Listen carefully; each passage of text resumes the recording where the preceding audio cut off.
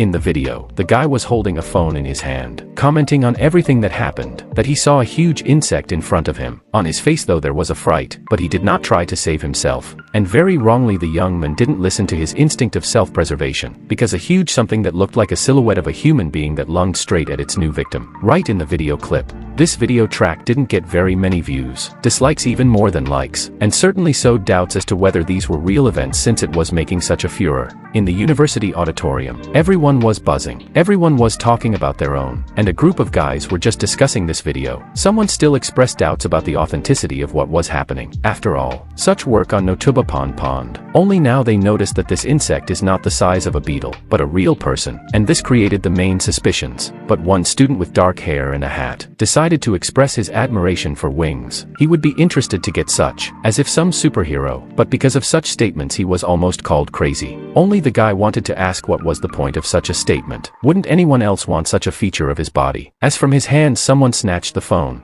Turning around to see who had shown such courage, he saw that it was Suchong. He was clearly interested in what was happening in the app. The 20-year-old's face was not filtered with disgust, and his green eyes burned even with a kind of joy. Though he asked what could be cool about insect wings, they were disgusting, after all. But getting to the point, the brunette said that the girls offered to sit and drink, so he wondered if the guys want to go with them. One of the company began to whine, saying that not so long ago they had already been drinking, and the second added that the girls are mostly and offer it all only because of Suchong, so they have no interest. Clearly, they were mostly just padding, and when the brunette was about to leave and clearly wasn't trying to talk his friends into it, they immediately started sucking up, taking their words back and happily agreeing. This couldn't help but please Suchong. He didn't expect any other scenario. He realized that he was handsome and intelligent, which made him extremely popular among all the university attendees. The guy has over 5,000 followers on Instagram, and his school grades are almost always top-notch, which also confirmed his impact on the community. Girls show signs of attention all the time, making other men jealous and mad with jealousy. And in the meantime, Suchong attends the constant drinking and university parties. If he judged this and everything and transferred it to the food chain, he realized he would be a lord sitting at the very top. The guy pictured already wearing a heavy crown with jewels and a fancy robe. But of course the brunette tried to convince himself that this wasn't simple infantile reasoning, because it certainly wasn't like that. The fact is that men as well as animal lives in a group. All creatures such as lions or ants have a similar cooperative way of life, and they all have a kind of rank, where there is a chief, and others submit to him, admiring the leader and working for his favor and comfort. So Suchong is an object of fascination for the other people who follow the guy around. So he wondered if that meant their classmate was the strongest. And of course, there's no way he'd want to give up this kind of university life. He likes this kind of attention in his direction. Surely few people would turn down such privileges. Suddenly, one of this company nudged the brunette with an elbow in the shoulder, asking if it would be okay if he went drinking with the other girls. And Suchong sincerely didn't understand what was being said. And then the interlocutor poked his finger behind their backs, commenting that he was harping on what, or rather who, was behind them. And immediately the guy's face changed, not expecting to see there the persona that had long ago settled in his heart. They were approached by a girl at the other end of the university courtyard, who was screaming and waving her full-length arm for attention.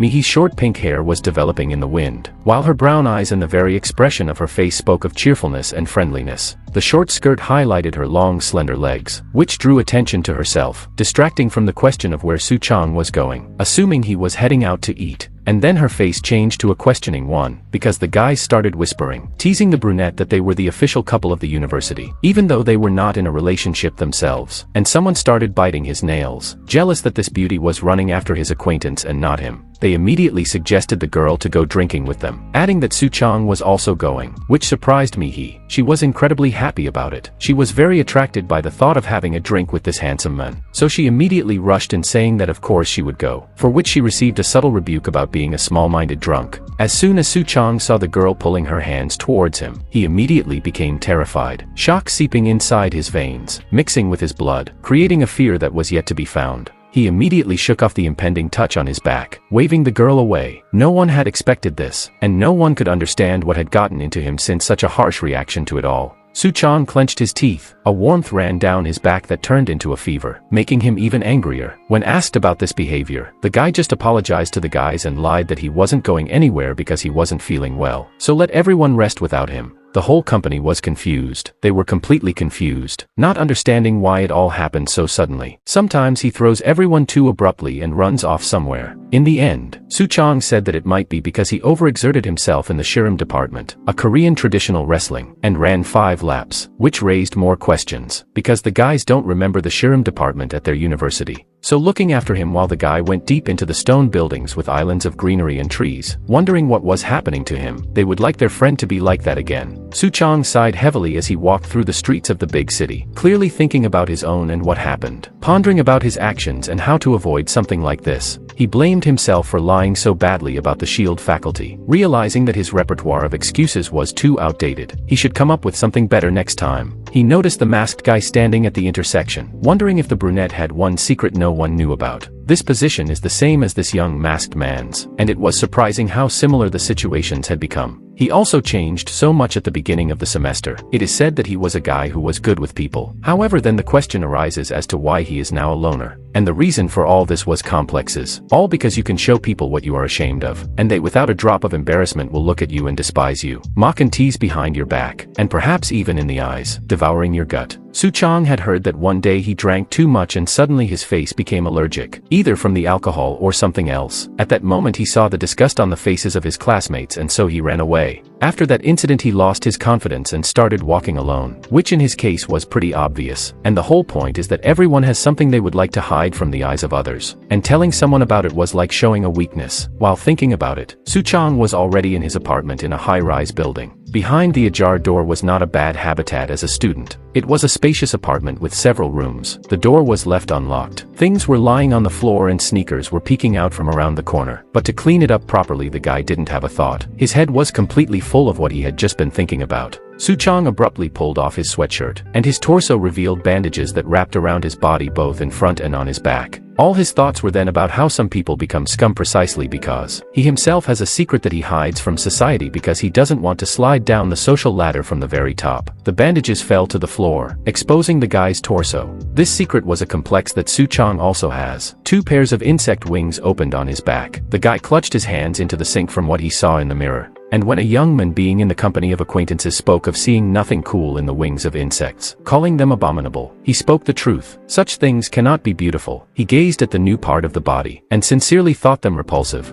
And the whole reason for such disparaging thoughts about wings was because those wings are dragonfly wings, which the guy didn't like at all. When Suchong was in middle school, he sprayed the room against dragonflies flying into the apartment, and suddenly the spray turned them all into powder, after which he suddenly inhaled a compatible poison for the little pesky insects, after which he suffered terrible nausea and could barely sleep that day, still coughing on the floor for a long time. And the next day, while the boy was brushing his teeth, he got a huge shock when he saw the big wings on his back that he dropped the toothbrush. Horror went through every cell of his body. Then Suchong huddled under the table, wrapped in a blanket. He was thinking about what to do now. How to be. If people thought he was a monster, they would catch the guy and experiment for their own purposes. A shiver ran through his body. His teeth chattered with fear. Living in these thoughts, the boy could not sleep properly, and tried every way to hide his wings and keep his distance from others. Every time he was called somewhere, he refused for fear of giving away his secret, because the guy didn't want anyone around him to see his wings, which could lead to a real disaster. So he lived his life alone. No one found out about Suchang's secret, and he was able to focus on going to university. And although it was a huge plus, but the minus of course, there was also a minus. The constant loneliness was excruciating as hell. I wanted to sob forever thinking about it, but the guy often held back, biting his lip.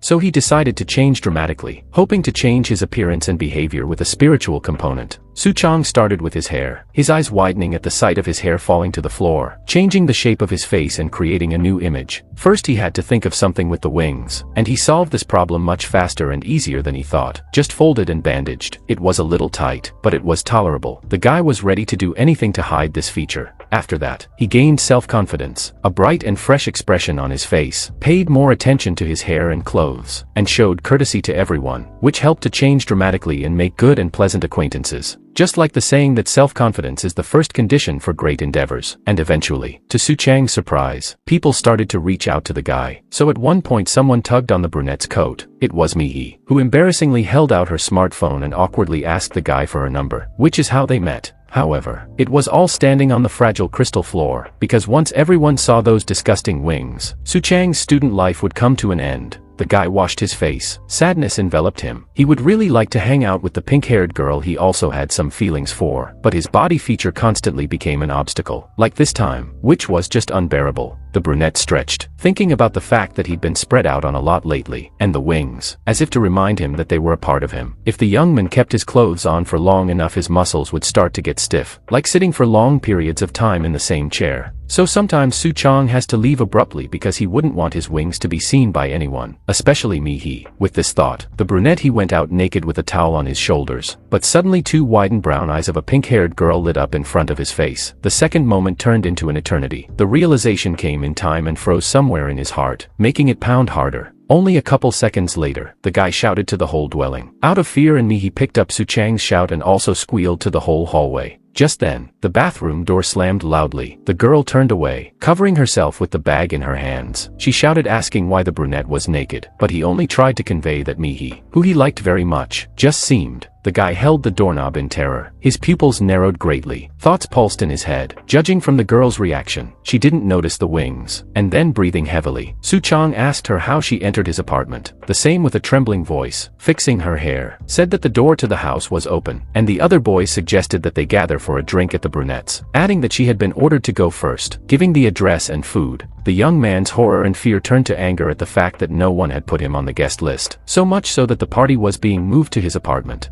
Mi-hee remained quiet for a while, thinking of what to say next, her beautiful figure still tensed, unsure of what to do next, and then questioned the men at the door about whether he really left because the guy got sick or if there was another reason after all, justifying his suspicions by saying that this wasn't the first time he did this, when he threw everyone so abruptly. Sometimes the brunette looked like he was in pain. Suchong also held the door handle while trying to fold his huge wings behind his back. And then Mi-hee finished with a question, if the guy is not hiding something terrible, which, of course, made the brunette very nervous, and sweat ran down his face from what he heard, and his lips clenched very tightly, and there was nothing he could do but lie that he wasn't holding anything back. Meanwhile, the wings on his back seemed to grow heavier, as if reminding him of their presence on his body. There was a dead silence, growing awkward, and Suchong put his fist against the door, not knowing how to get out of this situation. He couldn't lie like this forever. Mi-hee also kept her head down, as if she felt in her gut that she was being led around by the nose at the moment, but she couldn't prove it. And immediately the girl turned to her interlocutor, throwing the bag of contents on the floor, clearly insisting on a serious and decisive conversation.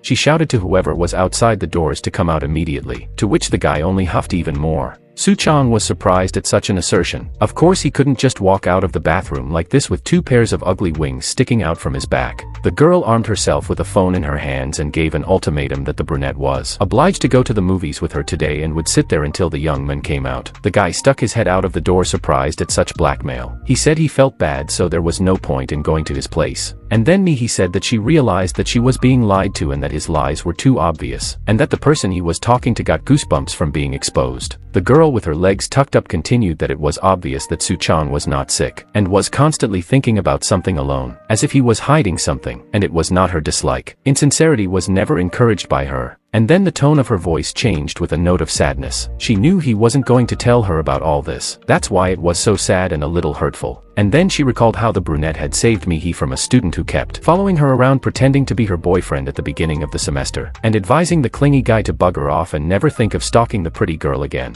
and immediately killed him with the confession that at that moment, it seemed selfish, even ridiculous, and the girl thought why he was meddling in someone else's business. However, Mi-hee became very grateful to Suchong for this moment. Her face became as light and smiling as always. Then she looked away, saying that this way, if the guy doesn't hate her, she wants to get in the wrong business too. The brunette heard all this while standing dumbfounded, and the girl continued to say that if Suchong was really worried about something, then Mi-hee would like to support the man who was dear to her heart. Afterward, the brunette threw his head back, leaning against the door, silent, though inwardly he was very grateful to the girl for such words and support. Immediately, the door opened, causing the student to turn around, expecting to finally see her interlocutor. Suchong came out with a nonchalant face, as if nothing had happened, and on such an occasion, he suggested to the girl to go to the movies, although there was still anxiety inside that he could not tell her everything, for obvious reasons. So after a short passage of time they were already walking down the road to the movie theater. The guy understood perfectly well that he had done everything right, that he had left the secret in a dark corner of his life where no one would see. Meanwhile, the mysterious silhouette of a hooded man was following them, clearly not just for fun, hoping to find out something. The sun cast his shadow, by which was also visible his peculiar body, which was characterized by large sharp teeth, like the legs of a praying mantis, which were so eager to tear the dragonfly with themselves. The stranger smelled the strong odor of food. The street was buzzing with the sound of passing cars and buses, of people's voices and the wind, the sun heating the gray asphalt. The guys were accosted by some guys who claimed that there was nothing strange about them. They were just students. They hoped that the couple wouldn't mind taking the survey. And Mi-hee, despite the fact that the movie was about to start, ran up to the strangers in a friendly manner and asked what the survey was about. Suchong was a little annoyed by such careless behavior, but he couldn't be angry with her because his friend only showed her good character traits such as kindness, and that was why she didn't refuse complete strangers. And immediately, Mi-hee decided to brag about the fact that she was given a candy on a stick, a lollipop, and the guy only admired the beauty of the brown-eyed young lady, the way the sun played with her pink strands, and her face glowed with joy. Such a beautiful appearance could not help but embarrass, which of course showed on his face, expressed through a slight blush and dilated pupils. In a huge building, where the movie theater was located, there were a lot of people, and among them and familiar to all the couple, and the brunette began to visit one thought, which in his head spoke for itself even louder. While everyone in the audience was freaking out during the scary movie, Mi-hee was just as horrified by the movie, sometimes snuggling closer to Suchong, which also made the guy blush, and he only concentrated more on thinking that if they started dating, he would have to tell about his wings after all. Just then, the girl accidentally spilled a drink on herself that she had bought before the session, so she apologized and put on the sheet that she intended to go to the bathroom. And carrying a small purse over her shoulder, she began to make her way through the seated people toward the exit. The guy couldn't help but think about the girl. He couldn't predict Mi-hee's reaction the moment she found out about his secret and whether she would treat him like before. Staring into the huge screen, he assumed that hers would be scary, and that's the only reason he can't admit to anyone that he is the monster he thinks he is. So he tried to calm himself down and not rush things, especially those that could ruin his life. So let things take their course, be what they would. And suddenly the movie stopped, the lights went out completely, and a logical question was raised in the hall, which concerned such an abrupt change of scene. People raised a panic, but it was more because they had spent their blood money on it. And here it stopped at an interesting moment, and Suchong was looking around, equally shocked by the surprise. Immediately, an employee came running into the auditorium and shouted that an emergency evacuation had been declared and everyone should leave the theater immediately. And it took a while for the customers to process everything in their heads. And the men went on to say that there was a suspicious object inside the building carrying a weapon. Some people did not believe it, thinking it was just some kind of event. And the employee was already proving with great fury that this was not a prank. So everyone should follow his instructions and evacuate as quickly as possible. But he was not allowed to finish. He winced in pain, arching his back where the blow had struck. Immediately the people were horrified. In front of them stood the same stranger in a cloak, and on his hands, like a mantis, sharp paws, already hung the employee, bleeding, screaming in pain. He tried to call for help, but no one could hear him anymore. The attendees were jerked from their seats in a huge panic, in an attempt to save their lives.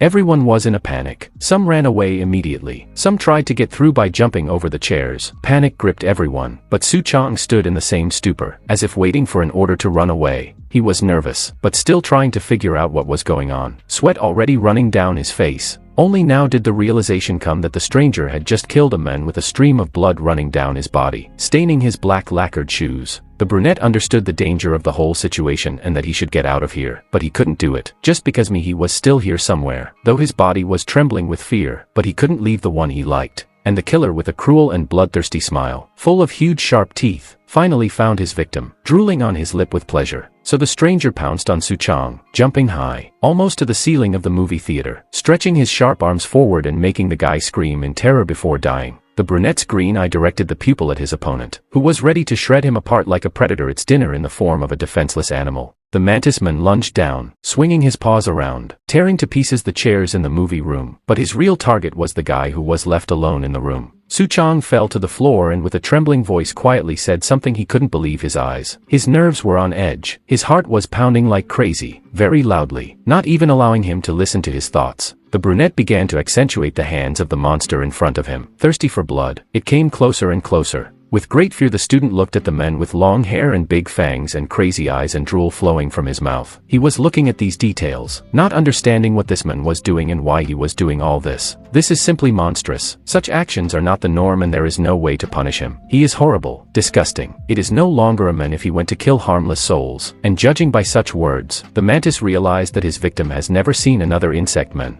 and immediately assumed that Suchong had drunk it too, that insect repellent, approaching his victim sitting on the floor and trembling with terror. That's when the student learned that that spray was actually called jungle juice. But his head still couldn't digest all the information and put 2 plus 2 together, and certainly couldn't believe in the culpability of that remedy. And the assassin explained that after he became like this, he started to smell something. It all just sounded unbearably scary, especially at the sight of that evil smile. While the mantis was deifying this fragrance and saying that if someone like him ate another bug, it would smell just great. Suchong was already rushing down the corridor in order to save his life from ending. But his opponent wasn't lagging behind either. It looked like he was about to hit him and leave him split in half. And the student really didn't like that prospect. In an attempt at defense, the guy tried to hit the monster in the face with a blunt object, and he almost succeeded, because the swing was good and the speed of the blow is great. The murder weapon was cut into 2 pieces and Suchong was already wiping the floor with it. Stumbling and falling to the floor, they were already in front of the corner where Mi-hee was standing in fright. The brunette rose up on his elbows and looked at the girl in front of him in horror. He had finally found her. Well, fuck him. But that didn't matter now. The important thing was that it was now safe to leave the building.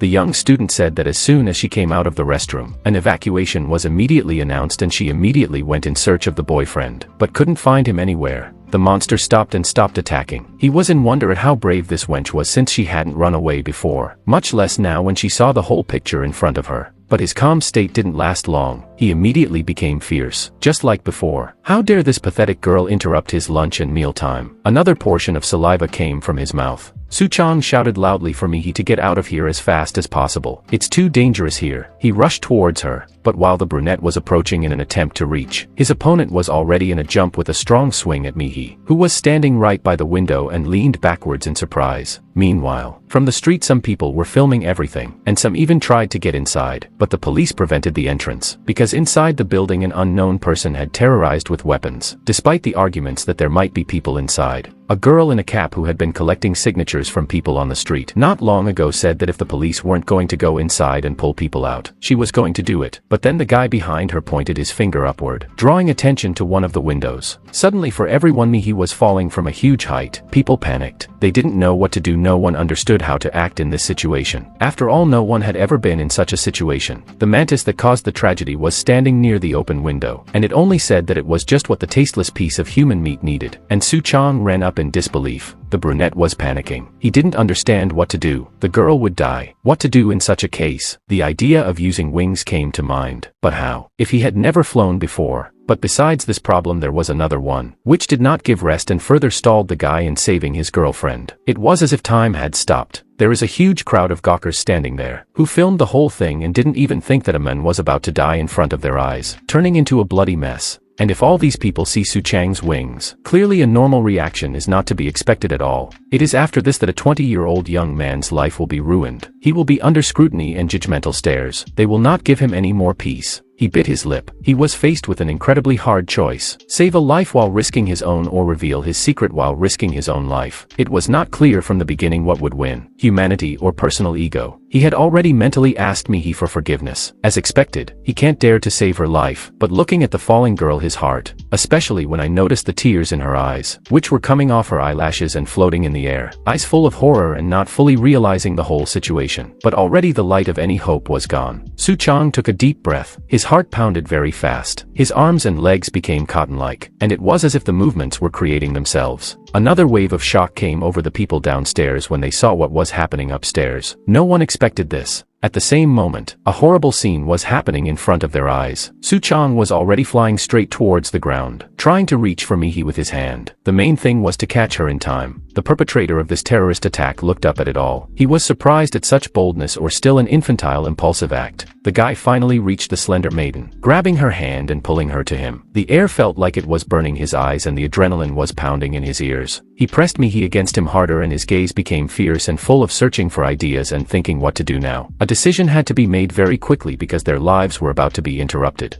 Mantis continued to watch the whole thing with a terrible smile, calling the student dumbheaded, because even an insectman would die after falling from such a height, but it was quite unexpected. He thought his opponent was just a coward. It was just a double suicide for this monster, and the couple was already getting closer and closer to the ground. Mi-hee clamped her eyes shut, resting her nose against the neck of the green-eyed guy, who clenched his teeth in equal fear. He realized that everyone would be watching now. He didn't know if he would lose his life now, but a decision had already been made in his mind. Memories arose when the girl today had shown interest in such abrupt disappearances of Suchong, so also seeing how frightened she was, all in tears and unable to scream because she was numb with terror. Despite all the doubts and risks, the brunette was ready to act, confident that he had made the right decision and everything would be justified. Green humps began to bulge out from under his sweatshirt. They were wings that were trying to straighten to their full length. Mi-hee was shocked to see what had grown behind the back of the object of her affection. Forgetting that her life was on the line, he straightened his two pairs of saviors and thus slowed down a bit just before the ground, holding the girl in his arms, showing off his feature to all the gawkers. The enemy, who was still standing at the window, hoping to see his opponent crash, but there was no such movie to watch. But the brunette was good at creating a shocking effect on his face. He had no idea it would be like this. The people below were covered by a wave of wind from the wings. Every person has something they would like to hide from others, and telling about it is tantamount to showing your weakness, which someone will now capture on their phone camera, which will soon go viral all over the web. Suchong landed successfully with Mi-hee in his arms, letting the light from the sun that was about to set over the horizon through his wings. The city continued to bustle with its business, the noise of working people coming back from work, passing cars, and then such a miracle happens right in the midst of the big high-rises. This is the beginning of a brutal survival story of a young student who has suddenly become weak after being trapped in the stone jungle of natural selection, but he seems ready to fight for his place in this cruel world. The girl in the cap was just as shocked as the rest of us. You could die from what you saw and not get up. She happened to have an eavesdropper in her ear, in which a voice was asking what to do about this individual and if it was worth exterminating. She was silent at first, and afterward removed the cap from her head, refusing such an initiative. She had an owl of an opinion on the subject, which was that it was better to take him to their school. It was clear that she was also like him and that she was not like normal people. She had two large tendrils sticking out of her head that hung straight down to the floor. The rest of the people after the shock moved to the stage of discussion of what was happening. They filmed how the guy saved the girl, surprised that a man can fly, and with the help of wings. The villain stood still and was now incredibly angry at the fact that this brat was hiding his wings. Moreover, he was floating on a single meseta. I can't believe he was capable of such a thing. At that time, Suchong, who was carrying Mi-hee in his arms, tried to tell her that she was bleeding and then realized that she had lost consciousness. The brunette was intimidated by the fact that this was his first flight, but regardless, he was starting to get used to the skill and the feeling of floating freely in the air. Despite being ordered to stop, the pair abruptly and very quickly, that only a trace could be seen, flew away from the scene of the terrorist attack. Then their enemy compared all these facts with each other and realized that there is only one insect with such flight abilities, and that is the dragonfly. The men speculated that Suchong seems to have gotten the DNA of the dragonfly by taking jungle juice,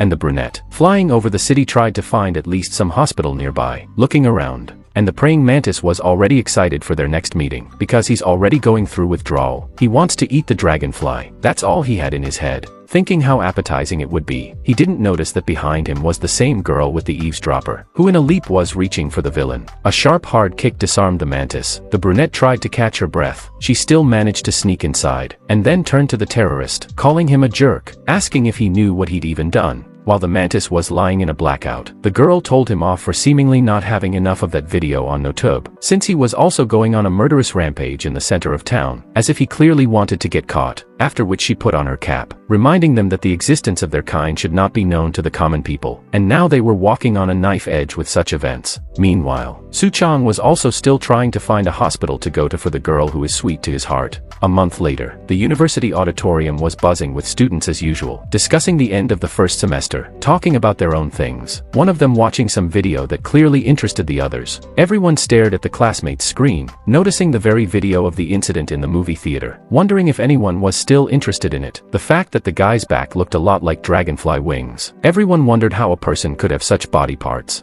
The brunette, standing in his hood in an attempt to take cover in the shadows, heard the guys calling the creature a monster. And then what they said was that no matter how many times they watched the video, the guy looked a lot like Chang Soo Chang, which couldn't help but make him nervous. That day, news of the incident spread all over the internet, and of course, it reached the university in no time. Then the student thought that he would be caught and sent for experiments. But there is no bad without good. Many people took it as a fiction, but still Calm at heart was not, because this situation is repeated again as in the past. 12 years ago, when he was very young, an acquaintance was having a birthday party, the children singing the birthday song loudly, excited to taste the sweet birthday cake. Only Suchong was standing far away from the festive table where everyone and even the kindergarten teacher were rejoicing, and no one paid attention to him. The boy was downcast. Of course he was terribly unpleasant and sad. He wanted to burst into tears, but it wasn't just because he was being ignored. It was because it was also his birthday today. That's when the kindergarten teacher made an awkward remark to the kids, saying she should have called Suchong out too, and the kids just started questioning why do it when they're all not close at all. And the woman, in spite of this, still tried to prove that one should get along with each other if they want to be called friends. Someone from the children put in a counterargument that he has never brought gifts to others, and then one girl said to keep quiet about it, reminding that it is because he has no money, and also mom and dad. In fact, Suchong had heard all of this and he was of course terribly uncomfortable. He was an outcast, always left out, and no matter what, he realized that he would never be part of any collective. Even then he wanted to just make friends with everyone, but it was all in vain. It didn't happen. He had to spend his childhood in inner world eating loneliness. And the reason was that this is always the case when you are different from others. Such people cannot enjoy such happiness as friends and good attitude in the society of their peers. He walked down the street, remembering all those dark images of his childhood, a hood over his head that not only tried to hide his identity, but questions about why he was always different. Suddenly, a guy appeared behind him and pushed aside his long cloak with a caustic smile, causing Suchong to be dumbfounded in shock and frozen in place, being utterly shocked by such insolence, and immediately realized what was happening and turned around with a huge swing. Full of anger and fright, asked who dared to do such a thing. That curious young man managed to duck so as not to get hit on the head, and the guy started making excuses that his other guys asked him to do this, to check if Suchong has wings, so he shouldn't be reacting so harshly to everything that's going on. And with a haughty gait he headed towards the company, bragging that he almost succeeded in solving the mystery. But the brunette noticed everything. He was sure it was him in the video, but he couldn't confirm or deny the fact of having wings for sure. Suchong was overcome with fear mixed with resentment at this kind of betrayal because his classmates looked at him as if he were an animal in a zoo. But a month ago they had been friends at the university together, and now that close to them Chang Soo Chang is gone, he felt that it would be better to be experimented on than the life he got. Now he has to experience loneliness, especially when he walks down the street,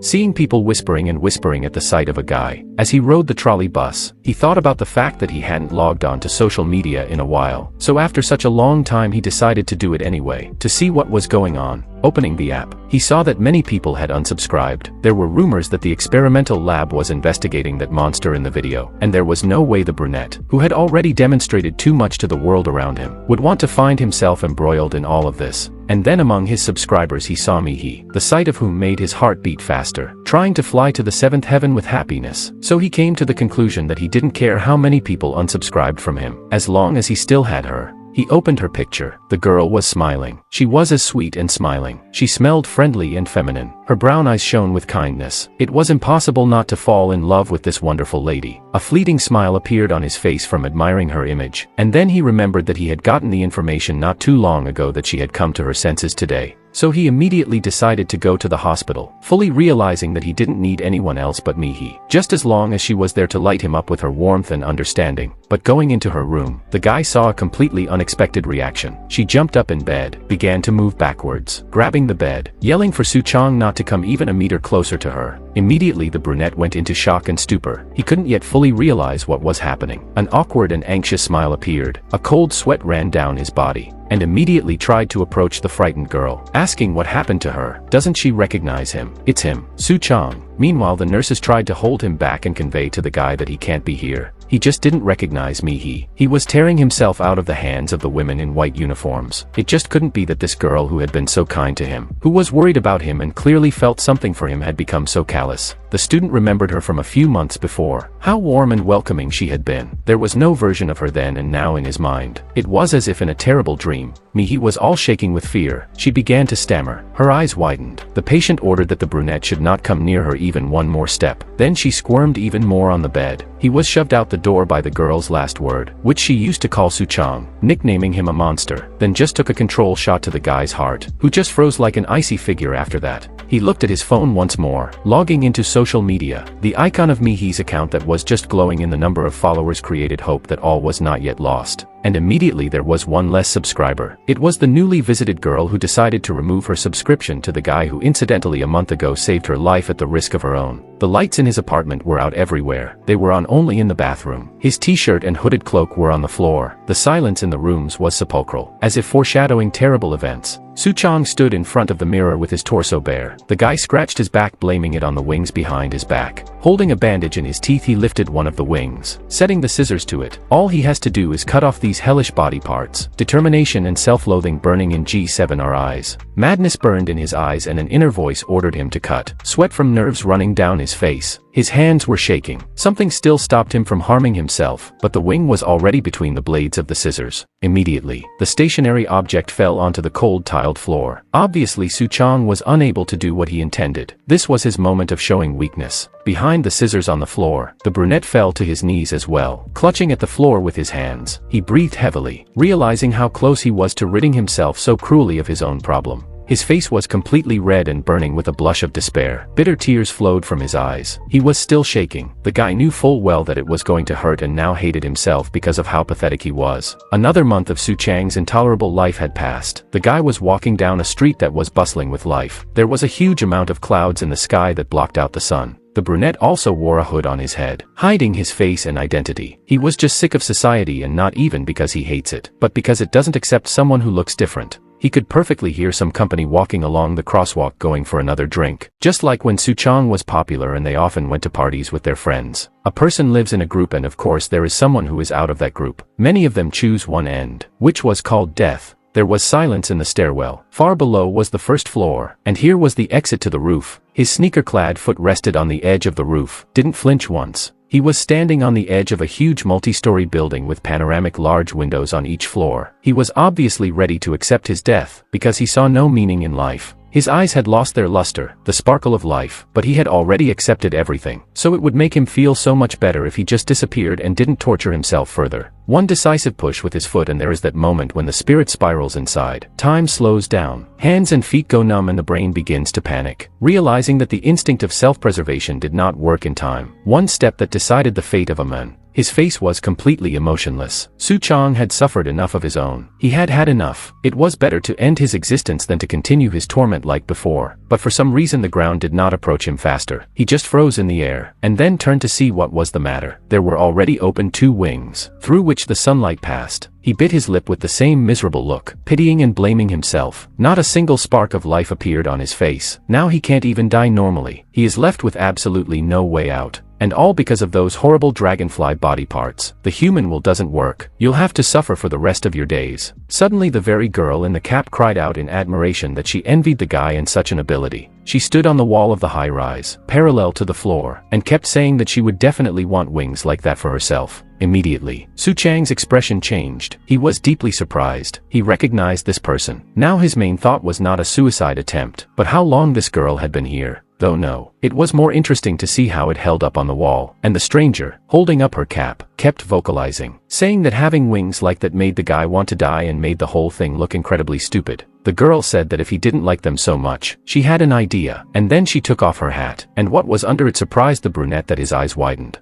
There were two long tendrils on the top of the stranger's head. Said that there was a way to remove this feature and become human again, and then asked if the interlocutor wanted this secretin shared with him. Suchong marveled at the fact that it was possible to get rid of those nasty wings and become a normal student again and get his life back in his hands. It was only the second time it reached him that this girl was just like him, but she was shivering from the cold, so curled up, covering herself more heavily with her sweater, and asked before beginning to discover all the nuances they should go inside. The door slammed shut, and the insect woman screamed with joy, because she thought she was about to die of cold there on the multi-story building outside. Suddenly, the guy's hand headed in her direction, hitting the wall beside the girl loudly, making her a little nervous from such a flood of aggression. Suchong did not hide his evil grin and with great anger, as if she was the reason he became like this, began to demand to tell him everything that the stranger knows how to become an ordinary person again. The same only shoved the brunette away, saying she didn't know, creating the image of a true lousy girl in his eyes, and then added that she had one condition on which everything depended, putting her cap on her head. She suggested that the nervous kid go to their university for an interview, and their professor would explain and tell him everything. Those words were spinning around in his head more and more often, losing their true meaning. Was there really some special institution of higher learning that had a professor who could accept something like this as the norm? And then his companion suggested that there was a ring bus waiting on the first floor, and if Suchong followed it, he could see for himself and perhaps even get advice and help. The girl was already heading down the stairs, while the brunette wondered why he would believe in those words. After all, one mantis had almost killed him last time, and the stranger wasn't going to prove anything. If he didn't believe it, then let him go back to the roof to jump and torture himself with the fact that his wings would save him every time. And then she looked at him with her piercing eyes, adding that if he trusted her and followed her, his life would change. And Suchong would no longer be lonely like in his distant childhood, very early adolescence, or like now. It was very much bribing his heart and soul, so the decision was about to be made, which made the guy bite his lip angrily, realizing how easily he was hooked and already hooked. A spark of disgust ran through his body. Her hands gripped the cold handrails harder. It seemed like a very long time to make a decision, but the answer was actually quite quick, and it was positive. They got on the bus, and Suchong still thought that he couldn't trust this mysterious stranger 100%, but he had nowhere else to go, so it was worth the risk. The cabin was completely empty, and in the back seat sat this unusual pair of strange people. The brunette handed the guy a canister, showing the thing and asking if he knew this insect repellent. The student frantically swallowed his saliva. He clearly recognized this package, which he was shocked by, and she picked up his thoughts with a serious look from under her cap that it was jungle juice, a remedy that mixed insect and human DNA. It was very popular at one time because of its effect, but the problem was that if a person killed an insect, its DNA would be ingested. Therefore, a part of Suchang's body, just like that mantis, became a part of the insect's body. It was just outrageous. The brunette angrily asks who the hell invented this remedy, and his interlocutor turns away, answering that she herself has no idea. It was not known exactly nothing, neither what firm, nor what kind of person. No one knows. It is only known that a large number of people were infected by him. Immediately, the guy went on a search engine and found that nothing was known about this remedy, even in a place like the internet. And then he learns that the company, along with his new partner, who has clearly gone dark under the cap, have covered all their tracks very thoroughly. Only Suchong would want to ask again from shock what it meant, and especially the word "we," but he didn't get an answer because the girl was about to leave, saying that they had already arrived. A shadow of mystery appeared on her face, and the student had nothing to do but walk right behind her with surprise, for he had nothing else to do. But the place they stopped at also created a lot of questions, for they were still tunneled in. After that, his guide began to press something with her hand on the panel and asked if her interlocutor knew where the tunnels were, to which she received the answer that of course they were in the mountains. Immediately after his recent hand movement, a passage began to open in front of them, dazzling and shocking Suchong in a new way. He was even speechless for a few seconds. The bright light was blinding my eyes. It was hard to get used to it so quickly, and the girl continued her spiel. They try to hide and avoid people, so they live by just hiding. And here was their campus town. Finally, the guy's eyes got used to the light after the dark tunnel and would be even more shocked to see the extent of this settlement. It was called Nest. Inside there were a large number of buildings of different heights and looks, but there were also natural islands of greenery with trees and bushes. Suchong rushed forward. His legs carried him on their own, amazed that inside the mountain was a university. This was something no one would have expected. A real hide-and-seek nest from ordinary people. The buildings, the people, everything he saw made his eyes grow wide, amazed at how much this picture was like a real jungle. There were different kinds of insects walking around, flying around, looking like people. They didn't care about anything, and with ease and carelessness they were socializing and having fun, as if they were not interested in the peculiarities of their bodies at all. The brunette was absolutely disarmed by such news. It was absolutely impossible to believe that there were many like him. Was there really any way to become a normal person in this place?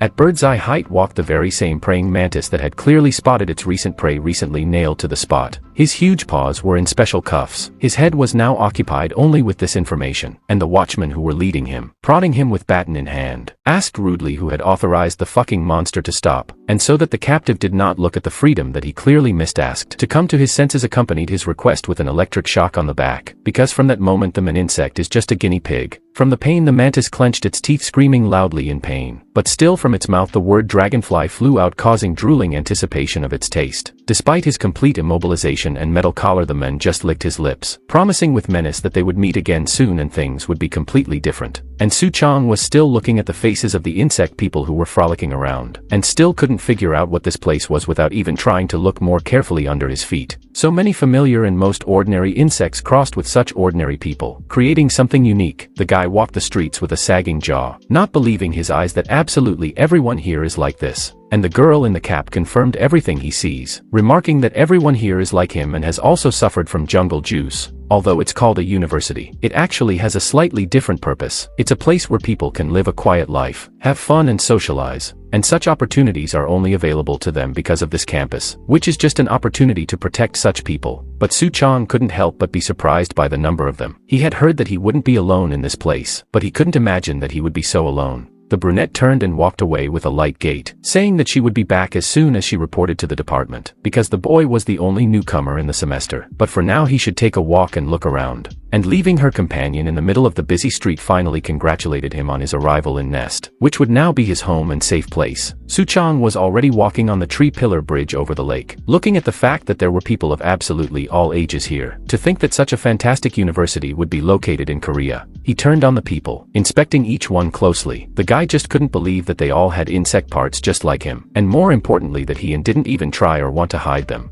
Suddenly something made him stop dangling in the clouds of his thoughts and freeze in place. With his side vision he saw something strange. There were bugs flying around him that held a certain direction, and a sweet luscious odor wafted into his nose, forcing him to lift his gaze forward. A pumped-up man sat by a huge archway, meditating, and a translucent orange liquid was smeared on his chest, to which the insects were clinging. Immediately the unfamiliar big man took one beetle, with honey reaching for it along its legs, and said that he was letting them enjoy such sweetness, and in return he was getting protein from them. Summarizing that such was the circle of life, he brought the insect up to his open mouth. It didn't look very appetizing, especially with the sight of another huge pile of his future snack victims perched on the slimy gooey chest. The bearded man chewed and crunched the small living creatures, which made Suchong a little confused, and caused the incomprehension and disgust of this picture to appear. But he didn't emphasize it much, justifying it by saying that there were no normal people here, and the weirdo stayed behind further eating small insects. As suddenly this bug eater grabbed the guy's cloak and lifted it up, examining the wings. He, scratching his chin, couldn't figure out what kind of bug was in front of him. It was a complete shock to the newcomer, yet such brazen curiosity. And then he heard the suggestion that he had wings like a dragonfly. His breathing quickened and his pupils narrowed. He immediately, with a cry, straightened the object of such a close scrutiny and flew away to a certain distance to protect himself. It happened so quickly that his scrutinizer did not have time to lower his hand.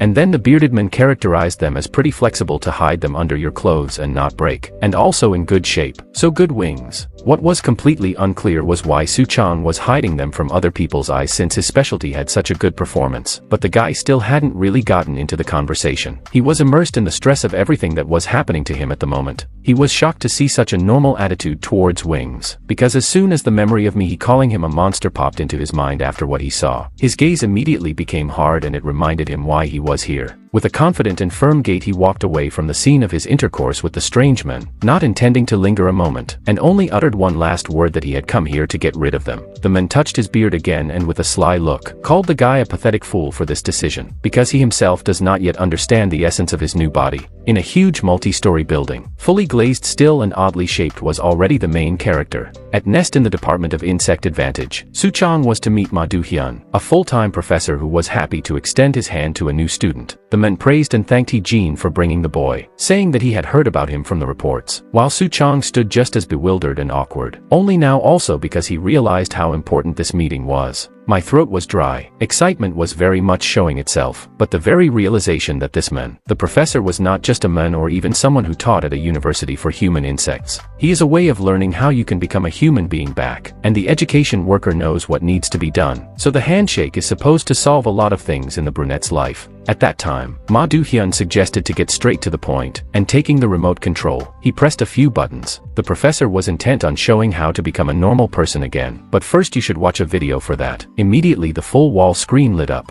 The video of this university's graduation began to play on the display, and Suchong stood there in complete shock that he would approach the clue so quickly. The video started the part with the graduation speech of the class representatives. Next, the best graduates will be presented. It was kind of creepy, uncomfortable. All that was left was to watch breathlessly. The people who were in the audience, some with bouquets and gifts for the graduates, proceed to the ceremony, which was called Cinderella. Such a name surprised Suchong quite a bit, wondering what it was and why it was called that. In the video there was a student with a head completely like a bug. It was mega gross, and in its paw it held a glass with some kind of liquid in it. I wonder what it was. Could it be alcohol? Immediately the monster dipped its spout into the glass container and took a couple of sips. It was quite disgusting to look at such a thing. Goosebumps went down my spine, realizing that this was not a fantasy movie, but a real person. And then something began to happen. The glass fell from his hands and shattered on the floor. The insect twisted as if in pain, and a bright light showed from his chest. Suchong was shocked by what he saw. His expression changed, and what he saw next promised a stupor of surprise. The hairy fly's foot began to seem to evaporate, leaving behind thin, pale, beautiful fingers, and more importantly, a human hand. And immediately the monster completely turned into a pretty girl, which was illuminated by pink light from the transformation. Is the dream of today for the brunette is real, and it is possible to become an ordinary person? Suchong began to aggressively question what this girl drank. What was it? Realizing that he needed it, the professor replied that it was something that the research department of their university accidentally created while researching jungle sap.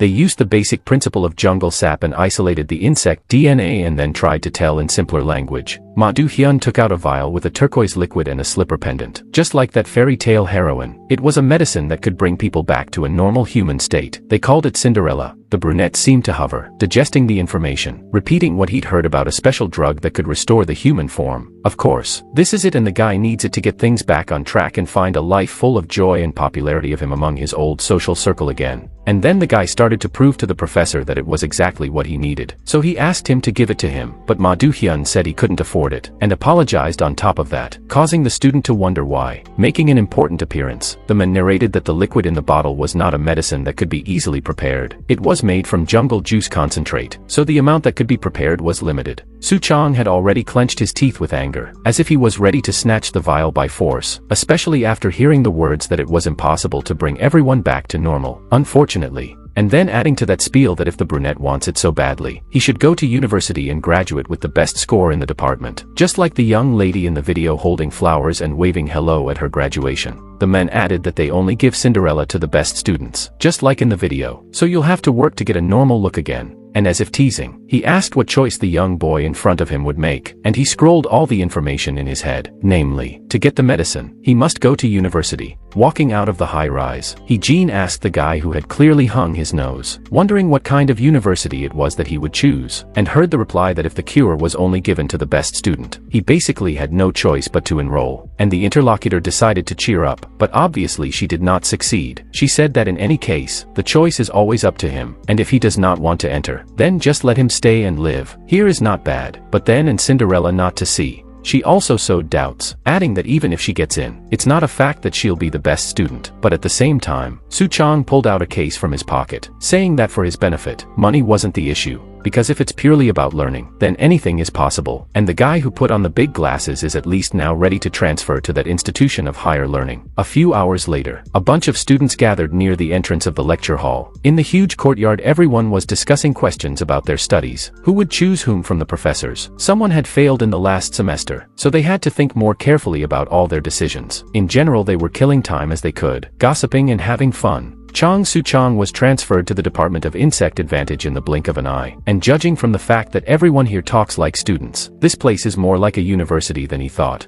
He immediately remembered Jin, who had helped him a lot, especially at the moment when the guy was panicking about choosing a course. The thought that enrollment was imminent, but at first she mocked him, saying that the brunette didn't even know what he was going to study, and still talking shit about becoming the best student in the department. And then already handed him a little book, in which the basic courses were already scheduled, and when enrolling just let him choose one of the 3 described in it. He grabbed the notebook with a serious look and began to read, and immediately his surprise was unbounded. The courses had very strange titles such as Practical Bug Control and Principles of Nest Security, which made him think he had been given the wrong information. Suchong paid special attention to the second course. It had more than half of the class honors and no group work. And then he remembered the man who was supposed to help him and still agreed within himself that he gave the impression of a good person. So he decided to apply for Professor Ma's course specifically. However, standing in the middle of the huge university courtyard, he thought that they all needed to get together and take the entrance exams. He usually had to use the computer cafe before, sweating over his work. Did this university really have such good computers? And started flipping through the little book again. Suddenly 2 students flew past him. The girl grabbed the guy by the throat and tried to throw punches with a crazy smile. It happened incredibly fast. It would have been impossible to even notice if they weren't lifting such air currents upwards. Suchong finally paid attention to them. He didn't expect to see a scuffle in the middle of the courtyard so quickly. This event made everyone pay attention to the 2 persons who were fighting, with the girl winning so far, but no one knew the reasons. One would have thought that they had started the fight from nothing, but still the others heard swearing and phrases about the young lady in net tights telling her opponent not to come to the university. And he was trying to figure out why this psychopath was getting into a fight. These 2 were named Hyo-sun and Do-hwa. This was clearly not their first fight judging from the reactions of the others, but Suchong was impressed. Coming to the university and fighting. These seemed to be hostages of the university he had only heard of. Suddenly, Hee-jin's voice was heard and she walked past him just as quickly, telling him not to worry because the guy would have to see this kind of thing often. She immediately walked over to the scene and pulled the scorpion girl back by her jacket for starters. And then she also grabbed a guy by the sweater, who hadn't yet gotten over the fact that he'd been tried in the face with a fist, but seemed to be asking for more trouble. Hee-jin lightly threw the pair in different directions as if the lightest of balls. It was impossible to realize its full power truly. It was as if Suchong had just now noticed her antennae on her head and was eerily surprised by them. The scorpion girl landed on the ground with great force, creating puffs of dust and displaying the might of the one who had massacred her. The guy still didn't realize who did it all, trying to get up off the ground. Only saw her feet. Hee-jin meanwhile walked closer to the battered and said that if they start the new semester with a fight, it seems that the energy from the guys is so pert. The expression on the guy's face immediately changed as soon as he saw who was standing in front of him. Park Hee-jin was from the Department of Insect Advantage and served as the department representative. Suchong became even more surprised by the events that were happening to him. It turns out this girl had been a representative of the department all along. Now he'll have to digest the information that he's the same department as someone like her. Noticing the guy's stare, Hee-jin ordered with the same warm smile as before to blow him an admission. The new student was worried about his life at the university, whether everything would be alright. Meanwhile, it was 10 minutes before the entrance exam. Suchong came to the smart auditorium, not even late, and took one of the available seats. Behind them sat Hyo-sun and Do-hwa, with sparks of unfriendliness between them, and they could have fought, but Hee-jin was sitting behind them, clearly in a bad mood, and the brunette in front was ready to admit that his chance for a normal student life had already been ruined. Suchang's enthusiasm was still trying to keep his spirits up, because now the most important thing was to pass the entrance exam, and in general, no matter how you grasp the material, if you do not allocate your time properly or miss a good course, then you are finished. So no matter how, the kid definitely needs to get into Professor Ma's class. Meanwhile, in his office, Ma Do-hyun was gazing thoughtfully at the circles through the panoramic windows, waiting for someone, and finally waited, noticing the door to his office open. The same huge bearded man who had slathered himself in honey to attract bugs entered the room. It was actually a full-time professor, John, who had come in about a new student. His colleague realized who it was about because he had heard that the professor had already had a chance to meet with him, asking him what he thought of him, and then asked a question, in Ji-young's opinion, whether Suchong would be able to finish the entrance exam, and the interlocutor thought seriously, remembering the moment when the guy angrily walked away, saying he wanted to get rid of his wings, somehow smiled unkindly, realizing the whole picture perfectly. Of course, no chance. He would fail all the tests, at the very least, because it would be new to him, at most, not being able to accept his new body and use it properly. And then a voice from outside announced the start of the entrance exam. Goosebumps ran down Suchang's skin, and a drop of cold sweat ran down his face from excitement. But at the same moment something happened that the guy obviously didn't expect. All the students sitting with him blew up and ran towards the window, from which they jumped out, taking their legs whoever was going where. The boy also abruptly got up from his seat, but instead of running, he looked around, not understanding where everyone had gone. And what about the entrance exams? And he seemed to be getting the point, but he didn't want to take it for granted. Suddenly, Ji-young appeared in the auditorium, which only confirmed the speculation that this was the entrance exam for their university. So let Suchong think hard and win before the others if he wanted to accomplish anything. And then let a terribly menacing look come out, saying that you need to be among the only winners because they're the ones who will be the strongest. Suchong rushed towards the window, looking out for his opponents who had already decently moved away from him. Not realizing what he should do, the classmates moved as they could, some using their wings, some using their incredible abilities, but everyone stuck to the same goal, realizing that at the moment they were all enemies. The brunette couldn't realize until the last moment what was going on and where everyone had rushed to so suddenly. He was breathing heavily, panicking with helplessness and the realization that this was what it meant now that enrollment was open. Suchong was not himself. It seemed as if everyone had gone crazy. His head was just thinking about what the hell was going on. Suddenly there were footsteps in the corridor and another student entered the room, who seemed to realize that the guy in front of him was the new guy. The brunette turned at the sound, and the stranger assumed, judging by his companion's reaction, that he hadn't had time to tell him everything. It was a short boy in appearance who seemed very shy. He clearly had the signs of a bee. The guy offered to talk about the registration rules if the newcomer wanted to. They were walking through the jungle from the trees around the huge stone buildings. Only now Suchong realized that they needed to find the professor, which surprised him a lot. The interlocutor only said that there was nothing surprising here, though Nest had distinguished himself here too, because professors hid somewhere in the forest or on the mountain, and to enroll in their group you had to scour the whole neighborhood. And the first 16 students are handed flash drives by their mentors. They have to stick it in their laptops in the computer lab and finita la procedure. Now Suchong realized that he had already screwed up at the start. His companion did not deny it, and then asked if the brunette had already decided on a course. Then the same guy with some awkward look that his choice was obvious. He wants to take a course with Ma Do-hyun because he heard that his students have the highest grades in the whole university. And Suchong of course wants to get to the top of the entire department. His interlocutor's face changed for a second, showing all his surprise at such words. And then the bee began to smile, saying that everything was clear to him now. It would be difficult for the guy of course, but he even envied his determination.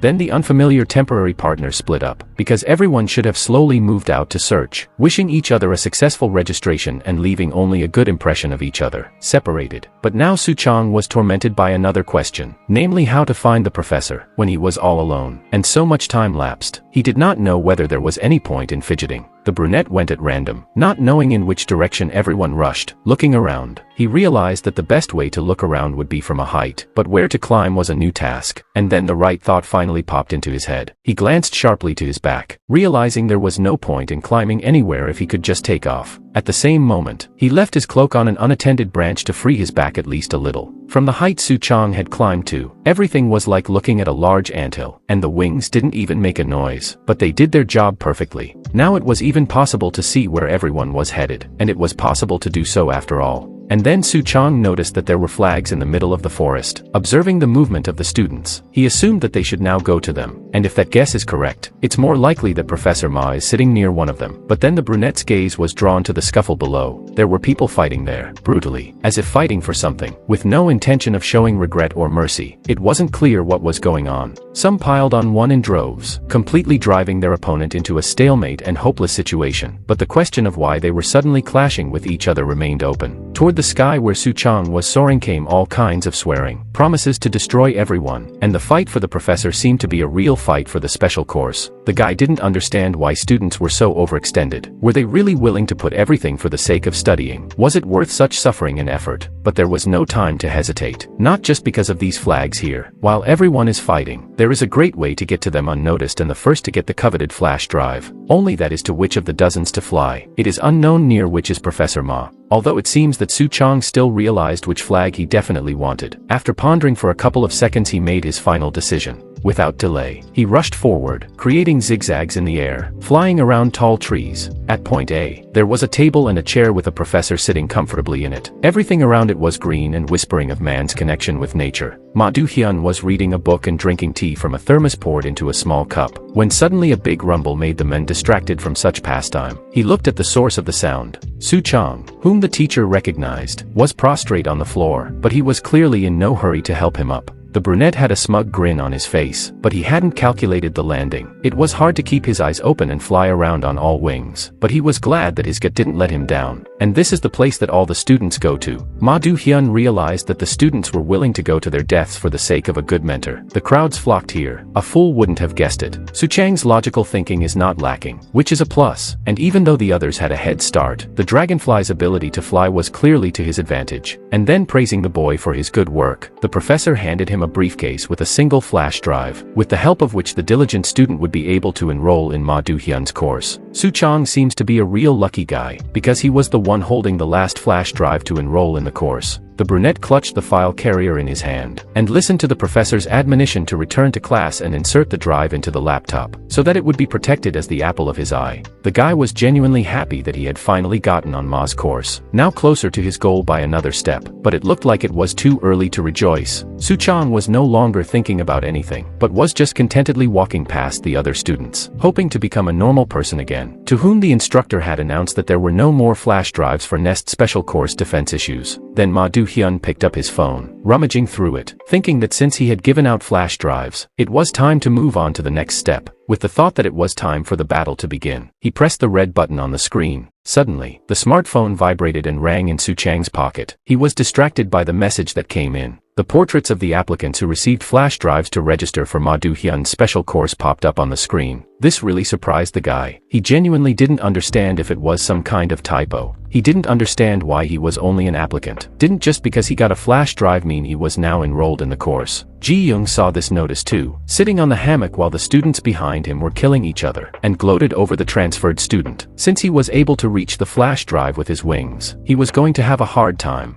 He was gloating as if this man had done something to him, and now Suchong would know what was going on. While everyone was still figuring things out in the background, Hee-jin was reading a new notification on her phone and was just as surprised that the newcomer had gotten hold of Professor Ma's flash drive. Everyone saw it, and everyone was well aware that the game had just begun. Only Hyuna didn't care about that. She was chewing on her partner's clothes, who was trying to ask the girl not to do that and read the newsletter after all. For anyone who couldn't get their hands on a flash drive, this newsletter was their only chance to join a coveted mentor's course and should be obtained at all costs. So in a split second, everyone who saw this message was near Suchong to take their chance of luck by force if it was impossible to get by intelligence, wit, and speed. Registration for the course was not yet over. Loud noises began to be heard in the forest, from new enemies landing nearby. Suchong was so frightened that his heart froze and he froze in place, waiting for the next events. The huge man tried to strike the guy's head, but he managed to crouch down and the damage was only done to the tree. The impact was so strong that the tree trunk simply broke off and flew a great distance, demolishing everything in its path. In front of Suchong was an enraged mustache beetle. Members of this family are called lumberjacks because they feed on the bark of trees, destroying them. It was a great horror. Just now the guy's head had almost been blown off. He could have turned into just a wet blur from the force of his opponent's hand. Self-preservation instinct starting to kick in. Suchong was surrounded on all sides, trying to take away his storage device, but he sincerely did not understand what was happening and just tried to get away with it as he made his way through the dense forest. A guy with huge paws from his back appeared in front of him asking nicely for now to give up such a desirable thing. It was a Frin. These spider-like creatures grab and tear prey with clawed pedipalps. His heart was pounding like crazy. He can't just hand over the flash drive he got the honest way, so he has to resort to running, dodging every opponent, dancing pirouettes in the air, squashed the furious students, and only now the guy realized that they were trying to threaten him solely because of the flash drive. But so far his agility was playing in his favor. As he dashed forward to safety, he didn't understand why it was so difficult to register and make this move with the applicants. Suddenly, Suchong was called out by someone, so he had to turn around right as he walked, fluttering his wings. He swept up a familiar face below. In the hollow of a huge old tree sat the same bee that had called the Dragonfly to him, wanting to help and hide a recent acquaintance. He also panicked as he looked around, looking out for Suchang's opponents and how far away they were and whether the brunette would have time to fly up to him unnoticed. The university students didn't notice where their target disappeared to, so they ran on, missing the hiding place where the guys had overstayed. So far, the chase hadn't touched Suchong, so one could exhale at the fact that they hadn't been spotted, which was quite surprising. But luck was also so far on the newcomer's side. The brunette was very grateful to his new friend, because once again he helped. It was good that the world was not without kind people. Hot sweat from the recent heavy physical exertion ran down his face. The interlocutor was a little embarrassed, lowering his gaze, trying to dismiss these words, pretending to be very pleased with such expressions. Suddenly, the short guy's face changed, and pointed his hand with a retracted finger at his forehead, saying that he had circled Suchong. Something jabbed the brunette. It was a bee's fingernail that remained in the new student's skin, and a viscous liquid stretched from it to his finger. Suchong fell to his knees. His gaze darted upwards. Something began to happen to his body. There was no way to control it. Finally consciousness came. His arms and legs went numb, and the bee unclenched the dragonfly's unresisting limb and pulled a flash drive from there. the guy decided to also taunt his captive, asking how the poison was for him, because for a while he would simply not be able to move. This is the ability of the honeybee. Its venom even in small doses is dangerous. While Suchong was numb not only from the poison but also from the shock, the one who had set him up was cheering and punning, saying that he could burn himself, who knew that the newcomer would get to Professor Ma, and then asked why his victim was looking at him like that. Did the guy think that the bee-man was really helping out of the goodness of his heart? Demonstrating all his duplicity, he leaned over to the brunette and finally explained the true rules of these entrance exams. Every man for himself, and no one in their right mind would save a rival. One could explain such foolish and infantile actions of Suchong by the fact that no one told him what the whole point of registration is. The leaders pushed the students head-to-head to find out who is the strongest. After that, he turned the flash drive in his fingers and announced that it was time for him to go, and he would definitely find a worthy use for this thing, and let Suchong try to change something next year. And then rising up on his wings, he added that it was unlikely to succeed, because such a chump will never become an excellent student, and the guy below was still trembling from the poison. But a voice inside said that if he didn't do anything now, he wouldn't become the best in the group by missing the flash drive. So despite the stiff state of his body, he was able to reach the sting in his forehead. Pulling it from his face, he laid it on the floor with trembling hands, motivated by the fact that he couldn't lose Cinderella that way, and immediately flew up into the sky, knowing full well that he just had to get back to normal, and thus fight for his goal. This amused the wily opponent. He was pleasantly surprised that Suchong was willing to go out of his way to get the flash drive back. But of course he was one step ahead, because the poison would make him like a sleepy fly anyway. So let him better not force himself, because that way the poison would only spread faster. And it was true, the body ached terribly. But the challenger student can't just let his opponent go. He has to catch up.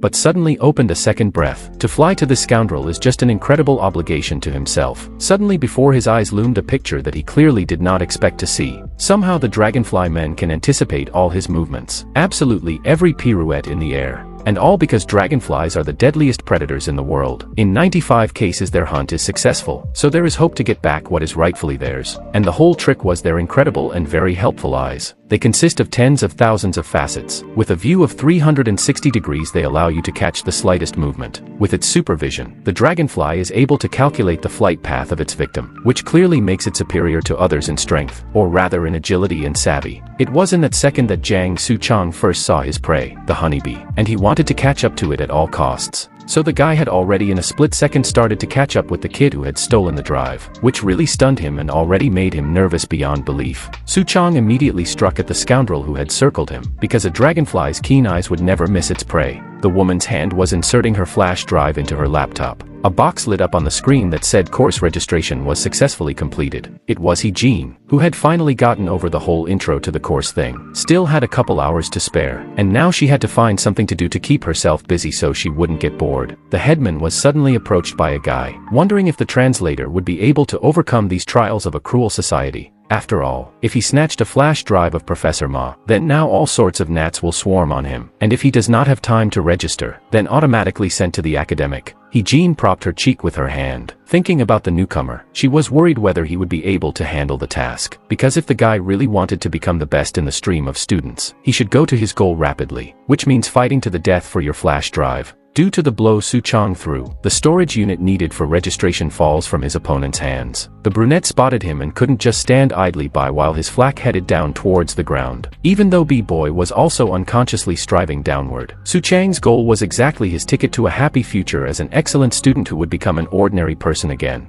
And he almost managed to reach the flash drive, but then right in front of his face someone's hand squeezed the item right in front of the guy's nose. It was a girl with huge and strong legs. She landed and started taunting the brunette, saying that what's down is gone. Disregarding the shouts in an attempt to get Suchong justice, she was already jumping over the tall trees, in an unknown direction. And of course the guy wasn't going to just lose and let his key to happiness be carried away. And then something in his chest prickled. He shifted his gaze to the body of his recent opponent, which was flying headlong from a decent height. He clenched his teeth in guilt only because he didn't realize how badly he'd miscalculated the blow, that the kid couldn't wake up and take off, and would crumble to his death. How weak is he if he fainted like that with a single blow? Thus Suchong misses the vicious girl, and with her the flash drive taken away from him right in front of his face. Dragonfly tried to convince himself that this guy had gotten to him first in the first place and didn't care about him at all. So it was the bee's own fault, being already a couple of centimeters away from the hard rocky ground. But it seems all attempts to soothe his conscience failed, and Suchong still headed sharply down and picked the guy up, grabbing his jacket, flying higher with a new load. The The brunette simply couldn't let the man die, no matter what meanness he had done. If it was just a matter of ordinary bruises, things could have turned out very differently. Otherwise, what kind of a person is he? It is a common thing to show humanity and help those who are in trouble. Therefore, Suchong left the injured man on a tree branch, waiting for him to wake up, even though it wasn't that much safer. And then he carried forward with all his wings, realizing what a head start he had given his opponent by missing the thief. And what to do next just did not understand, whether to fly for another flash drive, and breathing became much more difficult. In front of the eyes everything swam and changed color, the heat went through the body. In an instant, there was no longer any strength to keep himself in the air, causing Suchong to fall down through the leaves of the trees. He collapsed to the ground, his body trembling, unable to move a finger. Breathing was heavy, the guy's fingers clung to the grass. Everything was breaking and trembling. He didn't realize if he was going to have to die like this. The hell of it, not registration. The strength went on and on. His eyes were slipping, but Suchong was well aware of not closing his eyelids, trying to force himself not to. Suddenly someone's voice was heard in the darkness, calling the guy a pathetic slug and ordering him to get up immediately. This made the guy flinch. There was GJN standing over him, eating some goodies. Suchong lifted himself up on his hands. He was very much worried about how long he had been lying here, and then he realized that the strange type he had a chance to meet in the forest was in front of him. The man, without giving a reply, simply turned around and started to walk away, accusing Suchong of finding a very inopportune moment to have a slumber party. And finally deadled that thus he had slept through the entire registration. Everything inside the brunette turned cold. From the realization of what had happened,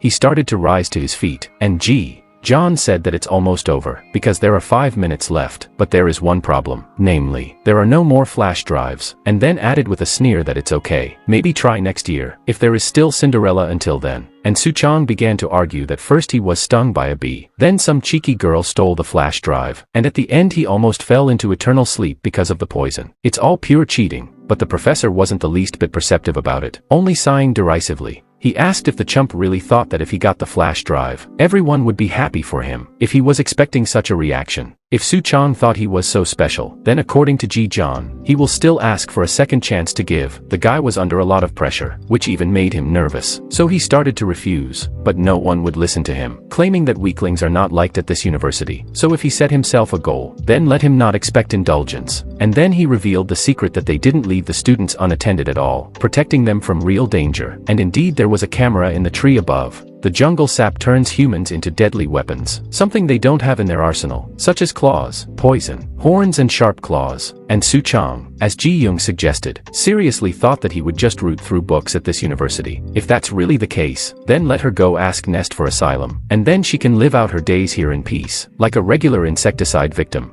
And then he threw his lunch bag in his hands, ordering him to throw it away since he had nothing else to do, recommending to take care of our planet, so have them remember to sort the trash, and immediately disappeared from sight, leaving Suchong alone in a clearing in the middle of the forest, forcing him to think over everything that had happened today. He stood in almost complete silence. Only the tree branches rustled slightly in the breeze. Is this the residual finality and it's over? The boy lowered his head. It seemed that he was about to cry. So much effort had been made, but he had never enrolled in any course. The brunette thought that it would be better if he didn't have to work his ass off because of the B-man. Then everything would work out. And immediately such thoughts made him feel even more disgusted with himself. Suchong covered his face with a piece of paper, blaming himself for saying such words. How could the earth even bear him after such a thing? From the rage that had built up inside, the guy swung the roll, sending everything to hell. I was about to throw it on the ground when I suddenly remembered that G.I. John had warned not to just throw trash away and to sort it. This changed from anger to grumbling and resentment that now I have to throw out the trash for a man I don't even know. And what is there to sort through?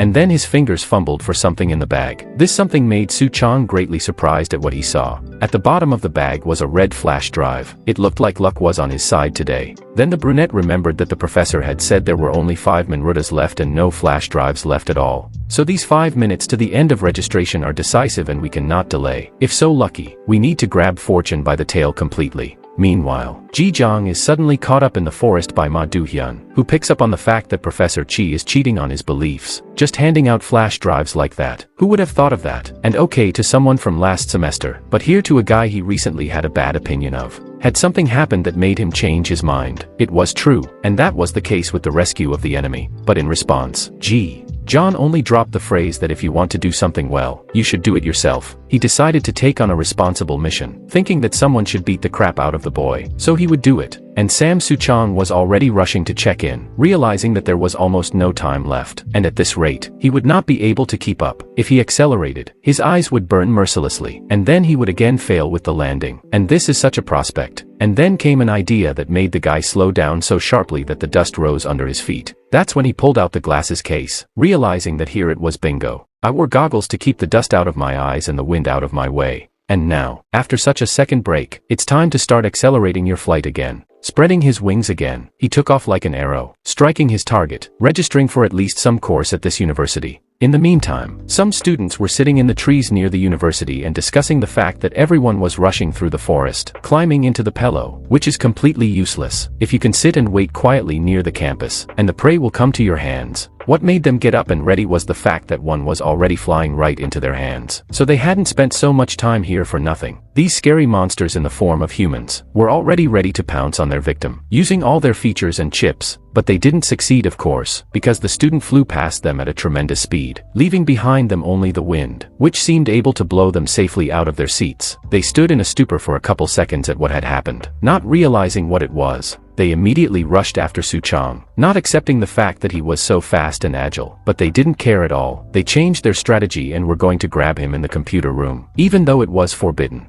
And then a guy who hadn't been on their team before appeared near them. He reminded them that this is the truth and you can't do that. Immediately he scattered this gang of cunning men who had decided to act against the rules and norms set before them, all with a single kick of his foot. One of the victims began to shout at the culprit of such an unpleasant encounter, lying defeated on the floor. Just as suddenly near his head something hit the ground hard, causing him to gag and go into shock. His face was already being stomped on by Cheon Du-hwa, a first-year student of the practical entomology department, Cha Hai-sung, who was the one who had neutralized the potential intruders, and Hee-jin was standing behind him. After registering, she received a message from Professor Chi, who told her not to sit idly by and to keep an eye on the newcomer properly. While Du-hwa and Hai-sung started arguing again, the girl looked up at the sky in an attempt to see Suchong, realizing that this was not Ji-young's style at all. He didn't know what the guy had done, but he was surprised at the outcome, so keep it up. Meanwhile, Dragonfly flew into the window of the registration office, barely making it in time. There was one single laptop on the desk, which was his target. He immediately inserted the much-anticipated long-suffering red flash drive into the computer, and began to type like a madman on the keyboard in fear of not being able to make it to the finish line of the journey made. One final strong finger press on the key, and that was it. A message appeared on the screen saying that the course registration had been successfully completed. The chosen special course was insectoid combat training in practice. Sweating profusely, he watched this information window and couldn't catch his breath. Registration was over. It was only now that he was able to relax and lean back in his chair, inhaling a lungful of air. Certainly not to Professor Ma, but at least somewhere. In the future I'll have to work harder. Maybe there's still a chance to come out on top. Suddenly these thoughts were interrupted by the sound of a gadget across the room. Suchong looked at the laptop in surprise. All wet from such a marathon, he was already afraid that something was wrong. What was on display really surprised the new student at the university for insect people hidden in the mountains. Suchong jumped up from his seat, surprised at how fast everything was happening. As soon as he registered for the course, a message immediately came through that it was time for the introductory class. So the guy decided to go to the classroom immediately. Wandering around the courtyard and corridors of the huge university in search of the right office, the brunette realized that they would not soon be released to rest, so they would have to suffer a little. Inside, the turnstiles were making nasty squeaking noises as Suchong was suddenly grabbed under the arms by the guards and roughly pushed away. They immediately started saying that outsiders are not allowed to enter. Only students and university staff are allowed in. And they did not pay any attention to the phrase that the guy actually studies here too. They demanded proof in the form of a student ID, which confused Suchong because he only received a flash drive to register. Suddenly all of a sudden from nowhere a woman's voice came to attention and the girl held out a brand new student ID to the guy. It was Hee-jin. She sweetly tucked a strand of hair behind her ear, making an excuse that her student ID had only just now been issued. After passing through the turnstile, they were already walking down the corridor towards the right classroom. Suchong was pulling the leaves out of his hair and had just learned that he and Hee-jin were on the same course, and she said that this course was the best for her, but the brunette would be more suitable for Professor Ma's course. But the girl tried to calm the guy down a little, telling him not to worry too much, and wanted to tell him what would happen if he didn't make it to the top of the class. But Suchong interrupted her, asking if she thought that if the course was difficult, he wouldn't be able to handle it.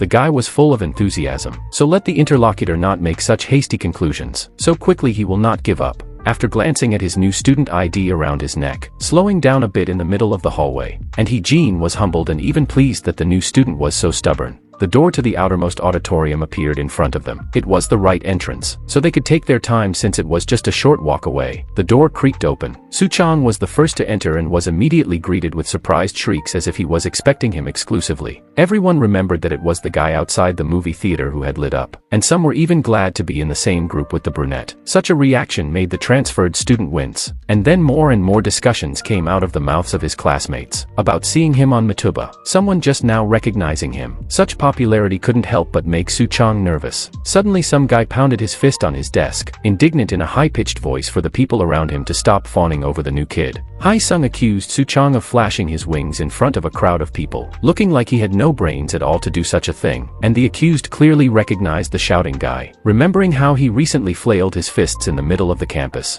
As it turned out, they worked hard for a month, posting on forums to change people's minds, and then the police had to be dissuaded. And then Suchong was dragged here by the scruff of his neck, and the transferred student didn't realize how difficult it was with the headman. And then Suchong remembered Jin talking about how they had swept up all the traces. Now he realized why things had quieted down so quickly, even too quickly. Then he looked at Hae-sung again, who had been hit on the head with a notebook by the recently mentioned girl, ordering him to shut up and not to put such things into Suchang's head. The guy himself realizing that it was these people who had protected him. Jin turned to the brunette, asking him not to listen to the student's words. After all, he was doing everything with good intentions and just wanted to save that girl. And immediately the guy got the support of the whole group. They expressed their understanding in this situation, considering him a hero. And Jin also added that she would have done the same thing if she were Suchong. So don't let her blame herself by calling him a good boy. Such a gesture made the guy embarrassed. His cheeks turned pink, and his heart sang a serenade, being touched by such a compliment. He didn't understand Jin's attitude towards him. Suchong had brought her so much trouble and problems, but she still cheered him up. It made him think that she was very good. The girl meanwhile headed towards the exit of the auditorium. She had an errand to run. On the back desk, brazenly placing his feet on the table, sat a clearly not the most good-natured guy. An evil smirk played on his face, foreshadowing bad events created by this same student. Hae-sung muttered, commenting on Jin's actions, that she's been carrying around the newcomers like a piece of paper, which made some of the classmates who were sitting nearby think that the guy was just jealous. Suddenly a chair behind the auditorium creaked and someone approached the indignant student from behind. The same guy from the back desk abruptly grabbed Hae-sung's head with his hand and slammed it very hard against the desk, ordering him to keep his head down, a horrible smile never leaving his face. And then he looked at Suchong, saying that he was glad to meet him. Of course he was sly, but for his own purposes. A classmate began to go down the stairs, stretching from how long he had waited for everyone to gather, and, according to him, his ass became square from such uncomfortable chairs. While Hae-sung was also lying with his head on the desk and his blood from his nose, the cocky man continued to tell some information and then added that he had a big request for everyone. Suddenly, unpleasant-looking guys with bats in their hands ran into the auditorium, foreshadowing a scuffle right inside the university. And that cruel guy wanted to be passed over for the top student this year, looking at everyone with an evil smirk, realizing his winning position. Though those present in the office were voicing their opinions on why they would do as their classmate wanted, there was clearly excitement and fear on their faces, so the big guy decided to come up behind them, put his hand on their shoulder, scaring them even more, and tried to explain that he just urgently needed Cinderella, although he even forgot her correct name, but he was not going to go into details. Then he started touching the tendrils of the girl at the desk. She was horrified, dazed and could not say anything, while he took her student ID card and offered to take it away, or rather, as he called it, to borrow it for a while, so that he would be the only student who attends classes this semester. And then he brazenly ripped the document off his classmate's neck and shouted to the entire audience about how brilliant his plan was. And his friends with bats started harassing other students, demanding that they hand over their student IDs. Suchong couldn't let this kind of mayhem happen in front of his eyes, so he immediately began to fiercely defend his new acquaintances, asking if this jerk could hear himself. He swung his fist in the big man's direction, claiming he wasn't going to indulge his orders and hand over his student ID. But on the face of the enemy did not flicker a shadow of fear. He saw in front of him only the usual flyer, who went head-on, because of what is about to snatch. As they were about to use the bats they had brought with them, another guy with green hair styled into a mohawk swung a blunt weapon right towards Suchang's face. He woke up in bed, and when he opened his eyes he realized that his head was splitting in two. There was a bandage on his forehead, through which you could see fresh blood coming from the wound.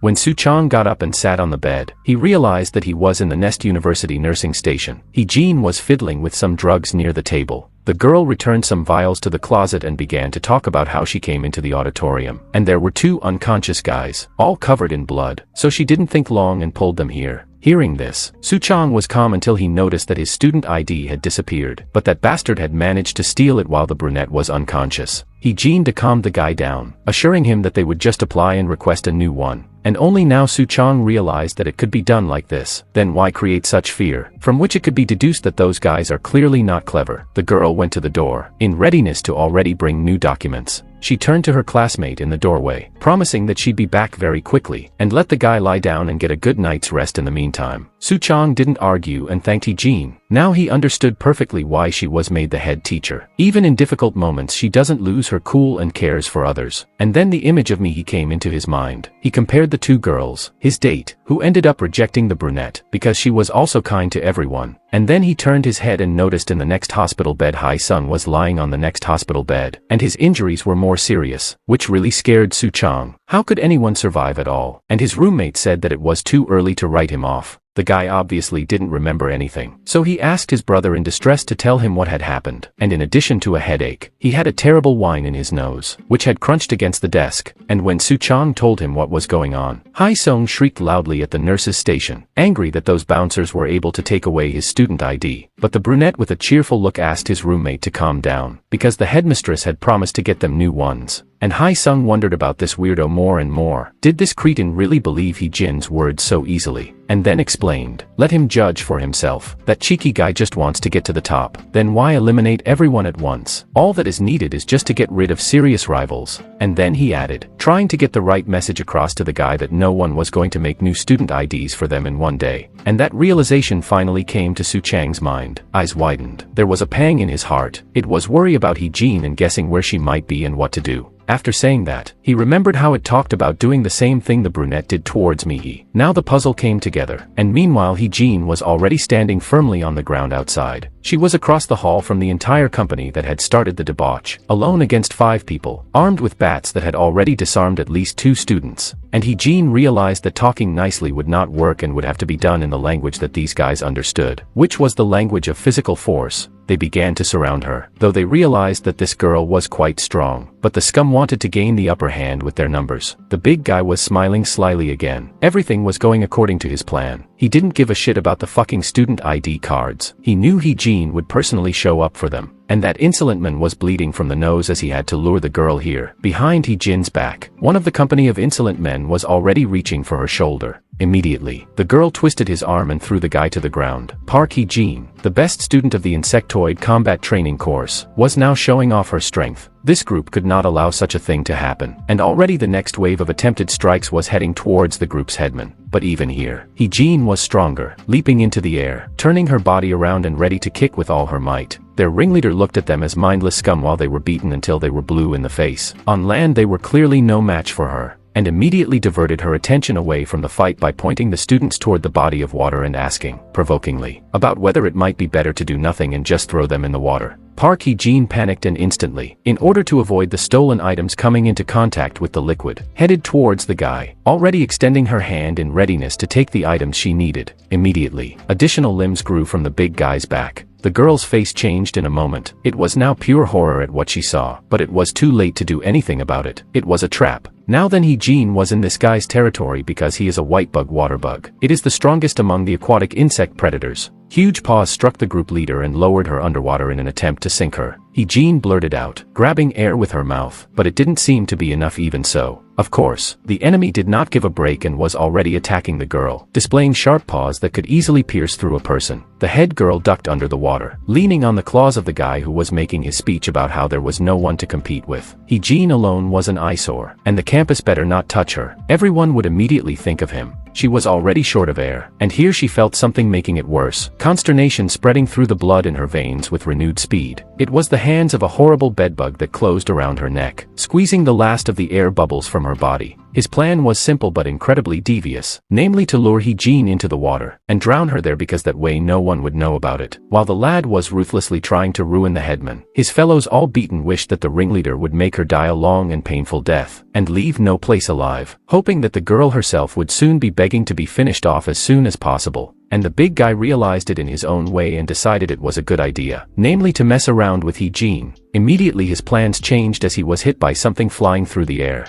It flashed so fast, leaving only a trail behind it, that the rest of the gang went into shock, not realizing what it was. But this was the perfect chance for Hee-jin to surface and finally breathe in that much-desired breath of air. All soaked and frozen, she didn't wonder why she had been let go so suddenly. All because she realized that Suchong had come to her rescue. So she yelled at him despite the help, because if a guy wants to become human again, he should have some moral principles. But the brunette didn't hear it. His patience was at an end, and the headman's abuser in personal had clearly gotten to the point and was about to get the full measure of it. The rest of the offense didn't understand what was going on or who this guy was, but they didn't dare to move. It wasn't until later, when they looked closely at the three people in the water, especially the ones fighting, making big splashes, that they realized that this one was the new guy from the university. And the bug was surprised that the flyer had already arrived, because they'd given him a good beating, and he was still alive, a nasty grin on his face, and immediately made the brunette look surprised, saying that this mistake they would correct right away. The words were immediately followed by a powerful punch straight to the chin, but fortunately, Suchong managed to dodge such an attack, and it was all about the fact that he, like that time, during the battle for the flash drive, could anticipate the movements. So this guy was also losing in speed, so now this bug will fly to the Dragonfly. And Hee-jin, watching all this perfectly understood the brunette's intentions and shouted, ordering him not to dare to do what he had planned and fly away immediately. A sharp paw suddenly appeared behind the guy, ready to pierce his opponent through. But Suchong was able to pick up on this move earlier, so he immediately flew back a decent distance, creating a new unpredictable problem for his opponent. After that, the guy flew to Hee-jin, asking why she was so worried, because it was possible to arrange such an action. Even show in the movie, the same ordered not to talk nonsense. He cannot cope with it, and the place for the so-called filming is not suitable. The fact is that this big guy's body contains the genes of an aquatic insect, which means that in the water, he has the advantage. One wrong move and Suchong will be dragged underwater. So we need to try to lure him to dry land where the forces are leveled. Suddenly, the opponent 5 showed his student IDs, drawing attention and reminding him of the purpose of the bugs opposing him.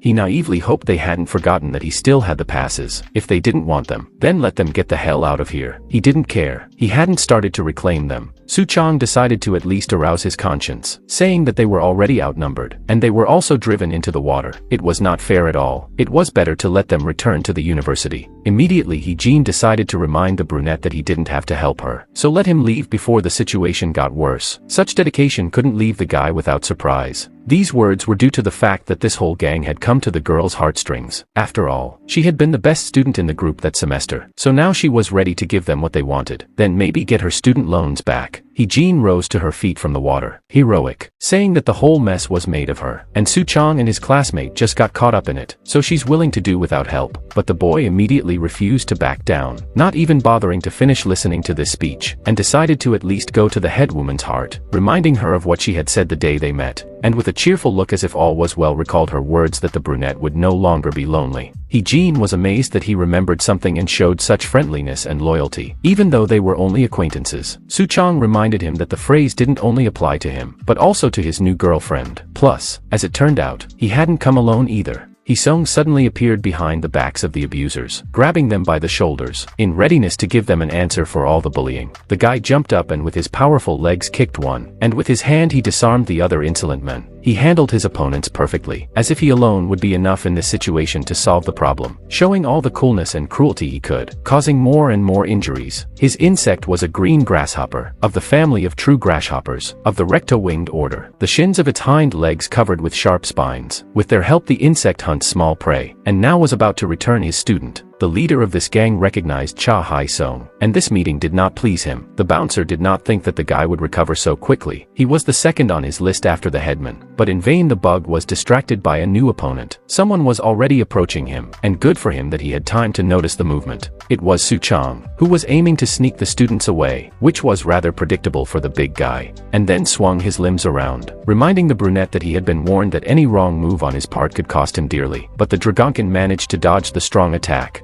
Suchong made a correction to his opponent's words, reporting that his movements were not wrong at all, and then, like a flake in the wind, began maneuvering in the air around his enemy, taunting and advising him to catch the brunette first, before scheduling victory celebrations. This jerking from side to side really pissed the bug off. Did the guy feel free from the walls and lose any fear of danger? And yet the big guy didn't realize what kind of insect he was that he dodged so easily, not even realizing that his opponent had dragonfly genes. And Suchong was already accelerating towards the bug with all his might. The big man was overconfident, thinking he had anticipated such a trick, declaring that he would not fall for such a trick. Meanwhile, the brunette kept dodging, and suddenly the idea of adding the strength of a human to the speed of a dragonfly came to mind and hit his opponent. If this guy was even 3 times the size of Suchong, he definitely wouldn't be able to withstand such a blow. Indeed, the attack was so strong that the enemy could taste iron from the blood that came from his nose. Though he managed to disarm the bedbug for a moment, but flying away, the brunette realized that because of the water, he would not like it at all, and the big guy demanded his opponent stop, not understanding why they needed to fight so badly, as if it were mandatory. Now, after realizing that these guys are also not the easiest and ready after such a course of events to rub everything calmly, so I offered to talk honestly.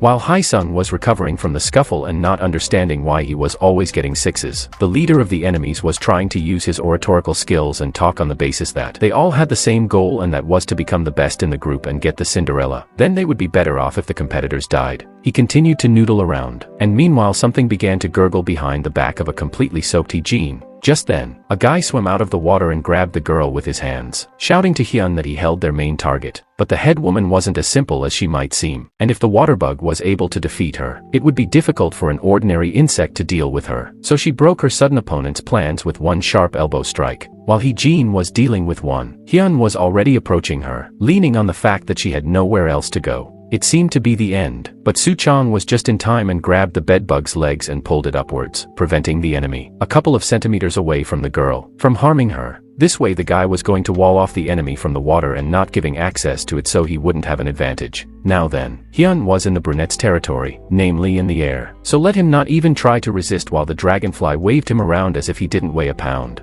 Then, swinging his body around, he slammed it to the floor, shouting that he was now in charge and driving the process. Bedbug cried out loudly in pain, and Suchong decided to teach him a lesson, admonishing him that if he wanted a Cinderella, let him change his approach. Just then snatched up the illegally taken students as a final step in this encounter, and then decided to arouse his conscience by saying what was the point of this Gopnik returning to his former form if there was nothing human left in him. From the water, Jean stared at the guy in the heights, unable to believe this was actually happening. They were finally safely able to get the whole student body back into their own hands. She was in a way even beginning to admire the new kid after something like this. When they returned, they realized they had been gone too long, so the introductory classes were long over. The company surreptitiously returned the student IDs to all the guys, leaving them quietly on their desks, which made the students wonder. All like this, because they figured they didn't need to know all the details. Jean blamed herself a lot for what happened, causing her to ask not to tell anyone, and the guys didn't want to upset her, so they didn't. As a result, Suchong skipped his introductory classes, although his attendance was not checked, and he didn't get any glory for returning students. But there were some good things about the day. The guy finally had a new home, in the form of a dorm room. He began to unpack things from the boxes, as it turned out in the university and his own merches, and in the dormitory brunette decided to settle, because the old apartment is far away, and here is a chance not to get bored. Suddenly the newcomer's train of thought was interrupted by a guy who put his hand on his shoulder and turned suddenly. Haesung was praising Suchong for the way he'd handled those bastards at the lake, but this kind of company, especially as a roommate, didn't make the brunette very happy. And then the new friend asked if Suchong was drinking, and Suchong didn't lie and said that he doesn't refuse to drink, although the company with only one person is not so happy about drinking alcoholic beverages. Suddenly, the door to the room opened and a woman's voice was heard, which caught Suchang's attention and reported the sudden guests here. It was Jean, marveling at the size of the room, and in the doorway stood the same scorpion girl with a case of beer. Glad they wanted company too. Suchong was a little embarrassed, and the head teacher apologized that they had come uninvited, because they had been planning to celebrate the beginning of the semester for a long time, and Haesung had blurted out that they had been neighbors for a while. and then asked if the brunette would like to join the larger company, leaning elegantly toward him. Maybe because Suchong hadn't had a drink for a long time or because of the transfer to this university. Either way, it was the first time since he opened his wings in front of everyone and felt comfortable. There was a friendly atmosphere in the room. The brunette was trying on new clothes that even had holes for wings, which was very practical, and in the background, Duhua was pestering Hai-sun, laughing from being punched in the face and having his nose split open. Suchong was finally happy and could not think about how drastically his life had changed after his wings were seen by everyone. Somewhere in the mountains, not far from the university, there were some completely unfun events going on in the woods. Hyun was all sweaty with fear, looking up from where a female voice was marveling that Professor Shi's best student was still alive, but she didn't seem particularly upset. The bedbug only needed to divert their attention anyway. There was a person sitting on a branch, clearly with a beautiful woman's exquisite body and an ugly insect head. She asked if the guy in front of her was familiar with the law of hunting, which is kill either you or you kill. The boy realized what she was getting at and started screaming, begging her not to do anything to him, promising to make it right, promising to snatch that old lady and bring the mysterious girl Cinderella. She only said that they didn't need this potion for nothing, and stupid Hyung didn't realize it. Immediately she descended to the ground, so easily and nonchalantly, as if she was wreathed in feminine energy. There was the sound of a body slashing. Now the girl stood covered in blood and didn't understand how such a healthy bull couldn't cope with a first-year kaimi. Shame on her. And then with her bloody hand she took off the head of the insect, which was just a fake, and asked the already dead guy not to worry, because the owner he still managed to please, because they finally found what they wanted, referring to the lockup, which was guarded by two uniformed men. The practical entomology department was buzzing and buzzing the next day, with everyone socializing and discussing the latest events in their lives. Suchong sat at his desk and felt very anxious to the point of shivering through his body. He didn't know what to even expect because today was the first insectoid combat training pair. Suddenly, Hee-jin's hand touched his clenched fist. She tried to reassure the guy, saying that it was just the first day and they would probably be given a small test, nothing difficult, and she promised to help if there was anything since she was nearby. Suchong thanked her, marveling at how nice the girl was, and thought it was better to listen to her, or else he would get too anxious before time. Suddenly the door creaked. The professor entered the auditorium, ordering the students not to flap their ears. As he had said yesterday, he was going to test the students today for so-called lice, warned that the result would affect the final grade. And then he started up the chainsaw, advising me to keep my eyes open or I'd die. This startled Suchong, not expecting the guy to take such a turn. The whole group was running and bustling around the university's outdoor practice field. Suchong ran with all his might, not realizing what was going on here or why. On his face, because everyone was running for their lives, because behind them a mad professor was chasing them with a chainsaw, waving his weapon from side to side. It wasn't clear why this old prick was doing something like this and stalking students with a chainsaw, just like a maniac. Suchong only now learned from his roommate that this man, Ji-jun, is their professor and leads the course the brunette is taking. And Hee-jin, reminded that the guy had enrolled in insectoid combat training after all. This is where students are taught to practice insect abilities.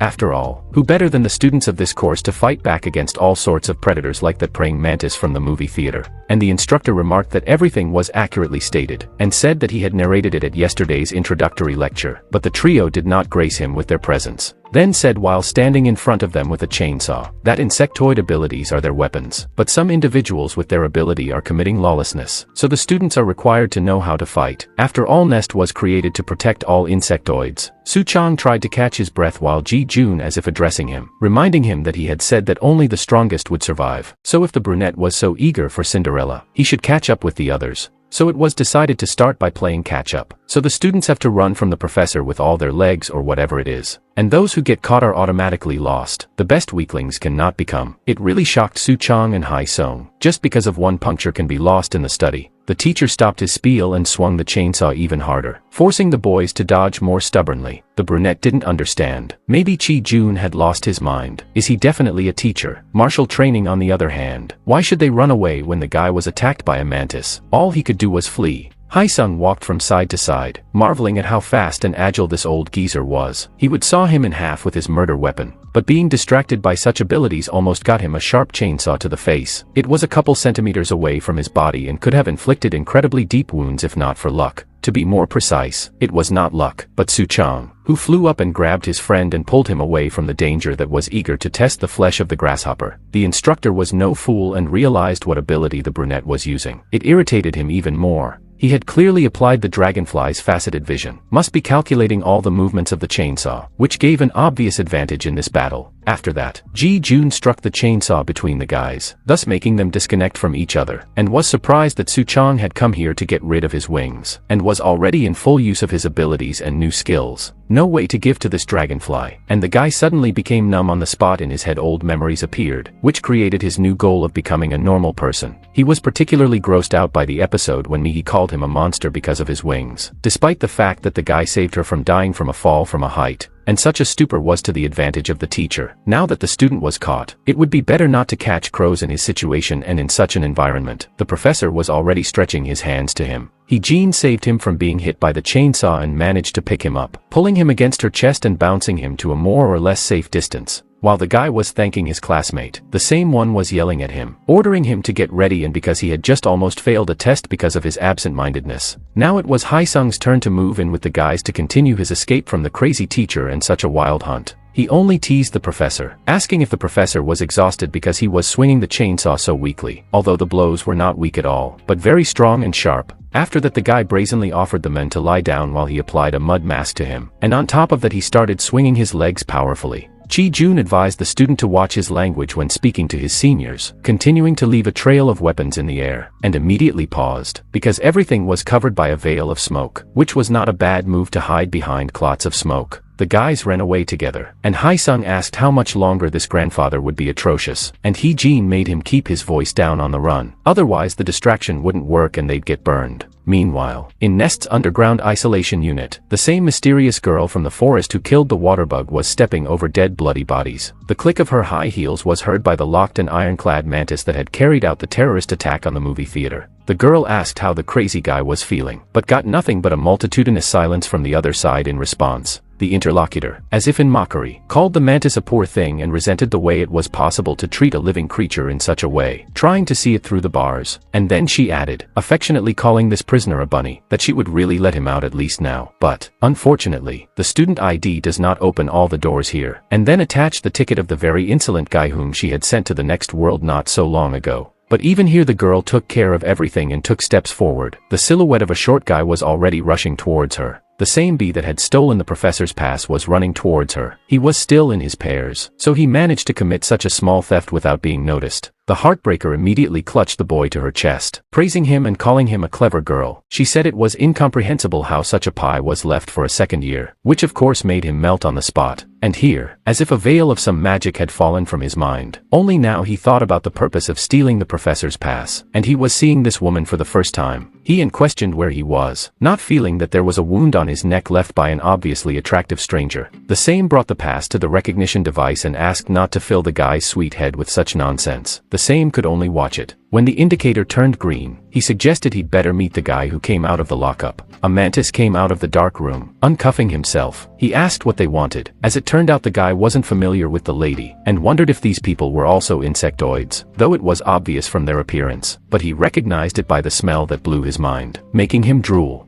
The girl then turned the guy over in her arms facing the mantis, making him shiver from it, praising the other one for being a true predator, adding that her master had described him exactly like that, and then pushed the bee toward the crazy guy who had gotten out of his cell, thus bringing a small gift, giving as a sacrifice. And he could not refuse such a tasty snack. The victim obviously realized very late what was happening, and very soon heard his cry with a request not to take his life. The girl didn't flinch for a second, and only watched motionless as one insect ate the other, slurping loudly, blood spurting around it. After which she lifted her fake head and with a crazy smile commented on this picture that it was simply impossible to take your eyes away from such a sight. Even insectoids have red blood running through their veins. Despite the fact that such a nightmare was happening not too far away, crows were peacefully flying near the university, cawing loudly. Suchong stopped in the forest in sweat, saying how he was sweating, because they had already been running for an hour without respite, half a pair of galloping through the forest, and behind the bushes hiding. Completely exhausted, he cursed the stupid test. Hae-sung stretched, complaining that his muscles were aching, and Hee-jin seemed hardly tired at all. She hoped that the company had finally broken away. Meanwhile, the professor was not wasting any time either, and had already grabbed many of them, currently dragging another boy by the leg. and Suchong wondered how it was that they all failed the test, and Hee-jin replied that it was because Professor Chi always keeps his word. The brunette could not normally treat his studies now. It was not a university, but a camp for new recruits. He had sensed some kind of trick from the very beginning, and the teacher was obviously in trouble with his head. Now Suchong was really upset that he had missed Ma's spot in the sun, and his friend was encouraging him that there was only an hour left before the end of the couple, so he had to hold on a little longer. After that, the brunette inquired about the fact that this professor seriously wants to fail everyone, to which he received the answer that he just has such a method of teaching, and that same Hae-sung ordered them to be quiet, putting his finger to his lips because Ji-jun is now around. Two girls that Suchong immediately recognized were running along the path. One of them tripped and fell to the ground, while they were worrying about each other. As Hyuna appeared to have sprained her ankle, a professor with a chainsaw in his hands was heading toward them with a steady stride. They immediately reported that they had an injury, but the instructor didn't care about that. He didn't consider the injury a reason to stop. The girls tried to get justice, and Chi-jun said he heard about the sprained ankle, but it didn't matter. Even though the leg was chopped off, the conclusion was one: run or die. Such was the reality of this world, according strictly to a man running such a difficult course. Well, if they don't do anything and just wait, then it's their destiny to die, so let them be ready. The girls tried to cover themselves with their hands, which of course was in vain. There were loud screams, but nothing terrible happened, because Suchong came up, who stopped the professor with one hand, holding the chainsaw with great effort. This made Chi-jun angry, and he asked the guy to explain his actions, because it's totally stupid to take such a risk for people you don't know. But Suchong started demanding that this mayhem stop because everything has boundaries and this is a strong overreaction. The rest of the company sat in the bushes and did not understand why their friend was so fed up with life, and he only lectured moralizing, saying today was their first day of class, trying to get a confession as to whether the instructor thought he was going a little overboard. This charge really angered the professor. If the guy thinks that this is too much, then let him think about the fact that if it was a real battle, they would have long been lying breathless, and so the guy would not be able to shake the air with the enemy, as, for example, with that mantis. And then he concluded that the dragonfly's guts were obviously not thin, since he got out, even though he knew that whoever got caught would fail the test. The professor went to meet the student, saying that he was taken, and since there was still an hour to go before the end of the pair, he suggested doing things differently. Suchong was surprised by such leniency. The instructor created a new one-hit rule, saying that if the brunette managed to hit him even once during that time, the men wouldn't kick the two of them out, or the rest of them either, for that matter.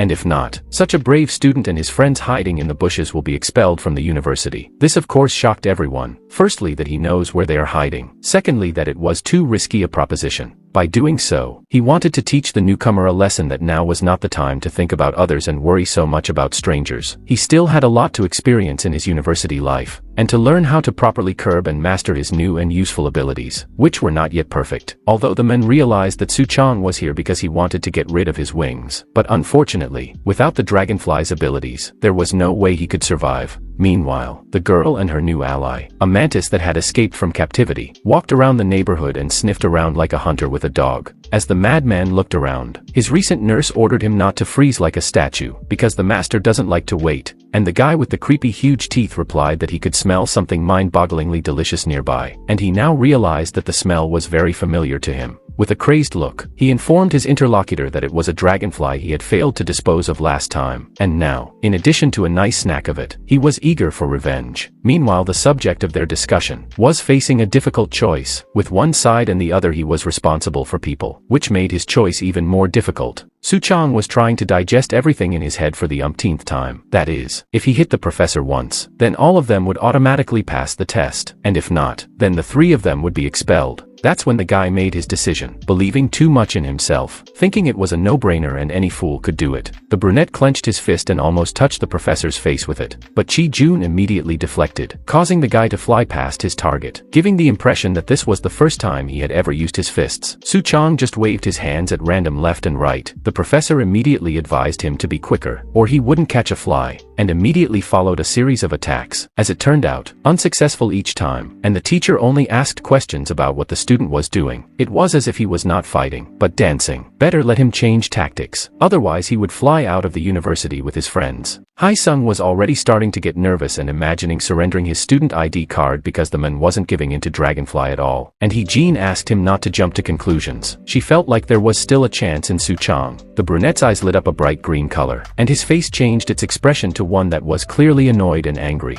Chi-jun realized what was about to await him because that very faceted vision was about to appear in front of him. As Suchong headed towards his target at full speed, the professor found it amusing that he unknowingly saw prey in his opponent. The guy managed at this time to grab the man by his shirt and clasp it tightly in his hand. He had already brought his fist behind his back in readiness to strike, and was already so happy that the teacher had been caught. But no such luck. Chi-jun managed to intercept the student's arm and throw him to the floor across himself, ruining all of Dragonfly's plans for good. This picture was watched by the rest of the guys from the bushes. They were not happy about such a failure of their companion, because in his hands their fate in the university too. The girls who Suchong had actually interceded for covered their mouths in horror. Their protector was already being harassed in front of them, and there was nothing they could do, neither to intercede nor to run away. That's when the man asked his adversary if he thought his victim would just fold his legs and wait for him to eat her, if he didn't realize that it was a losing position. Suchong was lying on the floor completely exhausted, trembling from wear and tear, and now he realized that he was no match for the teacher. The brunette thought of the man using his ability as well, which made him wonder what kind of insect he was. As if hearing the student's thoughts, the professor told him that he couldn't use insect skills. Such a break in the conversation surprised the guy lying on the ground. Yes, the jungle juice had turned Chi-jun too, but the abilities had side effects and his body couldn't handle them. After all, he wasn't young anymore. It is for protection's sake that the man carries this toothpick with him, and by toothpick he meant chainsaw, which can be used to kill very easily.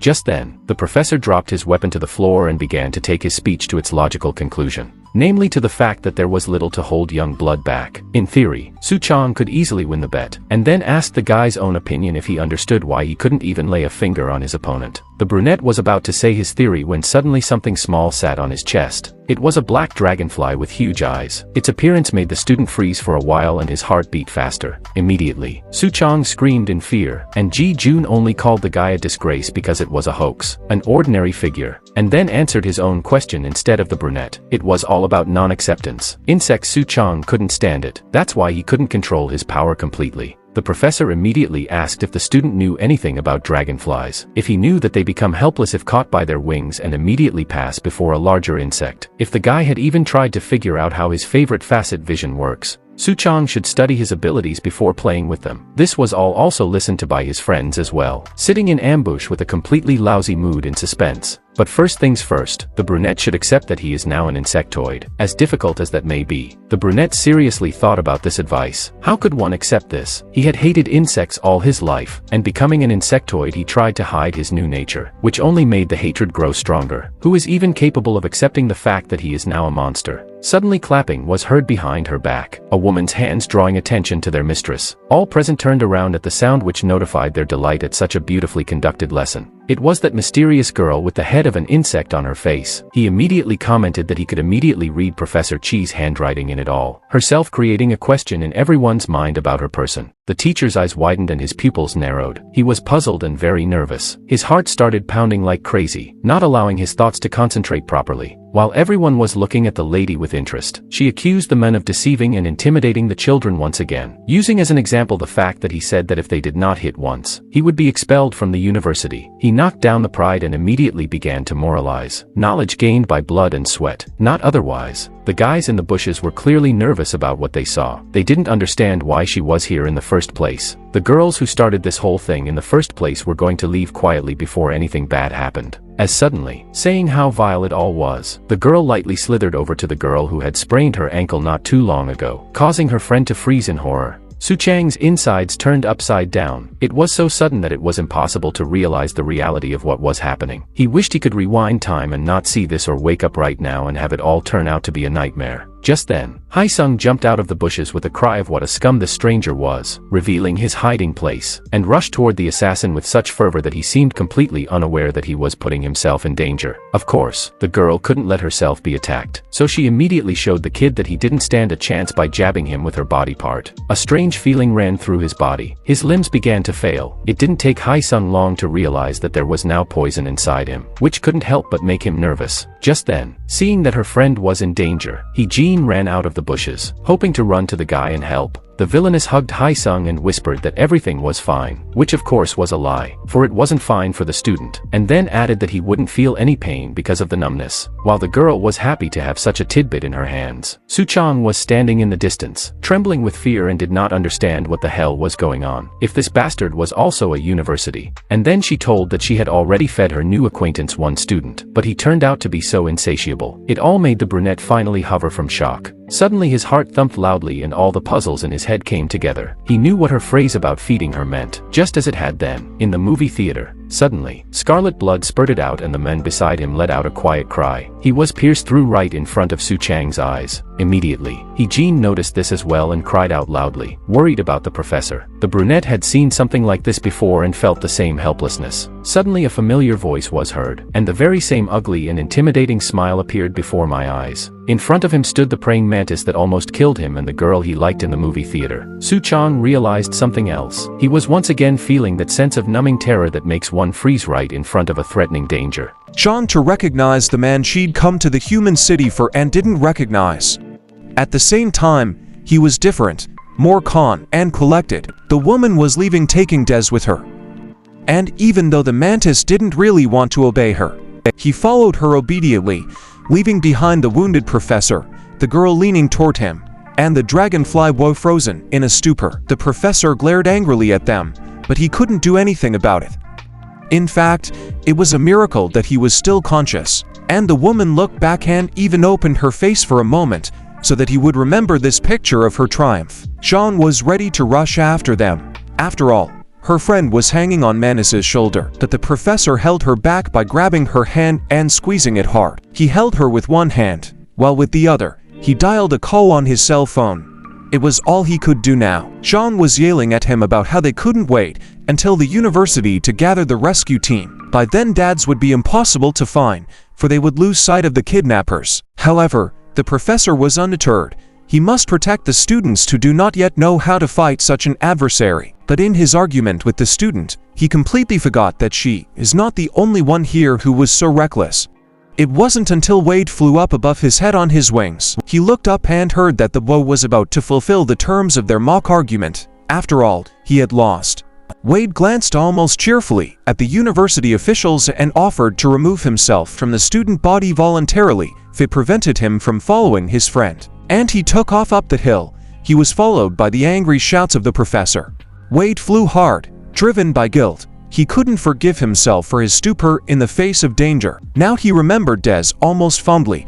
It had been his first real friend after all. And Wade deliberately looked through space with his newfound dragonfly gaze, searching the immediate area of the forest, trying to find the kidnappers. He found them not far away at all. They were commonly pacing along the path and in no hurry to get anywhere. At this time, the professor was roughly cursing at the guy while Jin bandaged his wounded chest.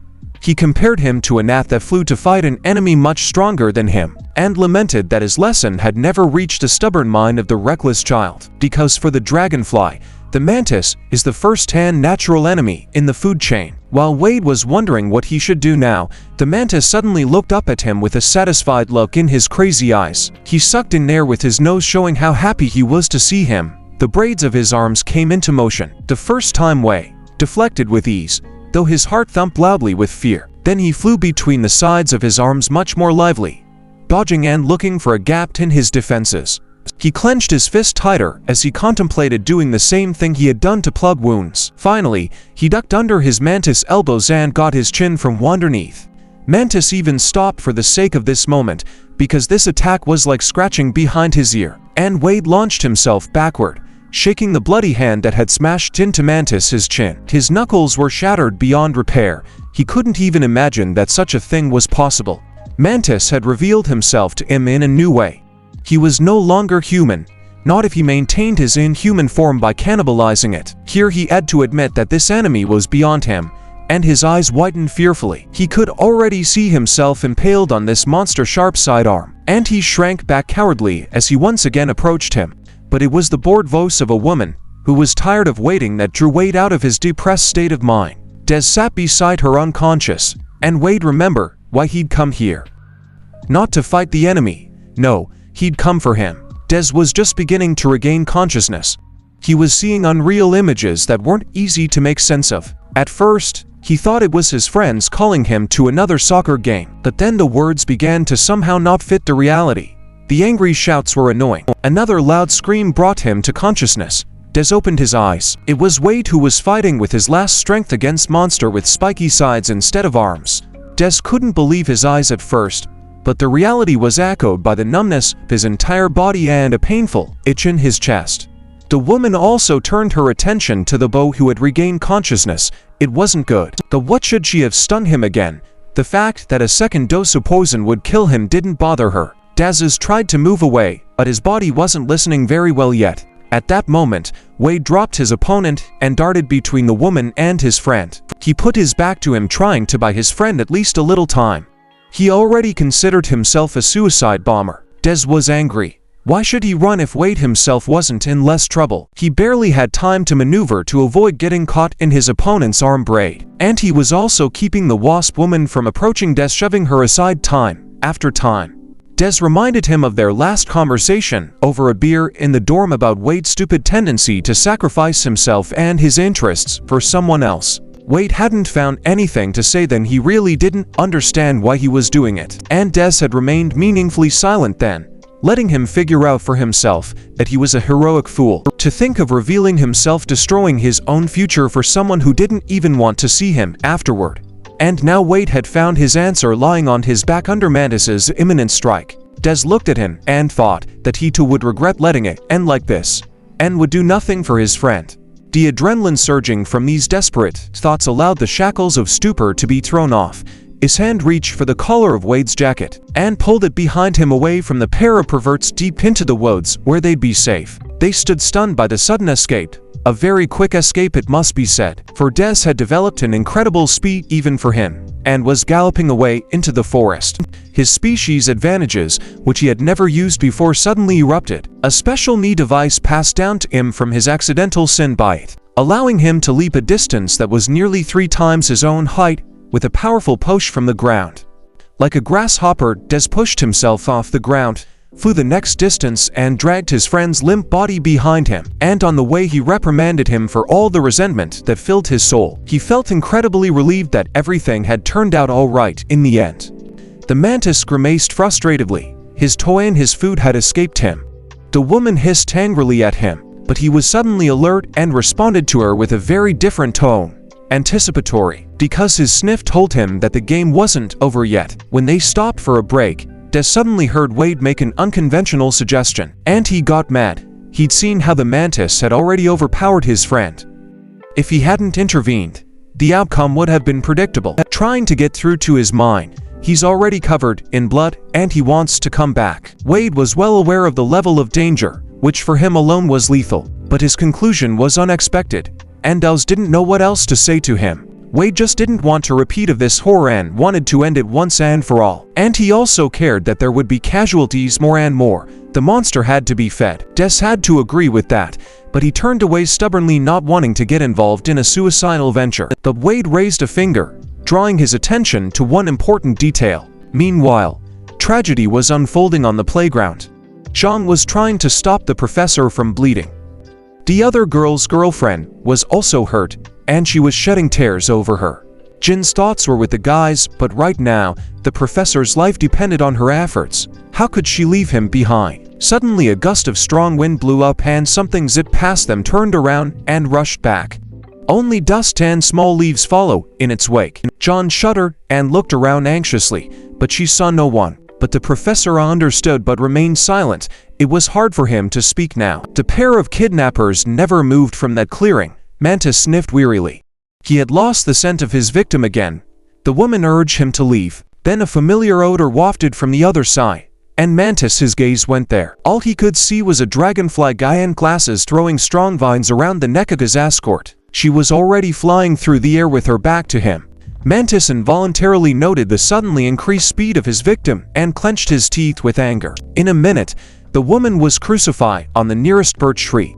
The vines seemed to wrap themselves around her arms, legs and torso, so that she could not move. Finally, Wade tightened the last knot at the woman's feet and became fully visible. Then he set off again, aiming for the mantis. Maybe at this speed it would get him through.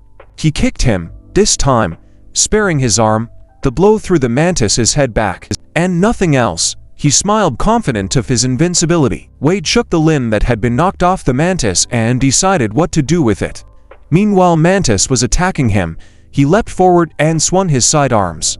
Wade dodged but didn't get far. He dodged again and again, but he was still dangling in front of the mantis. He was clearly executing the plan he told Des to distract Mantis. Des rushed to his rescue, making his longest jumps. Seeing Wade running over Mantis is still unharmed, he tossed him the stolen item. Eventually, Sean did realize what had changed on the set after the strange gust of wind. The news that the chainsaw was missing only brought a slight chuckle to the old man's lips. Wade caught the chainsaw high above Mantis, his head, so that he couldn't intervene and knock it out of his hands. Des shouted something encouraging to him from the ground as we tried to figure out the controls. Finally, the chainsaw started roar and smelled of acrid syrupy smoke. Now Wade was armed as well as Mantis. He had two spiky sides.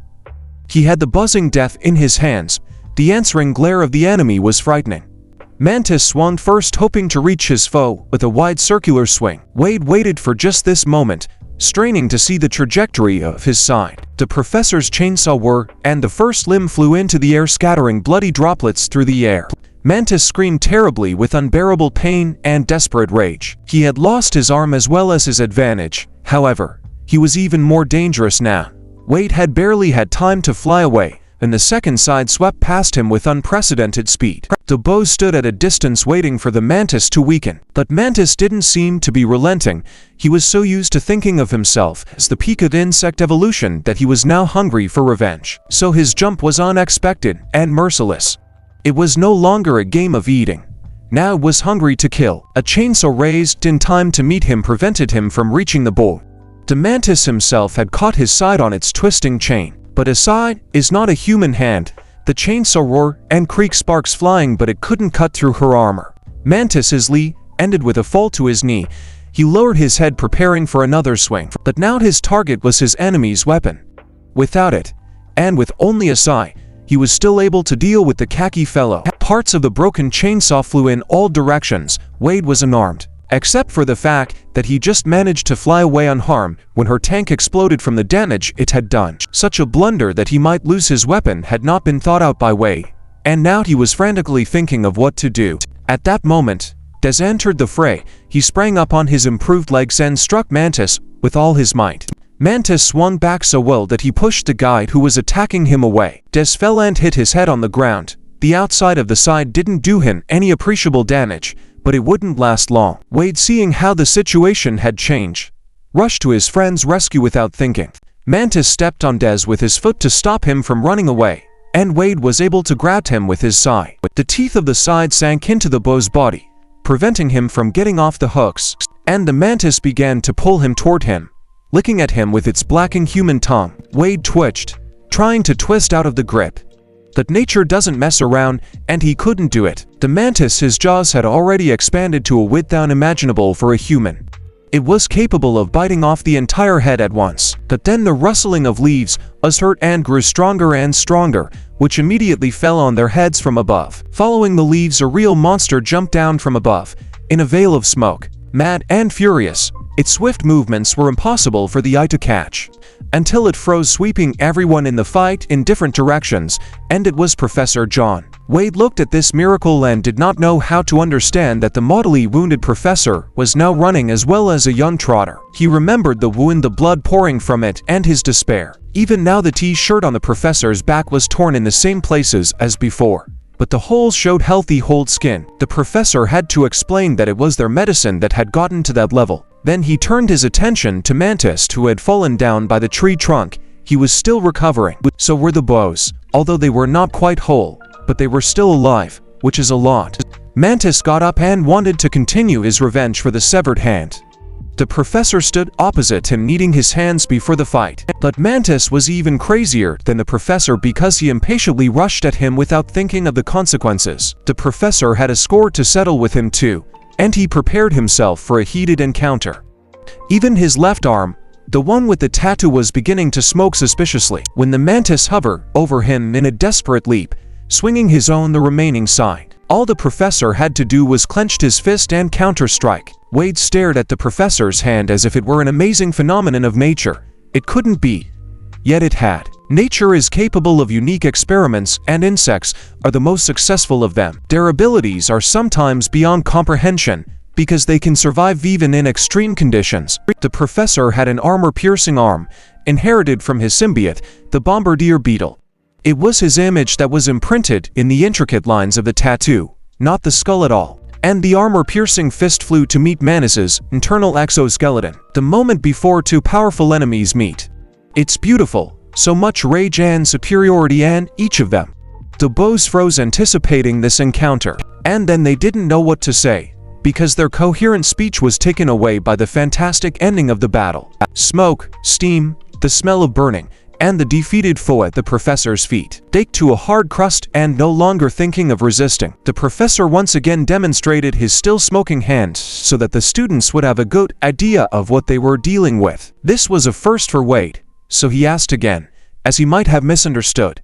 The professor obviously didn't want to answer, but the persistent student wouldn't back down. So we had to clarify some things about taking advantage of insects, which boiled down to one well-known saying: everything has to be paid for in the end.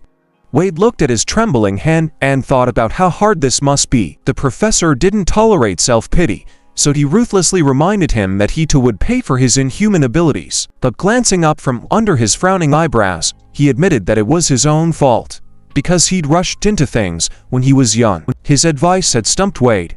The old man had a way with riddles. Evening Nest was calm and serene. After the event that had gone down in history, the mantis escape, everyone wanted to rest. True, the main characters had to rest in the hospital wrapped in bandages. But at least they were not bored together, and they talked for a long time, exchanging impressions of the events of today. They were especially concerned that the vines had been torn and the strange woman had escaped. A little later, Wade pulled out a clipboard and began to look at it intently at Des' interest. He showed him an open page with a description of the Dragonfly's features. The advice of an experienced senior companion should have been heeded. There was a full moon that night, and through the unshaded windows, the room was illuminated by the bright moonlight. One of the pillows was unoccupied. Wade was sleeping peacefully, Des was not. He climbed up on the bed cover and unwound bandages, and at first he just sat there, staring blankly at one point, but there was an unusual puncture on the back of his neck, a purple stain. The poison of subjugation injected there made his body go in a hypnotic trance to where he was ordered to go. That's where his mistress was waiting. And they met under the moon, unusually bright this night. The venomous wasp used her advantage to subdue the lad. She bent over his face and looking into his eyes began to speak, in a caressing voice of hatred. Gradually, her palms embraced and clenched around the guy's neck, intending to strangle him. Except that the man's massive body came crashing down on top of them. The woman managed to bounce away, and even covered her mouth, which was opened in astonishment with her poem. Her actions were calculated, and the professor's hand was already smoking. He was ready to avenge his students without regard for his own health. But first he wanted to hear the answers to his questions. After all, everything that had happened today had not been an accident, especially since he recognized her, knew her before. The woman looked at him without fear, and with a hearty smile on her lips. Just at that moment, they had a witness who had crept up unnoticed and stopped nearby to listen. Wade had been awakened after all by the sharp sound of the creaking door, and had decided to follow what had happened to his friend. And now we saw Professor John gently lowering Death to the ground, and the latter still continuing to sleep soundly.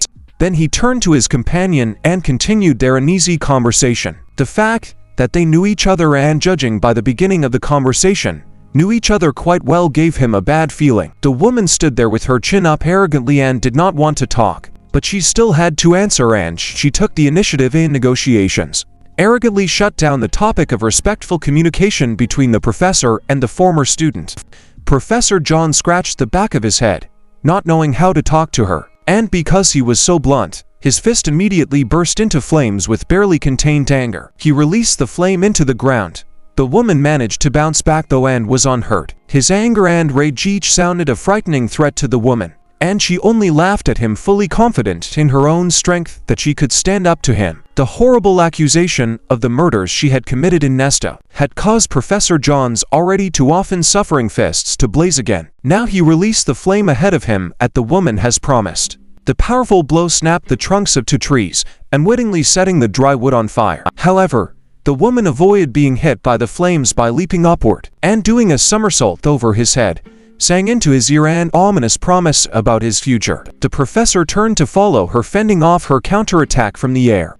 Now they froze opposite each other, ready for a duel, the professor's blazing fist against the poisonous sting of the wasp woman. Suddenly a quiet but insistent bang sounded, and a third man intervened in their confrontation. Professor Hen came out from behind the trees and stopped beside Professor John. He greeted the woman politely, but coldly, his eyebrows or unhappily furrowed, because to allow another fatal battle, he could not. He chased her away, and the woman looked at the two men incredulously. Would they really let go so easily? Professor John whispered to his colleague his conclusions based on his observations. However, Professor Hen had his own thoughts on the matter. Human voices could be heard in the distance. People were rushing to extinguish the fire started by Professor John's flames, and the woman became nervous. But before she disappeared, she left the last word to herself. Her promise was frightening, and the certainty with which it was spoken. The professors watched her gloomily, suspecting that their next meeting would not end so peacefully. Then they turned back to the blazing fire, which was already being extinguished by a team of firemen. It was just about time to talk. Professor Hen, glancing at his colleague's trembling hand, first chided him for being extremely careless. Then he reassured him that their mutual acquaintance was being followed. It was only then that he noticed that they were not alone here, and that their conversation had a witness. Professor John turned to the unwitting spy, frowning his eyebrows angrily. That it was Wade didn't surprise him at all. He was standing there, supporting his friend, ready for a reprimand. But there was none. On the contrary, Professor John took his friend's body from him and peacefully explained what would happen to him next, and carried it to the treatment building. Wade didn't know how to ask the professor about the woman and the conversation he had witnessed. However, he started the conversation himself.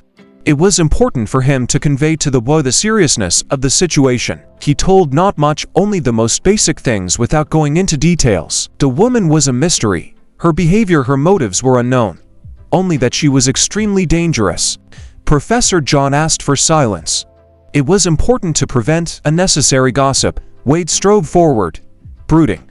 Then suddenly he turned and stood right in front of the professor. He confidently put his palm to his chest and asked to become a personal student, agreed to what the professor had said about him in their first class, confessed his weakness and declared a burning desire to fix it. And once again, he insistently asked to be a student, looking firmly and insistently straight into the professor's eyes. The latter stood opposite him, and his lips parted in a crooked grin. He answered with only one word, but how much meaning was put into it. The medicine at Nesta was top-notch, and after a couple of days, just as lunchtime rolled around, the boys were out of the treatment center. The canteen was full of students eating lunch. Everyone had their own diet and preferences depending on their insect species. The boys preferred the food familiar to all humans, meat with a side dish and scrambled eggs. Des, after his diet at the asylum, he ate a lot of meat, and he was eagerly telling John the story of his strange awakening. Wade was silent as a fish, and John looked at him suspiciously, but she asked nothing. Then their attention shifted to the food stand. A mutual acquaintance of theirs appeared there. Des immediately became agitated and hardened. Her appearance among the mass of students immediately caused an extraordinary amount of excitement. She was a unicorn even among the insect men, because her symbiont was not an insect. Constant research was not easy to tolerate, and now it was a little understandable why she had such a hard, unsettled nature. Wade thought it would be apropos to ask John what her symbiont was to that, cause Des took off in surprise, and John hesitation before answering. It was obvious she wasn't too eager to answer. In fact, she didn't answer either, just declared her affinity for the dragonfly's natural enemy. After that, Wade somehow didn't want to find out any further. That's when Des got up from the table, about to run away, because his longtime girlfriend, who too often ended up in fights, had appeared on the horizon. And this time, he received a friendly greeting in the form of a kick to the body. While Des was picking himself up off the floor, Dorothy sat down in his chair with her feet on the table and gave him the latest news. Wade glanced questioningly at John, and she explained what it was all about, glancing sympathetically at the battered deal. That's what she'd been doing back in the human city when she'd first apprehended Mantis. Wade thought about the fact that at this university, the training seemed to start with the practical part, and theory would be taught that way. By the way, he remembered what the professor had already taught him. Now he would have a lot of practicing to do. John, waving her fork, added some interesting information for everyone present. Dorothy the Scorpion Girl nodded her head in satisfaction at the mention of her name. Des stared glumly at John. He wasn't expecting anything go if Dorothy's name came up first. Wade held his breath, waiting to see who else she would name as part of their team. The last one she named was herself, and he exhaled in relief. The four of them had bonded enough to be happy about this choice by their handler. Besides, he was pleased that his friends were stronger in fights, which meant there was a really good chance to be the best. Wade looked at his team and suddenly felt them all as the closest people to him, almost relatives, at least for the duration of the university. A few days later, the weather suddenly turned bad and it rained continuously. The only thing to do at such a time was to stay indoors. Professor John chose the gym. However, even there he was found. From the doorway came the insistent voice of his assistant. His message was alarming and untimely. It was already evening. What could have happened at this hour? The aide brought the tablet to his eyes and read the latest news from it, which made the professor stare at his aide in disbelief. After all, his most promising team couldn't have been so foolishly set up. A few days ago, when the teams were formed, the professor had given them the simplest assignment just to see how they would work together. Showed them a memorable can of pesticide and told them to find similar ones. Wade felt uneasy at the sight of the spray that had changed his life so dramatically.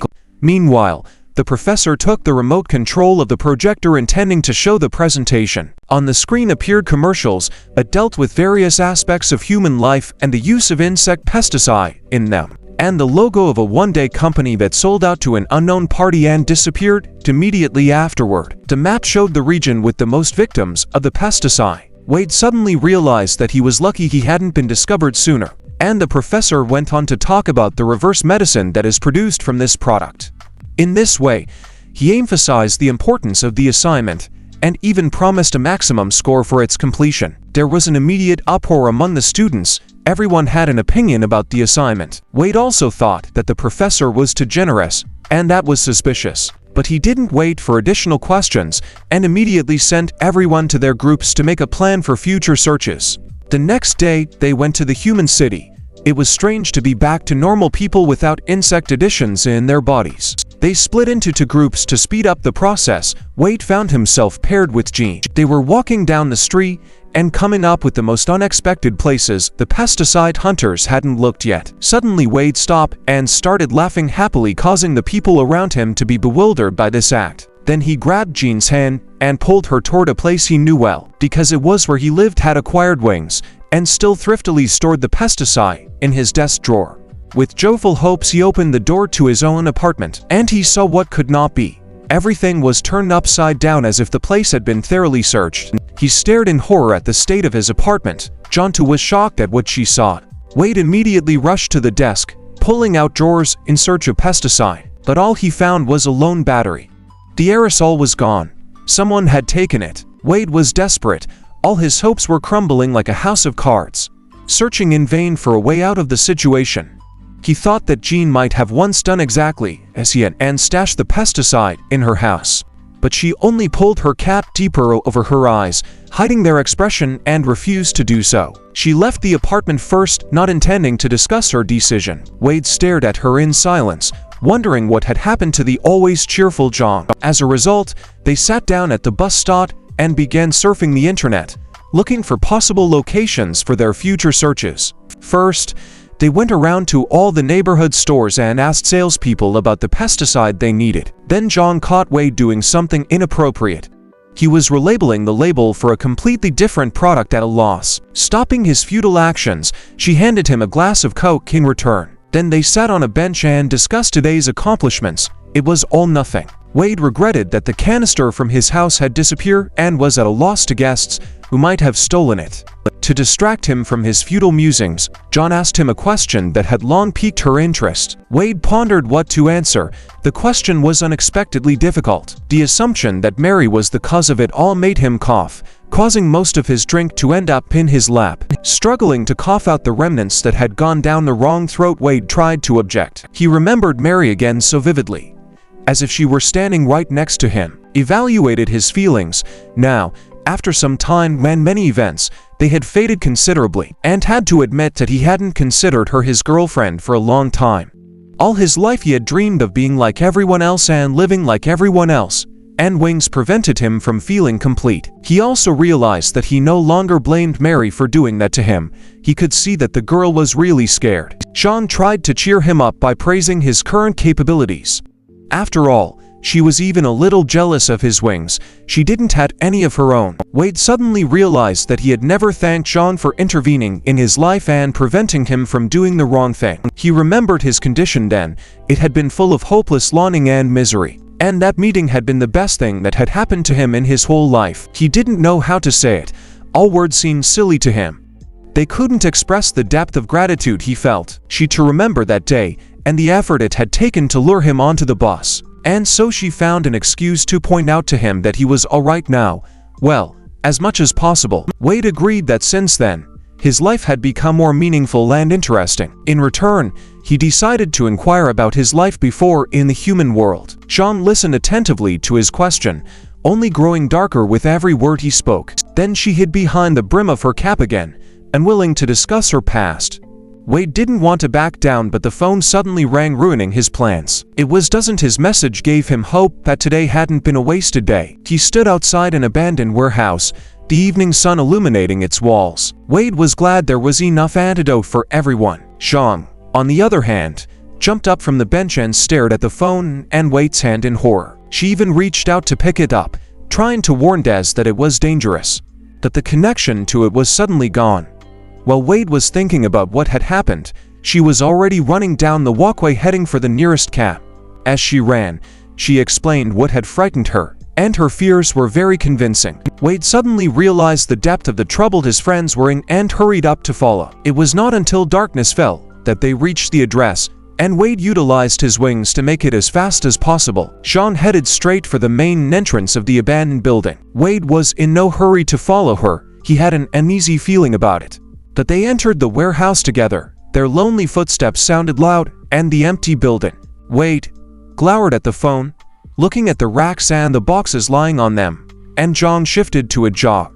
It startled her that their friends were nowhere to be seen. Wade almost fell, catching the toe of his sneaker on a heavy box that was on the ground. The light of a flashlight highlighted its contents, so many cans of the pesticide they'd been looking for. He even picked one up, examining the label. He wanted to believe that they had indeed gotten lucky. Only suddenly, there was a painful shriek and the sound of impact. And John began to fall, pouring blood uncontrollably from her side onto the floor.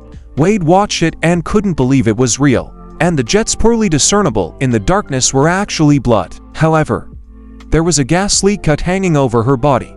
Its clawed, dripping blood from the wound that had inflicted. This cut turned out to be the elongated arm of a guy not seen before, who stepped forward out of the darkness to meet it. Wade shifted his gaze to Jean lying motionless on the floor, and the pool of blood that was spreading around her body, and his eyes darkened with rage. How could you kill a man for nothing? His Jin. He ran full speed toward the killer, raising his arm. As he did so, Wade had been orphaned early on, so he thought he had already suffered his share as a child. When he looked at the portraits of his dead parents and cried with resentment at being abandoned. In his youth, when he was suffering from loneliness and learning to make adult decisions. But even now, his heart was torn by the fact that the girl who had shown him real life was leaving his life, that her body was a broken doll lying on the dirty floor with no signs of life. He realized that his life had changed abruptly again, because all the light in his life was dead. All that was left was revenge, and he took off rushing towards the killer, ready to kill. The one confident of his advantage smirked relaxedly, because his clawed hand was capable of holding his enemy a considerable distance. Only Wade had his own advantage.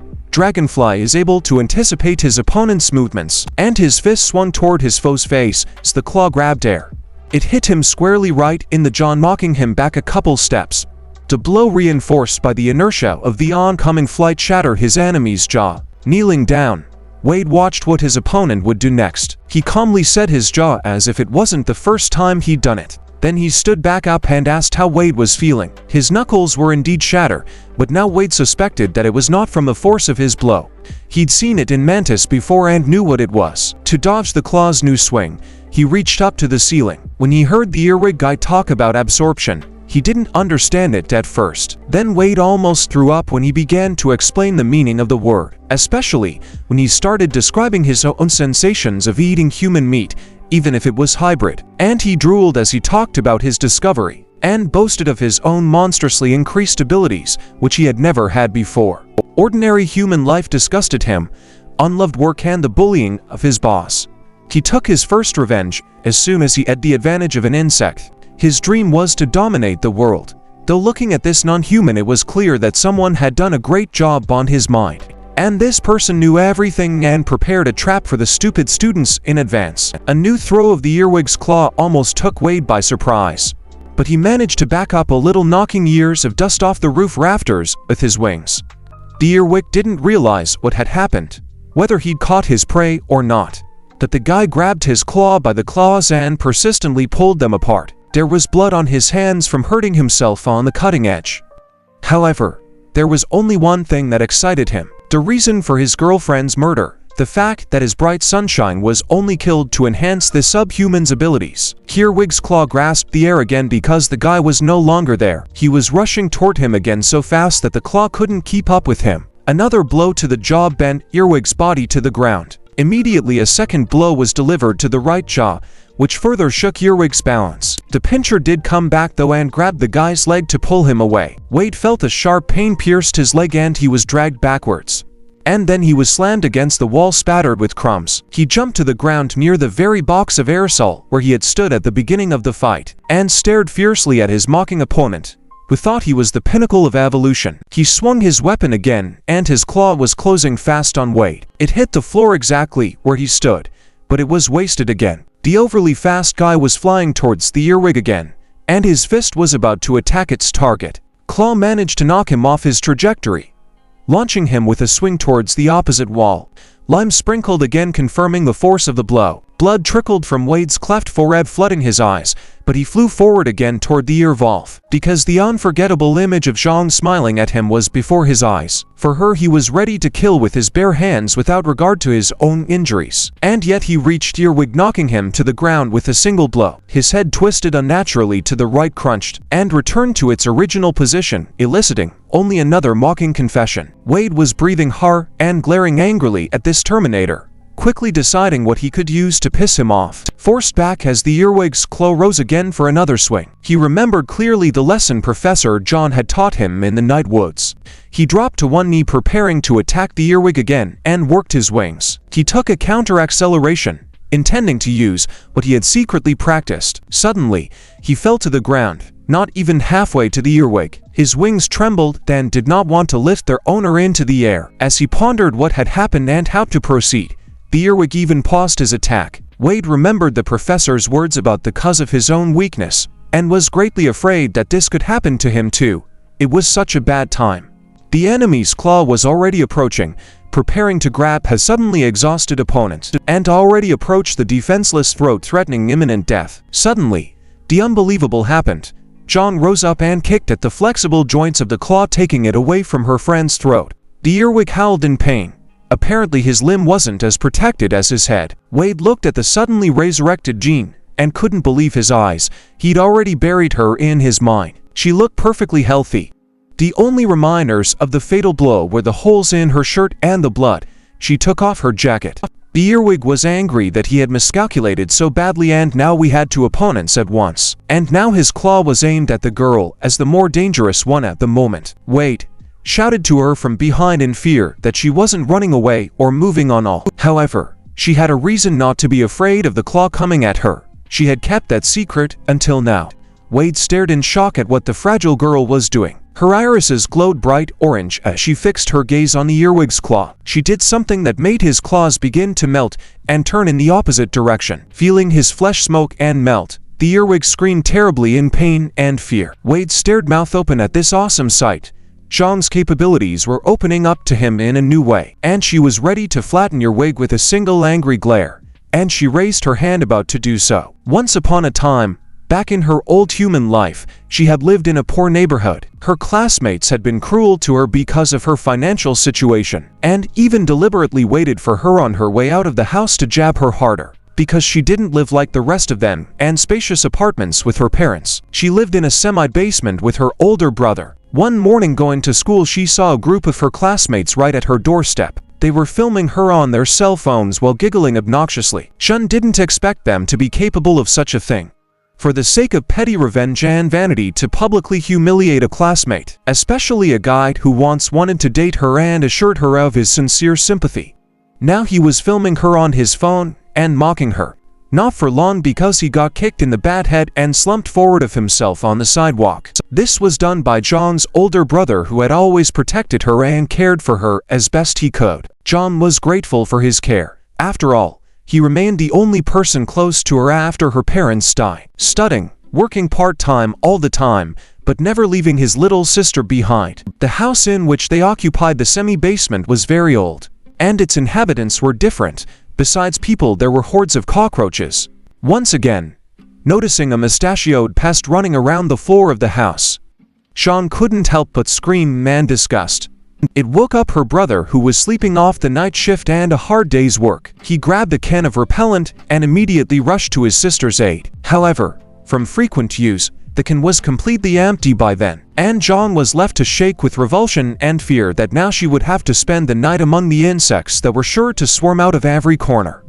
When they found out that the repellent had run out, all night long, there were strange noises coming from the door of their apartment, and even the cats that ran by were afraid. By morning, the apartment was trashed, their belongings strewn across the floor, and the brother and sister slumped against the wall in exhaustion. The brother pulled out his phone to look for something more insect-killing, and came across an advertisement for a new pesticide. Sean doubted the ad was true, but after all, you should be sleeping at night, not chasing annoying cockroaches.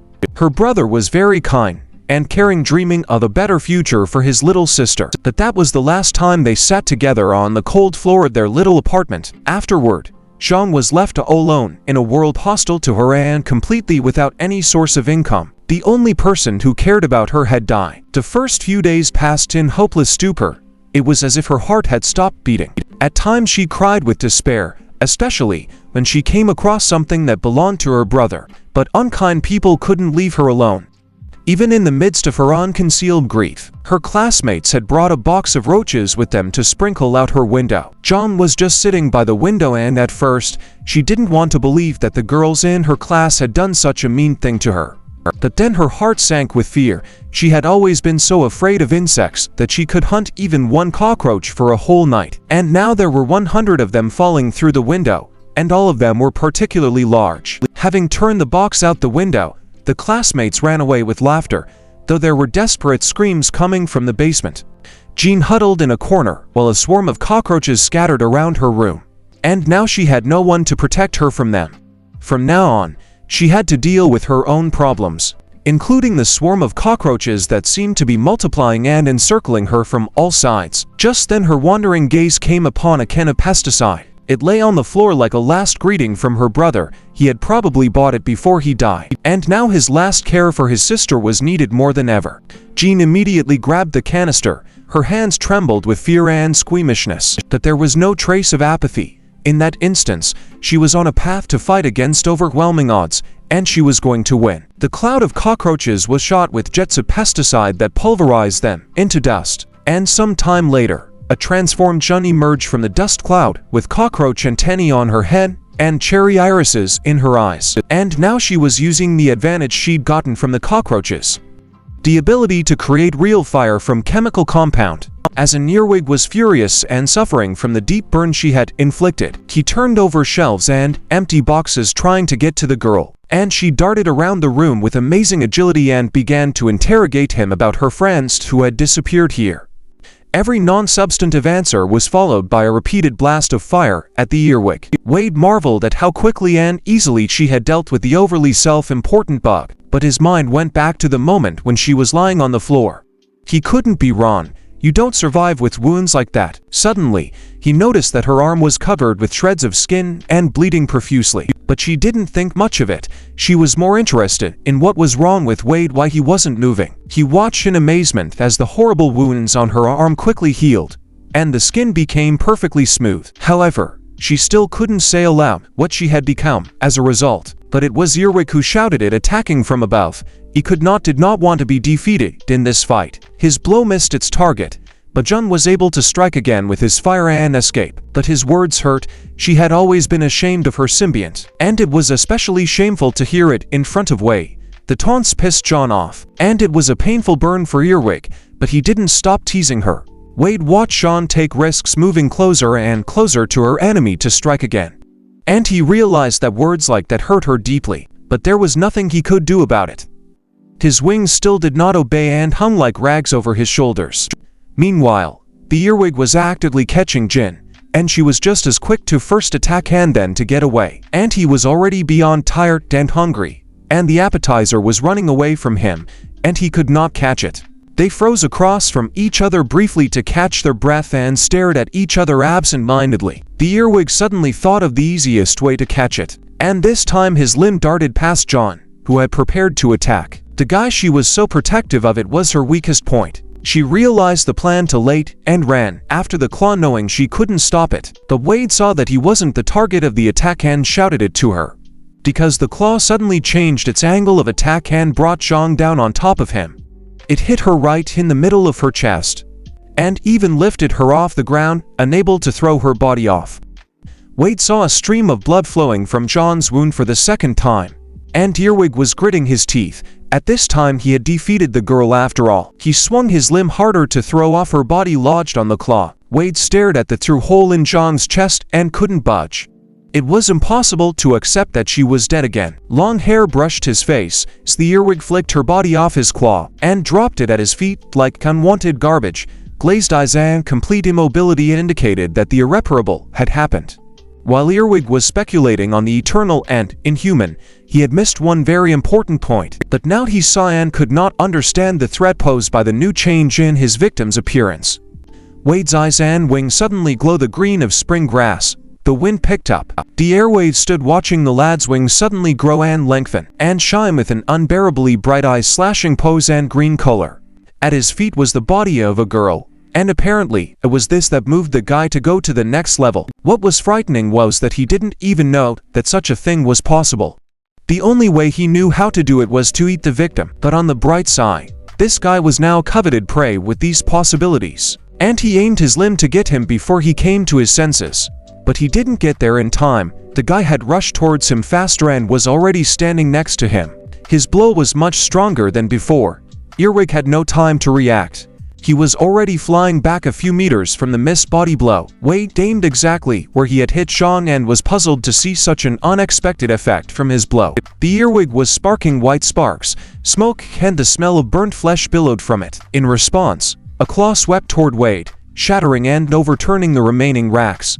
The earwig was sure he'd get the guy, for so far he hadn't been as fast as the girl. Yanked the claw back and couldn't budge it, surprised, because the guy was standing in the same place as before.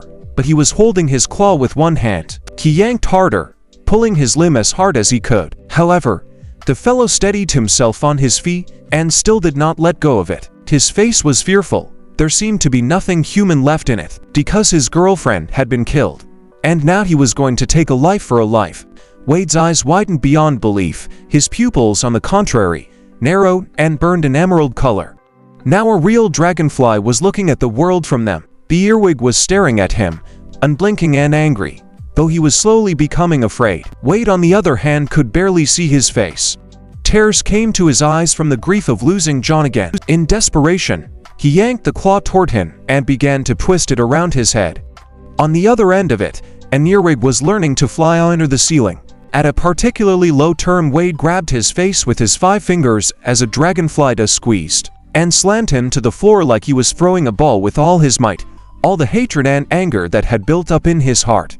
And then he pressed his face to the concrete floor with his hand and pressed until, for the sake of saving his head, he turned his attention to his own claw, which swooped overhead and clawed threateningly. The Wade turned around and suddenly sank his teeth into it, so that dust sprinkled between his teeth.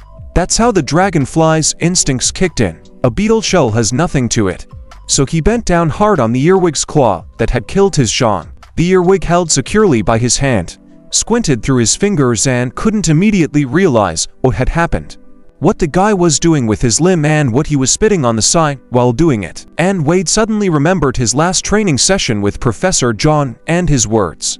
He had explained to him how he could become stronger by turning the insect's advantages into a harmonious complex of dragonfly instincts and human intelligence. To do this, one had to cease to be human, letting in the element of alien instincts, and the body then changed to suit the needs of the new master, became more perfect to accept the new possibilities. Wade could feel it now, the way he was driven by desires that were completely unlike his own, the way his hand gripped the face of his enemy, and his fingers wished to clench to pierce through her with their claws.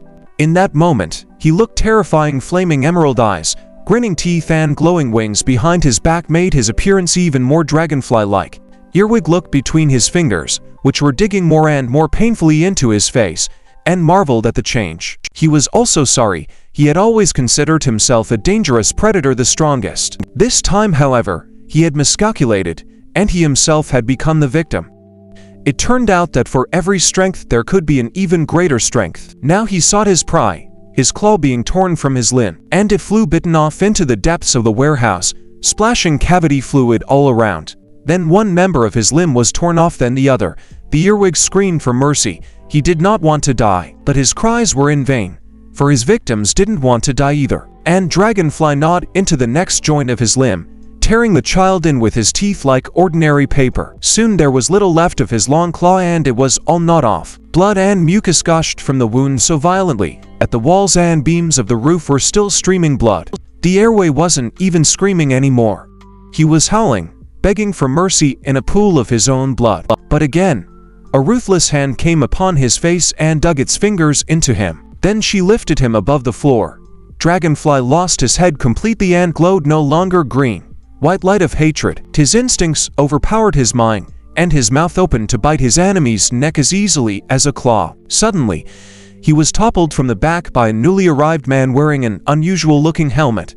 A jelly-like mass appeared in his hand, the amount of which gradually increased. Then it shot out flexible, sticky threads that wove a web. Soon Wade, who was in an unconscious state, was securely twisted. The man looked on and turned contemptuously away from the remains of the earwig. To approach the immovably lying fellow, he was more interested in him, so he lifted his head, gazed into his face to memorize it well. He wanted such a curiosity for his collection.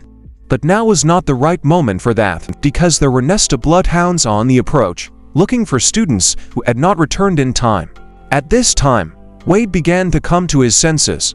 Though his thoughts were as confused as after a heavy hangover, all he saw was a blurry image of a blond man wearing a strange headdress. His eyes closed again from the effort he had made. During this time the blond man had disappeared. As the bloodhounds approached the warehouse, of fine rain began to drizzle, but even so they stopped and did not dare to enter under the roof of the warehouse with such a familiar name. Suddenly, they heard heavy footsteps shuffling on the floor. The commander of the trackers commanded them to get ready. There was no telling what would come out of this suspicious place. However, the student they were looking for appeared from there, and in his arms was the bloody body of a second student. Professor John went out to the main entrance to meet the funeral procession to keep him from getting wet in the rain, and assistant held an umbrella over him. Because he didn't care, when he heard the footsteps he walked quickly towards it, not looking at the fact that the jets of rain immediately soaked his t-shirt, and he saw only two of his students. One of them was dead. He stood there, not knowing what to say at this tragic moment, but the professionals around him were already calling for a medical team. The professor stammered, but still uttered the question that was of interest to everyone here. Wade tried to tell how everything had turned out, though his tongue was still slurring and his thoughts confused. His answer made the professor so angry that he inadvertently broke the stretcher with a blow of his fist, and grabbed the boy by the shoulder, about to shake the information out of him. Wade couldn't justify the accusation, so he kept quiet. He didn't understand how it could have happened that they'd fallen into a trap. A medicine woman, who was rushing to a call, intervened in their difficult conversation. Professor John glanced at her unhappily, for he had never heard an answer. However, the woman found convincing arguments to precipitate his assertiveness. Just then the students came in, who had to be removed immediately so that they wouldn't see what they shouldn't. It was immediately clear that this was not the time or place to talk about such things. A soft but demanding order sounded to Wade, which he hurriedly complied with. The healer pulled out a leather pouch, opened it, and ran her fingers in. to pull out the sparkling pollen and sprinkle it on John's wound. Wade was unusually excited when he saw that she had taken it upon herself to treat the dead Jin. Leaving his question unanswered, the medicine woman took the same pollen off the growth on her head. Glowing mushroom hyphae began to grow rapidly on her arm. Wade knelt in front of Jean's body and stared at the medicine woman in a daze. He didn't understand how this was supposed to help, until the medicine woman's assistant explained that the unique compound of an insect and a parasitic fungus, especially the fungus, which once became an unwilling symbiont of the firefly, and then the medicine woman, able to cure even the worst wounds in the shortest amount of time. Wade watched as, under the influence of the medicine woman's hand, thin strands of mushroom hyphae patched his friend's body. Soon there was no trace of her through wound. It was as if the girl were asleep lying on the ground. It put hope in Wade's soul that things might yet turn out all right. However, the medicine woman could not make him happy, and his smile was gone. Jean's body was soaking in the pouring rain that mourned her early death, and Wade and the medicine woman could not save what could no longer be saved. Wade leaned over Jean and his tears mingled with the raindrops. He still had a ghostly hope that Jean would rise again, as before. Professor John watched in silence at his colleague's actions and the boy's grieving. He too had a lump in his throat. So it was the medicine woman who ordered the body to be sent to the morgue. There was no one else. The orderlies immediately dragged a hastily repaired stretcher to the corpse. But it was not so easy to tear the grieving guy from the girl's body. He waved away any requests addressed to him, and did not let them take the body from his arms. And he held John even more tightly to him, and cry. The day before his brother died, after a night chasing a cockroach, they had one memorable conversation. Jean had complained about everything that was wrong in her life, especially the nasty insects. And her brother brought up an interesting idea that nasty insects become beautiful after they molt. It was new to her to hear her brother compare them to these bugs. He believed that everything would still be fine and even beautiful, if only they waited a little longer. His optimism was good for John's mood. That time it ended in a mock scuffle. Her brother had taught her to appreciate what he had, and then picking herself up off the floor. Reaching out for his sister, he said some unforgettable words that were imprinted in her memory, because they were the only thing that kept her spirits up through the difficult moments of her life. And now, in the cold pouring rain, in the strong embrace of a friend, her fingers trembled slightly and clenched tightly around his wrist. Tears froze in Wade's eyes as he looked down at Jean, and the professor and the medicine woman had to turn around at the boy's desperate cry, because something was happening to the girl that no one expected. The skin was falling off her face, and layers and cracks were running down her body. That's how butterflies are born, destroying their former receptacle from within. They return to the world as winged beauties. Her sight didn't return immediately, but the first person she saw was Wade, who was shedding tears over her. Jean was changing, floating amidst the light burning her skin. The only anchor that brought her back to reality was the guy's hand which she clutched in her palm. She was familiar with that feeling of support and protection from her past life. It was something her older brother had often done. He seemed to be the one bending over her, like when he'd first nailed a cockroach with a roll of toilet paper. And then he grabbed her hand to hold her close and comfort her. Her vision gained clarity and her brother's face transformed into that of her close friend. What else would you call a man who avenged your death without sparing his life? Jean was bitter to see how haggard his face had become in such a short time, and the tears in his eyes. But he didn't let her say anything. He hugged her, pulling her as hard as he could against him. Now joyful tears of relief were pouring from his eyes. His miracle had come true and Jean had come to life. To the embracing couple already ran all present, especially hurried medicine woman. The guys were immediately taken to the medical center for treatment and comprehensive examination. Wade had also suffered a lot that night, and he was extremely surprised when the door of the room opened in the morning, because in walked Des and Dorothy, totally healthy and wondering how this could have happened. After all, they were really there. They were supposed to have missed each other, because while Des and Dorothy were looking through the neighboring warehouse for pesticide, they heard an incessant rumble so loud it shook the building. Wade was glad to hear that his friends had only gotten bumps when the racks collapsed on them, and contemplated contentedly those whose fate he dreaded even to think of after not finding them in the warehouse. While Dorothy plopped down on a neighboring bed to rest, Des recounted the latest news. However, there was something incomprehensible about the case. A warehouse that turned out to be a well-prepared trap. How would they found it? Des scratched the back of his head, recalling the man who had tipped him off about the warehouse. He described his hair, his clothes, his demeanor, and it seemed vaguely familiar to Wade, especially the earring in his ear, an original piece of jewelry with a spider and a web. Meanwhile, far away from Nesto, two people met in a secret laboratory: Spider-Man and a scientist in a white coat. The spider still had the mysterious helmet on his head. If you looked closely, it looked like a huge drop of water, which fluctuated with every movement. Next, they walked through the laboratory deep into the building, and Spider told the man about the last events of the day. When the time came, the water bubble around his head suddenly burst and Spider fairly sucked in fresh air with his nose. His interlocutor barely had time to cover himself with a folder and handed him a dry towel. Spider, wiping himself from the water, confirmed his subordinate's hunch: he was indeed plotting a new experiment. While the faithful dog lacquered the remnants of water from the floor, the spider began to plan a new operation. And he was very upset when he learned that Wasp had already managed to kill one of the executors. Wade and Des were walking down the corridors of Nesto, talking about all sorts of things important and not so important. And they didn't suspect that they were being watched closely by an ill-wisher. And Spider was already medley weaving his net, planning to catch a very interesting person in it. Nesto University was brightly lit by the rays of the midday sun, and so it was terribly hot in the auditorium. Wade wasn't suffering from the heat.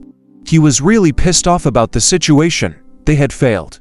Now Professor John was standing in front of the lectern, reciting the results of his search, and there was no telling what punishment he had in store for them. His classmates screamed about the unfairness of the assignment, and Wade even covered his mouth so he wouldn't say anything and get crushed. John was silent as well. The professor didn't get angry, only furrowed his eyebrows sternly. And he didn't even blame the negligent students, much to the surprise of them all. He took the projector remote in his hand again, about to show them a new presentation. This time a chart of the pesticide findings from previous years, and those findings were getting smaller every year. He looked away, about to inform the students of one unpleasant thing: that Nest wasn't the only organization collecting insect people. One video appeared to capture a camouflaged man with a can of pesticide behind his belt. He approached a couple of young boys from behind and held a plastic box containing some rare insect in front of him. The next frame held a picture of Dorothy as the victim of a similar experiment. Des leaned back in his chair, stunned. He had never considered his friend's problem from this angle. Dorothy had her head down on the tabletop and was playing irritably with her hair. She was uncomfortable with such attention. The professor leaned his hands on the pulpit so that every student would get what he was about to tell, about a death trap designed specifically for the students of their university. He looked them over with a steady gaze, watching for each one's reaction to his words. Because next he announced a new assignment, which was now becoming very dangerous. After all, no one could know what move the enemy would make next. The especially fearful were given the opportunity to voluntarily drop out of the course. The professor did not hide the level of danger so that everyone would make a decision with open eyes. He even reminded them of how John had almost died in a set-up trap in the warehouse, and of the other two students who had been killed by the enemy more recently. Wei and Jun sat next to each other and were suppressed, oddly silent. Strange things were happening at the university. In the end, the professor promised everyone an encounter with death. He waited for each of his students to answer. Dorothy wondered. Des pounded his fist desperately on the tabletop, drawing the attention of everyone present. The other students were experiencing the news in their own ways. Two of them chatted. One was unbearably bored. The third was staring gloomily at the floor. The two girlfriends were definitely scared and looked at each other with frightened eyes. At that moment, Wade suddenly rose from his seat. He had something to say, but first to ask. The professor expected a question from anyone but someone who had already won the battle with the enemy, so he was weary. Wade raised his hand like he did in school and asked about the thing that bothered him most: the rankings. There was silence in the audience. How could anyone think about grades in a situation like this? Even the professor folded his arms across his chest in a defensive gesture, but he had to promise that the risk would be taken into account when grading. Sean looked at Wade wide-eyed with surprise. She hadn't even realized he was such a careerist.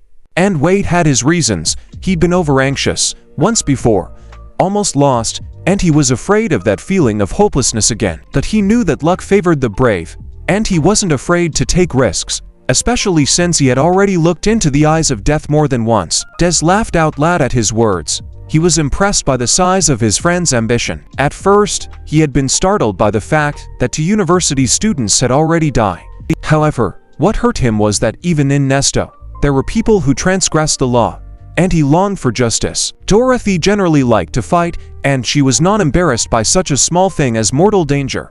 She even envied her friends who were in trouble. Her friends also cheered up. The braver one decided for both of them that they should not give up at the first threat. The others didn't see the difference. The threat existed for all the students.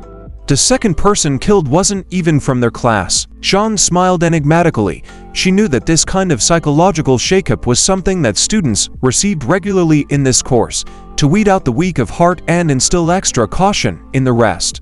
Professor John stood in front of his audience of students, listening to their answers, and shifted his gaze from one phase to another, trying to understand their motivation. All were determined to continue their studies, despite the threat of death, so everyone passed the first little test. But before he left the auditorium, he turned to the headman with a cryptic question, the gist of which was revealed on a brightly colored banner above the dining hall doors. Wade was used to formal celebrations, and so what was going on in the hall made him a little uneasy. Everyone was doing what they wanted to do without regard for the rules of table behavior, or the culture of socializing at respectable events. He asked John if formal gatherings at Nesta always felt like a raucous party, but he didn't get a normal answer, because John was thinking about something else entirely at the time. She wanted to talk about his attitude toward her, but she didn't know how to start. She was about to talk to Wade about the night she had died, but he was distracted again. Des was begging for help and protection from his crazy girlfriend who had decided to play horseplay. It was enough for John only to glance grudgingly in Dorothy's direction, and she immediately jumped off Des's shoulders and went off to do more naughty things. For example, now she had decided to get drunk and banging her fists on the table demanding more drinks. Des slumped back in his chair exhausted. Wade handed him a can of beer to refresh himself. He wondered why his friend was putting up with this attitude from his girlfriend. Des looked at him angrily, but he deigned to answer, taking a sip of his drink. He recognized that it was his way of supporting Dorothy. Too young for adult problems, she'd gotten an ugly scorpion's tail and was going through a lot shutdown. Wade realized that Des thought Dorothy's problem was her inability to make friends with people. But now the opposite was happening before his eyes. A strange guy walked up to Dorothy and pulled a can of beer toward her like a good acquaintance. Dorothy raised her head and looked at the guy, then at the can of beer in his hand. Then she looked back at her friends, who were sitting at another table, watching her but not rushing to intervene. And suddenly she felt so bad. They were all out there having fun together, and she was here alone and nobody wanted her. So she took the offered jar. She took the unexpected suitor under her arm, and wagging her tail defiantly led him to the exit from the hall. The boys looked at them dumbfounded. Had mean Dorothy found a beaufriend? Des's words about Dorothy's inability to socialize were immediately called into question, but he didn't understand what had happened to his girlfriend. It was unclear why, but the girl's behavior hurt him deeply. As he chewed fiercely on a piece of chalk, Wade laughed at him, until he caught a glimpse of the fake boyfriend and profile. When he looked back to see if anyone was following them, Wade didn't like the look in his eyes, very hard and not the least bit drunk. Dorothy was already out and he watched the door open, his concern for her rising in his soul. The cell tower and Nesta was working smoothly. Calls were untraceable, so the kidnapper was calm, sending an urgent message for them to be picked up. The most difficult thing, stealing a valuable experiment from under the enemy's nose, he did easily and simply. The guy walked over, crouched down in front of the girl bound in her own web, and reached out his hand to pick her up and carry her to a safer place. Only his hand was suddenly intercepted and squeezed, pulling her aside by the other man's hand. Still, Wade decided to follow his friend and the young man he didn't know. And seeing her tied up became terribly embittered, so we grabbed her arm and took a closer look at the kidnapper's face, trying to see what he was hiding under the hood.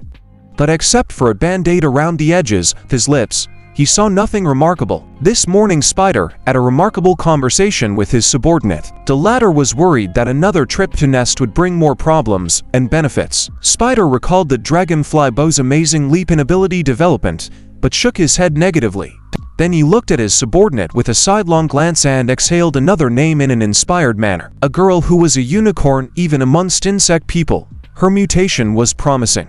If sorted out properly, it was possible to create someone bigger. The party was in full swing, so no one noticed the disappearance of several people. Wade had only come out because he was worried about Dorothy and hadn't expected to see her tied up and unconscious. Now he was standing in front of the kidnapper and wanted to figure out what exactly was going on here. At the most obvious suggestion, the guy suddenly became angry and yanked his hand out of his grasp.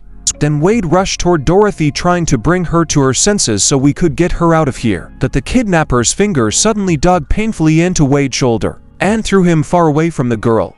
With the swing of his hand, a cloud of black feathers rose into the air. Wade hadn't figured out the situation yet, but he was beginning to suspect something, especially when a small black feather fell on his hand. It left a deep cut that bled, and there were many more of those feathers swirling around. Shrieking in sharp pain, Wade instinctively clutched the wound, causing the guy to fake sympathy, who had deliberately created a large kill zone with his advantage gained from the tarantula, so that he could get Dorothy from nest into his lab without any trouble. Wade, clutching his bleeding wound, listened to his revelations, and realized that he was facing an enemy who had come to nest to kidnap Dorothy. The man suddenly looked at him sharply, an unkind look, as if he were making a difficult decision, and suddenly he lunged at Wade, taking on the features of his symbiont. As he went, its eyes glowed violet, and its sternum somehow began to resemble the round belly of a spider. Watching the fingers clenching for a punch, Wade remembered what he could do. Then in the warehouse, he'd seen the limits of both his weakness and his strength, and had been able to raise his level to unreachable heights. And he immediately launched upwards, not waiting to be hit by the undoubtedly poisonous spider. So Taran no missed, and the poison bristles did not help him. They were blown away by the wind from his wings. Wade was looking up at him and figuring out how to get Dorothy, and Taran knew exactly what it would take to subdue recalcitrant bow. His warning didn't look scary, but there was an angry pulse in his pupils. He suddenly bent at the waist, arching his back, from which black bristle feathers began to shoot out. His symbiont had an upgrade to fire its own venomous bristles at the enemy. Wade only had time to shield his hands from the cloud of bristles flying at his face. New cuts immediately appeared on his forearms. He peered through the gap between his hands, waiting for the attack to end, but the stream of bristles kept coming. Though it was getting hard enough to stay in the air, soon he had to sink to the ground. The poison had done its work and his wings refused to obey. Wade thought the smartest thing to do was to call for help. The Terrible grabbed him by the scruff of the neck before he could escape from the clearing. Now we had only one choice: either kill the guy or take him with him. Chang continued to sit at the communal table and wait for Wade to return. She was sad that she never got to ask him the most important question. While she was drinking alone, Des came up behind her unheard. Therefore, John was greatly frightened by both his question and his appearance. He was drunk out of his mind. He was alarmed that Dorothy had been missing him for nearly an hour. She disappeared. John was alarmed too. She hadn't been tracking Dorothy on purpose. She was concerned about other things. But how could she forget the epic lesson she taught Des, who still treated her like a little girl? That was the last time she'd seen her. At that time, Wade broke free from Taran Rule's grasp by flapping his wings. He even managed to fly a little farther away, keeping his eyes on her. But Taran Rule was quick to catch up with him, so there would be no escape that way. With a sharp turn, Wade flew in the other direction. This time Taran Rule was in no hurry, because the woe was already flying full speed into the cloud of his stubble. Wade dropped down beside the unconscious Dorothy. If calling for help didn't work, he was going to protect her.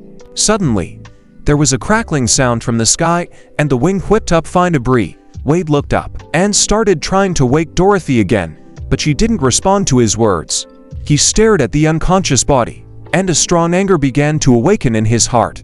Only she could be so foolish as to let the whole group down. From above, the powerful searchlights of the helicopter that had flown in illuminated the clearing.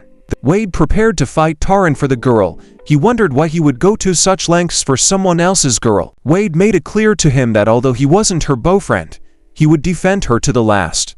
Wade realized the consequences if one member of their group disappeared, so he scattered, flapping his wings with all his might and taking off into the air. Taran looked up to see what else this strange guy would do that didn't value his life. He accelerated and used his own set of dragonfly skills. His eyes and wings glowed emerald. Wade did his best to follow Professor John's instructions exactly, especially since he'd already done it at the warehouse trap, and his bloody fist struck Taran on the elbow of the hand he had set up. It was enough, however, to send him flying upward by inertia and then falling in the distance. Wade was glad it had been so easy.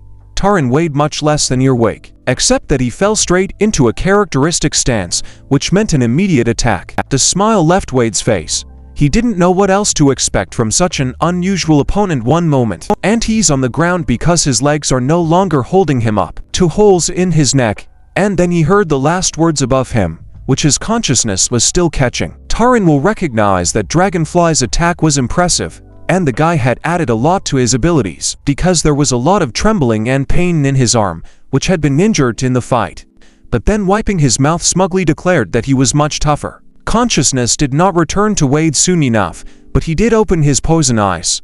He didn't realize where he was at first, because the bed was real, and he was naked in it. Only the ceilings and walls, though dark, looked unfamiliar. He turned his head sideways with difficulty to get a better look. Suddenly, a thin girl's hand fell on his chest, and a familiar face pressed against his shoulder. Wade felt sick at the thought of what might have happened here. He couldn't remember anything at all. Dorothy's eyes opened weakly. Consciousness returned to her slowly, and then they stared at each other in incomprehension as to how it could have happened that they had woken up in the same bed. Within seconds, Wade's cheek was already swelling, and he, thrown off the bed by a good leg kick to the chest, tried to justify himself. They were in a locked, abandoned room. Everything around them was old except the bed.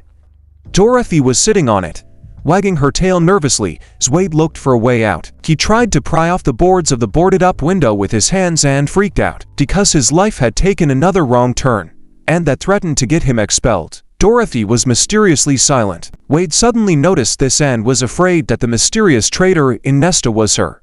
Dorothy bit her lip nervously and was angry at the incomprehensible situation.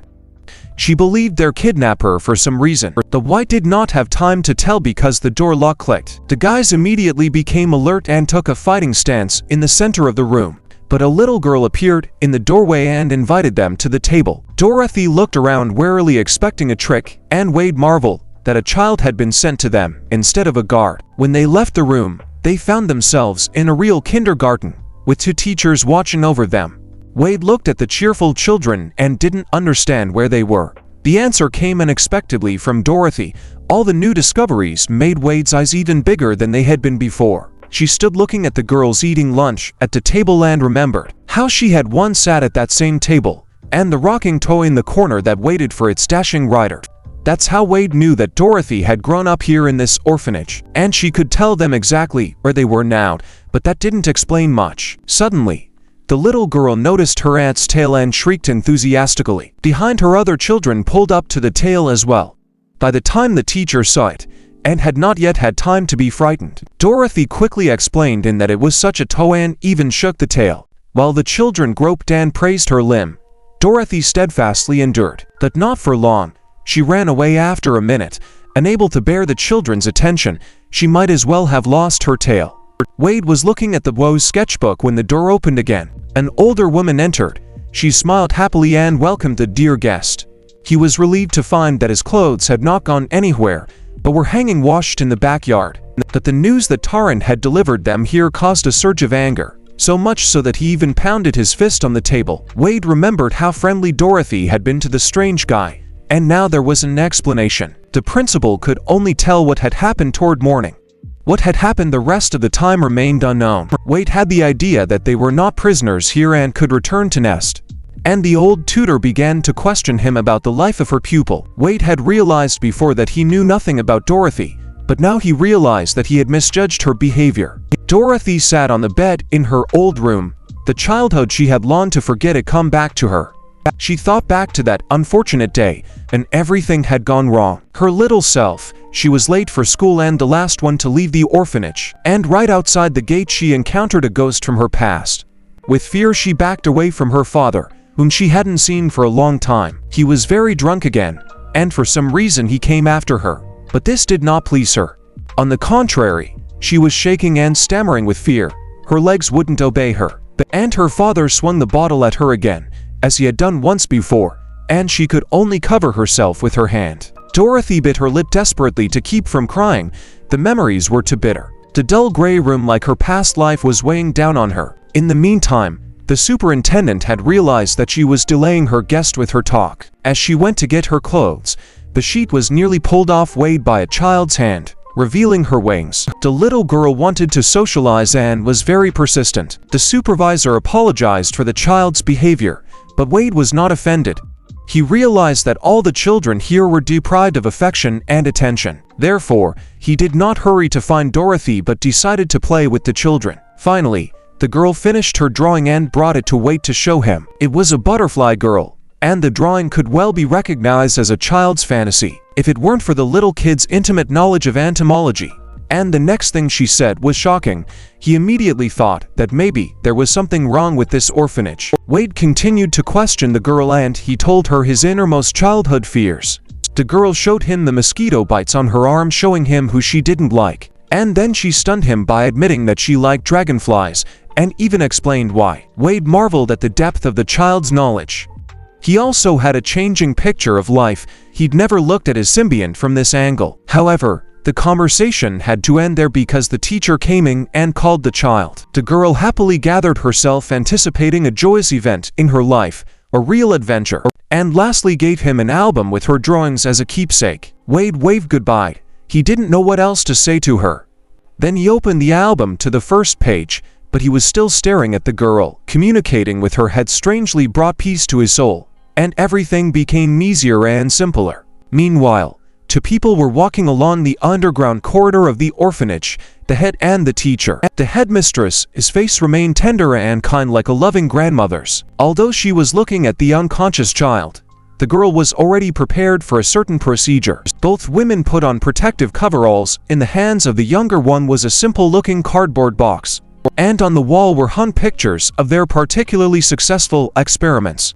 A particularly disgusting millipede emerged from the box, but it wasn't an insect. The experiments continued. A gloved hand picked up a familiar can of pesticide from the table. That's how they met the millipede, the pesticide, and the unfortunate child who was about to be sacrificed by cruel adults to someone else's ambitions. But then suddenly, there was a knock on the door. The women turned at the sound. The head of their uninvited guest suddenly poked through the crack, and he wanted to ask them something in a friendly manner. The door was immediately slammed shut before he could see the uninvited. A little later, the superintendent looked out panting and crabby to ask what he wanted. The guy had snuck in where no one expected to see him, the secret underground level. Yet here he was demanding attention quite insistently. Moreover, he knew exactly where he had come to and why, because he was extremely calm. Even when he kicked at the door, knocking it open and throwing the superintendent into the depths of the room. While the younger girl ran to the older one's aid, he entered the operating room. He made it in time because a little girl handed him her sketchbook, and there was a moment of great joy for the caretaker, and it was connected with quite recognizable even in a child's drawing cans of pesticide. Then he remembered what the superintendent had said about Dorothy's tale.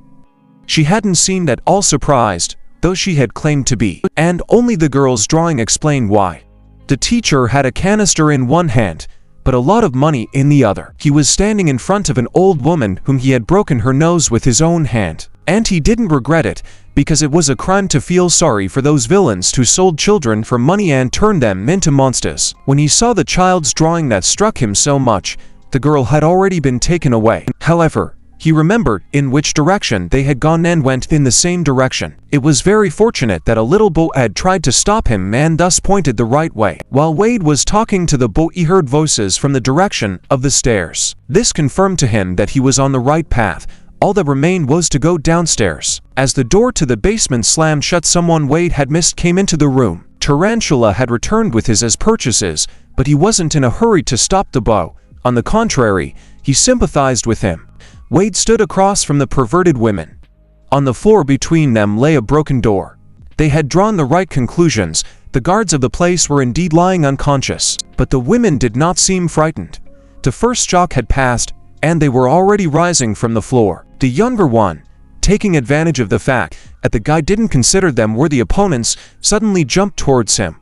Sharp needles of claws popped out of her fingers. However, Wade had time to react, and she didn't manage to hurt him. She flew off into the corner from a strong pouch, while the younger one lay there, unable to even breathe from falling to the ground. The older one stared at the boy, wondering how she could get him. Meanwhile, Wade saw the revealing pictures on the wall. Among the other kids was Dorothy. Wade couldn't understand why condemning children to loneliness and suffering for he remembered well what it was like to be a monster among ordinary people. His anger was so boundless that he flew to the older woman to shake the truth out of her. But from the woman's mouth came a long tongue sharp as a pike and pierced his shoulder. Clasping the wound with his hand, he looked at her and realized the rediscovered circumstances. As the woman wiped his face and licked up his blood, he realized he was dealing with a genetically altered mutant like himself. Then he rushed to the doorway intending to call for help.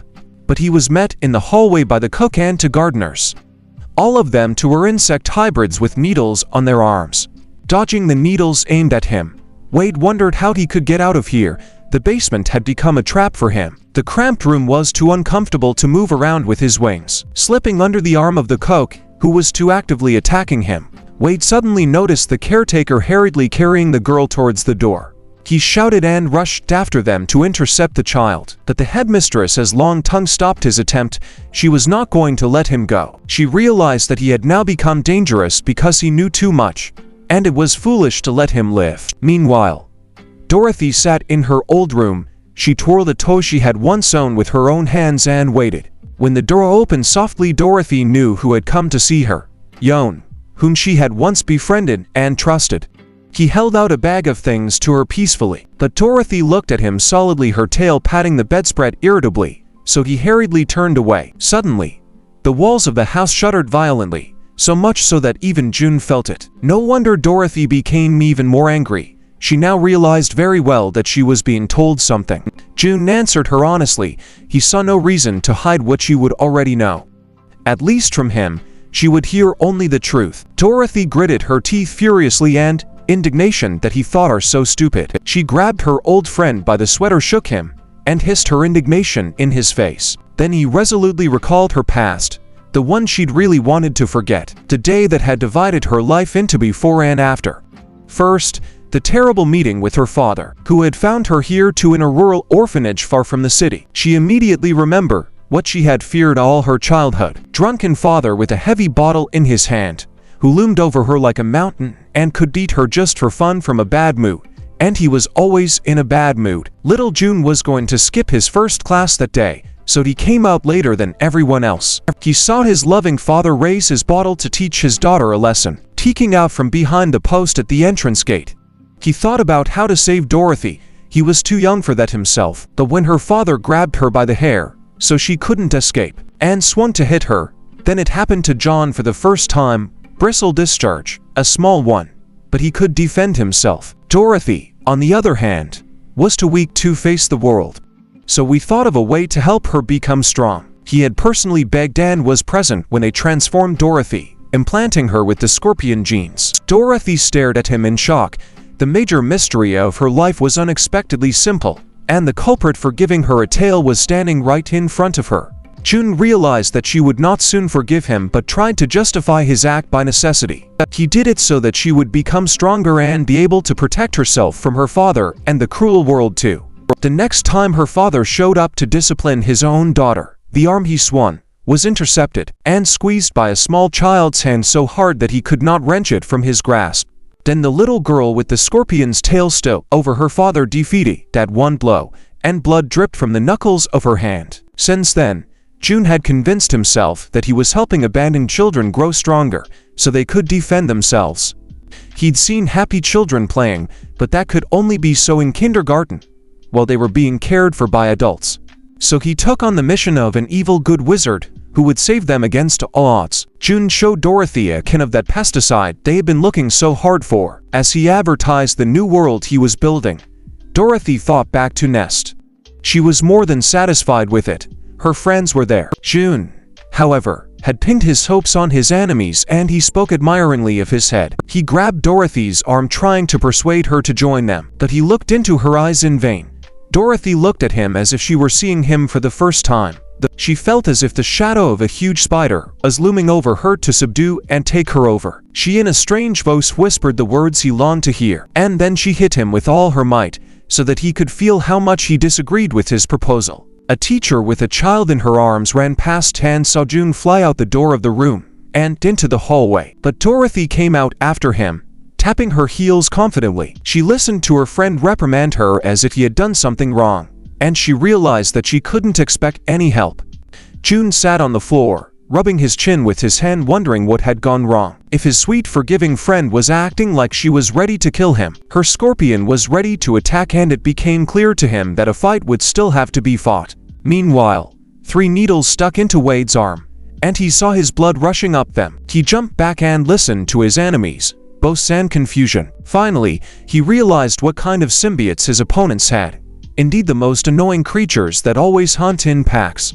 Now they were blocking his path to the door and taunting him, certain that he could not defeat an entire pack. The superintendent stroked her long tongue and assured him that the girl was beyond saving. And Wade suddenly remembered his recent conversation about mosquitoes. The girl had said a wonderful thing. She had hoped that a dragonfly would save her from the mosquitoes, and though she had been carried away, it was still possible to do so. She called the dragonfly heroic because the dragonfly was their natural enemy. And even now, with the whole crowd blocking his exit and convincing themselves what dangerous creatures they were, he could still see in the superintendent's eyes the instinctive fear of a stronger opponent. Wade called to his dragonfly, listened to its instincts, and their consciousness is immediately merged.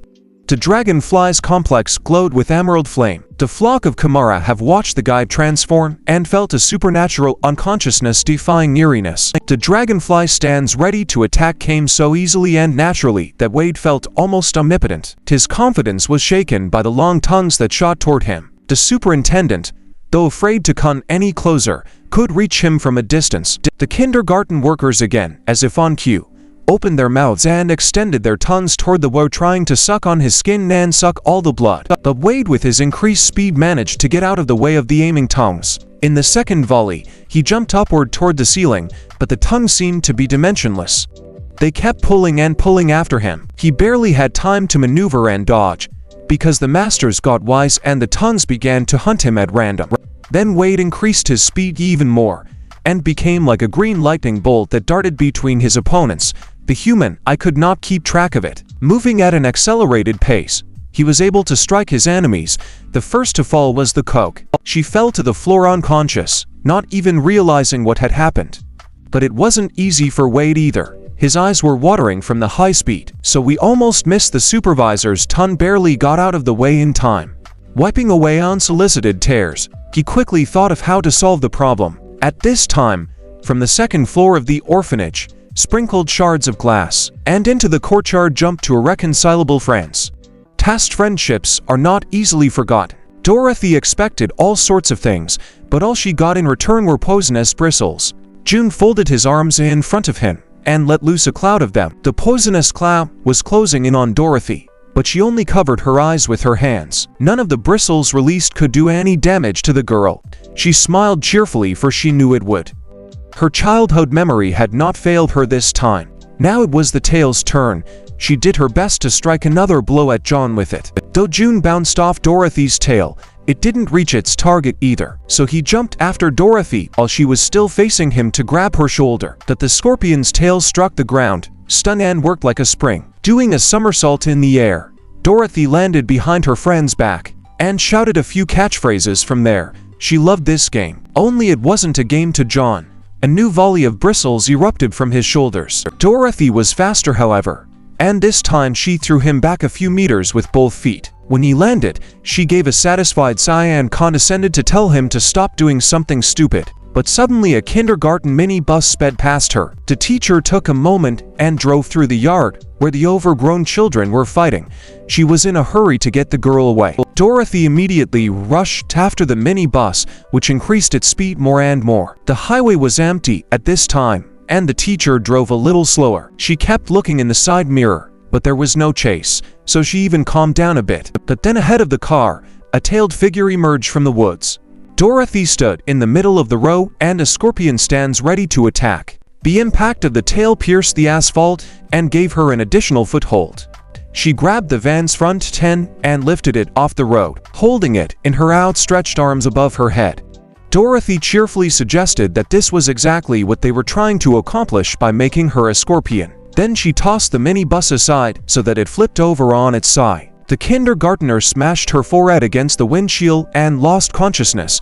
The girl was still relaxed asleep and uninjured. At this time, Dorothy was caught up by her friend. June couldn't afford not to complete the task. As she turned to him, he returned a punch to her jaw, leaping up to the girl to complete a series of punches June thought to end there. But Dorothy counterattacked with a leg kick to the head. She had trained too well with Des and was ready for the unexpected, and now John had to defend himself against her swift attack. Especially, and with a swish of her tail, she kicked out an asphalt crumb that shot painfully at him. June calmly agreed with Dorothy that he would not be able to deal with her by his previous methods, so she slowed down to see what other surprises her friend had in store, and he began to remove the bits of band-aid that were always on his cheeks. She had never seen his face without that adornment. One by one they fell to the ground, unnecessary now that he had decided to reveal his secret. Across his cheeks were humans dimpled, his venomous fangs extended. His threat looked very different now. He was completely out of his mind in self-defense. Dorothy looked at him and didn't understand how she hadn't noticed it before. She had previously thought that Tarantula was his only symbiont, but its fangs belonged to the fastest and most aggressive snake in the world. And June didn't hesitate. Leap. And now his fangs were piercing the neck of his childhood friend, injecting his venom into her. He was an experimental confirmation that two symbionts could live in a human being at once, both of them not insects. Dorothy was doomed because she couldn't know that, but she still trusted her friend. For good reason. The last words she heard were that it wasn't fatal to her. As her body slumped to the ground, June pondered what to do first. First, he jumped onto the wrecked minibus to see what happened to the passengers. The girl was still asleep, but quiet mumbling indicated that she would come to her senses soon. He reached out with his hand to get her body outside through the window. After all, the head's task must be accomplished. It was as if the girl had been waiting for this moment, for she opened her eyes. All she saw was green lightning. Wade got there just in time and threw John away from the van on the fly. He could only get to his feet a few feet away from the van. He stared angrily at the guy he'd fought yesterday. He was in his way again. Wade got down on one knee. Dragonfly stance plus a chance to catch his breath after a fast race. Behind him were the defeated Kumars, who couldn't resist his new speed. But this enemy who had already defeated him once was far more dangerous. Except that behind Wade's back was a little girl who needed to be protected from a terrible fate. She watched them through the windshield, not daring to move in the seatbelts holding her. It was only recently that Wade had punished her bloodthirsty caretakers, when the superintendent's tongue almost got him, because his eyes were watering at high speed, and he couldn't see much. He flew into a rack against the wall. The wing caught on a cabinet. He looked to see what was there, and saw the plastic goggles that protect your eyes on dusty jobs. Now, Wade was counting on those goggles to help him deal with the tarantula, because now he could get up to his real speed. The one didn't wait, but immediately emitted stinging bristles. Wade had to learn to resist them. He looked at the enemy and figured out how to deal with him. First, he flew higher though the stinging bristles had gotten him there, but now he could anticipate their trajectory. And since the goggles were covering his eyes, he could dodge them. He missed a few though and it hurt. That tarantula below continued to throw out its bristles. After all, it had been enough last time.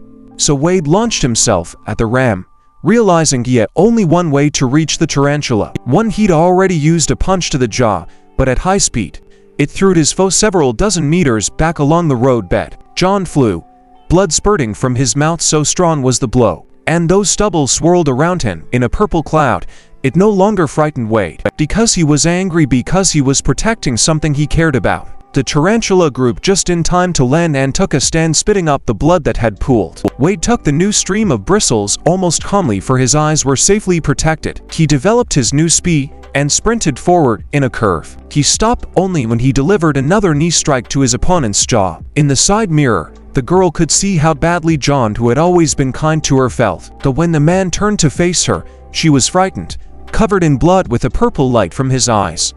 And the scariest of all were the fangs from his cheeks that he never showed. Now, Wade was being attacked by a black mamba he had never seen until now and couldn't know her capabilities. When her fangs were quite close to his throat, Wade had already anticipated their trajectory, so he fell on his back, pushing his foot into his opponent's chest, and thus returning him to his previous state of flying backwards for a long distance. Wade's heart was pounding frantically, though. Seeing fangs within a centimeter of his neck would not leave anyone indifferent. Even though his opponent bent the roadblock with his back, he was back on his feet. John was determined to finish this thing the way the chapter needed him to, because he too had once been weak, and peeked at the cruel adults through the crack of a door. They always ran out of money. The single mom didn't have time to earn enough to pay back what she owed. The next time the debt collectors came, she'd lay at their feet to beg for another payoff.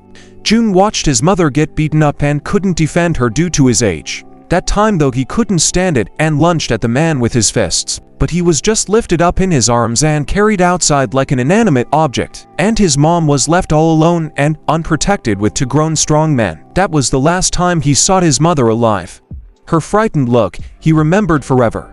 Because the next day, he was brought to the morgue of the local hospital. For him, the only one who knew her to identify the body. A new shot bristled with a screen full of heartache. Jun was screaming his reasons for doing what he thought was right, and he believed in them. He saw himself as a savior of children and made sure that those close to him would always be able to protect themselves. And so much feeling was put into his words that he was able to throw out several streams of venomous wool that wriggled like a multi-headed hydra at once. Wade was even frightened, seeing such power in such belief that his cause was right. Looking away from the very first dense stream of bristles directed at him, he spotted Dorothy lying there unconscious on the road. She could have been badly hurt, so he tried to cover her with his body from the poisonous bristles. Although they stunned him painfully bloodily, he did not retreat, only pressed down harder. John only laughed at his efforts. He knew she was immune. Didn't he? He'd enveloped Dragonfly in a cocoon of streams of bristles that obeyed his will. And he'd already sentenced him with that. But Wade disagreed with him, and was still going to fight for his life. First, he carried Dorothy's unconscious body to the safety of the roadside. Then he shouted his truth to the tarantula, which he was unable to understand on his own. Jun saw that the girl had climbed out of the van and was now hugging Dorothy's neck, and was frightened of her. After all, the child was not immune to his poison. The last time he'd seen her, she'd been tucked behind the safety of the windshield. And he had no idea that when she saw Dorothy's unconscious body, would come out of her safe haven and rush to rescue her from his bristles. And now she was sheltering one who was incapable of being hurt, but the girl did not know it. Wade left them by the side of the road and rushed to restore justice. Jun prepared his fangs going to fight with them, for he could no longer admit a hair for the girl to be hurt. Black Mamba made his lightning leap towards Dragonfly. Both were going for the ram, but the Mamba had more opportunity in a contact fight. One bite and the enemy's resistance could be forgotten forever. Wade saw his trajectory, moment before the fangs closed in on his neck. He did a sharp, almost impossible somersault, making a perfect circle, but avoiding the fangs at the last moment. John stared at his antics with his mouth open, trying to come to terms with reality. His attack had failed. For the first time in his life, he saw that the guy was a lightning-fast, indistinguishable green lightning in the sky, constantly changing its trajectory. He didn't even have time to turn his head when he flew past him, and immediately came back, but in a different direction. In a word, Dragonfly, IT skills are well described by entomologists, and the boy had acquired her ability to maneuver on the move. And now he was entangling the tarantula in a network of deceptive spans to confuse and deliver his crowning blow. His movements were elusive to the human, and blended into streaks of color. It seemed to be here just now, and then it rushed forward and disappeared in the distance. But you can already feel with the back of your head that he is already somewhere nearby. You hear the rustle of one things. This time John couldn't turn around fast enough and he missed his jaw. Wade swept over his defeated opponent, gradually descending. He stepped to the ground and ran a few more steps forward on inertia. Then he looked back. He and his clothes were riddled with razor-sharp wool, that he was willing to make this exchange. After all, his opponent lay unconscious on the pavement. Then Wade approached the girl, who was kneeling beside Dorothy. She looked at him with her mouth open and said nothing. Wade reached out his hand toward her, but he heard only one word spoken in a shaken voice. He slanted his eyes to look behind him. There he could see the dragonfly wings he had forgotten about. He immediately remembered Mary's reaction to his wings, how she was scared of him. So he hurriedly moved away from the girl so as not to scare her even more. However, he was held back by a small hand, grabbing him from behind by his jacket. The girl ran up on her own and clung to him, not letting him go. And it wasn't the wings that frightened her. It was just that she saw Wade's injured shoulder and wanted to let them know it. She stood in front of him, arms folded in front of her, tears of sympathy glistening in her eyes. And a grateful look. That's how, pray tell, she realized he was saving her from the people who had cared for her for so long. Wade looked at her and realized this was a moment worth fighting for. Like that first night in the dorm, He felt like he was now in the right place at the right time, for the sake of making this girl smile and be happy. So he smiled back at her, experiencing a moment of sheer happiness. His silence startled the girl, so Wade embarrassingly scratched the back of his head and tried to reassure her. Then he affectionately ruffled the girl's hair, reassuring her that everything was fine. He was already planning his next steps, how he would return to Nest, not alone. But he turned his gaze to the roadside where Dorothy lay, and was half silent, because he did not see her where she had been. The roadside was completely empty. He looked around in shock, wondering if she was awake and hiding somewhere. And he didn't see how behind his shoulders, the space seemed to expand. And a strange guy looked out into the gap, and in his arms was the unconscious Dorothy. That the girl in time shouted to Wade about the danger. He looked around, immediately switched to running, trying to distance himself from the unidentified object, and stopped only when he was out of its reach. The girl clung fearfully to his leg. June first heard a familiar lifeless voice full of scornful mockery. Then a man manifested on the branch of a nearby pine tree, partially hidden by thick long hair, mimicking his surroundings, and Dorothy slept in his arms. The chapter's special courier had been sent to assess the situation and bring the Scorpion Girl to him. John immediately realized what kind of experiment his girlfriend had been sentenced to and became angry, but also tried to change the situation, claiming that everything was under control. Wade looked at him in surprise. It appeared that Tarantula was protecting Dorothy too. John's hand reached helplessly for his unreachable friend. He realized that the courier would not let her out of his arms now, so his back exploded with venomous bristles again, but now directed toward his own, now former associate of his. But the courier indifferently informed him of his head's opinion of his unworthy human weakness, and effectively dismissed him from his position, if one could call it that, then disappeared, covering himself completely with his hair. And the directed hairs were useless. Anger June was still trying to trace in what direction he was going by the barely noticeable warp of space. He tried to get up, but he couldn't do it on his own. He thought for a moment and called Dragonfly for help. Now they were on the same side. Wade looked surprised to see his former enemy now talking to him in a friendly manner. However, John now had a new goal to get Dorothy back, and he was going to do it even if he had to use someone else's help to do it. In a clearing by the lake, a tempered glass pavilion had been built for special guests. Dorothy was in it now, securely entangled in a spider's web. As soon as she came to her senses, she heard an unfamiliar voice. In front of her were two people. Well, almost people. One of them seemed to be in charge because the other was very respectful. He did not hesitate long and told her his offer at once. What could he hear from a teenager who had never grown up? An angry message on the long-distance road. But this reprimand from her even pleased the blonde. Meanwhile, the waiter brought two dishes covered with lids. On the dishes was something meaty, appetizing looking but completely unrecognizable meat, and she was offered to eat it. Dorothy again refused in a rude manner.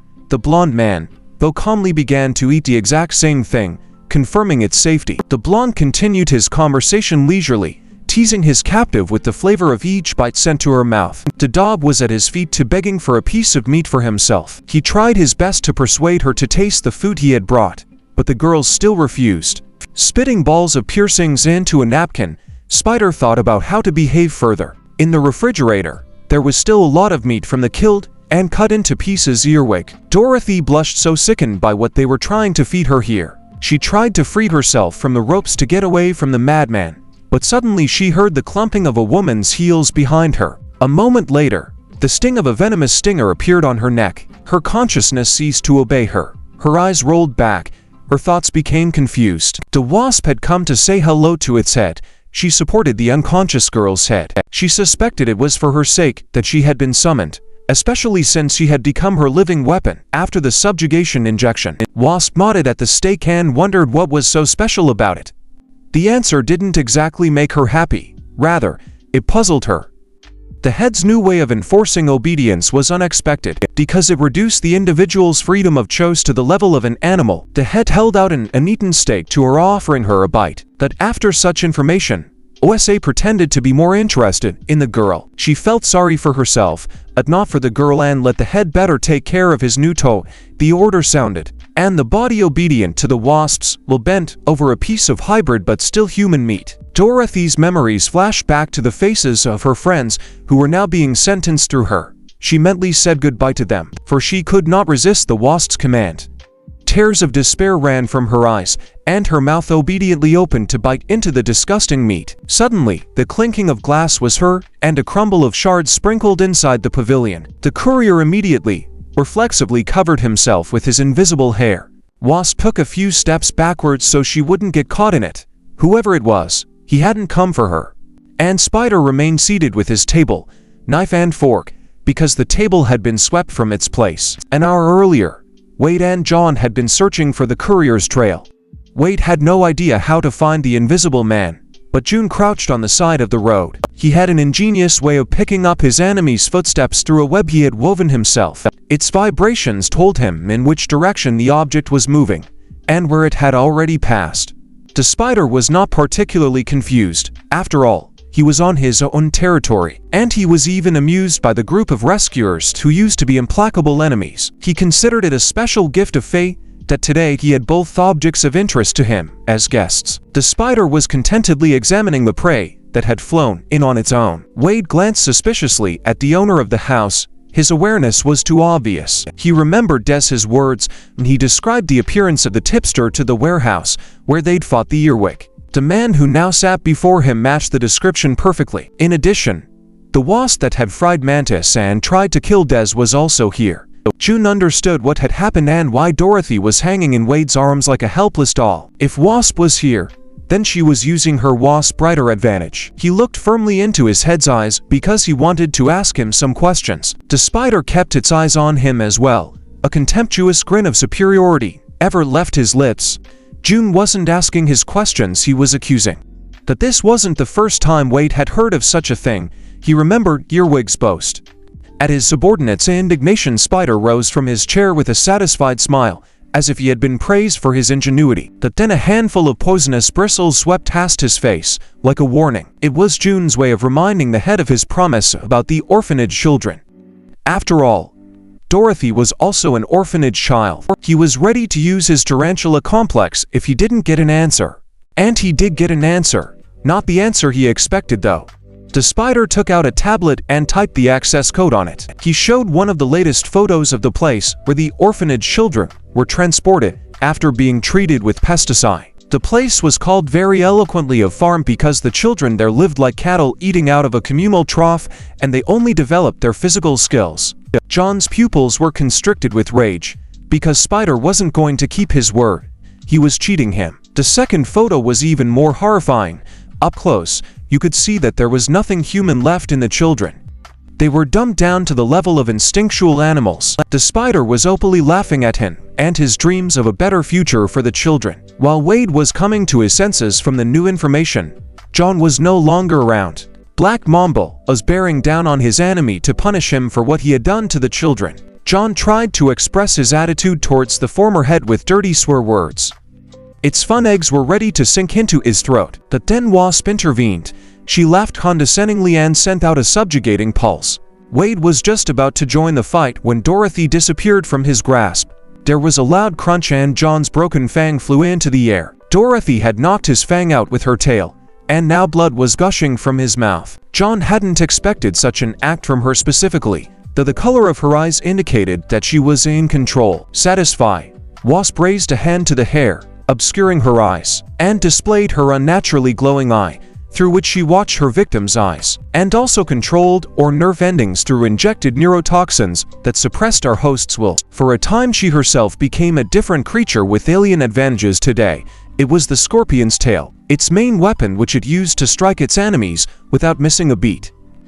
In addition, its powerful claws and carapace made it invulnerable. Dorothy, thanks to her exoskeleton, was absolutely protecting and could tear even the armor with her claws. And now she rested the huge claw that covered her hand on the floor and held the other claw at the ready, frozen in a scorpion stance ready to attack. John stared at her with fear. He had never seen Dorothy so formidable, and he had no desire to fight to the death the one he considered his friend. But subject to the will of others, she struck first, throwing him back against the wall. Protecting his chin with both hands, June didn't realize that the blow would be a tail across his torso. After all, that hadn't done that before. The Wasp looked smugly at the result of the blow. After all, She was the one who had tried to get deep into the girl's brain to activate all of her abilities, and was now enjoying the thrilling battle. A win-win, it had to be said, because Jun was only defending himself because he was afraid of hurting Dorothy. Wade tried to appeal to Dorothy's consciousness to shout to him to fight, but his outstretched arm was caught in a desperate grip by a web loop. The spider decided to tackle his adversary. Wade immediately flew to the ceiling to get away from the spider. However, his angry scolding was not heeded by anyone. He was a gnat, for whom a strong web had already been woven, and he was in the center of it. The spider looked at the work of his hands with satisfaction. As a perfectionist, he was very satisfied, and even added threads trying to wrap the helpless prey in a ball, but they hung tattered, which greatly surprised and upset the spider, because Wade with his dragonfly jaw is capable of chewing Chadona, easily tore the threads that entangled his hand, and flew toward the spider, screaming his hatred as he flew. The spider released more threads in his direction, trying to catch his too quick prey. The Wade increased his speed to the limit, and becoming green lightning delivered his crowning blow. Blood gushed from the spider's mouth. He didn't even realize how it was done. He fell to the floor. Wade clung to the ceiling and stared at his enemy rising to his feet. Now the spider was angry and sent more threads of webbing in his direction. But the green lightning bolt again darted along a complex trajectory. It gave him another crushing blow to the jaw, sending blood spattering in a fan, and another before he could regain consciousness and use his powers. The blows came at Spider from all directions. He was like he was in a green cocoon from Wade's constant circling around his person. Eventually, he started laughing hysterically like a madman, wiping away the blood that had come up. After all, the guy had never gotten through his exoskeleton, and as if unintentionally, he pressed the spider's abdomen in his earring, sending a pulse. Immediately after that, jets of water began to spray from the ceiling of the pavilion. The weather immediately turned foul. Wade's wings became wet and heavy, but the spider was in his element, and water began to gather around his head. And now his threads could catch the dragonfly, who immediately lost his speed, and they were entangling him. First of all, his neck and a strict submissive collar. The water made the web more flexible and slippery, the kind not easy to grasp with one's hands. Wade felt the threads clenching tighter around his throat. He tried to break them with his hands, but a water bubble appeared on his head, preventing him from breathing. In such a state, death was inevitable. Only the fingers near his throat held a slit that gave the necessary air supply. A similar bubble rippled on the spider's head, and did not prevent him from breathing or talking at all, because it was the advantage of a silverback spider living in water. Holding the boa constrictor in his hand, he already considered himself master of the situation. Wade wasn't about to agree with him. A little girl was left on the highway waiting for the rescuers from Nesto. Wade gave her his uniform jacket to keep her warm, and told her to wait until they came for her. Suddenly, light footsteps were heard behind her, coming closer. The girl was frightened at first, but the affectionate voice quickly calmed her down. The girl who approached her was wearing the same jacket and opened her mouth in surprise when she realized she had found a witness. John was meanwhile trying to hold back the blows of the wasp-controlled Dorothy. His real enemy was standing in the corner enjoying the spectacle. How Scorpius fought the tarantula to the limit, and the latter couldn't stand up to him. It really wasn't easy to withstand that kind of pressure, and June, who had been hurt more than once today, could barely keep up. Mostly defending himself, it was hard to raise a hand against his girlfriend. When he felt his shoulder bone brittle after another blow, he decided that she wouldn't forgive herself for killing him later and began to fight in earnest. To begin with, he let loose a cloud of stinging hairs, but Scorpion covered himself with his claws to keep them out of his eyes and continued to approach. Seeing that the claw strike was imminent and could very well be the last, John decided to use his crowning blow. A powerful leap high up took him out of the Scorpion's reach. The jump was followed by a fall, and he had to land on his back. At that moment, control loosened, and when June was ready to bite Scorpius with his venomous fang, his friend Dorothy, who didn't realize what was happening and smiled happily at him, turned to him with clear eyes. The attack had been thwarted. He could no longer bite her like that, fully conscious. But that turned out to be just a trick from Wasp to remove control for a moment, so her player wouldn't take damage. The next blow from Scorpion's tail knocked John off his feet and slammed his body against the wall. The spider took a moment away from his victory to praise the Wasp's skill. The pair of them had long since put into action a plan to use Scorpius for their own purposes, even released her to nest for that purpose.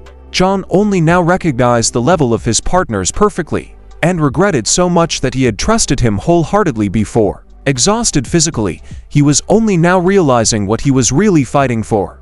And he was getting creeped out at the thought that those would now win. The spider had long ago lost human morality and now wanted to make the whole world like himself, and decided to start with his girlfriend. John hadn't realized before what kind of world his partner was going to build. It seemed beautiful. His words were inspiring, equalizing everyone's rights and opportunities seemed right. But the world that stood before him now was terrible.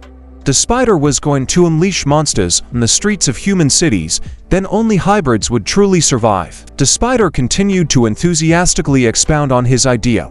From the outside, it looked like he was mad, and John didn't know how to stop him now. He couldn't fight now. He couldn't even move. His condition had been noticed by the observant wasp, and deemed him already defeated. So she sent Dorothy on her previous errand to pick her up off the floor and eat a piece of human meat, so that she too could become like them. June looked at her and suffered because he wanted what was best for her. He'd done everything for it. And now he'd failed her. And now she would have to pay for his mistake. He turned away so he wouldn't have to see her make the wrong move, but he couldn't close his ears. And he listened to the wasp's insinuating words. That substituted her own thoughts and feelings for Dorothy's. Wade, who held the threads of the web with his fingers so he could breathe, was the first to speak. He shouted his honest opinion of what OSA had said. He was supported by June. With their loud voices they interfered with Wasp's hypnosis. Wade screamed as hard as he could to reach Dorothy's consciousness. It was all he could do now, because he himself had recently become a monster in the eyes of ordinary people, and had had a hard time getting over the state where everyone had turned their backs on him. He remembered how he suffered from loneliness and misunderstanding, and even wanted to end his life. June also couldn't forget the way Dorothy had once supported him. He constantly walked around with band-aids on his cheeks, and it seemed strange to his peers. There was a constant weary whisper to him, and he was therefore not wanted to be friends with. Until he met Dorothy, she was the first to offer him friendship. And though he didn't immediately accept her help, for he had a lot to fear, but she didn't back down. She held out her hand and waited for him to say yes. It was so amazing. Then, there was a man who was not afraid of his looks or possibilities. Then their friendship had begun, a friendship that neither time nor circumstance could change. And now all he could do was summon the last of the venomous fur to the surface with his last strength. Wasp noticed that the exhausted June was still trying to do something, but she was too late and couldn't stop him from doing what he was about to do. Dorothy was standing in the same place, and her hand with a piece of meat was slowly approaching her mouth. Perhaps there was a no-nonsense struggle going on inside her for control of the action. Only John didn't wait to see who would when he aimed his weapon, which flew between the steak and Dorothy's mouth and carried on. This elicited snickers from his former partners. The wasp figured he was so weak that he had missed, but his intentions were far more far-reaching. He couldn't fight anymore, but Wade could.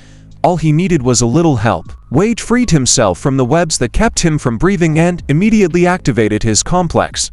The spider looked at him in amazement. This was something he couldn't have foreseen. His bad premonition was justified because Dragonfly swept past him with a green arrow. And the first thing that came out of Dorothy's claw was a piece of meat. She did not react to this action. She stood frozen with her hand raised. June fell to the floor with relief right into the water from the sprinklers. Now he could afford to lose consciousness. When Dorothy's body attacked Wei, he simply soared higher into the air, toward the hole he and John had made in the pavilion. There was no water there. It was also a safe place to throw away the meat he'd stolen. From above, everything looked very small, petty, the people and their intentions. But new strands of web had already begun to form on Spider's hands. He was still going to catch the dragonfly and his web. The web, like a living thing, was rising to the ceiling, twisting into harnesses. Wade had a chance to fly away, but he couldn't leave his friends here. The spider's taunt was fair, and though it made him angry, it nevertheless reminded Wade of an earlier conversation. Back then, on the side of the road, June had tipped him off to a weakness in his attack. It wasn't a criticism, but a statement of fact. After all, they were going to visit a very dangerous man. Therefore, Wade listened to him carefully. At that moment, John was not too frank, so he informed him very little. but still generously donated him one secret that Wade could use in a critical situation like now. The spider was weaving its web and was puzzled why the victim was hanging in one place instead of flailing around and peck. And Wade was gathering all his mental strength to fulfill what he had only heard about from John. He remembered his words clearly, as if they had just been spoken. He focused on the target, staring at it point blank and almost unblinking. And I felt like a rifle with a telescopic sight from which a bullet should now fly out. His legs pushed off the ceiling with an effort, increasing the rapid acceleration. That bullet was himself. His body, with all its considerable weight plus acceleration, became a cannonball, capable of crushing any obstacle. All the spider could do was cover himself with his arm against the rapidly approaching projectile. The dragonfly was going for the ram, and no one could stop it, not at that speed. The encounter was inevitable and ended with the spider being knocked to the floor by a body crashing down from above. As Wade took the acceleration, he analyzed how he felt about the stunt he was doing for the first time. It appeared that this was really only for the very last resort, because such a condition had drawbacks, but couldn't roll, but also advantages. Such a means of attack could not be resisted by anyone, not even the spider with his web. But it had to be hit in such a way that he would lose the ability to resist for a long time. The blow was delivered to the chest, blood spattered from his mouth. Only the spider had time to defend himself a little. He used his web to soften the blow. He remembered the look in Dragonfly's eyes before the battering ram. It had given him a nervous shiver to realize that he might not have made it in time. But now he laughed nervously, relieved that he'd made it through. The retaliation was behind him, and he applied his water spider complex. Jets of water fluid Wade mixed with spider webs, which this time wrapped around him, to enclose them both in a ball of water. The spider's element and its advantage. But a sentence for the air insect. Wade looked around trying to find a loophole. However, Spider kindly informed him not to bother. Wade turned toward him, to see the half-crazed look in his eyes, and felt his arms close around his neck. The spider was trying to ground him down, pressing the fingers of his hands on his throat to get the last of the air out of his lungs, and watched with pleasure as his enemy wriggled trying to get the air he needed. June lay in unconsciousness, so there was no help from him. Wasp has always stayed out of the way. Her puppet did not interfere in the battle of these two either. Spider was enthusiastic about the future he had in store for the two of them. Wade couldn't allow to become a monster again. Now in the eyes of his friends from Nest, to let the past loneliness come back to him again. As his eyes rolled back from lack of air, he desperately begged Providence for salvation. And just at the edge of visibility, a dark blur flashed before his eyes. Sean was in time. Her fiery fist burned through the wet, and a torrent of water spurted out of the ball, tearing Wade from his executioner's grasp. The spider couldn't believe his eyes, the top of his creative mind. The aquarium had been destroyed in a single blow, and Wade had been held by a caring hand to keep him from being carried farther than he needed to go. He looked upon John as a divine messenger who had rushed in at the last moment. She had always come to his aid when he needed it most.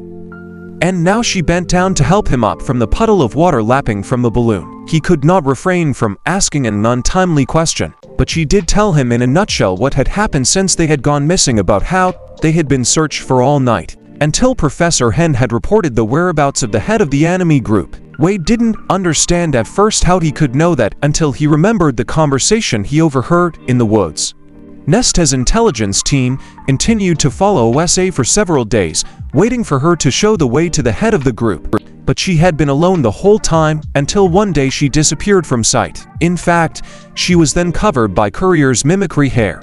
And the scouts thought their mission was irrevocably failed. If they hadn't spotted Wade flying, whom the rescuers had been searching for almost 24 hours. Sean had barely had time to regale Wade with news of the girl left on the road, as they had to urgently retreat to a very serious threat. Dorothy had been sent in to take out a new enemy, and she was inevitably approaching, swinging her claws and raising a cloud of spray. Sean was greatly surprised to see who Wade was saving her from her own friend, but he quickly explained to her that it wasn't Dorothy who was attacking them now, but Wasp, who had subjugated her mind. And the Wasp rushed to intervene, waving at Stinger to prevent the two from joining forces against her player.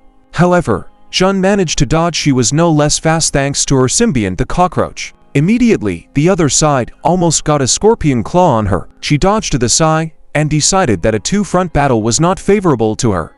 So she took a moment when Dorothy was crouching, preparing to jump again, and hit her hard on the head to render her unconscious so that Wasp had nothing to control. The blood from the cut wound splattered on Jean's face. She barely had time to squeeze her eyes shut. She almost missed the sting. She had to lean backwards to do so. Immediately after she staggered back, green lightning flashed past her face. It was Wade who rushed to his friend's defense, and this time he didn't hesitate to strike the woman with his fist. The Wasp had time to bounce back. The spider, who this time without any special intricacies began to simply entangle Dragonfly's movements with his web, thus preventing him from uniting with his friend against the Wasp.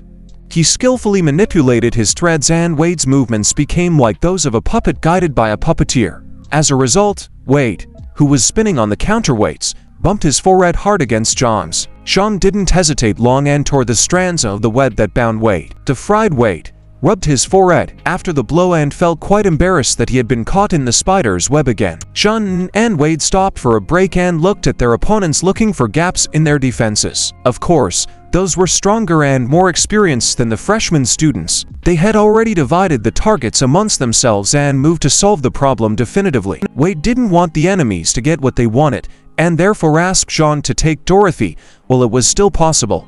But she refused with genuine amusement in her voice and what Wade hadn't expected at all. She smiled happily at him, reminded him of the day he'd rushed to her aid at the mountain lake. He had a good reason then to stay by her side and protect her from the Weeper. When Spider heard that the girl hadn't come here alone, he tensed up. Suddenly, Des jumped out and tore his water helmet around his head with his shin hooks. He was very angry, especially when he saw the unconscious Dorothy on the floor. Wasp was even glad the backup was only a bull. She'd already handled a guy once, but what she didn't expect was to see golden threads wrapped around her hands. It was the golden-haired one of her friends who showed her skill, who turned out to be Silkworm. Wasp had hurt her last time getting her out of the way. Now she returned the favor, swaddling her in strong silk threads like a caterpillar. Wade was amazed at the skillful handling of the seemingly harmless and frightened one of her friends. The other held her under her armpits and kept her safe from any unfortunate accidents. The spider had nothing to do in the meantime to restore his helmet. There was plenty of water around, so he was in his element, and the freshman team didn't impress him. The Wasp didn't hesitate either. Getting free of the threads with a sharp sting was a couple of trifles for her. But suddenly a thunderous voice sounded from behind her, and the heat from the explosion told who had come. After the students, the wave of fire grew wider and wider. Spider and Wasp were forced to move farther away and prepare to meet a more dangerous opponent. Because this enemy could not be ignored, the fire that everyone fears was his element. He approached, stepping through the flames. His appearance was sudden and so swift that it caused confusion among his enemies. The first to emerge from the smokescreen was a hand blazing with hellfire. Professor John stepped into the dilapidated pavilion. It was not only his hand that was burning. His eyes did not bode well for the kidnappers of his students either. The Wasp was incredibly angry. After all, she thought that she had outsmarted everyone and no one would find her. However, the figure of the professor was real. And now, instead of playing with the freshmen, there was a real battle to be fought. Professor John held his palm at the ready so that at the first attempt of resistance, he would clench it into a fist and strike with a shaft of fire. Meanwhile, a nurse hopped over to the unconscious Dorothy to administer first aid. Wasp listened to the professor's words with poorly concealed annoyance until he reminded her of the past. Now he was about to correct a mistake made years ago. This reminder angered Asa so much that she raised her hand to her hair and pushed back her long bangs, showing that her past was always with her. That long-ago burn was still reddening in the same place as before. A burning hatred, a desire to get even for her disfigured face, threw her into a deadly flight towards Professor John. If it hadn't been for Spider, he didn't want to lose his associate so foolishly burned in a fit of rage, so he swiftly swaddled her in his web and dragged her back to his side. The Wasp looked back, glaring angrily at his partner, but he had already thought of everything. So a rough male hand, appearing as if from nowhere, grabbed her across the chest. The courier heard the command, came and took the valuable cargo, despite the lady's resistance. It was the first time Professor John had seen such insect man abilities, so he was slightly surprised. The spider behaved quite friendly, trying to negotiate and avoid a fight. Therefore, the first wave of flames Professor John took aside, in order to ask Wade about the identity of the man standing in front of him. Hearing a positive answer, he relaxed slightly. because he had heard good news. Filling his hand with a new flame, he thanked the spider, then put him in a stupor. Clenching his fist, Professor John glared fiercely at the man who carried a considerable threat to all the citizens of Nest. He put his hand far behind his back to swing hard for the final blow, and released a jet of flame, aiming at his worst enemy in the face. The spider realized that no one was going to negotiate with him when the fire was already launched in his direction. The professor was very quick in his decisions. While Professor John waited for the fire to subside to see the roasted foe, the courier looked back in alarm. Such heat meant that a murderous technique had been used. Nesta staff also had to cover themselves with their hands from the blazing blast. Wade peered with one eye at the burning bonfire and spider's place and rejoiced that his enemy was finally finished. But behind the still bright light of the fire, a silhouette was vaguely visible. Professor John also noticed something that had not been there before. A giant millipede was curled up in a ring on the spot where a man had stood before. In the middle between its legs, hidden from the shaft of fire by his powerful body, was the spider holed up. As the heat died down, the hitherto hidden body segments of a huge scolopendra began to rise from the ground. Scorched by the heat, it wriggled wildly in pain and crushed everything around it. On its back, everyone present saw miraculously saved enemy. Professor John looked at the new object of destruction, impressed by its size. That killing such a huge creature was not yet possible, and the spider wasn't going to fight. Why fight against a crowd when you can catch them all one by one? Wade clutched on to him, intending to save her first, and looked fearfully at the monster, which had clearly once been human. The white cape covering the scolopendra head couldn't hide the bowed head, and the look of almost human eyes. Meanwhile, the spider was boasting of his brilliance but was still going to escape. At his command, the scolopendra promptly tore underground again, producing an earthquake. A giant-sized tunnel was left where it disappeared. Wade didn't want to leave it like that. He wanted to go after him. And he started talking about the farm where the children were kept, when his strength suddenly ran out, and he fell unconscious into the water beneath his feet. Professor John calmed John, who was frightened for Wade. He realized that the boy had put himself completely out for the day, and as she lifted his head out of the water, he gazed at the young man who had managed to impress him today with his resilience. He mentally pictured all the prospects that would arise from the fact that Wade had managed to uncover his complex. After all, it couldn't have been otherwise. Otherwise, he wouldn't have survived. When the evening dawn had almost completely faded, they returned home to Nest. Dorothy had a short stay in intensive care. Her bad temper had caused the staff to stutter, and then she had been sent to the general ward. Wade warmly said goodbye to his newfound little sister, and she left for new orphanage. Still, the girl had been a great help to all of them, and it saved him personally by pointing John in the right direction. Spider and Wasp had disappeared without a trace, but it was to be expected that they would reappear in the very near future. So everyone was on edge, assuming the worst of all possible scenarios. And even June couldn't help them. He wasn't trusted with that kind of information. Apparently, Spider had assumed that their roads would soon part, and so had written off his partner in advance. He and Wade found themselves in adjoining beds at Nesta Hospital. John's arm was rolled up in a cast and the band-aids were back on his cheeks. But the strange thing was different. How come their kidnapper hadn't been arrested? Death thought so too, unceremoniously placing a dirty sneak around Joan's clean bed. He had come to voice his displeasure about Dorothy's kidnapping. Wade was afraid his friend was quite capable of taking a fight in the hospital too. So he hastened to turn his attention to himself. But June wouldn't let the conversation drop. He preferred to find out everything at once. And, above all, their unfinished argument with Wade. He was the one he was addressing and not paying any attention to the angry Diaz. Wade hadn't realized what he was talking about. At first, he couldn't be blamed for his weakness yesterday when he revealed his Dragonfly complex. Then he remembered the ideals June had fought for until he'd been betrayed by his own. In some ways, Wade agreed with June. In some ways he didn't. Even Des listened and sat on his enemy's bed. Behind the screen, Dorothy was quietly listening to the boys' conversation. Wade, based on the experience of his life, believed that origin does not ultimately affect a person's happiness and destiny. June looked intently in Wade's direction. Before he objected, he should have realized what he meant. He remembered his last night, when his mother was still alive, and the blow the fat man had given him for wanting to protect her.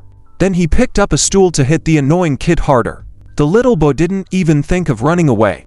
He squirmed on the floor, reliving the echoes of the previous pain. Then his mother covered him with her body and the stool hit her head, smashing it into blood and shattering it into pieces. Warm red drops began to drip onto Jun's face, making him stop crying. He was so scared to see the blood dripping down his mom's face.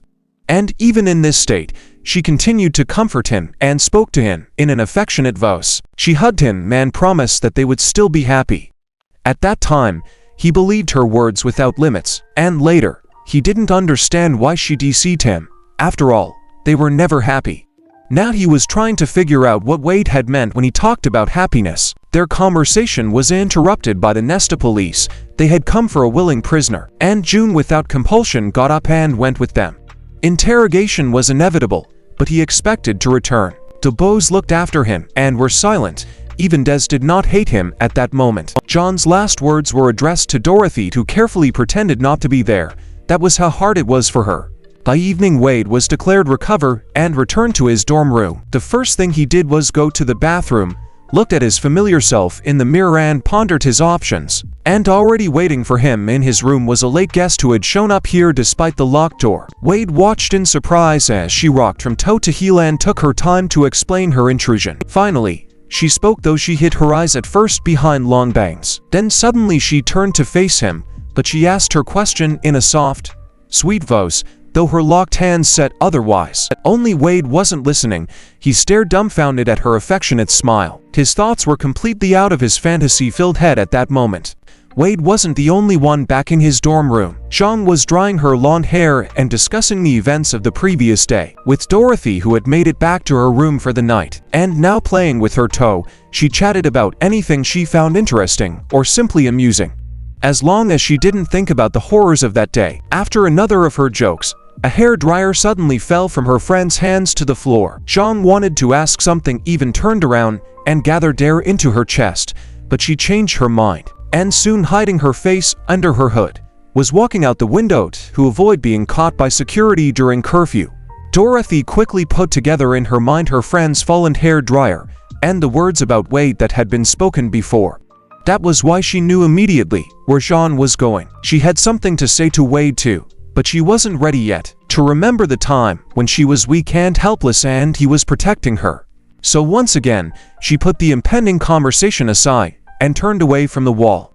Why spoil her friend's evening with something she might say the next time she saw her? Chang waited a little longer to see if Dorothy would speak up, but then she went out the window to run across the neighbors' balconies, climbed through the window into the boys' room, and ask Wade about the thing that mattered most. He stood across the hall and smiled serenely, but soon the smile slipped from his face. When Jean's voice became a blatant threat, Wade had to make excuses for what had happened at the orphanage through no fault of his own. He even kneeled down to avoid hovering over his friend sitting in the chair. Jean even blushed at the thought that she had fantasized a lot of unnecessary things just based on Dorothy's joke. Wade had been so convincing in his candor that the second question had fallen away. He didn't remember that he had actually lied. Wade really hadn't paid much attention to that he'd held her hand when she was dying from the earwig's wound, or that he hugged her for Joe when she was unexpectedly resurrected after all. And that was important to Joan, but she didn't know how to say it. Even a hint of circumstance didn't compel him to tell her how he felt about her, which made her terribly angry. Wade, on the other hand, had something to say to Jean. He'd been thinking all day about how to thank her for saving him time after time in a deadly situation. She was very surprised. After all, she had never considered her help as something personal. She was just doing what she had to do. Therefore, all offenses were immediately forgiven. After all, his predicament could be easily resolved. Chang knelt down across from the kneeling Wade. Her head was more than obvious. All Wade had to do was accept the newly changed circumstances, not to say he minded. The tower was a special place for all of Nesta citizens. Like a town hall where state affairs were decided, it loomed over the city. The next day, the three professors who led the main areas of student learning gathered in the meeting room. Professor Hin took the lead because he coordinated Nesta's exploration and communicated directly with the rector on the matter. Professor John was doing for support and was therefore interested in the map of the area. John's interrogation didn't bring much information because he didn't have much communication with his head. That the professor still carefully watched the videotape, paying special attention to details. After all, he told without secrecy absolutely everything he knew.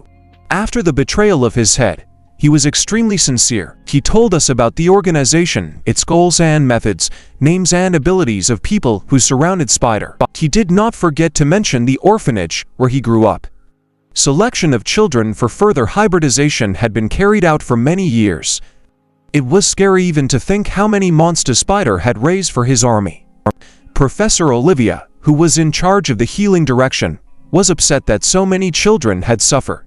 And then June's story came to the part where he told where the Spider kept his monsters. The professors discussed this information and came to the conclusion that this is the only place in the existence of which there is no doubt, because there was indeed such an island on the map, and there was no point in John lying. Professor John suggested that it was worth a battlefield reconnaissance, but Professor Hun had conveyed the rector's wish to use freshmen. This made Professor John so angry that he pounded his fist on the table in anger. After all, the training hadn't even started properly yet, and already, there were such dangerous assignments. In response, Professor Hin hinted at specific freshmen who had already interfered in the story and would not want to be left out. He was supported by Professor Olivia. She had already scrutinized the capabilities of the newcomers and believed in them. Professor John tried to change their minds, even recalled the Wasp story, but he found himself in the minority. His colleagues proved to be more rigid in their demands on the students. Meanwhile, Sean was sampling her girlfriend's praised food for the first time at a local restaurant. She was accompanied by Wade, who immediately held out a life-saving water. Sean offered to show him the city of insect people, and of course, to taste the local food. Wade was very interested in looking at the streets and comparing them to ordinary human streets. Soon the conversation smoothly turned to dessert. John was surprised that she hadn't seen him once in 24 hours. Wade informed her that he had left Nest. It turned out that he had human parents who were okay with the fact that their son had changed a bit. Through the large windows was clearly visible who sits at the table in the cafe. Therefore, the unexpected meeting was inevitable and caused an involuntary blush on the cheeks of John and Wade. After all, they had been caught by their girlfriends Penny and Cherry having a conversation that looked a lot like a date. They wouldn't stop giggling at the couple's embarrassment. Sean was starting to get angry. Wade clenched his fists, not knowing how to stop the taunt. After all, the gossip could spread to the entire university that the good girlfriends stopped themselves, and John heard the startling news. Immediately grabbing Wade by the arm, she demanded to go to the lab with her. She described how many wonders lurked behind its inaccessible walls without a special pass.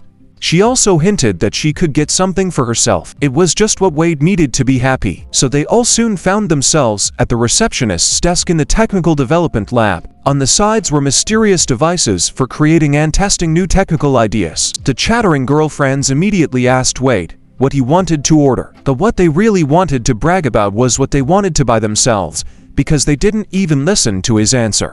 They were reminded of the day Professor John chased them with a chainsaw, and what conclusions they drew from being the weakest in the group. Wade listened to their chatter and marveled at the girls' determination to strengthen their character. He understood them because he'd felt weak in the face of a stronger opponent on more than one occasion, weak and helpless, and he realized very well that he would have to face Spider again. He was too annoyed with him that he had ruined all his plans. So he approached the receptionist with determination. He already knew what he needed. Sean watched him breathlessly. She saw his face darkened at once. She had been closest to him before he passed out and had seen him rushing after Spider to catch up with him. She thought that during her vacation, those horrible events had been put in the past. Wade had seemed so calm, so normal, but now she realized that was just her impression. It was just that Wade could separate the joy of the present from the planning of the future without getting discouraged beforehand, and she liked that about him. Professor Olivia was nervous, so she pulled an e-cigarette out of her pocket.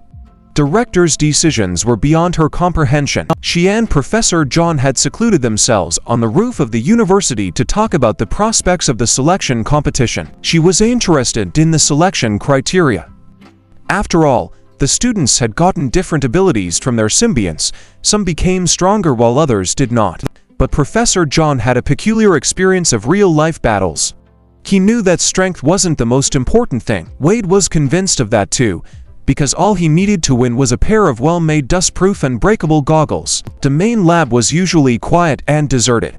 Only the rare species of deadly insects that were kept in aquariums or improved here. And Spider's assistant was surprised to catch an unbelievable occurrence here. The Spider had bound Wasp's hands and feet, gagged her even, and was smiling and how furiously she was trying to free herself. To the assistant's unasked question, he cheerfully replied that he had to defend himself, but then he did let go of the subdued captive. The Wasp seemed so distraught that he didn't expect and missed her lunge with her stinger right on his forehead. However, she only wanted to demonstrate that she shouldn't be treated like that, because she only left him with a scratch to remember.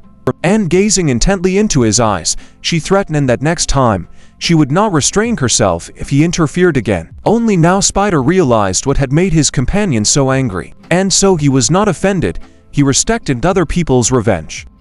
That's why he gave us a time to come to his senses and calm down.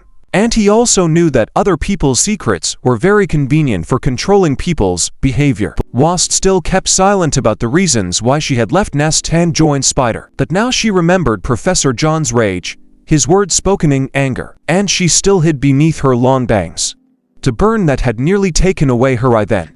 Spider's generous offer to help had not pleased her, rather, had aroused a legitimate suspicion. He was so obliging that it was impossible to doubt his true intentions. However, it was still worth listening to him.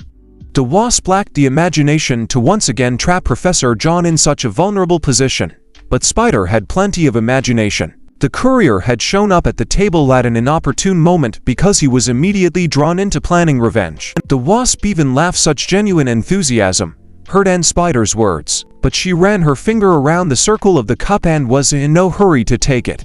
First, she inquired about her partner's true motives. Spider appreciated her insight. However, what was to stop her from telling her a half-truth? Professor John was giving a briefing and was showing another presentation too, to his freshmen. Zhang and Wei were sitting next to each other. But Dorothy and Des had had another fight, and were sitting on the sidelines. Wade was surprised at the strange name of Spider's organization. It meant something, but all he could think of was his extreme cynicism toward his subjects. The best students were to be chosen for the Black Island mission, and Professor John announced the competition. The girlfriends immediately discussed the novelty and shrugged their shoulders in surprise. The professor had no illusions about those who would win as a result. That the rector said to give everyone a chance. And now he did not hide the level of danger and importance of the future task. The students appreciated the fact that they would get good grades. In any case, even if they didn't win the competition, and Wade glowed and lowered his head, Zhang noticed his atypical reaction, and she wasn't at all surprised by his next words. She remembered how he torn after Spider back then, so she supported her friend unconditionally. Dorothy, sitting a row below, listened attentively to their conversation. She snorted. She didn't even doubt she'd hear it. Wade always wanted to be the best. Wade put his fists on the table with determination, showing how badly he wanted to win. Meanwhile, he was fearfully thinking that he had to catch up with his classmates, because at this rate, he was going to fall out of the student body. And while Wade was silently suffering, he was almost never in class. Thanks to his talent for getting into unbelievable situations and then recovering in the hospital, John admired his heroism just as silently. Dorothy was tormented by the fact that no one wanted her again. She had been sad a lot lately. She was also worried about John, whom she hadn't seen since. Meanwhile, Professor John switched the screen to a new presentation. The simple scheme of the qualifiers did not show the complexity of the task set before the students. For example, close combat in the presence of unequal opportunities for opponents. That sat closer to Dorothy to discuss the preliminaries, and immediately realized it was unnecessary. So much bloodthirsty excitement sounded in her voice. Professor John noticed it too, and immediately besieged the overly aggressive students with the news that the assignment was to prove themselves, not to discredit others. Team chemistry was determined by how the players were able to divide the responsibilities of defense and offense, so as not to lose their own flag and to get someone else's flag. Scouting and apprehension skills were expected. Strategy and tactics were new to Wade. He was used to the idea that here in Nesto, everything was decided by force. But John listened so attentively to the professor and nodded at his words that it was clear that she was not new to this business. At this point, Professor John considered the briefing to be over, The listeners were confused and silent. No one expected it to start right away. The students were allowed to use the amplifiers ordered from the lad. Wade and company that arrived in the forest to begin the first round of the competition. The other two groups were able to watch in reality TV mode. Evaluate the selection of players, the impact of their individual qualities on the game, and learn not to make unfortunate blunders that could ruin everything at the very beginning. Professor John furrowed his brow. There was a reason he had declared a team game. If everyone was strong on their own, then the inability to get along and negotiate would nullify their efforts. The boys had to see their strengths and weaknesses. On the second team were girlfriends, Penny and Cherry. They were the ones who could negotiate, but they were far inferior in strength and confidence to their classmates. The video cameras hanging in the forest made it possible to accurately assess everyone's location. The second team immediately split in half and each carried out their task. The girlfriends were in the attackers and circled a forest in search of the second team. It wasn't difficult. The heavy nose from Dorothy and Des's argument could be heard far away. Professor John was commenting on the accomplishments and blunders of both teams, because Wade and John took advantage of the attention-grabbing nose to pounce on the attackers from the second group. Wade swung his fist flying towards Penny and Cherry. After all, he really needed a result. The girlfriends were at first very frightened by his unexpected aerial attack, but then Cherry suddenly smiled and dramatically, she could finally show off her own talent. A strong kick unknown to her, but right in front of her nose, made the first team players bounce away from the girls. Chang and Wade caught their mouths in the air from the stress. They were under Cherry's lunge, as too unexpected for them. After all, she hadn't shown off her special abilities before. And where would she be able to smash things around with impunity? Sean has always relied on her quickness. All she had to do was run up and strike. But she got tangled in the thin golden web that spread across the ground. It was the other friend Penny who entered the fray, who could create very fine but strong silk threads.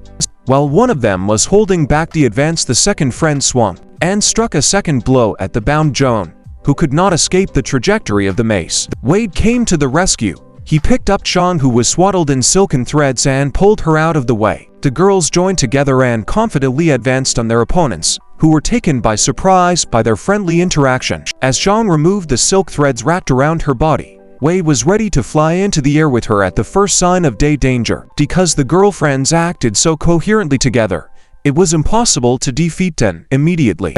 Professor John praised the advantage of the girls' teamwork. There was much to learn from them, while Des and Dorothy quietly guarded their flag.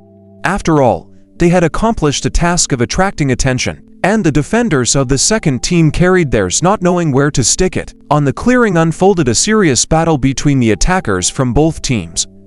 The girlfriends attacked without delay, not giving time for the opponents to come to their senses from amazement and agree. Cherry swung her mace left and right, depending on where she saw the rudiments of movement. Chang and Wade had to constantly back up to avoid being hit by her sharp spikes.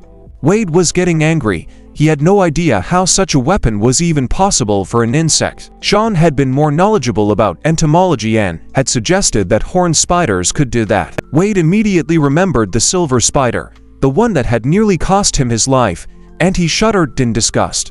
As the mace broke another tree, John recalled the spider's vulnerabilities. Her last words drifted away at the speed of a cockroach's run. Just now she was here, and now it was already there, swinging to hit Cherry at close range. But before she could even touch her, she was wrapped in silk threads from head to toe. It was Penny who stepped forward. She was sure that her rival would never get out of the cocoon on her own. The threads of the mulberry silkworm are used to make silk, the strongest material in the world, and she could make an infinite amount of it. Wade rushed to his friend's rescue. He couldn't let her lose so easily. But a spiked cannonball whizzed right in front of him, causing him to slow down. Wade was confused. He alone could not stand up to the teamwork. He had to get past Cherry, who was swinging her mace, and Penny was already handcuffing herself to seal her own victory. But he had wrongly excluded Joan, who also had a lot of secrets. Penny even recalled when sharp thorns showed from beneath her silken strands. Sean tore her cocoon with brass knuckles that seemed to spring up on her hands. Her friends screamed in surprise. Their first reaction to run away caused them to back away. Wade hovered and stared at the transformed John. She was no longer a helpless victim. Cherry swung harder and tried once more to smack her opponent with the mace. But Jane activated her complex.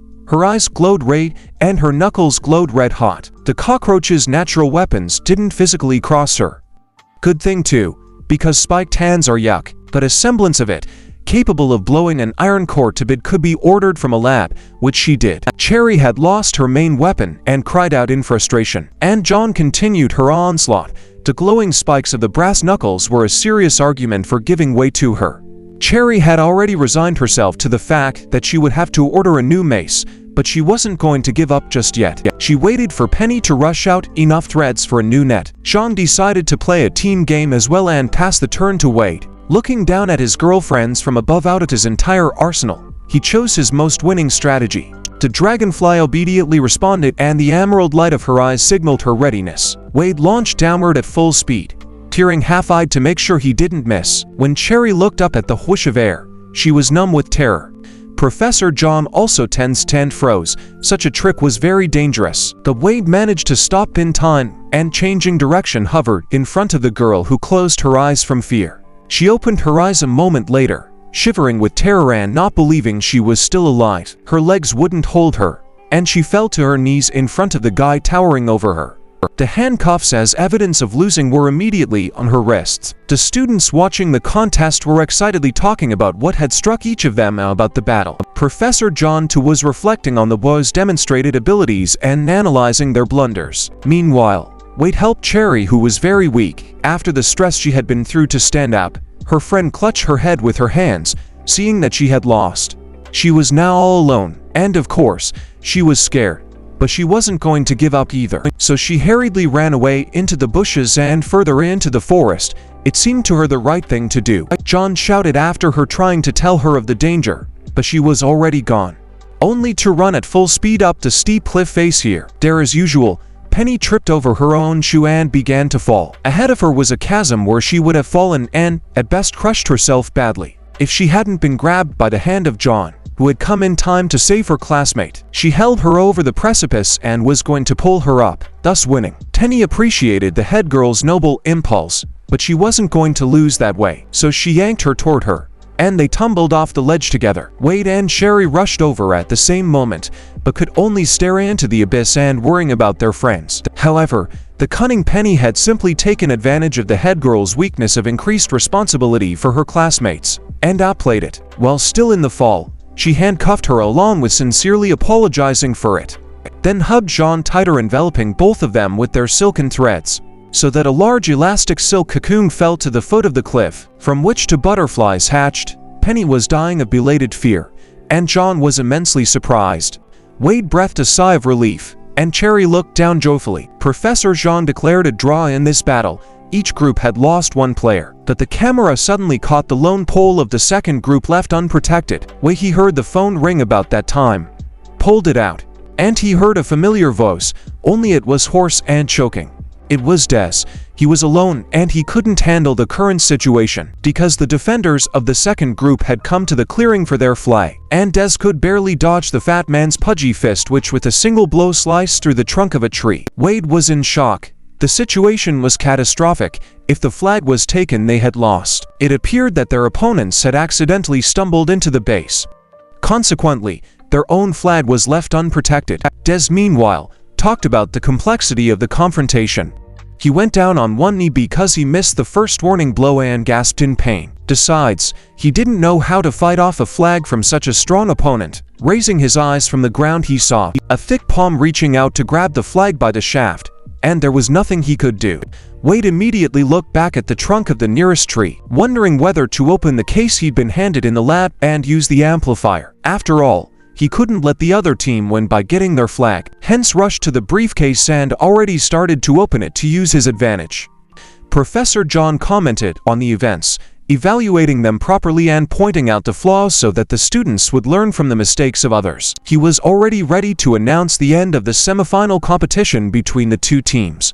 Wade hurriedly opened the briefcase and its green gut was already glistening through the slit, when a nimble hand pressed the flap, slamming the case back shut. Sean suggested that there was no hurry. She had faith in Dorothy not to let things go wrong. Then she left because she was out of the game as a loser, and Wade was left to act on the situation. John smiled encouragingly at him, inspiring him to do better. Dorothy did return to the clearing and saw the naked fat men reaching out to grab their flag and Dead squatting and not getting up from the ground. Des looked up at her with a look of pain in his eyes and almost growled. Dorothy was returning with the loot. Instead of doing her job, she was having fun. The defenders from the second group immediately turned around to face the new player, but Dorothy was not afraid of being outnumbered and pointing her finger at the newcomers asked why they were here. In response, the fat man demonstrated his skill on the trunk of a neighboring tree. He hit the trunk with his horns like a battering ram, causing it to snap in half. Looking around cheerfully, the guy expected shock screams and quick surrender from the fragile girl. At the same time, Dead shouted loudly warning Dorothy of another attack from the air. The second player, a nocturnal butterfly, scattered whitish flakes from above. Dorothy was surprised to catch them with her hands and did not understand what exactly the attack was. The girl with a satisfied look enlightened her, expecting that she immediately began to witch. But Dorothy only covered her eyes with her bangs and her nose with her hand to avoid inhaling the nasty stuff. Then she chuckled nervously. She was immune even to John's more dangerous bristles. Now it was her turn, and Dorothy immediately launched herself toward the fat man as the more dangerous of the two of them. Bianca was surprised that her surefire method didn't work, but Rhinoceros Beetle was already ready to attack. They grabbed onto each other's palms, trying to overpower and push each other out like sumo wrestlers. The Rhinoceros Beetle tried its best, even growling through clenched teeth. However, the fragile girl only pushed her heels harder into the ground. Von Leonka cheered for her partner. She did not doubt his victory. But an unexpected parity had been established. No one moved. They stood like that, pressing each other's hands. Des opened his mouth to shout something encouraging. He never closed it, because he'd never seen Dorothy's complex before. He was shaken to the core. Dorothy was also very pleased. After all, after her complex had been forcibly revealed by the wasp, she hadn't tried using her new skills. Now she made sure she had them all to herself. She struck a sudden blow with her tail, aiming at the fat man's neck, and he flew a few meters away in an arc, while Bianca was shocked that the girl so easily coped with her huge friend, and was about to fly away from the clearing on her way to grab someone else's flag. But Dorothy did not give her that opportunity, knocking her down on the fly and sending her after the Rhinoceros Beetle. Now they were both lying on the ground, unable to believe that such a thing could have happened to them. Dorothy stood over them with a look of triumph. Her hands were covered in armor-piercing gloves from tail to fingertips. Meanwhile, Penny was rushing to her flag to protect it, as her partners had left it unattended. She wasn't the only one who realized this.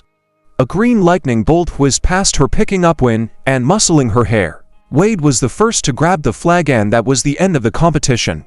The audience emotionally experienced the last moments of the reality show. Professor John folded his arms on his chest and thought about the strange things he had noticed during the competition. The two had grown so much in their abilities in a short time that it demanded close attention. Jean watched the final footage of her group's victory with satisfaction. Cherry was suffering next door, so much to her chagrin. They had really tried, hadn't they? The other classmates whispered excitedly. They had appreciated the power of the first group and were now trying on the role of their next opponents. Only one guy in the back row was swaying quietly in his chair and not at all worried about it.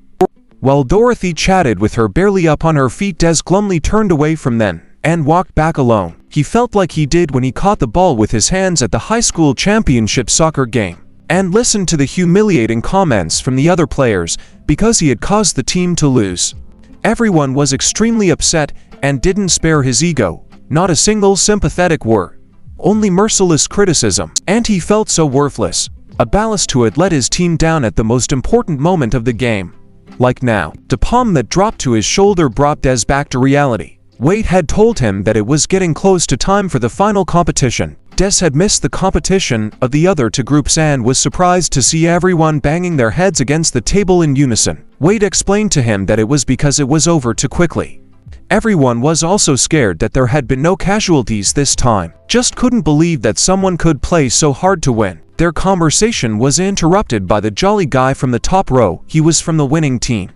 A deep cut was visible on his palm, but his smile shone with friendliness. Des didn't immediately like this playful cheerfulness of his, especially because their team had played hard and there was an injured girl in the ICU. Besides, the guy appeared to be a little too clingy.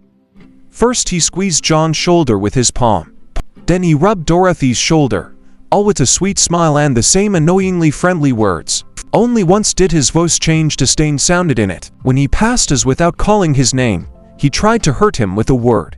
Des kept silent. He himself knew he'd fallen short in the last game, but he was going to make up for it. The red flag of the first group was flying proudly in the fresh wind that had risen after lunch. Only the losing teams remained in the auditorium. They were to watch the final of the competition and find out who would fulfill the task from Nest. At the red flag, the players from the first team had already gathered. John and Wade looked serious and anxious. Dorothy, as always, was showing off for the crowd. Des kept behind everyone. Sean gave the last orders of relative group interaction. Des dutifully accepted the mild criticism of his blunder in the last game. He was standing with his back, and therefore did not see the gaze of Dorothy, who was looking at him imploringly. Professor John announced the start of the final round of the competition. He stopped talking, staring at the screen in shock, because there were incredible things happening. First, Dorothy came very close to Des. She put her hands on his shoulders. Then she reached for his lips, insisting on a kiss, and he tried in vain to throw off her tail, which was tightly wrapped around their bodies. Meanwhile, the players of the second group were discussing the event without even seeing it, because that was the way it was planned. The guy didn't pretend to be friendly for nothing. On his fingers was applied a special pollen, which he applied in such a way that the girls would inhale it. It was a plan suggested to him by his partner. After all, a guy wouldn't be suspected of such deviousness. Her symbiont, the spotted lanternfly, excreted a poison that in small doses acted as a strong aphrodisiac. Wei too felt John's intense gaze on him, which was accompanied by rapid breathing. Her fingers pulled down the zipper, unbuttoning the jacket over his chest, and on until the sports underwear showed. Then she began to throw the jacket off her shoulders, complaining about the stuffiness. Soon her jacket was in Hui's face along with a seductive, inviting smile. Jean was flirting with him, but the fact that it didn't end there frightened Wade more than a little, because breathing nosily with excitement, she hooked her fingers into her bra and pulled it up. At this point, the eyes of the entire audience closed. Even Professor John was getting more than a little angry. There was foul play at hand, which had started even before the final stage was announced. While he was thinking about what he could do, the Lantern Lady was triumphant. After all, she had taken half the team out of the game in one fell swoop, and the other half was the victim of the consequences in the form of sexual harassment. Des tried to fight back. Wade hastily tied the sleeves of Jean's jacket as a straitjacket. He had no idea what to do with the loopy girls who seemed to have lost their minds and wouldn't hear any axe rotations. And the final game, which had to be won somehow, had begun. Together Wade and Des had tied up the girls. Now the plans were changing. Wade saw only one option. He would use his complex and Des would stand in defense. But the man scratched the back of his head thoughtfully and suggested another solution. He would go scouting and Wade would stay behind to guard the flag and the girls beneath it. Wade tried to stop him because he thought such a plan was irrational, but Des wouldn't listen to him. He was trying to solve several problems in one fell swoop. When he'd gone home last weekend, his mom had greeted him warmly, and of course, she started asking him how he was doing in school. Her motherly heart was restless. The representatives from Nest had frightened her. She didn't know why, but she secretly sensed that something was amiss. After her son had changed in appearance, though it wasn't noticeable under his pants, she had to accept the help of strangers. But she still hoped it wouldn't last long and her beau would go back to normal, and everything would be as it was before. After all, her whole life was about making her son happy, and his personal happiness was to play soccer. He'd been doing it since he was a kid. Even the ensuing failure at a match didn't make him forget his dream, so we had a very good reason to want to win. And more than one Des clenched his teeth and anger as he remembered the look on his face as the guy from the opposing team walked past him. At that time, there was a rustle of leaves and from the top of a tree, he was attacked by a guy with cicada wings on his head. A terrific feature passed to him: ultrasound at ultra-high frequencies. Des bounced out of the line of impact of the acoustic wave. It still hit him though. The ringing in his ears and temporary disorientation nearly sent him tumbling to the ground. But he remembered his friends, each of whom had mastered their complexes and were doing everything they could to be the best, and engage his amplifier to its fullest capacity. his jump became unusually high, so his opponent didn't immediately realize that what jumped over the top of him was the one he had to hold off. But then all Des had time to do was dodge the acoustic blows, because the cicada, though flying from below, was emitting ultrasonic waves in his direction. Wade got a sudden text message on his phone. He wasn't expecting anything good from it. It meant someone had been caught and the base was considered declassified. He supposed it could very well be Izzo. This time, however, Des managed it and buckled the cuff first. There was a larger bruise on Cicada's cheek, and the map on the phone flashed out showing the opponent's base of operations. Des headed toward it alone. He had arrogantly decided to do it all himself and be a hero. He walked out into the market clearing and started looking around for the opponent's flag, but he didn't see anything even remotely similar here, only fresh pits from the last competition. He stood in the center of the clearing and decided to check the map again. Suddenly, a strong hand yanked his leg down to the nearest pit. Des only had time to look at his feet before he began to fall. Into the hole at the bottom of the pit he was standing near, a hand was pulling him steadily down. The guy who had mocked him in the auditorium was pulling his leg under the ground. There was a pathway dug into an underground grotto. He himself clung to its wall, and Des dropped to the bottom of it from a great height without even giving him a chance to regroup. Then he grinned at his fooled opponent. After all, he was at home here, and jumped to him on the floor of the underground grotto, activating his complex on the way. On the other side, a girl in a construction helmet jumped towards Des. She was waving her creepy clawed hands, which she got from her symbiont the bear. In fact, she'd made her way into the grotto. She licked her lips contentedly, holding the shaft of her own flag and her rough fingers. Mockingbird froze and a half-crouch and explained their original twist on the condition to protect their base. Keeping the flag underground was not forbidden by the terms. Then he threw dust from beneath his feet at Diaz, aiming to cover his eyes, and then he began to advance, both physically showering Des with sharp stones knocked out of the walls, and morally crushing his self-esteem in the simplest way possible, destroying him with words. The last kick in the chest when the enemy could see nothing in the dust cloud reminded Des how much it hurt him to hear the same words from his soccer teammates. He couldn't stand it any longer. He lunged forward toward the taunter to hit him back, but that's all he was waiting for his opponent to rush out him with an open face, arms folded in a lock, and at the moment of impact spewed a corrosive substance into his eyes. His eyes went black in an instant. He could no longer see anything around him, so he raised his hand to wipe them, but the corrosive liquid was corroding his eyes, burning them mercilessly. The fans in the auditorium grimaced, empathizing with the pain the boy's cry brought to them. Professor John immediately contacted the group, keep reminding them of the rules of the competition. But all he heard in response was a mocking excuse. The mocker had no remorse for what he had done and was really going to do whatever it took to win.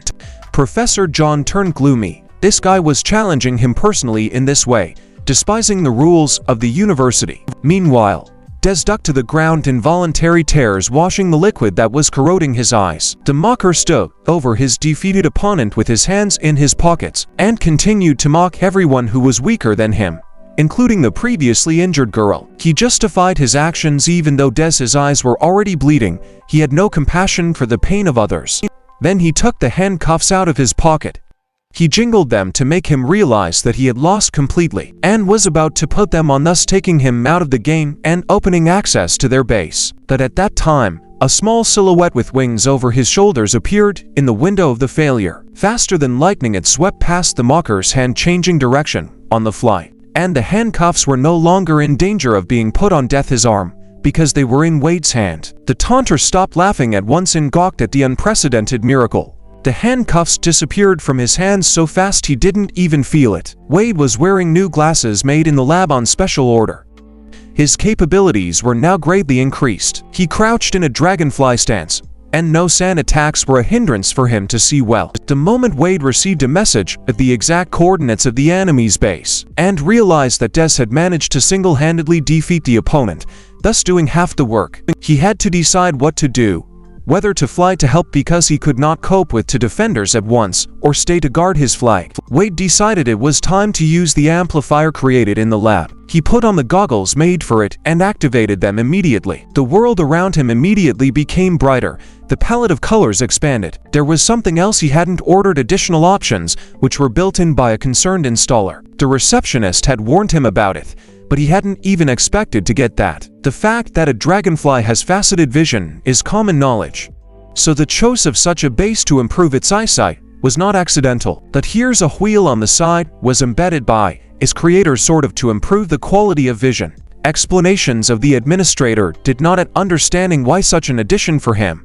The audience flinch every now and then as Wade learned to fly with the new gadget on the bridge of his nose. Eventually, he threw up under a nearby tree just as the administrator had promised, whereupon Wade turned the dial to position 0 and breathed a sigh of relief. That's when the world went back to normal and it was possible to go to Desert 8. He climbed as high as he could so that the trees below looked like a map. He looked up the direction of the enemy base so we could fly to it in a straight line. He headed there at maximum acceleration, praying to himself that he wouldn't be too late. Caught a kneeling Des bowing to the guy who'd come to talk to them before the contest. Wade looked at him and realized that the girl's strange state of mind was probably his doing. And then there was Des moaning on the floor and a categorical verdict on his eyesight. Wade immediately rushed to his friends. The taunter was just waiting. A new portion of corrosive liquid immediately flew at Wade as soon as he came within the necessary distance. But Wade's eyes were protected by his glasses, so he didn't realize what had happened at first, until his hand began to burn where the largest amount of acid had hit. The formic acid of the world's most dangerous fire ant, capable of harming even humans, not to mention the other small creatures that feed on it. A jet of formic acid, and even predators, give way to these small creatures. Wade didn't wait for the next shot of formic acid. He went as fast as he could, and flew around the enemy, trying to figure out the best way to take him out. The easiest way was to fly sideways, and while he slowly turned around, give him a well-deserved punch to the jaw without sparing him to death his eyes. Ant got up spitting blood out of his shattered mouth and cursing foully, then set his jaw crushing it properly. He didn't seem too concerned, because he shouted a strange command to someone upstairs, while Wade pondered what it could have been. And Nat gloated from the side. Wade didn't know where to look from which side danger would come.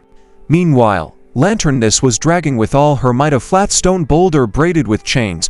It was to cover the entrance hole to the grotto. Wade watched as the gap slowly closed and the lights in the grotto slowly diminished. Soon it was completely dark, and there were rustles all around. The sound of footsteps stood out. It was the first time Wade had been in a situation where he could see nothing. At first he had convinced himself that the others were on equal footing with him, until a return blow to the jaw showed that this was not at all the case. Ant had perfect night vision passed down to him from the sim diet, and he delivered the next crushing blow to his temporarily confused opponent. Wade began his run up to fly over the heads of his opponents. It would be impossible to hit him in the air. But then something grabbed his knees and a girlish voice told him he couldn't do it. Wade instinctively looked down and jerked his legs up trying to free himself. Of course, he couldn't see anything, but he heard Dant coming toward him. He had already released his next dose of formic acid, and swung around to smear it on his opponent, causing painful shock. The screen in the auditorium went dark as the lights in the grotto went out, and the audience whispered excitedly. Professor John was forced to explain the immutable rule of all contests, when at all costs. Wade managed to protect his face with his hands in front of him, but a painful burning sensation told him he couldn't hold out much longer. He hissed in pain and even dropped to one knee, trying to adapt, but it wasn't working out well. Ant pulled out the handcuffs again and carried them to Dragonfly with a look of triumph. Wade got to his feet when he heard a familiar sound and prepared to defend himself. But what could he do in the pitch darkness? So he resolutely put his finger to the wheel he had forbidden to touch. His head was again disturbed by the change from human vision to dragonfly vision. After his outrage at the uninvited additions, the receptionist flatly refused to change anything. She explained exactly what the end result was supposed to be, and Wade listened carefully. So it was no surprise now that he was albeit vaguely beginning to see a raking hand heading for his face. So he managed to bounce aside, and time for Ant's swing to pass him by. While Ant was looking back, Wade was already hovering over his shoulder, getting used to his new vision, and even trying to move at super speed. So far, he was only trying out the powers, but he had already managed to scare Bear when he flew right next to her nose. Then he began to dash around the grotto, constantly changing direction to avoid crashing into the walls. The ant even blushed with anger. His prey was no longer an obedient victim. The ant hurriedly burrowed into the ground to hide from the incessant attacks from the air. The ant had no time to turn his head and fight off Wade. He wasn't interested in dragonflies and couldn't know that they weren't just daytime insects, that they see better than humans. Their eyes are designed to hunt at dusk. That's what made Wade sick. It's not easy to adapt to dragonfly vision. The faceted eyes are a special way of looking at the world that takes some getting used to. They're standing there, Ant-Man. He raises his arm to protect his face from the next blow, and his eyes see as 100 hexagonal windows, and each at a different angle of view, with different light intensity and in different spectra. The guys in the auditorium even got bored. There was no sound before, but now the total darkness was oppressive, until the lid that Lentinus was guarding twitched. She supposed it should be over by now. After all, so much time had passed. The boulder shattered into pieces and two male figures flew upward from the grotto. From above, shards from the rock and chains that no longer held anything together sprinkled down on her. But it wasn't them she was staring at with her mouth open in amazement. She was looking at a battle that was impossible in her mind. Everyone in the audience even stood up after a long lack of information, such as sight at once. Professor John stroked his beard, wondering how what he had seen was possible. How Wade had punched the fire ants face time after time, preventing it from falling, because it was high above the ground and would have crashed. But still the inevitable happened, and after another blow the fire ant flew down. The ground was approaching rapidly and he was helpless, just like his victims, before him in total darkness. The girls on the opposing team, however, quickly oriented themselves and raced to the flag to protect it. Dare was closest and she could have hidden the flag deeper into the ground if it hadn't been pulled out in front of her by Wade, who swooped down from above like a kite, grabbed it and flew away, leaving her lying on the ground. Lantern has managed to pull a tranquilizer out of her sinus as a last resort to win, and fired a shot at Wade as he flew upward with an awkward pole. He noticed the Ampio will immediately and was flying surprisingly slow compared to him, so we just swung the pole, knocking it off course so that it hit the floor. The girl froze with her mouth open. She could not have imagined such a thing. And then she saw the aerobatics when the guy's body first disappeared, and then whizzed past her, making her fall to the ground and cover herself with her hands in fear. Professor John nodded his head in satisfaction. The winner had been decided. The blue flag of the defeated team was flying in the air, not dusting beneath the ground, and it was in the hand of the only remaining intact member of the group. The girlfriend stared with amorous eyes at today's hero. Wade suddenly recovered from his sense of triumph and remembered that somewhere out there does remain suffering and helpless. It was necessary to go back. Des was lying on the dirt floor at this time, and was indeed suffering, only not for the reason Wade had in mind. He was tormented by the same situation over and over again, when he'd made mistakes and let others down. His pride couldn't stand the fact that he was the weakest link on the team. He felt that today was also his fault for falling into Ant's trap and failing to overpower him. His tears had partially washed away the acid, but his vision only discerned a faint light. Des only fully opened his eyes when Professor Olivia arrived and healed him. Wade, meanwhile, washed the acid off his hands and listened to what the doctor had to say. Des was greatly surprised to hear that their group had won after all. Next to him, Wade was smiling at him as the doctor treated the acid burns on his hands. Des looked at him almost in awe. After all, he had done something that was beyond his reach. Wade held out his hand to help him up off the ground, but his hand hung in the air. Des was in no hurry to accept his hand. He stared at the newcomer, who could become stronger than him in just a few weeks, and envy overcame him, so much so that he bit his lower lip with his teeth and anger. Professor John noticed this and folded his arms across his chest in displeasure. History was repeating itself, so he immediately kicked Wade out of the grotto. Dawes was his concern from now on. Wade had to obey his teacher. He put on his goggles and went to take off. Des sat there with a gloomy face, reliving not the most pleasant moments in his life. Professor John explained to him how it was that Wade's level had increased in such a short time. He touched on the philosophical point that for every force, there is an even stronger force. That the problem they saw was something else entirely.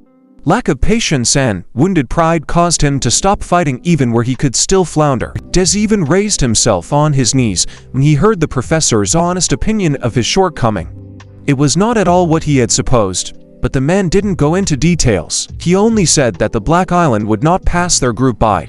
All that remained was to prepare properly. Des didn't realize that the best doping for a jump and abilities was mortal danger. First of all, for people you cared about, but the professor knew it. That's why he left it with a cryptic phrase. In the evening, the student dormitory shuddered with the sound of a woman's scream. Sean had learned of her unacceptable behavior during the finals. Wade tried to reassure her that nothing was wrong, but the girlfriends kept at it, spelling out the details of her and Dorothy's actions and the guys' reactions to it. It would have been funny if it hadn't been so embarrassing. Soon, the conversation turned to discussing their accomplishments. They drank to their success. However, Wade made everyone sad that no one had added any extra points to their ranking. He knew this for a fact because he had asked Professor John about it. While working out in the weight room with a barbell, he had quietly informed them of the rector's orders. Cherry knew that sometimes the rector would intervene with strange suggestions, and always for educational purposes. Wade pretended not to care at all. He wasn't, though he really wasn't. The girlfriends looked at each other. They asked a question Wade hadn't thought of yet, as he pondered how to answer. Tenny offered her services and even provided a sample of her skill by weaving something out of her clothes in front of him. She had the amazing ability to produce threads of given parameters and colors simply by eating a piece of such fabric. Sean wasn't averse to an upgrade either, and Penny handed her a notepad for taking notes of the right sizes. While Wade and John agreed on how they were going to measure up, the friends watched their squabble with amusement. Then they clicked glasses and winked conspiratorially at each other. A few days later, the boys sailed to Black Island. It seemed quite settled. At any rate, there were plenty of boats at the docks. Wade hid his wings under a long fancy cloak. Sean didn't have much to hide. She had her antennae tucked into a long ponytail this time. The opposite situation was true for their friends. Des only needed to wear loose pants to hide his legs. Dorothy, on the other hand, flaunted a bouffant dress to conceal her scorpion tail. They were to be met, and they looked around the dock for a chaperone. It turned out to be a young man, a little older than they were. He seemed extremely disguised. The beaux stared in amazement at the man who in their minds was not supposed to stand out from the crowd. His brightly colored Hawaii sunglasses and long hair made him as inconspicuous as a traffic light at an intersection. While Wade suffered at the thought that they might be tracked thanks to their escort's conspicuousness, Des glanced at him. He kept thinking about what the professor was interpreting to him. How Wade was different from him because he didn't see him as particularly diligent, just a regular guy. Now he decided to put those thoughts aside and just try to be the best. And so he strolled ashore first ahead of everyone else, almost hitting Wade with his shoulder. He had been looking so glum lately that Wade was beginning to worry. As he watched Des moving away from them, and puzzlement, Dorothy came up. She too didn't like her friend's behavior lately. The attendant led them to a small hotel at the sea, where rooms had been reserved, and held out for small bags of clothes for them to change into. The beaux took each one in bewilderment. They figured they had taken enough care of their appearance as it was. Wade asked before he printed out an update. He almost tapped himself on the forehead. He'd completely forgotten about Penny's promise, and she hadn't reminded him, so he'd forgotten. Sonny's attendant adjusted his glasses on the bridge of his nose as he waited for the group to change. Wade pulled an ordinary pair of shorts out of his bag and bit his lip in confusion. The girls pulled stunningly beautiful swimsuits out of their bags and stared at them in amazement. And then they went to the beach as a group. Indeed, the beaches on Black Island were wonderful, fine sand and warm sea. Sonny had brought them here for a reason, but Wade did not yet understand why such precautions were necessary. The girls looked marvelous, only Jin was a little self-conscious about her appearance. Dorothy, on the other hand, was confidently pretending that she couldn't swim, walking around with an inflatable lap on her hips. Finally, Jin looked up and looked at Wade with embarrassment, blushing very sweetly as she did so. He blushed back and couldn't even get a word out, so stunningly beautiful. She looked in the swimsuit that Penny had designed for her, while Gin and Wade tried to compliment each other's looks, stammering and repeating themselves. Dorothy was once again lamenting her ponytail, which always made her feel like a full human being. She spotted a lone Des up ahead by the water and called out to him. He turned to her with a disgruntled look as always. It was familiar. It was the same as always. Dorothy covered her mouth in thoughtfulness. After all this time, she had done nothing to deserve rudeness, which meant the bad mood was his own doing. Finally, Wade couldn't stand it and turned to Sonny for clarification. However, why they were here was of interest to everyone. The answer was extremely laconic, so Wade even scratched the back of his head with confusion, just to bathe. But the mention of June dispelled all doubts. If he had warned about the patrol, The information should have been taken into account. They were on a mission to find out, not to scare the bad guys. It would be a shame to find only an empty room. Therefore, get accepted. The first task for them was to be no different from the vacationers. That's why they came to the beach. That's what all tourists do, relax and swim. Therefore, they immediately dived into the warm surf of the gentle sea and tried to get maximum pleasure from it. Then the guys lay on the sand, and the girls molded a sand penguin. A photo as a keepsake is an obligatory ritual of an ordinary tourist. A delicious lunch, and nothing else is needed for happiness. Just a nap in the shade. We talked about the locals in general. There were surprisingly few people here. A beautiful place, but boring in its monotony, and even far away, was not attractive for young people. Suddenly Wade hesitated to answer and looked toward the opposite shore. Jen noticed this at once, because he was staring fixedly at one point. Wade's eyesight had changed so much that he could normally see things that others could not. For example, this time, he noticed the glow of binoculars in the hands of a man who was on the opposite shore, about a kilometer away from them. Looking more closely, he saw an old man looking in their direction. Of course, my first thought was that an observer from the patrol was watching for new people on the island. So with his hand covering his face, Wade secretly informed his friends that they were being watched. Everyone became alarmed. Only Sonny demanded to remain calm. They looked too suspicious as it was. It was clear that they had to be watched. It wasn't worth aggravating it any further. The man looked through his binoculars for a while longer, examining the young man. Then he lowered the binoculars and hummed indifferently. He didn't see what he wanted to see, so he stood up and slowly walked away from the pier, taking his time and not looking back. After Wade's message that the watcher had left, everyone relaxed, but the mood was already ruined. Sonny suggested where he might be headed, but suggested not to force things. They weren't ready right now.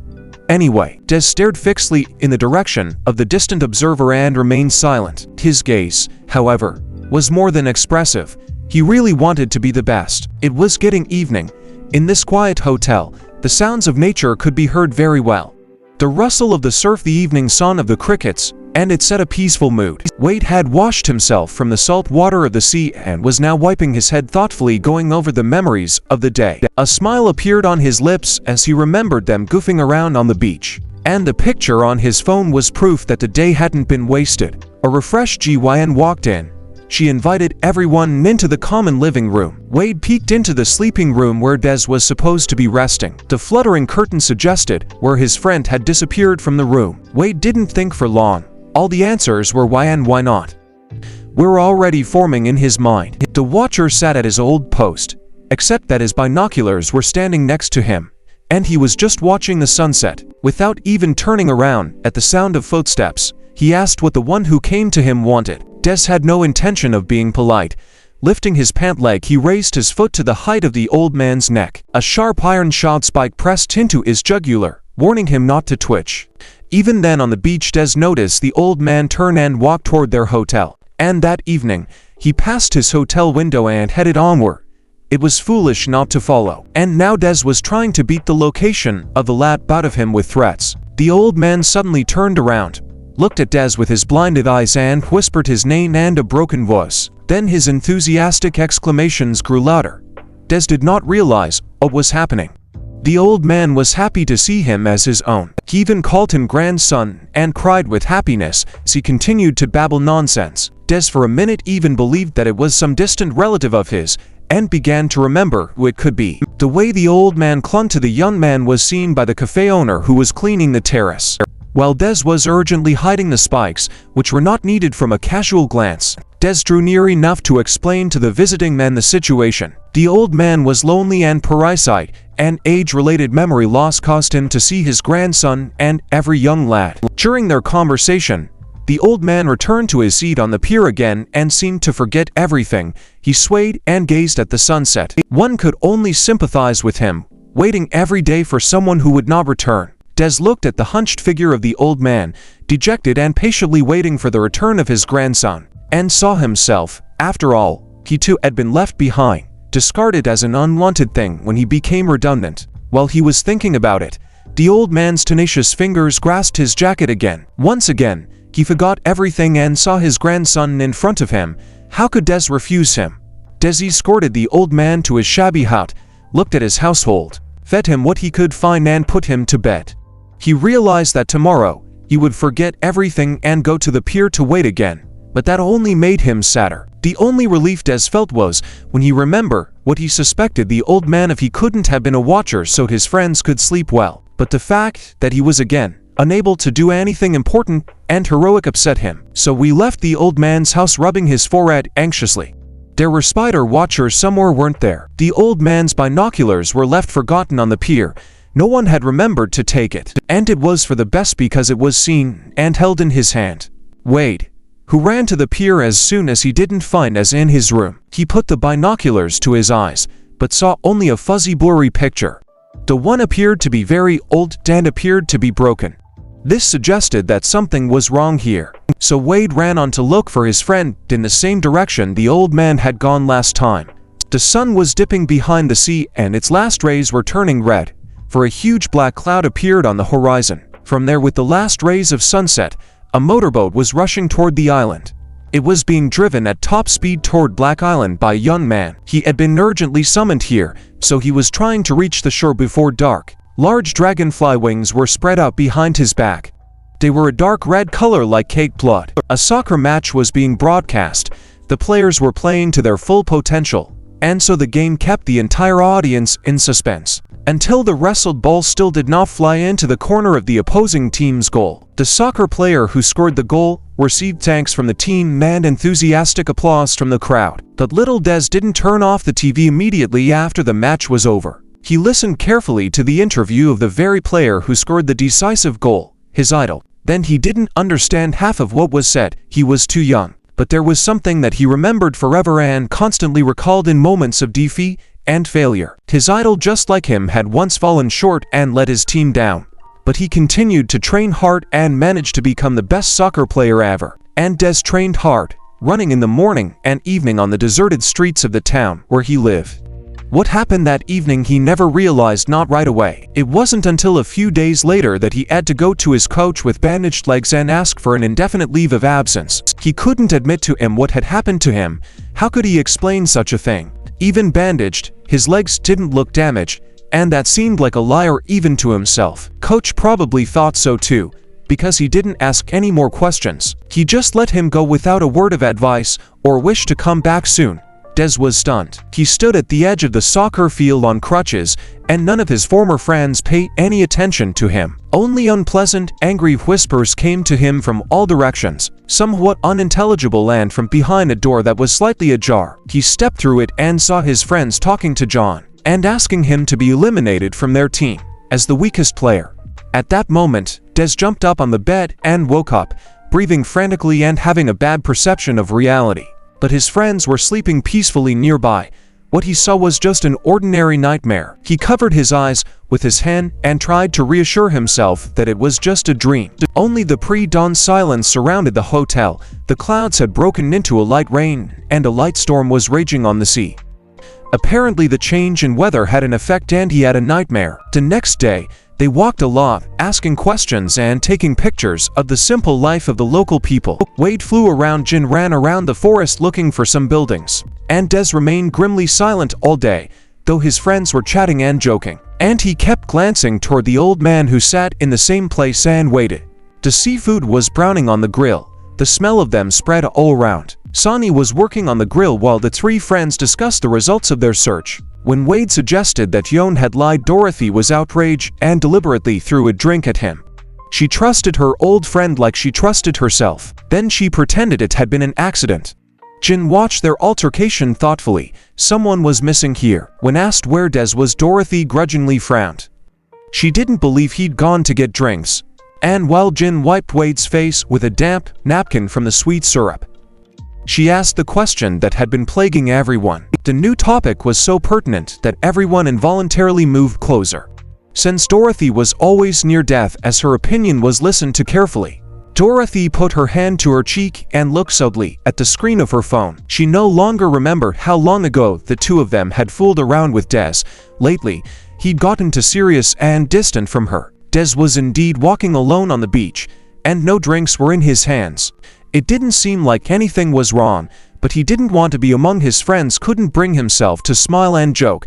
much less listen to delicate questions about his condition. His gaze came across the old man again, who kept waiting for his grandson to return.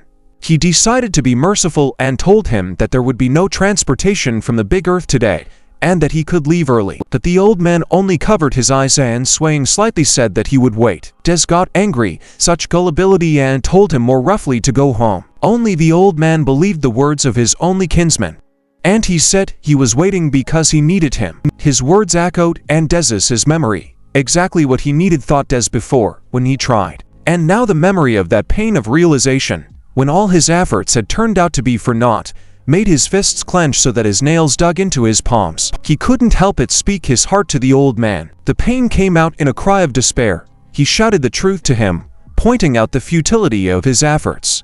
That if a man has become a burden, he is discarded and soon forgotten. His cry went unanswered. Then he grabbed the old man by the shoulder to shake him properly, and froze at the sound he heard.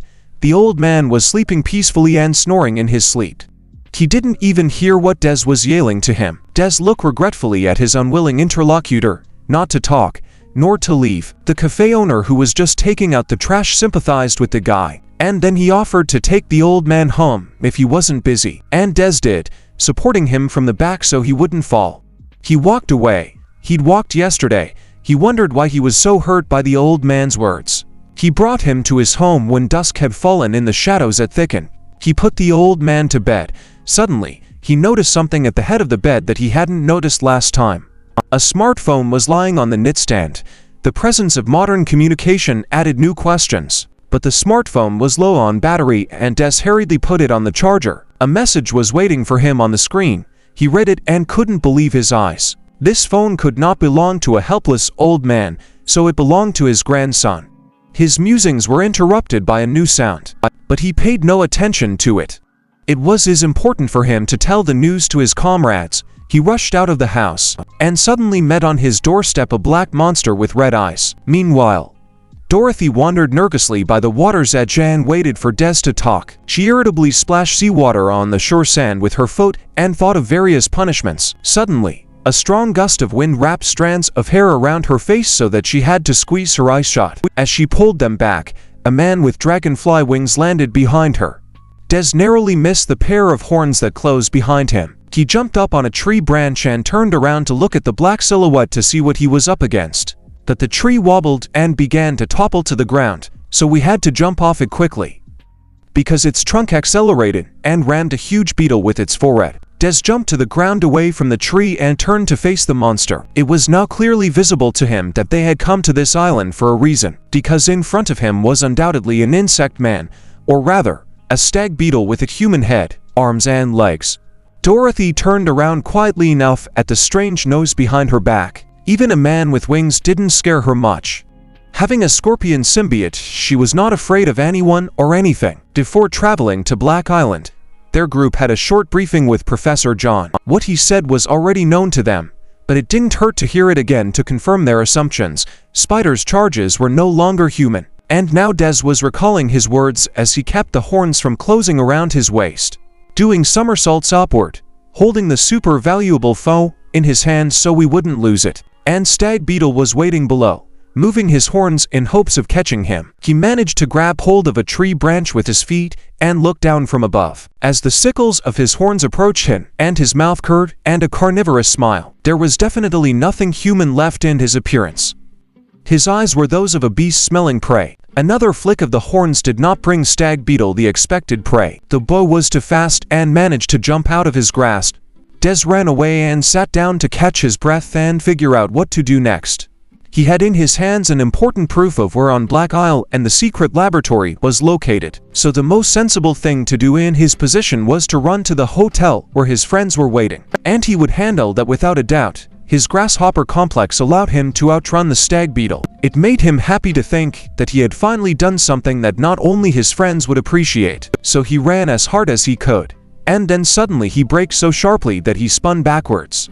He stopped, he listened. There was no more heavy footsteps behind him. And then he wondered where the Stag Beetle would go if it didn't catch up with him. Where had it come to before it ran into him? Meanwhile, it was now fully dusk and the lights were on in the hotel. Sean and Wade were left alone. They were just finishing cleaning up when the phone rang. Jun picked it up to see who was calling and saw that it was Dessert's phone. And the caller was Sonny, who was worried that it was already evening and he still hadn't returned. Wade heard that Dorothy wasn't at the hotel either, because she'd gone to wait for Des on the beach. Meanwhile, Stag Beetle, of course, couldn't catch up with the fast grasshopper, but he wasn't stomping around. He was moving toward easier prey, heading back toward home. With a powerful kick at the jambs, whitened the doorway for his broad shoulders, tilted his head lower to see his victim, who was lying on a low bed, and his hand reached up to the old man's neck. He muttered scraps of words about quota and gilding that he had not yet forgotten. But suddenly something struck him on the back. A sharp-edged stone crashed into his back and then bounced off the elastic exoskeleton. It was enough to turn around. Outside, under the light of the moon, a fellow blacksmith stood and tossed a second stone defiantly, and then back into him, offering to go out and catch him if he could. Stag Beetle immediately changed its mind about eating the old man and turned toward the more tempting young and juicy prey, and then ran hard right towards it, and even developed a decent speed. Except Grasshopper didn't wait, it jumped up and disappeared from the place where it was before. Stag Beetle chased after him, trying to catch him with his jagged horns. But Des knew how to use his grasshopper complex and the strong legs he had gotten from it, so he jumped right on top of the head of the bug chasing him, and kicked his legs as hard as he could at the head. Then he jumped down and watched it fall to the ground with a groan. Des wondered why this subhuman had come here today, and what did he want? Meanwhile, he began to rise, first on his knees and holding his head. It was clear that the old man was probably his target, and if Des hadn't been there, Des roared with anger. It was inhuman to kill a helpless old man, and his stupid conscience didn't allow him to leave the man in trouble. So he did another somersault over the bug, kicking it repeatedly. He flew and realized that he was unable to deal with such a giant finally. But still he jumped up, hit it again with a sidekick. I deliberately hit him with the spikes, blood spurted. Then his jumps became faster, and now the blows came at Stag Beetle from all sides, and each time it was accompanied by cuts and blood spurting from it. The angry beetle still managed to move his horns sharply when Des was nearby, and the one this time jumped farther away. He landed holding his stomach. There was a cut on him, but thankfully not a deep one. It couldn't cut through the layers of muscle, only scraped the skin. But the blood and pain was real. Des got angry and looked in the direction of his enemy to see that he was gone. Only a wide pit was visible in its place. Escaped? No, it had popped up behind him and was already flying overhead to flatten him with its considerable weight. A small earthquake shook the forest as the Stag Beetle landed. He then grabbed the stunned Des by the head and lifted him up on his outstretched arm to his eye level. Des has grasped his arm, pulling himself up so as not to break his neck under his own weight, and berated himself for being stupid. After all, even with his own life threatened, his first thought was that he might fail. His team failed to deliver the news. While the mind-deprived half-human tried to speak and carnivorously scowled, Des had time to think things over and make a decision. He would fight so that no one else could call him a weakling. So he grasped tighter the arm of the giant, who was almost twice his height. Resolutely, he rocked his body and, during the pain of the hand clutching his head, and then did a somersault upward in such a way that Stag Beetle became uncomfortable holding his head in his hand. The monster's fingers involuntarily unclenched when his arm was twisted, and Des slipped out of the grip almost uninjured. While Stag Beetle looked at his fingers in surprise, his victim hurriedly jumped high up, and then the guy started falling plumb downward right onto his already injured head. Stag Beetle was afraid it would hurt again, and put out his horns to protect his head. Des was falling upside down and his speed was greatly increased by gravity. It was a risky move, but he couldn't do otherwise. His enemy was waiting for him below and his horns were at the ready to grab and pounce on a resisting victim, and his mouth full of sharp teeth opened in a bloodthirsty grin. Des did everything very quickly. A moment and he was on the ground. Stag Beetle didn't even realize what had happened, except that both of his horns flew to the ground, cut off by a sharp spike on Grasshopper's leg, that this time decided not to retreat into everything to defeat his opponent. The thorn on his foot responded to his fervent desire. It enlarged and became like a sharp saber. Deprived of his advantage, Stag Beetle was terribly angry. He was ready to tear the boy with his bare hands, and he had the power to do it. But this time Des had gained confidence in his abilities. He knew he could do it, And once again he could do what it took to wing. So we ran straight at the stag beetle, howling in pain and rage. Except he wasn't comfortable running. Something was getting in the way on his right leg. He looked down and only now he noticed the ornamentation on his shin. The spikes had been sharp before, but the blade of this one was like a real saber.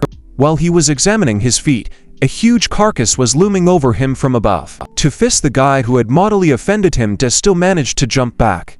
Then he leapt to the ground, aiming to leap like a straightened spring, and reach the head of a creature nearly twice his height.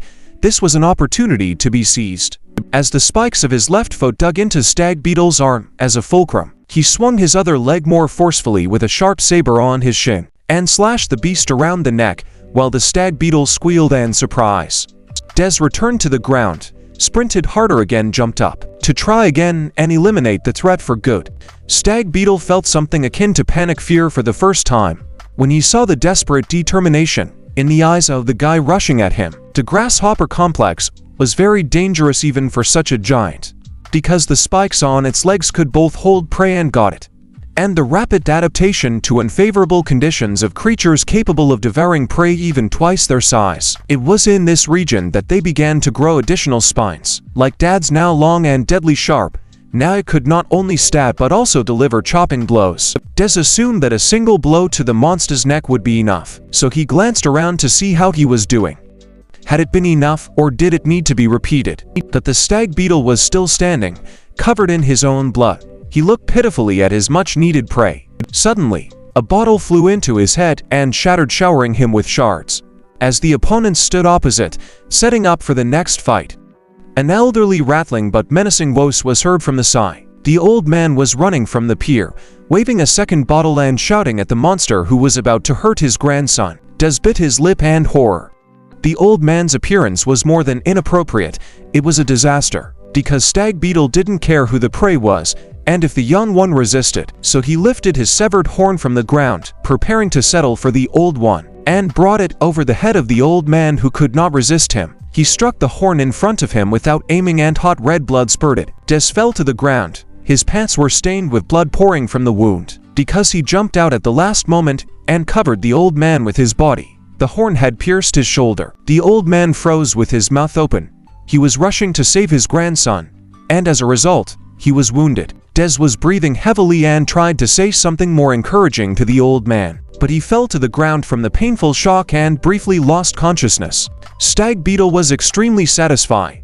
Instead of an old prey, he would have a young one after all. He grasped with his hand the fragment of horn that had pierced the lad's shoulder and pulled it toward him, but it was so deeply lodged between the bones that instead of pulling it out, he lifted it off the ground. Des pried one eye open. His vision was hazy with piercing pain that we tried to be conscious. The old man immediately ran out of the clearing to call for help from anyone. A little earlier at the hotel, the boys had been very much frightened, and that Des and Dorothy were missing. It raised the worst suspicions. Wade ran to look around the woods. He looked around, hoping to see something that would tell him where his friends had gone. Suddenly, he noticed unusual footprints that led deep into the forest. He recalled seeing such before where Des ran with his grasshopper complex. It was a good lead, and Wade had already rushed purposefully to where the footprints pointed. In the dark forest, even a firefly would have gotten his attention, not like a bright light from the screen of a cell phone lost in the low grass of the undergrowth. Wade picked it up and read the single message purposely left on the screen. It spelled out the specific location of the lab on Black Island. And more than that, it became clear that the young men weren't leaving here in search of a better life. They were disappearing. A lot of them, a lot of islanders disappeared. Some were found murdered. The old people were afraid to even talk about it. And Wade has now found out exactly where the people were disappearing. To the man who wrote this had done their work and followed the strange aliens to their island. At that time, a branch crunched behind him and quick footsteps were heard. Out of the bushes came an old man from the pier, whom he had first mistook for a watcher. His appearance was horrible, covered in blood spatters, though he had no obvious injuries. But here was the name he uttered. If he took Des for his grandson, Wade froze, realizing reality, and rushed back to the dock, back to where they'd first set foot on Black Island. The unknown man had indicated that this was where the lab they were looking for was located. But Wade looked around, jogged back and forth, and saw nothing of the sort. What caught his attention were the bumps and indentations in the bottom of the coastal stretch of sea. At low tide, they looked suspicious. He hurriedly stepped over to the edge of the jetty, gazed into the sand-covered wheel tracks. Wade jumped down. It was shallow, barely ankle deep. The night tide had taken all the water, that the huge gate in the wharf wall was bare, and it was clear where Spider was conducting his experiments and holding his prisoners. It was ingenious in its simplicity, who searches at night, and the lab was impossible to find during the day. It was hidden by the tide. Wade pulled out his cell phone to dial an urgent message about where the lab was hiding, but a voice that came from behind interrupted this important business. Wade turned around cautiously. While Wade looked around the forest, went to the beach to look for where Dorothy had disappeared to. On the beach she didn't see anything, but she looked toward the sea and marveled. The tide had partially exposed the seabed, but these huge holes in the sand had only recently appeared. Otherwise, they would have been wiped out by the water long ago. Wade looked at the enemy. It could not have been otherwise. Otherwise he would not have mentioned Wast. The man was young, cocky, and most importantly, he was a dragonfly of an unknown species. His red wings seemed longer and brighter than Wade's. In all likelihood, he was stronger. Wade couldn't help but accept the challenge, but he also had to save his friends. He looked at his opponent boasting of his strength, and his thoughts were only on how to get to the glasses. When he left to find Des, he had thoughtfully taken with him the case in which they were kept. But then he remembered that everyone, both Professor John and Sonny, had repeatedly told him that if he met the enemy, he should not fight but run for help. So Red Dragonfly had to interrupt his monologue. His interlocutor was gone. Wade rushed away with all the speed he could manage, holding his glasses case tightly in his hand. But Reed was no less fast and soon caught up with him, raising his fist. 2-pound Wade like a game of catch-up and rushed forward. Wade slowed down and looked at him with frustration. There was no escape. Red hovered in his path, but most important of all, he suddenly said something about Dorothy. Wade shrieked involuntarily at the fact that this one who was an enemy had seen Dorothy. This did not bode well. Red pretended to be thoroughly embarrassed, but really, he was scheming, wanting to throw the young men off balance. With the story of how he and the girl had met and what had happened afterward, Wade turned away to hide his true feelings from Red, but he didn't back down. He kept pushing, and meanwhile, he flew up quietly behind him, and then with a lightning bolt, he came at the boy, just to grab him with his hand just above the elbow and squeeze. It was like Wade was struck by real lightning. He even dropped the case from his hand. But when Red thought about grabbing the guy, he caught only air with his hands. Wade fell down with a stone. He couldn't lose the briefcase with the glasses he needed so badly. There was a depth below them that the tide had not opened. So Wade dived with acceleration to the very bottom, and soon he surfaced to breathe a sigh of relief. He was able to reach the case.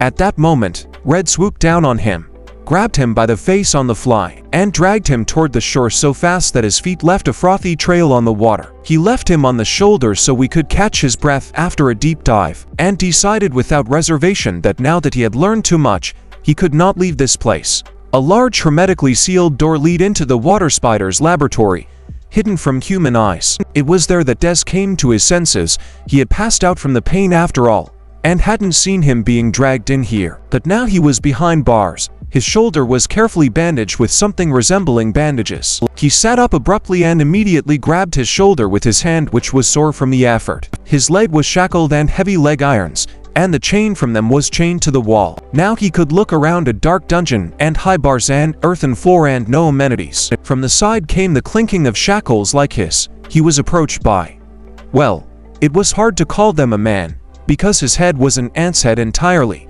but he was calm and complacent, also gave him medical attention. Behind him came another ringing and another. Out of the darkness protruded half human and half insect. Des eyed them warily. After all, these victims of Spider's experiments could have pounced on him, but they just stood in a haggard crowd and looked pityingly at the newly arrived loser. Des involuntarily backed away. The doctor shouted at him, warning him against unnecessary movements. Immediately, it became clear why, when the long fangs which were bleeding with saliva caught the bars on the other side. In the next cell were creatures that had once been human, but they had been fed on Spider's special methodology, meat from hybrids just like them, and now they were trying to get food through the bars of the cage. The doctor explained the orders that existed in the dungeon. It was brutal, but all here that remained normal was destined to feed on these creatures. At the nose and roar of the hungry spawns of spiders' wild imagination, a man entered the dungeon. All the prisoners took a step back fearfully. An ordinary man wearing ordinary rubber boots calmly walked into the cell and took the first chain in his hand. Des seen that face not so long ago, that calm friendly voice, belonged to the coastal cafe owner who had personally directed him to the old man's house. Des matched his ingratiating words with the appearance of the stag beetle in the old man's hut. Stag beetle. They had searched in vain for the patrol. He had always been close by, and now this man was dragging indifferently along the floor a prisoner begging for leniency. Des rushed to his aid, wanting to get even with the cafe owner himself, that the short chain tightened and prevented him from taking even a few steps. Then he shouted with indignation at the other prisoners, "There are many of them. Why can't they take a comrade from one man?" But then the jailer suddenly turned and through gritted teeth promised the doctor that he was next in line to be shouted down, instead of his grandfather. That's how Des learned that this trembling with fear of imminent punishment ant was the grandson the old man had been waiting for, which means he was the one who left a message on his phone before he got here. The message that his grandfather was still alive, calm and down a bit, but his legs wouldn't hold him, and he sat down on the ground. Des was outraged that the prisoner wouldn't even think about walking out of here to freedom. Sloth nodded at the jailer and the stag beetle walking freely around the corridor. He was really afraid of them. Des looked back, slightly surprised that Beetle's horns were roughly but repair, and went on talking about resistance. That the captive sat shivering in fear and didn't even react to his fiery speech. All those who were at least a bit more resolute were exterminated first. Des tried to inspire them with the story that there was a place where they wouldn't be outcasts, so they had something to fight for. Only Ant shook his head hopelessly. He saw no point in rebelling. He looked like he didn't want to live with that appearance. Not even his grandfather could choke his face now. Des watched the monster who had retained a human heart cry inconsolably, and he felt inexpressibly sorry for him. The other prisoners sobbed after him. Soon there was a quiet, unrestrained crying in the cell. Des was confused how to stop this flow of tears and restore people's will to live. A childhood memory came to his aid. That interview with a famous soccer player. He was talking about how to win. In his life too, there were moments when the whole team lost faith in victory and seemed especially helpless. Des remembered what the man had advised in such a case. Go out and do it. He clenched his teeth with wild anger at the situation, ran his leg with the chain vertically upward. The spikes with the chain did a great job. It was cut in several places at once. The captives froze and even stopped crying as they watched this phenomenon. It was enough to bring a glimmer of hope pinned to their eyes. This is what the lifelong soccer player was talking about. You need to set an example and then people will follow you. Des smiled happily at those weary people. He was going to go, and when would they follow him? Meanwhile, red and green fireworks flashed in the sky above Black Island. It was Red catching up and trying to hit Wade to knock him to the ground. The Wade had managed to put on his goggles and was now able to dodge and outrun his opponent, even for a fraction of a second. But it was enough. Suddenly Red was hitting the jaw by Wade, and now he was trying to solve the mystery of this strange phenomenon. He finally noticed the glasses on Wade's eyes, and they piqued his genuine interest. Only Wade was interested in something else entirely. Who Red symbiote was, for the sake of that he even complimented him on his skill. The one thought himself unique to such an extent that he immediately got cocky. This did not please Wade. He didn't consider himself inferior to the arrogant man. Red had to agree with that and, in turn, tried to figure out his kind of symbiote.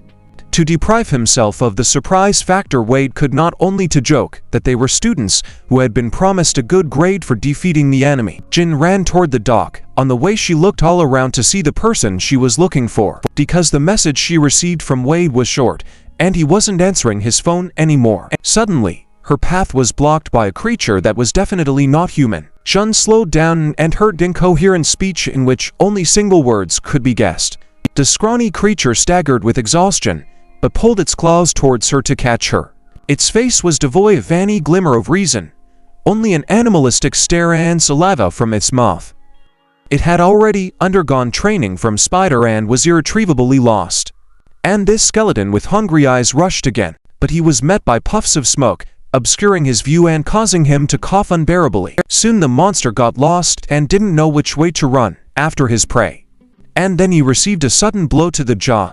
That was enough. Shun had been watching Wade closely for a reason. His crowning blow had saved her now, but the smoke was making her worried. Something that had no explanation was frightening. Luckily, Sonny caught up with her. It was his smoke.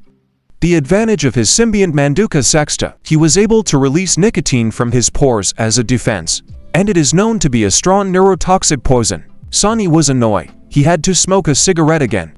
Though he hoped that his exploration of the island would be uneventful, Shun approached him to exchange information and plan the way forward. Because there was no communication with Nast either, and they found themselves cut off from the world. While Sonny was talking to more monsters appeared behind his back, then there were many more. The monsters surrounded them from all sides. It was unclear where they had come from, and why they were wandering around like this. After all, until now, Spider had kept a secret of the existence of humans with insect genes. Jane immediately began to remove the rubber band from her hair to release her captive antennae and hear the space better. Sonny also took another drag on a cigarette, preparing to defend himself against the crowd of hungry monsters. They stood back to back and prepared to force their way to the dock. Meanwhile, Red was coming to his senses from Wade's unexpected revelation. He hovered in the air and scratched the back of his head, realizing what students were willing to do for good grades. And then he quickly darted upward before his opponent could expect such an act, and fell on top of him, wanting to tear off and take a closer look at the glasses that interested him so much. It didn't work. Wade deflected his head just in time. Then Red threw a series of blows, while speculating on the similarities between the methods of their organizations, all based on the same training. Only the bait is different. Wade listened to his reasoning and marveled at how deluded Spider's friends were. It was worth at least comparing the behavior of his own and others before taking his propaganda at face value. Perpetually hungry animals and superhumans who cherished their humanity. Dodging another blow from a fist that was moving towards him much slower than Red would have liked. Wade in turn launched himself upward, while his opponent missed and flew by inertia farther away. And rushing at him from above, shouted his answer to his rhetorical question. As Red tried to keep track of the guy's ever-changing flight path, he was flying around, and his voice came from all directions at once. Wade was preparing his fist for his crowning blow with an amplified falling body kick. With the last word of his speech, he struck at Red's body, and hovered in the air watching the result. He had never had to use an amplified blow in the air before, and it was something to behold. It was something he hadn't even counted on, because Red hit the ground as well, splashing the returning tidewater in all directions. Wade thought it was all over, and so he intended to go to rescue his friends. But a familiar voice was heard, and Red started to rise to his feet. Now he looked real. The games were over. He had learned everything he wanted to know about Dragonfly's abilities and recognized his speed advantage. Wade turned toward him cautiously. It was clear he had a surprise in store for him. And it was a surprise he was not going to like very much. He had already pulled the torn t-shirt off his shoulders. The mark on his back was definitely not from a dragonfly. Then sharp spikes burst through the skin on his shoulders and began to lengthen rapidly. His symbiont antlion had two forms, and the larva stage was now demonstrating to Wade. Wade hadn't realized before that a flying fellow that looked like him might not be a dragonfly, even though they're very similar like twins. Wings, body, legs, that they belong to different species. Antlion matures in sunny soil. He's a master of traps and architect of sand traps that trap unwary prey. The sand serves as his additional weapon in the hunt. He casts it over his prey, and when it is exhausted, he drags it to him. And now Wade could feel the strong currents of sand, whipping his body and ducking his wings. And Antlion was organizing a real sandstorm to show his advantage in all its glory. Wade couldn't see where he was flying, because the sand swirls were constantly throwing him off course, circling and obscuring his view. Antlion laughed loudly, generously throwing more and more jets of sand into the air, which nailed the dragonfly to the ground, causing it to fall and no longer resist. Wade could feel the sand in motion pulling him in like quicksand, and there was no way he could get out of it. Antlion towered over him like a victor. He even removed his horns to flaunt his irresistible manhood. Wade teased him in return. He needed to stall for time, and for that he was willing to talk for hours. He grudgingly grinned at his bluff, but he wasn't too upset that the Nest stormtroopers would be here soon. He went straight to the gate to the lab. On the way he told about the real reason of his business trip here on Black Island. He pushed open the airtight door and pushed it open with effort. Then he looked back at Wade with arrogance, superiority. A cleaner, That's what he was. Wade didn't immediately realize what that meant or what he was doing just now, but he heard a suspicious noise from the sea and looked back to see. A huge mass of sea water was rushing towards them. A whole wave was ready to overwhelm Wade, and the laboratory door opened wide. When Antlion had used sand, he had held back the tidal wave slightly, but now they were returning to their proper place. Now that the situation was desperate, he deigned to say why he had been sent to this island. The meeting had been unplanned. The wasp had been very convincing when she led him to Spider. Wade couldn't believe his ears upon hearing that their organization was going to wipe out all their supporters who were here simply by opening the door to the tie. But he had forgotten that Spider treated everyone as expendable in his experiments. And now he couldn't even say anything in response, because the water had risen to the level of his mouth. Antlion rose into the sky, quite pleased with the sight of the tide rushing toward the open door of the laboratory. Dragonfly tried in vain to free himself from the wet sand pressing down on him, hoping to escape imminent death. The last thing Wade heard was Antlion threatening his friends, and hypocritically regretting the two of them would drown without his help, since they were in the cages of the laboratory, which was about to be flooded by the tide. Wade's head was already completely hidden under the water. Because of this, Antlion did not see how his eyes suddenly glowed green. Around this time that people in the prison were waiting to be rescued, the shackles were removed from their feet, and Des had been trying to cut the prison bars the same way he had done with the shackles for some time now, and he was angry because he couldn't do it.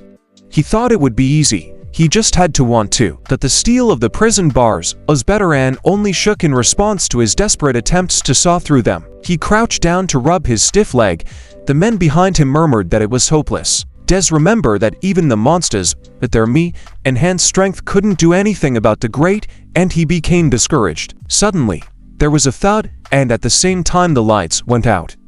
Fortunately, emergency lighting was provided here. The people only squirmed helplessly in response, expecting the worst. Des looked at them angrily. He was beginning to get annoyed with this resignation to fate, and suddenly rose to his feet. He had a secret that he had never revealed to anyone before. But first he approached Des to check something with him about Nast. He had considered his words about them having a place to go if they were released, and now he grasped the bars of the bars and rang them. The captives raised their heads to see what he was about to do and whispered anxiously. Des nodded his head in agreement.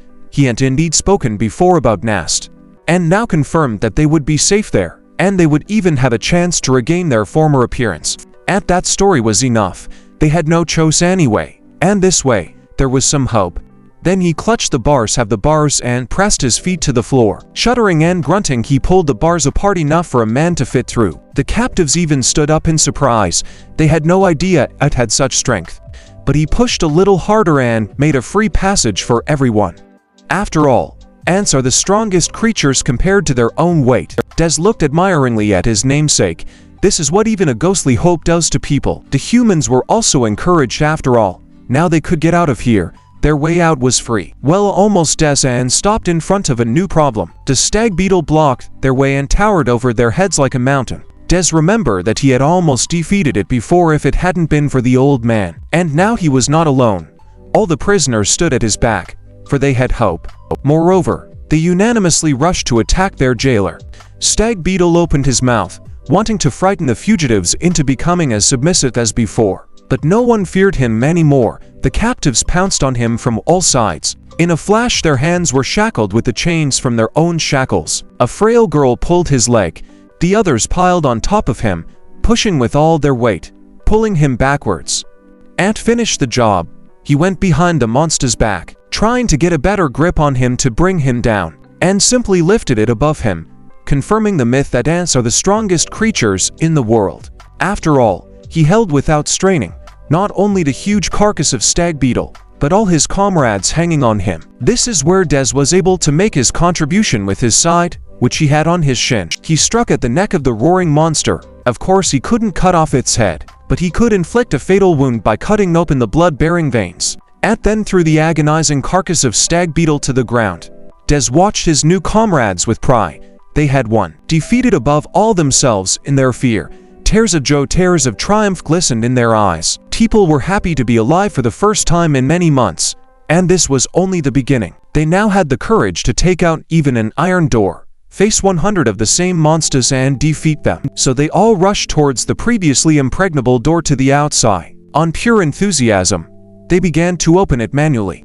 Des was in no hurry, though his attention was drawn to the observation window, or rather, who was peeping at them from there and what they could expect from him. But when he took a closer look, he saw dead bodies floating in the water. Des immediately shouted a warning not to touch the door and ran forward. He didn't make it in time. The broken electronic lock was already sparking and the door began to open. A powerful stream opened it wide open, knocked everyone off their feet, swirled them around, and began to fill the room. This was something the captives had not expected, and were very much frightened.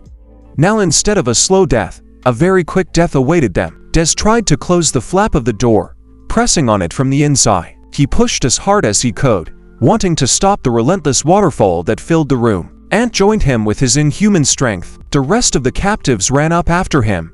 Together, they even managed to cover the door somewhat. They tried their best, pressing and squeezing, narrowing the gap, and they had almost succeeded. There was only a small gap between the gen and the door, but the lock was already broken, and the power of the sea was beyond the power of anyone living on Earth. The tide opened the door again, filling all the space available to it. People were floating in the sea water, and the last hope of survival was lost. Between the living people floated the corpses of the drowned, which the tide had squeezed through the open door. And it was clear that the same fate awaited them.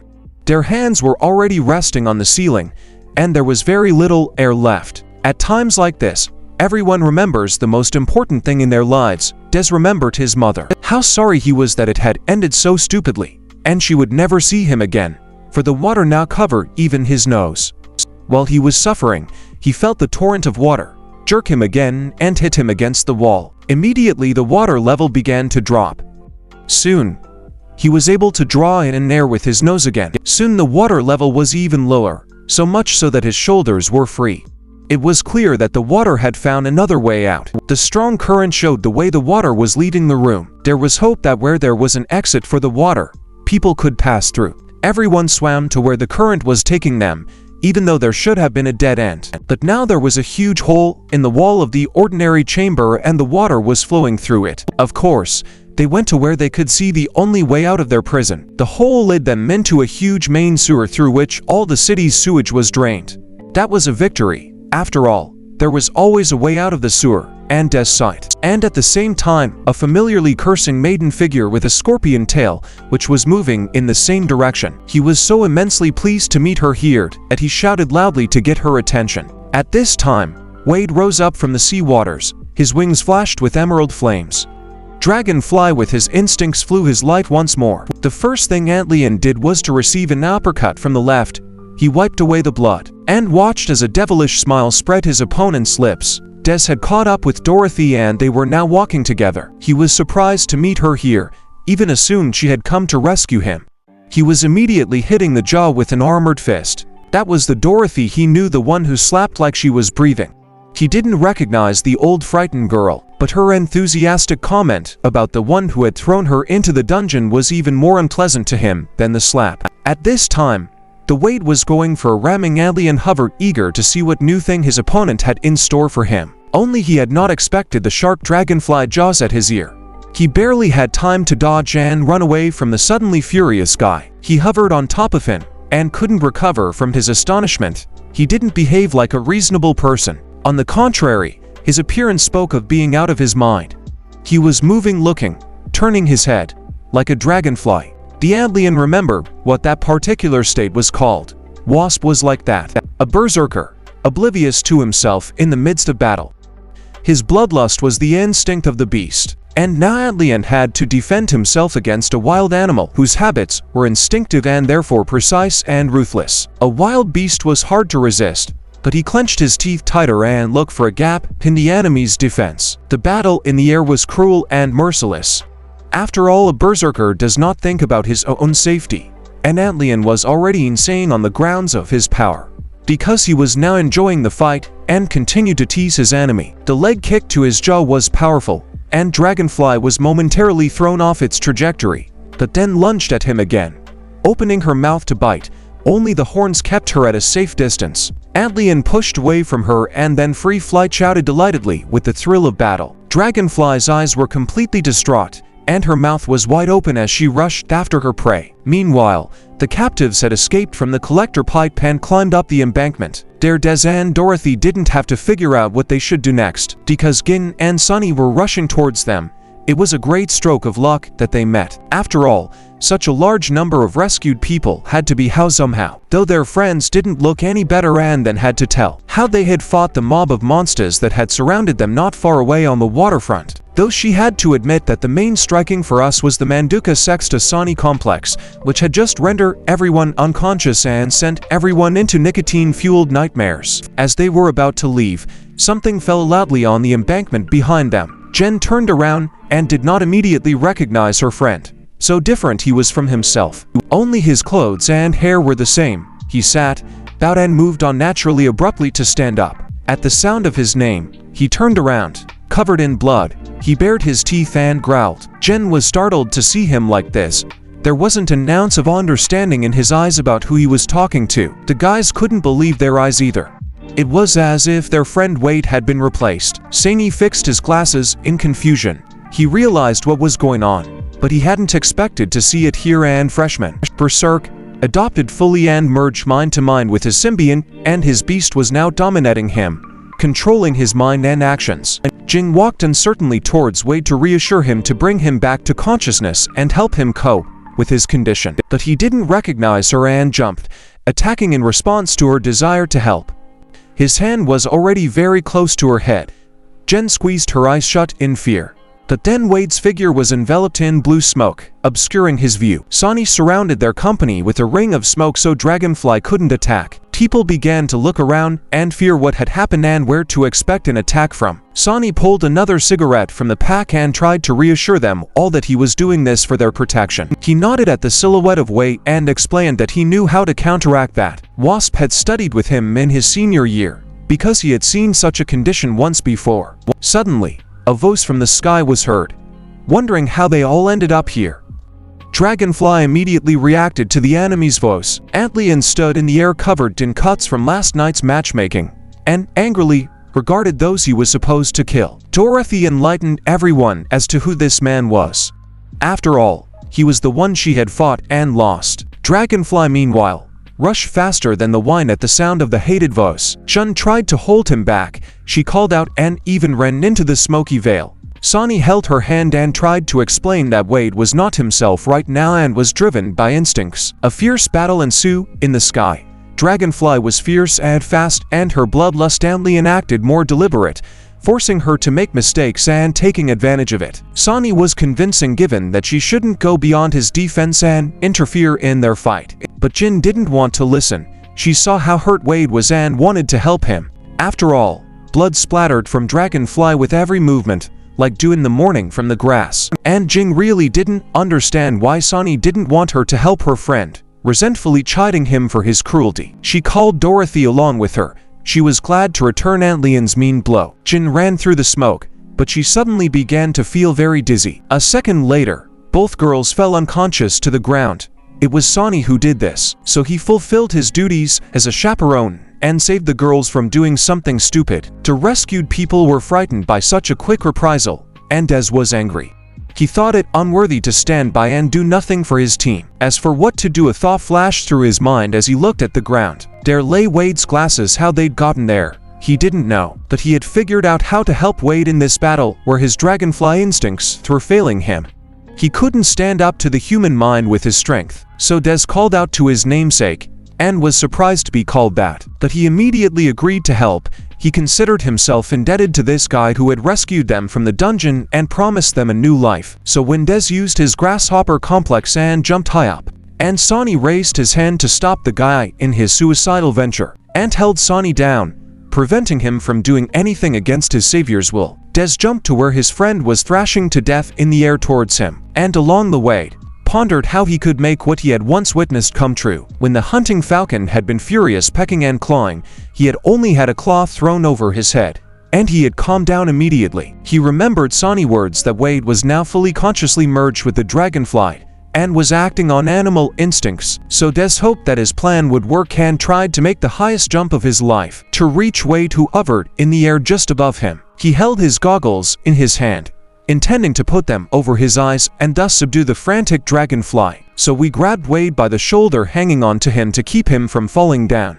As started yelling at his friend to look back and look at him. Immediately after, Dragonfly dived down and at the very ground rushed parallel to the sea. The people on the waterfront watched in shock to see how Des' desire to help with turned out. Antlion covered his nose from the hallucinogenic smoke with his hand and lowered himself to watch as well. He hoped they would both get killed.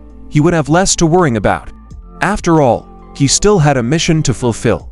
The bows landed only at the lighthouse. Wade deliberately gave Des a hand to help him up. His glasses were back on his eyes and his human mind returned to him. Sonny had even forgotten about smoking, so intensely was he watching the lad's conversation. Wade marveled at his hands and small cuts and scratches. A deeper wound was visible on his shoulder, but now he was sure he could stand up to Antlion. He looked up and saw no enemy in the sky. It didn't seem possible that he had escaped. While Wade was looking for the enemy on the horizon, he saw him rise from the sand behind him. Des was the first to notice him and shouted a warning to Wade. Wade turned around when Antlion's fingers were already reaching for his neck. They both took off at once. It was much easier to get free in the air. There was so much room to maneuver. Wade tried to break free of his fingers, while Antlion told him what was waiting for him. Everyone on the boardwalk watched helplessly as he carried Wade deep into the island toward the forest. Only Des took giant leaps to try to reach Antlion to stop him. The man looked at him disdainfully over his shoulder. What could a jumper do against a flyer? And with a burst of speed he sped away. Des had no time to do anything. Back on the ground, he tried to run in the direction in which the bows were flying, but a mocking voice reached him. Antlion considered himself the top of the insect food chain because he could fly. And the grasshopper complex didn't impress him. Des only clenched his teeth in anger. He really couldn't keep up with a super fast dragonfly.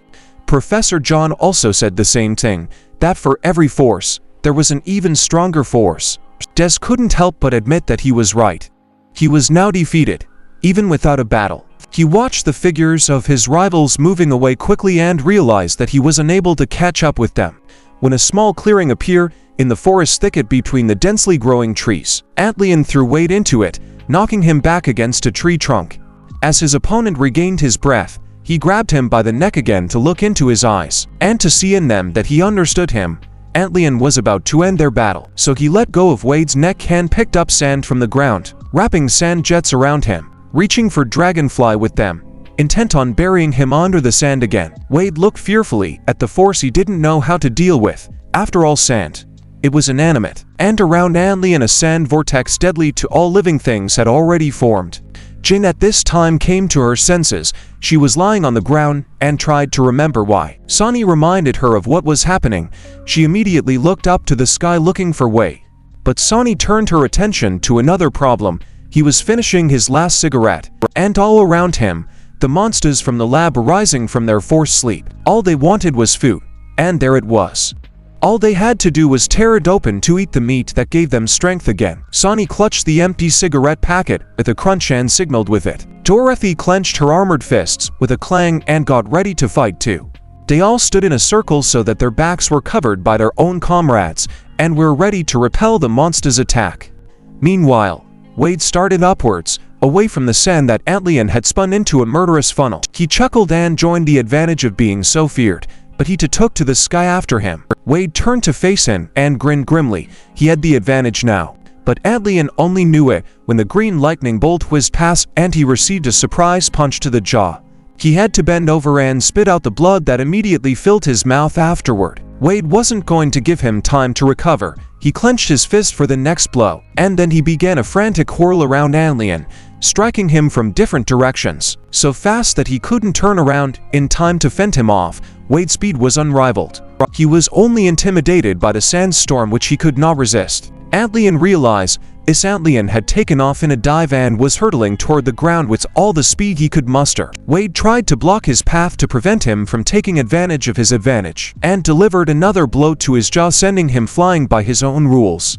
Striking from the bottom, he forced his opponent upward, but he also took a hard kick from an outline from which he flew down. but he managed to regroup in time and push himself off the tree trunk with his feet and launch himself towards his enemy again to keep him off the ground. Seeing that in the air, he was very much inferior to Dragonfly in speed, Antlion began to remove his horns so that they would not interfere with his flight. He was now more maneuverable and was preparing to give a tough fight to his opponent. Wade realized too late that something in their confrontation had changed.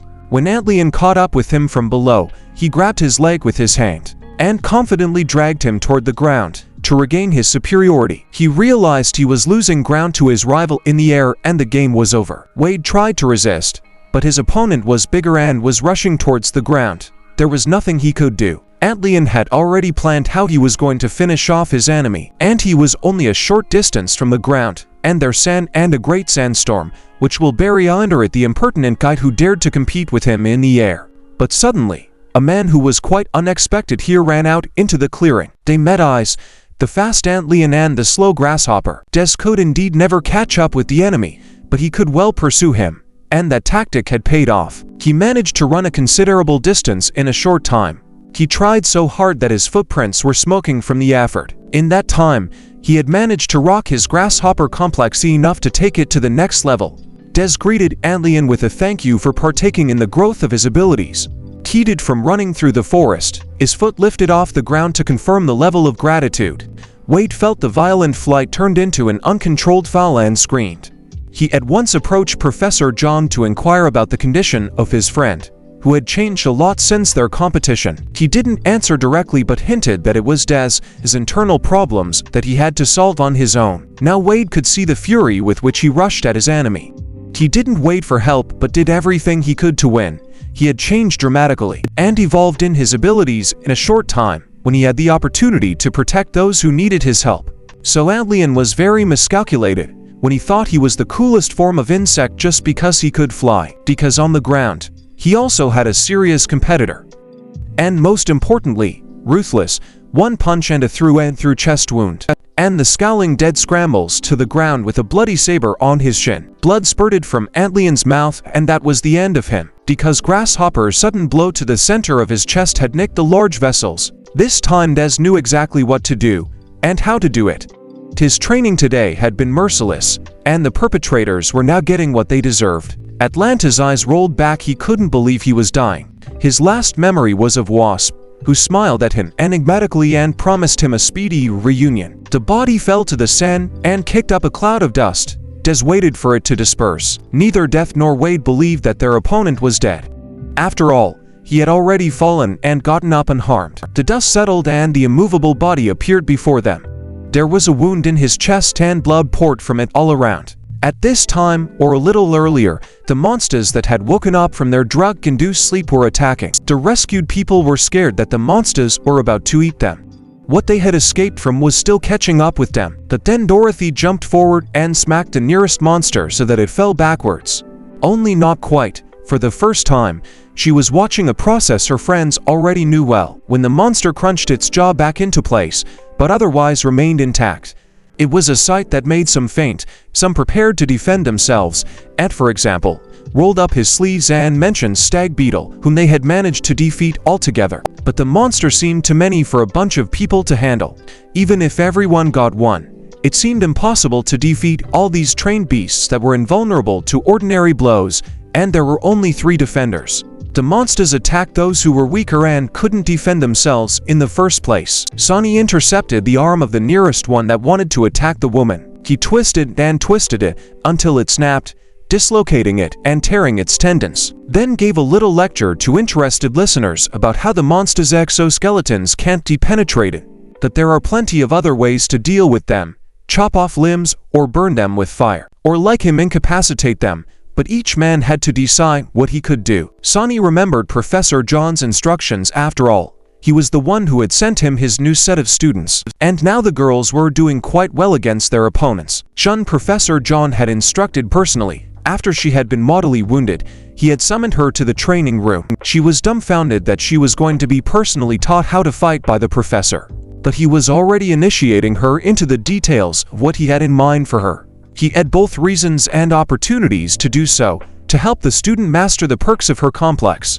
Teaching soldiers to use their perks used to be his profession. Now he was going to train his students so she would no longer be helpless in a fight. And now Jin with knuckles on her fingers was a serious opponent. Sonny was fighting two opponents at once, but he was watching the students with the corner of his eye. That's why he immediately noticed Jin's snaky snake rushing into the crowd of monsters. A blow with his fists to the softer belly, and the knuckles burst through the skin, entering the monster's insides with their needles. Then Sonny hold dislocating the leg from its joint, and the one no longer capable of attack. Then she swept between for more monsters delivering painful blows. Then she leapt at the neck of the fifth, twisting its head with her legs. The former captives looked on as if it were a miracle. The monsters they feared to the point of trembling. The girl won alone and so fast that they only had time to blink their eyes a couple of times. Dorothy, finishing off her opponent, even envied her skill. Suddenly, a scream came from the side. Dorothy hurried to get out of the way.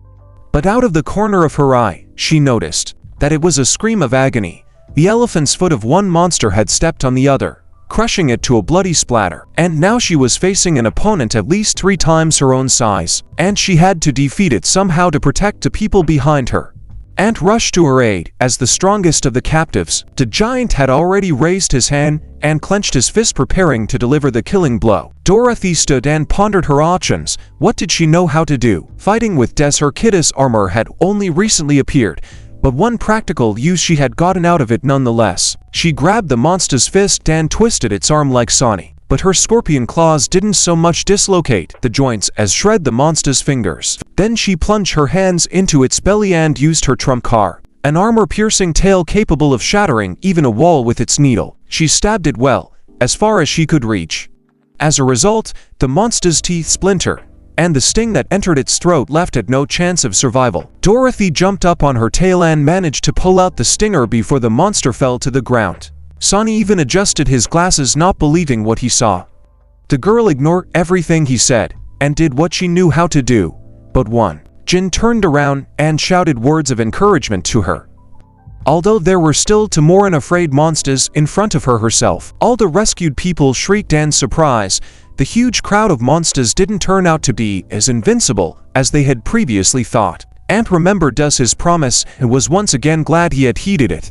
If 2 girls were capable of such a thing, what to speak of the strength of the entire nest? Their victory inspired the rest of the captives to resist the monsters. Ant listened to his comrades and remembered the lesson Des had taught him. One must fight for one's victory.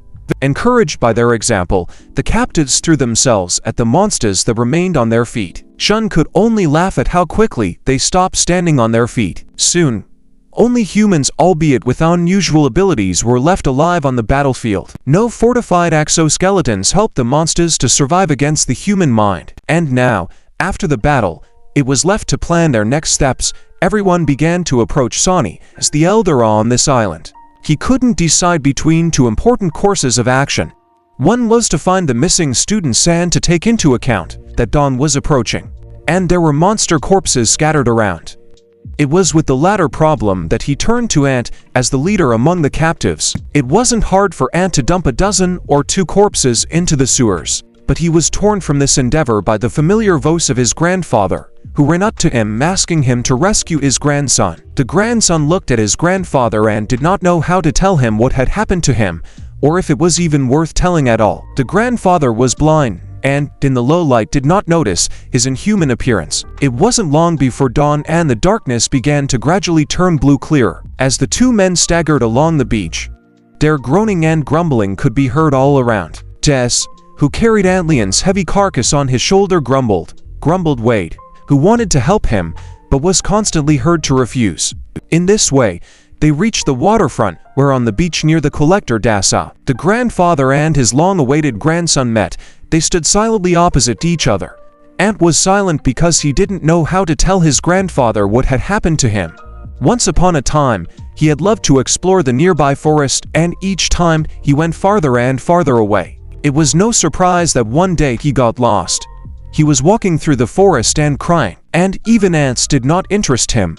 Then, when he wandered in search of his grandfather, soon his grandfather found him himself. He stood in his way and let him out of the forest, because he had powerful binoculars with which he always watched his grandson. And now his first impulse was to hug the grandfather he had not seen for so long. He even reached out his hand to him and started to say the first word, but he looked at his blackened fingers at his grandfather's binoculars and changed his mind, because he would definitely look through the binoculars at him, as he had once done, and he'd see a monster with an ant's head and black skin, and he wouldn't recognize him. His fingers were immediately clenched, and his hand was put behind his back. He couldn't do that to his grandfather. All the listeners held their breath and listened to his negative answer, and he even turned away so as not to see his grandfather's eyes when he heard that his grandson was gone. The grandfather hummed thoughtfully. He was confused by the feeling of some understatement, so he grabbed his binoculars and looked through them at his interlocutor. Wade stared, wide-eyed at the fact that the grandfather was looking through binoculars that he had previously thought were broken. Apparently it wasn't. It was just that those binoculars had been adjusted to the blind grandfather's vision, and now we could clearly see who he was talking to, a monster. But his loving heart told him that not everything was as it seemed, that he was talking to his favorite grandson, the one he'd raised since he was a boy, the same voice, the same mannerisms, the same way of speaking. So what if he had changed in appearance? The grandfather lowered the binoculars. He'd already seen what he wanted to see, those things that a man does not notice about himself, but by which you can recognize anyone. And he was the first to approach his grandson to give him a hug. At that moment, the sun rose, and human terror sprang from the monster's eyes from relief. Ant cried and cried, even knelt down in front of his grandfather. He knelt beside him and consoled him as best he could. Des watched this touching encounter and held in his hand the phone found in the old man's house. The last words in that note were words of love addressed to his grandfather. Despite the fact that the grandson had gotten an ant as a symbiote, his instincts remained human. Grandfather no longer needed the binoculars and was left lying on the sand, because his grandson had come back to him and would never leave him again. Soon, there were visitors in the laboratory. Experts from the nest had come to study it. Sonny accompanied them as a guide, but he refused the honor of being the discoverer. Then they scattered to different corners of the lab to see everything. They also found the monsters left in the neighboring chamber. The flashlight allowed them to see that not all of them had suffocated. Some survived and huddled fearfully against the wall. Because what was happening was unfamiliar to them, they could have been better studied in the nest lab. To do so, they decided to be sedated and transported. The third of the specialists discovered something unexpected and called the others to take a look. A hermetically sealed door that kept the tidal waters inside. But the code lock turned green with a confirming signal that the door was unlocked. Those who entered had to cover their noses from the cadaverous odor of decomposition that lingered in this cell. Their eyes were watering from the stench of the corpses in here. Human insect bodies in varying degrees of decomposition and walls, stained with blood all the way to the ceiling.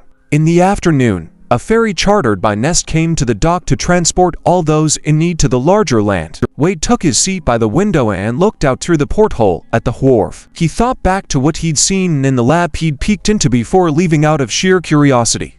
Until Jin's had fell on his shoulder asleep after a sleepless night and an equally exciting day. Besides them, there were many other passengers in the cabin, and all of them turned out to be victims of the spider. Now new life awaited them, a difficult one, but it couldn't be worse than a caged existence. Wade looked down through the porthole once more. There he saw the end of the story. Des was saying goodbye to his namesake. Next to him was the old man. The grandson remained on the island. Now he didn't look broken and despairing, for he had hope, and a man who loved him and needed him. He wasn't upset that he wasn't going to Nest because he'd learned the rules for getting rid of the insect genes to compete with the guys he'd seen in action. He couldn't. So they said goodbye, and Des heard the words return to him and commanded him to keep fighting, because he was very good at it. Des have a lot to think about. He was a very different person today, and he was yesterday. His inferiority complex had left him forever. He'd fought and won, first and foremost himself, his fear and insecurity. The ferry sailed for the big land, taking within its bowels people, monsters, corpses, and other materials to research Spider's capabilities. For as it turned out, he had more than one laboratory, and in the secret one itself, a remarkable conversation took place. His assistant was reporting on the day's events and frowned as he read them. Things weren't just bad, it was terrible. Spider, on the other hand, was calm and serene, sipping his tea and playing chess with himself. Ticked up the pawn symbolizing Atlian and reported that he had completed the task. He was only slightly disappointed that the lab wasn't destroyed, because his target was the 5 cannibals trained in his method, but who had not lost their minds, who now stood before their creator shrunken and incredulous at his sincere favoring of them. Spider put the chess knight in its proper place. He was about to begin his game, the goal of which was to destroy the nest that was constantly interfering with his plans. The professors were listening to a report on recent events on Black Island. On the screen in front of them were pictures of the chained monsters from the lab. All of these creatures had been carefully studied, but already they could call it a huge success. The professors were impressed with the results of the usual study of the island. What bothered Sonny was that their arrival had been known in advance, otherwise, they would not have been sent to flood the laboratory. In this regard, Professor John remembered us after all. It was thanks to him that this laboratory had been found and people had been saved. He knew his problem and assumed that he had managed to overcome himself if he had achieved such results. Soon the report was finished. What had happened on Black Island had been summarized. Sonny leisurely closed his folder, and pausing between words because he didn't know how to speak, he addressed the three professors with an important message. They immediately tensed up. Judging by his sorrowful face, the news was not pleasant. It didn't make it into the official report.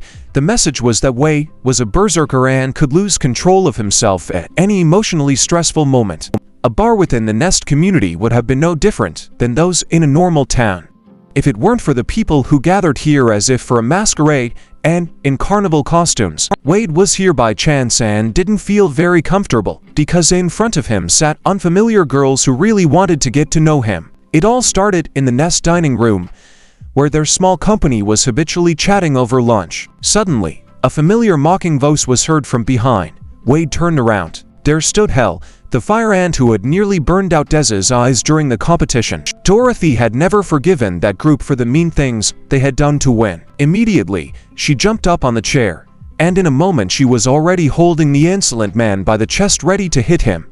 Her fist was already covering the armor. But Hal continued to smile faintly, and assured that he had come to apologize for the fact that they had overdone it a bit. Dorothy forced herself to let him go, not to start a fight after what was said. That pushed him towards Dez to apologize to him personally. Dez was uncomfortable with this intercession, but no one could silence it. Disengage, Dorothy. She towered over him like a goddess of justice and demanded that he apologize to everyone he had somehow burned or humiliated in that contest. Hal pretended to be very remorseful indeed, even bent in a forced bow to those present. Dorothy somehow could not believe such a quick surrender. She eyed him suspiciously and waited for a catch. And she did, because Hal put his arms around the necks of the two guys he'd hurt and dragged them along with him as a form of atonement. That's how they ended up at the bar at a table with strange girls. Hal brought them here on purpose. The girls had asked him to help them meet prospective students, and Hal took advantage of the situation. He was able to simultaneously pretend to apologize and hurt his competitors and not offend himself. Good for him on all sides. He even remembered to portray himself as the hero of the evening, saving everyone from boredom. And to keep Wade interested, knowing that he was partial to ratings and useful acquaintances, he introduced him to Professor Olivia, the best student in the class, and she smiled sweetly at him. Wade immediately imagined how much he could ask her who had been here for 2 years unlike him. Hal continued his rampage. For starters, he makes different drinks and glasses. Dez looked at Hal's satisfied face and assumed that he had just found some company to sit with the girls, that the drinks were already spilled and it wouldn't be nice not to have a drink with everyone for company.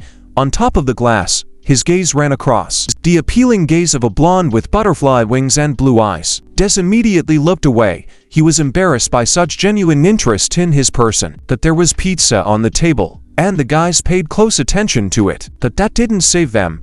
Soon, both were no longer happy that they had succumbed to Hell's entreaties, because everyone but them didn't seem to be getting drunk, and they were being served more and more drinks. Wade decided that he had had enough and got up from the table going to leave. But he was immediately taken under the elbow by the delicate fingers of a girl. The sophomore pretended that she had too much to drink and leaned on his shoulder. She started complaining about not feeling well and begging him to walk her home. Her friends started to insist that she needed help too, even though the dormitory was just a short walk away. So Hal acceded to their pleas, practically obliging Wade to escort the girl.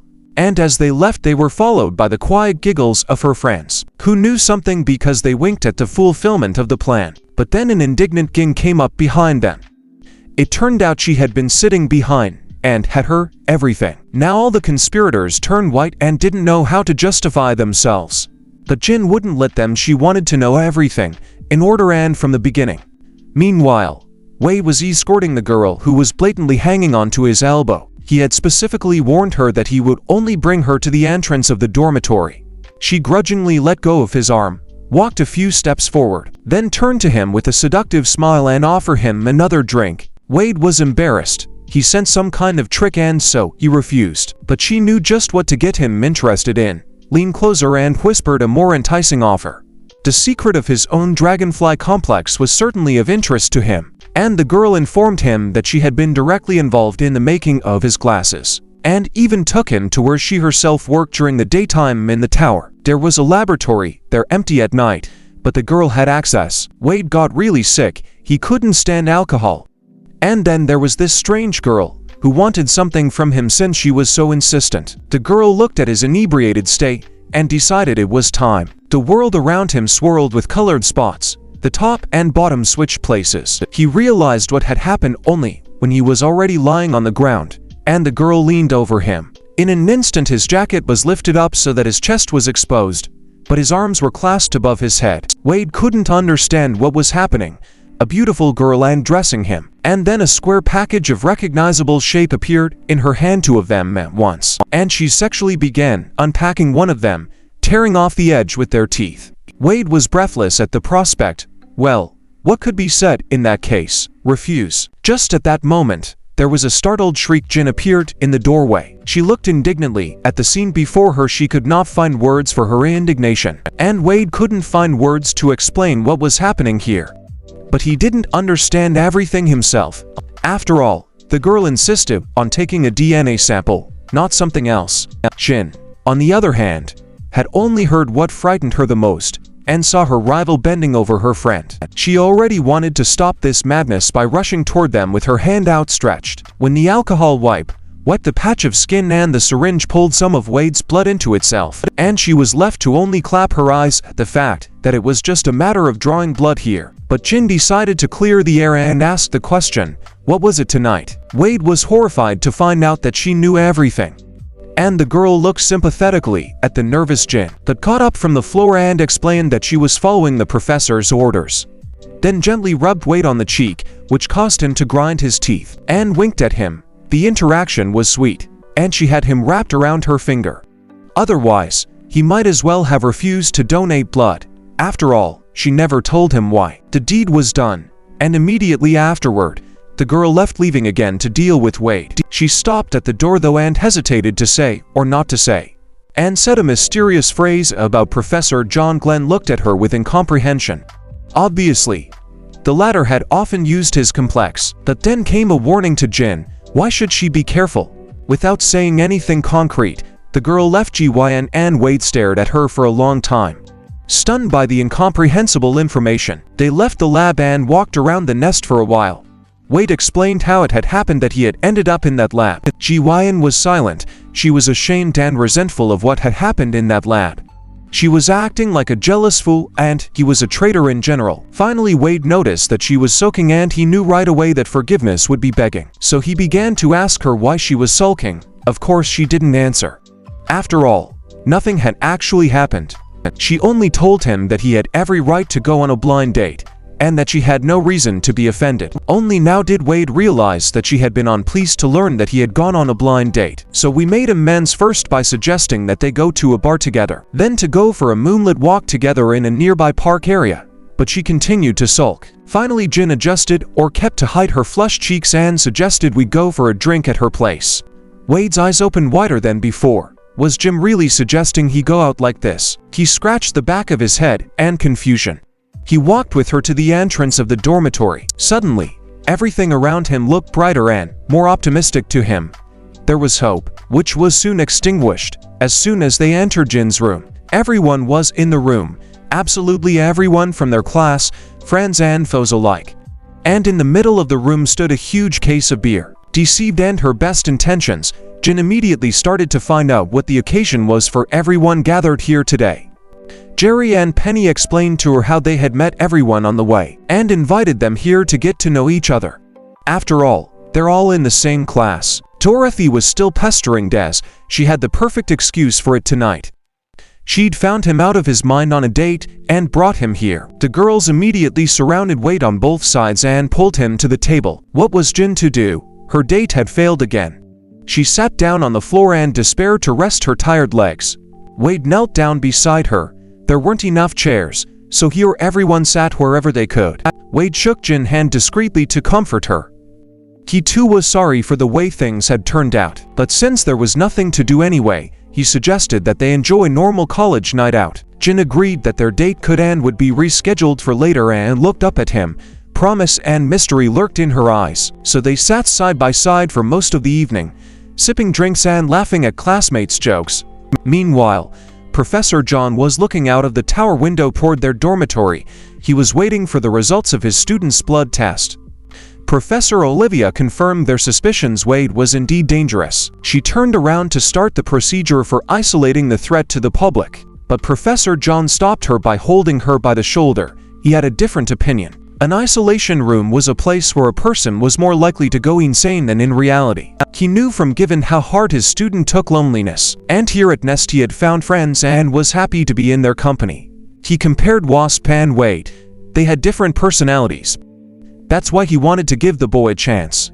Professor Olivia hesitated. After all, a crisis could come at any time, and Professor John sighed heavily as he made a difficult decision and showed his attacking hand. He preferred to take responsibility for the life and death of the students than to isolate one of them. The elevator in the thriving company descended to the lowest underground floor. Wasp and Spider stepped out of it. He had brought a spray gun with him for some reason. Wasp cupped her chin in amazement. She hadn't expected to see this here. A huge human silhouette in a tattered hoodie loomed over her. This was the abode of the giant scolopendra that had dragged Spider out of the firestorm Professor John had set. Spider suddenly began carefully spraying his beastie with water. This was what was needed so that they could communicate calmly. Wasp touched the wide side of the scolopendra with interest. She thought she was going to be sent to the nest. But Spider wasn't going to do that. Wasp was angry that he was violating their agreement, but he explained that she had taken a firestorm from Professor John and was now sick. Indeed, the scolopendra broad flank showed jagged spots and dents from the burns. Wasp reflexively touched her face. She knew what it was, burns from the professor's fire. And so she sympathetically asked Spider about the seriousness of the situation. After all, he was standing beside the monster and sadly stroking its thigh, as if he was worried about its health. But he turned around with a quite satisfied smile. He assured that nothing terrible had happened, and it was all temporary. The scolopendra rustled their cocks in agreement, while Spider told them that he would definitely deal with their enemy, and Wasp was promised that she would take her revenge for sure, only the plan would be different. She lifted her bangs, showed her scar and said she was dreaming of it. Ever since John almost burned out her eye, that eye suddenly widened and filled with a crazy purple glow. Wasp's rage was exploding. The next day Professor John was waiting for his student at the edge of the forest. Wade came at his summons as quickly as he could. He hoped the professor would teach him something more. The man stood with his back to him but immediately turned around. His gaze was stern and serious. He informed Wade about the instability of his complex.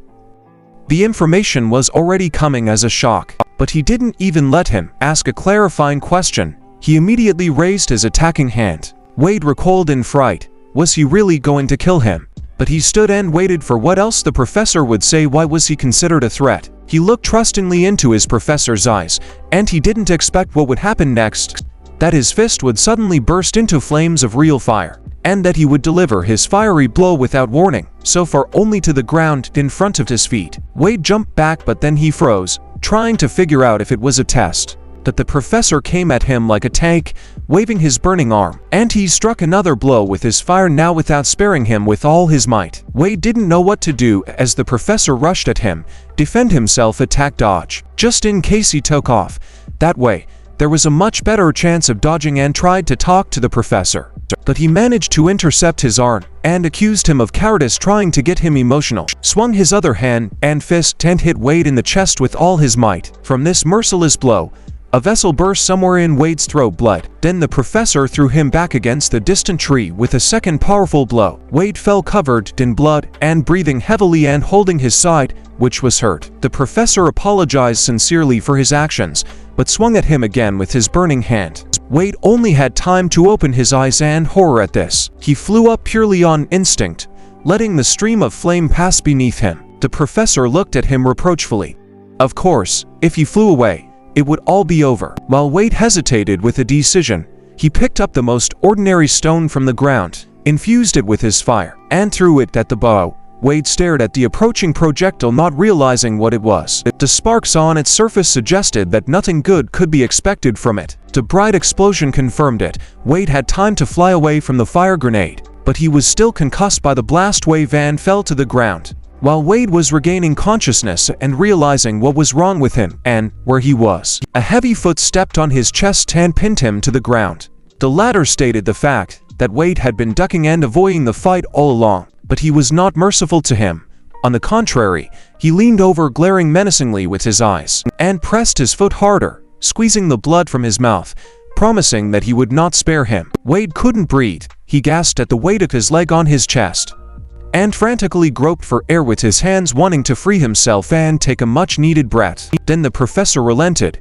He eased the pressure and told him it was all because of his madness on Black Island. He told him a similar story that had happened 5 years earlier. Dak then was because of his unstable rage had killed all of his classmates, just took control of everyone and burned their brains out with her anger. Then he had to stop her, so she wouldn't kill anyone else. They got into a fight. His fist knocked her unconscious, but he didn't kill her.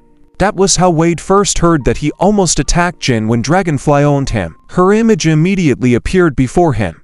She was not afraid of him, and did not seem frightened at all that day. The professor lifted him by the collar of his jacket, explaining that he could not do otherwise, and his hand was once again filled with flame, ready to strike the unstable student with fire. Wade heard the word monster from him. That's what the professor had called him, and he froze, only watched as the hand steadily approached him. Next thing he knew, he was screaming in pain as the fire burned through his jacket and got to his body. He yelled and felt the dragonfly cover him with its consciousness, sneaking into his thoughts and tickling him with its instinct to kill. His eyes filled with green light, but he couldn't see it, for the red-orange color of the professor's fire was flooding all the surroundings. And then he heard his calm voice. His words held the promise that it was all over, that it was all just a demonstration. After all, video cameras were hung all over the forest. The teachers actually jumped up from their seats.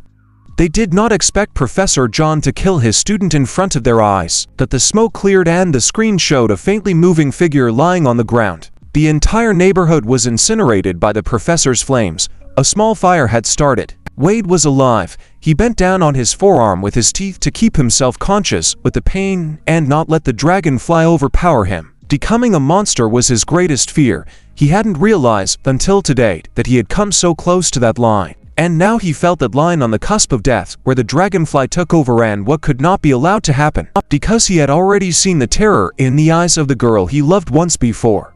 At that moment, Wade lost consciousness. A familiar figure emerged from the forest. Sonny helped him to pass out so that the guy would not do anything stupid now. After all, he had already passed his exam. Professor John raised his head to the video camera to demonstrate that he had done his part. Behind him lay the boy whom he had saved from becoming a prisoner in the isolation ward. The sound of footsteps echoed through the corridor, which was empty at the time. This sound awakened Wade from the dream induced by Manduka Sexta. Not for the first time, he didn't realize where he was. Professor Olivia approached his bedside. She assured him that he was now completely well, and with a guilty look, she apologized for Professor John's actions. He was sitting on the next bed, his back turned to the wall, and the nurse was bandaging his shoulder. Finally, he took the skein of bandits from her hands and finished bandaging his arm himself. Wade was stunned to hear that the professor was the only one who believed in him, and so he had deliberately pushed him to the brink to prove to everyone that Wade was capable of controlling himself. Professor John turned this heartwarming conversation into a threat. Either Wade would control his symbiont or he would kill it. Wade swallowed, and voluntarily, he'd felt the power of the professor's hand already today.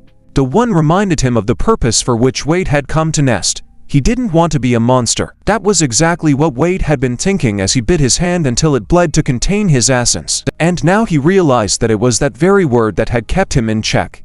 The professor realized it too. His heavy hand came down from above on the boy's shoulder. He had believed in him ever since the moment he had asked him for mentorship back then, in the forest. Wade realized that he would be trained even harder now. The thought made a dry lump rise in his throat. But for a greater purpose, Wade coughed and shouted his agreement, like a recruit. Nest University had many buildings, a different one for each direction. Tenny burst into the gymnasium just before class started with the extraordinary news. Jun was just warming up and was unhappy to be pulled away from such an important activity. But Tenny's eyes were so wide with shock, and she was so out of breath from running, that she couldn't immediately say what the reason was. And then Get heard the dreadful thing. Mantis, who had lost his arm at Wade's mercy, was fighting with him again. In the morning, as usual, there was a lecture recitation, and Professor John had chosen what he thought was a very important topic. But the students didn't think so. They didn't understand why they should be concerned with their weaknesses when they had strength that should be developed. Even though the professor's left hand was in a sling, he still showed them a spread of his weekly book. It detailed the advantages and disadvantages of each of them. In real combat, the disadvantages let them down, especially when the opponent was strong with the opposite quality. The professor slammed his notebook shut and promised everyone to work on their weaknesses. When did students ever like to work? Lo and behold, some were now hopelessly sprawled out in their seats.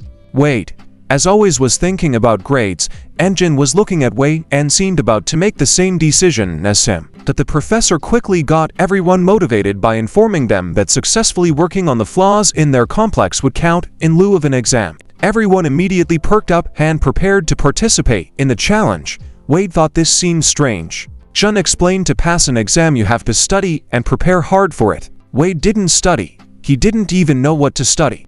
He was always in fights or in the hospital, so he had no choice. The professor gave everyone time to make a unanimous decision and proceeded to tell them what he had in store for them. It was going to happen on the next soccer field, which immediately became a training ground. First up was Des. Obviously his legs are his strong point, but he didn't know any weakness, especially since he had recently acquired an additional skill. The saber on his ankle gleamed with a particularly formidable glare, but he didn't know how to use it properly. A second later, the auto feeder threw tennis balls at him to be chopped up. The saber worked at a rapid pace trying to catch up with each ball. Wade realized that it wasn't as scary as he had assumed. A normal training session built on practicing their weaknesses. The test has difficulty in practicing those weaknesses made him wonder if it wasn't that simple. Lanternfly, who had poisoned everyone with her aphrodisiac, braved her way onto the field. The test for her physical weakness was the melee with Jiyan, who dreamed of revenge against her.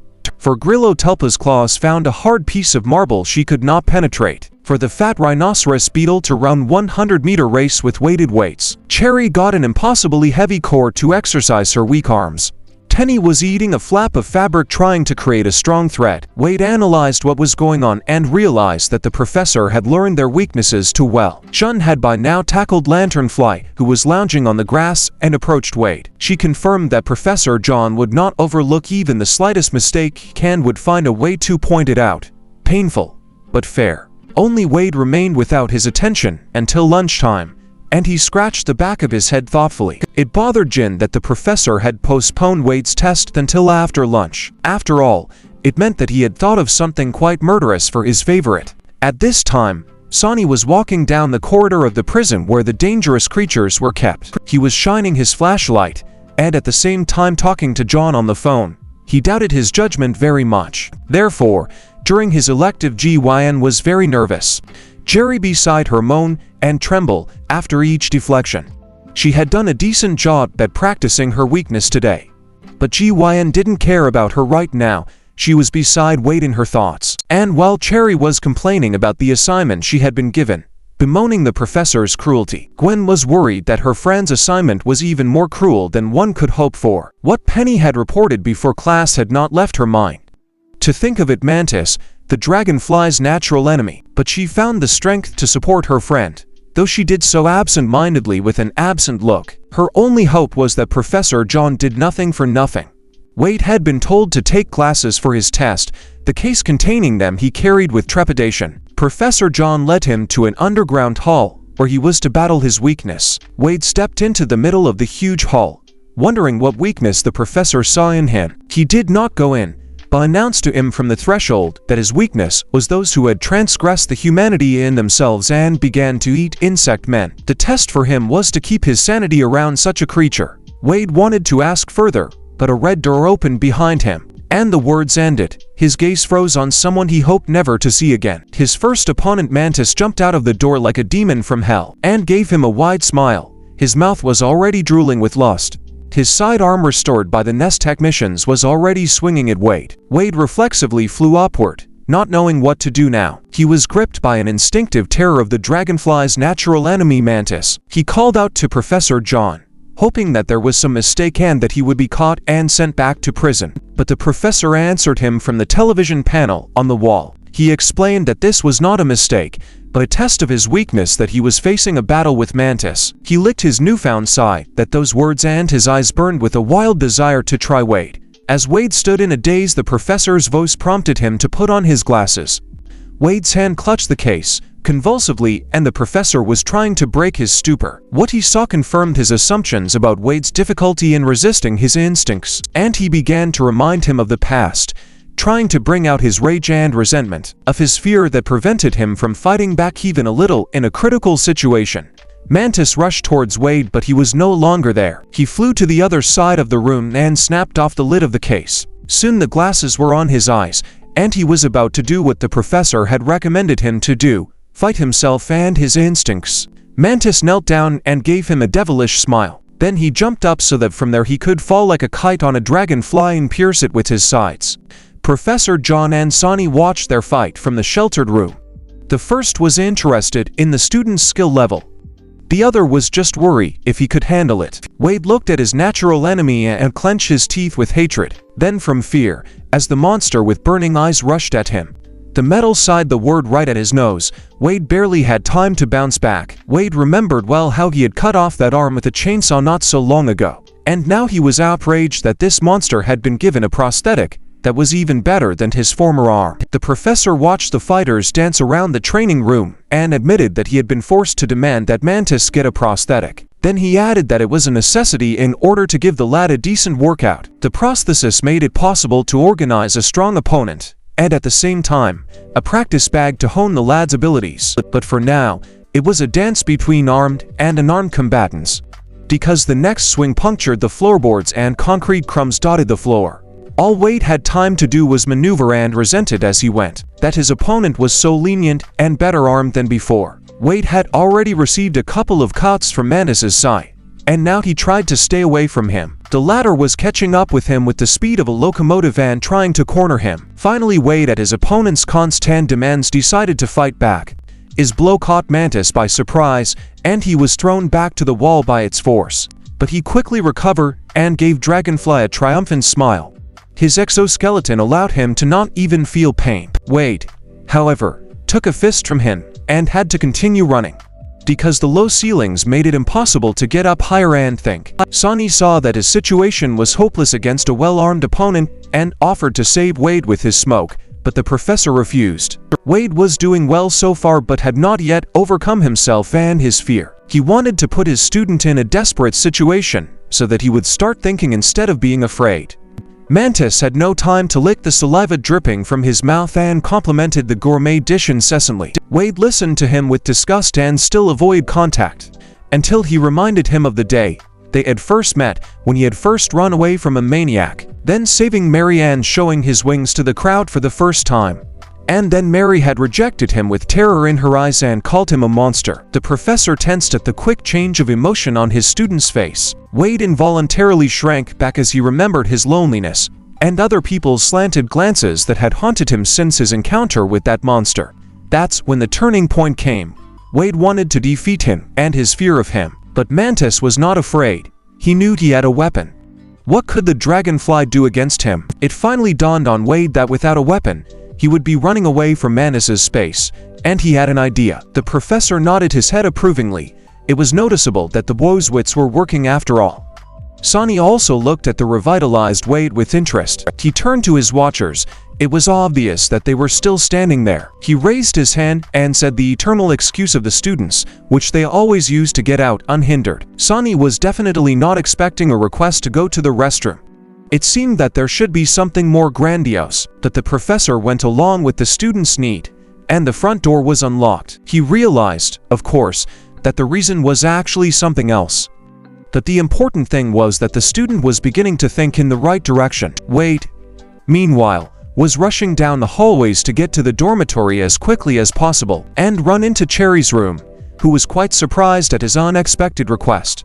But lending her mace for the time being, Jin looked jealously at first, but then sympathetically at the cut Wade. It became clear that the ordeal was not easy for him. Wade was happy. At last he had a weapon with which to beat his enemy. He had to find a decent weapon. The professor's chainsaw was too cumbersome.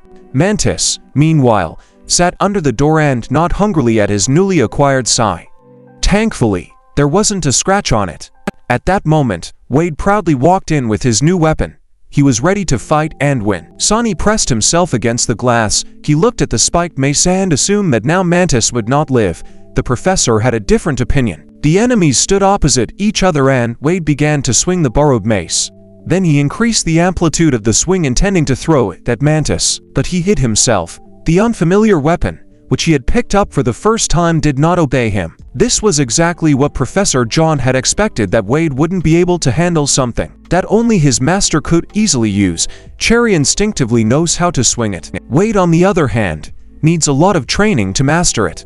So far, he's been running away from the enemy space again. The next day, Wade brought a tranquilizer borrowed from Lanternfly. The next day, spiked knee pads borrowed from Jin. That's when he was able to hit Mantis hard. He even coughed from the impact of the spikes as Wade flew away just in case. Wade was shocked that he was finally able to do something to his enemy. But the angry Mantis was even faster with his sides, trying to slash Dragonfly in retaliation for the pain he had caused. Once again, Wade had to dodge at top speed, swerving away from him in unthinkable positions. He thought to switch his glasses to Dragonfly vision to try a new idea, and as always, he began to get sick of the vision readjustment to the faceted version. He was now worse at seeing and calculating Mantis's movements, not even to mention hitting him. The professor had been watching his attempts all this time. The Wade could not find a way out of the situation and defeat Mantis. After another failure, Wade was walking tiredly down the street of Evening Nest. His clothes were shredded, and the deepest cuts were covered with band-aids. His injured shoulder ached terribly. He couldn't get the thought out of his head that he'd never learned how to use the extra capabilities of his glasses. As he passed another cafe, his side vision caught sight of a familiar figure. Sitting at the table was the same sophomore girl who had so ingeniously taken his DNA. She'd also hinted that she knew how his glasses were created. That gave it a chance. He tapped on the window, catching her attention. The girl recognized him. Wade knew what he wanted to ask of her in return for the prank she had pulled on him. When the last day to turn in for credit came, everyone gathered on the same soccer field. The girlfriends shared their successes and worried about passing the test. Jean and Des were discussing Wade's problems. They had a lot to worry about. After all, he was the only one who hadn't succeeded so far. And he wasn't here yet. Professor John looked up to the sky. He thought he saw something up there. Something flashed again and again in the bright morning sun above the tower. It was flying and puzzling zigzags heading in their direction. Then it crashed onto the field at the feet of Ginny and Des, causing them to recoil and fear. As the dust cleared, Jin stared in amazement at Wade, who had miscalculated a bit and was now sitting on the ground, all dusty but quite happy. A briefcase was visible in his hand and the glasses on his eyes and faceted vision mode. That evening, Wade sat for a while in a cafe with someone who could have helped him with his problem, and she turned him down. She laughed merrily at his predicament, and attributed his condition to the usual unaccustomed to the change of angle. Wade looked at the glasses with disappointment. It was frustrating to own a super tricky gadget and not be able to use its capabilities. The girl offered him the opposite way out of the situation. It's not the glasses, it's the training. Wade stared at her point blank and waited to see what she would offer him as a workout. That same evening, he came to Nest Park with his shopping, found a lone tree, decidedly corrected his glasses before he started working on himself. According to the explanation, his vision doesn't match his body sensations, which is why his brain gets motion sickness. So he set up a stopper on the trunk of the tree to spin in a circle from which a rope came off. At the other end of the rope was a belt which Wade fastened around his waist. Then Wade flew in a circle around the tree, slowly at first, then faster and faster. The rope kept him from flying too far away and crashing, but he was failing at the most important thing, starting to see like a dragonfly. Soon the chaotic circles around the tree became concentric. This frantic merry-go-round had brought Wade to vomit more than once. At first, Then there was nothing left to vomit, so he patiently waited out the stomach cramps. Then he'd start circling the tree trunk again, sometimes hitting objects. When vision and body sensation didn't match, he bumped into everything in his path, and it was very painful to collide with a pole in flight swinging around. Wade was desperate. He hadn't been able to do anything for the past hour, but he kept on stubbornly whining around the tree. He had no other choice anyway. Either he would learn or he would fail the test.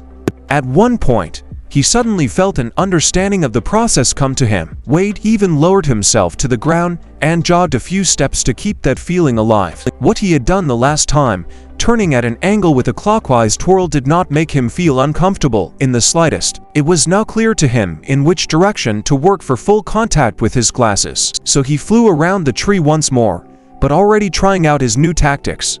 When the time came for his trial again, he had to go down to the prison quarters of the nest. All his friends came to support Wade. After all, he had been present at their trials. Against him was his old enemy Mantis. All but Dorothy were already familiar with him and realized what a dangerous opponent he was. The professor announced the start of the trial. It was the last chance for Wade to pass his exam. He glanced disapprovingly at the audience. Friends were capable of interfering with the educational process, and after all, there were foes besides them, and had certainly come to see the failure of the one who dared to defeat him. Wade set the case from the laboratory, his feet. Mantis only glanced at it, and immediately began to lick his side in satisfaction, for he cared little what was in it. What mattered was that the food had arrived. So right after he jumped up and attacked the guy standing in front of him. Of course, Wade didn't wait. In an instant he was already under the ceiling. The briefcase he had left on the floor was the second in a row, and had fallen into his hands only recently, as an apology for the blind date prank. Still, blood had been drawn then without permission, and it had led to an argument between Wade and Jin. The girl had taken into account that he had some difficulty with his choice of weapons, and now his hands were leather mittens that tightly encased the palm of his hand, and on the knuckle of each finger were attached metal inserts. The result was a brass knuckle, which Wade used to twist the nose of Mantis at the first blow. And from the forest put into the blow, he flew to the farthest corner of the hall. The audience even pressed against the glass to see in what condition Mantis would be after the blow.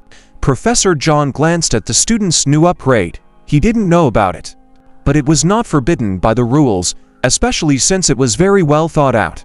Comfortable mittens not interfering neither in flight nor the work of fingers, and at the same time it was a weapon powerful enough for the speed of a dragonfly. Mantis moved, coughed, and began to rise to his knees. Through Wade's goggles he looked like a green something covered in streams of green slime. In reality, Mantis was vomiting his own blood dripping from his nose. Wade waited until the flow of blood had dried up. When the bloody foam stopped dripping from his lips, he didn't wait for Mantis to swing his side at him, but struck from bottom to top, sending his foe's puny body flying, which caused a new spirit of blood to spurt from his mouth. This was the first time Mantis had ever received such blows. Before he was always a terror flying on the wings of the night. And this dragonfly had also fled from him at a run, but now it dared to attack and deliver blows that he didn't have time to react to. And this fellow's fist was so strong that it hurt Mantis for the first time. Dorothy was now closest to the window. She enjoyed watching the beating of her enemy. Wade was not sparing Mantis and was hitting him from all sides. Professor John glumly watched the fight. It was all too easy. Eventually Mantis got tired of being beaten and swung his sides. When Wade flew toward him to deliver the next blow, he was ready, smiling his bloody smile at him and waiting for the moment of vengeance. He set his own face up to strike him, but he turned away slightly so that it was tangential and stayed on his feet. Wade sensed something was wrong, only it was too late to do anything. Jin rushing to the window to warn him of the danger, but by then, Mantis had already clenched Wade's hand with his teeth and was raking him with his side from behind closer to him. His gaze did not promise anything good, and his teeth were sinking harder and harder into his prey's arm. And Wade was petrified when he looked into the eyes of his natural enemy. Like the day he had met Wasp, he froze before the open mouth, unable to resist. And Mantis's side rose higher, swung at the one who had caused him to receive such a souvenir for a lasting memory. And now his offender's arm was in danger of being severed. Wade screamed in pain.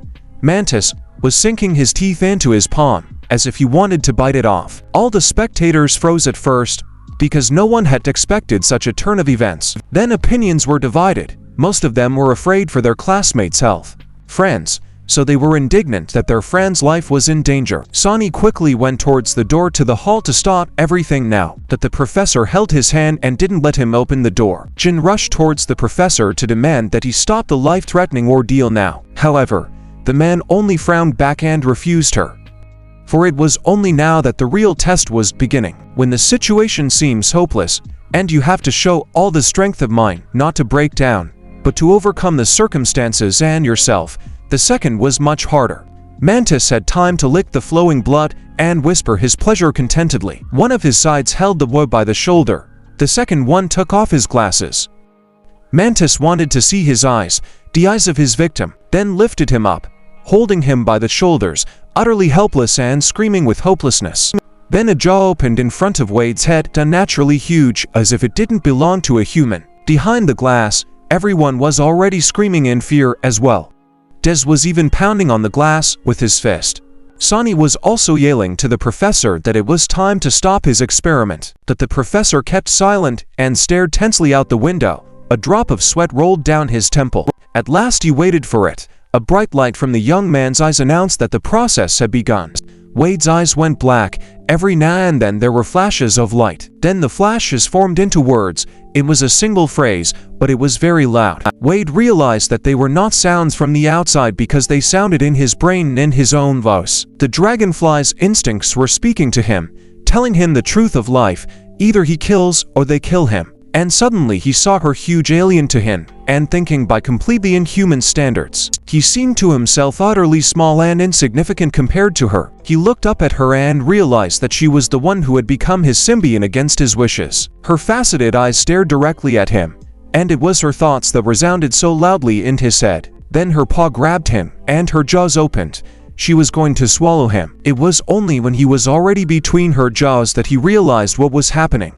Professor John had warned him about this. His symbiont was consuming him, overpowering him. Then his consciousness was gone. It was as if someone had turned off a light bulb. At that moment, Wade's hand became as stiff as a dragonfly's claws and clung to Mantis' shoulder. Then, without changing his position in space, lifted Mantis up and brought him down so that his body described a semicircle. Then she threw him away from her so hard that Mantis rolled on the floor. The spectators behind the glass immediately fell silent and stunned as they watched Wade's actions. The professor suddenly turned dark and crossed his arms in front of him. What was happening was an extremely disturbing symptom. After all, the boy was no longer in control of himself. His appearance and the light from his eyes frightened everyone here. Tenny even closed her eyes in fear and hit her head on her friend's chest. Cherry just stared with her mouth open. Her eyebrows shifted painfully, because the angry Mantis had prepared for a fight and was already swinging his sides. But Dragonfly was used to acting swiftly and without thinking.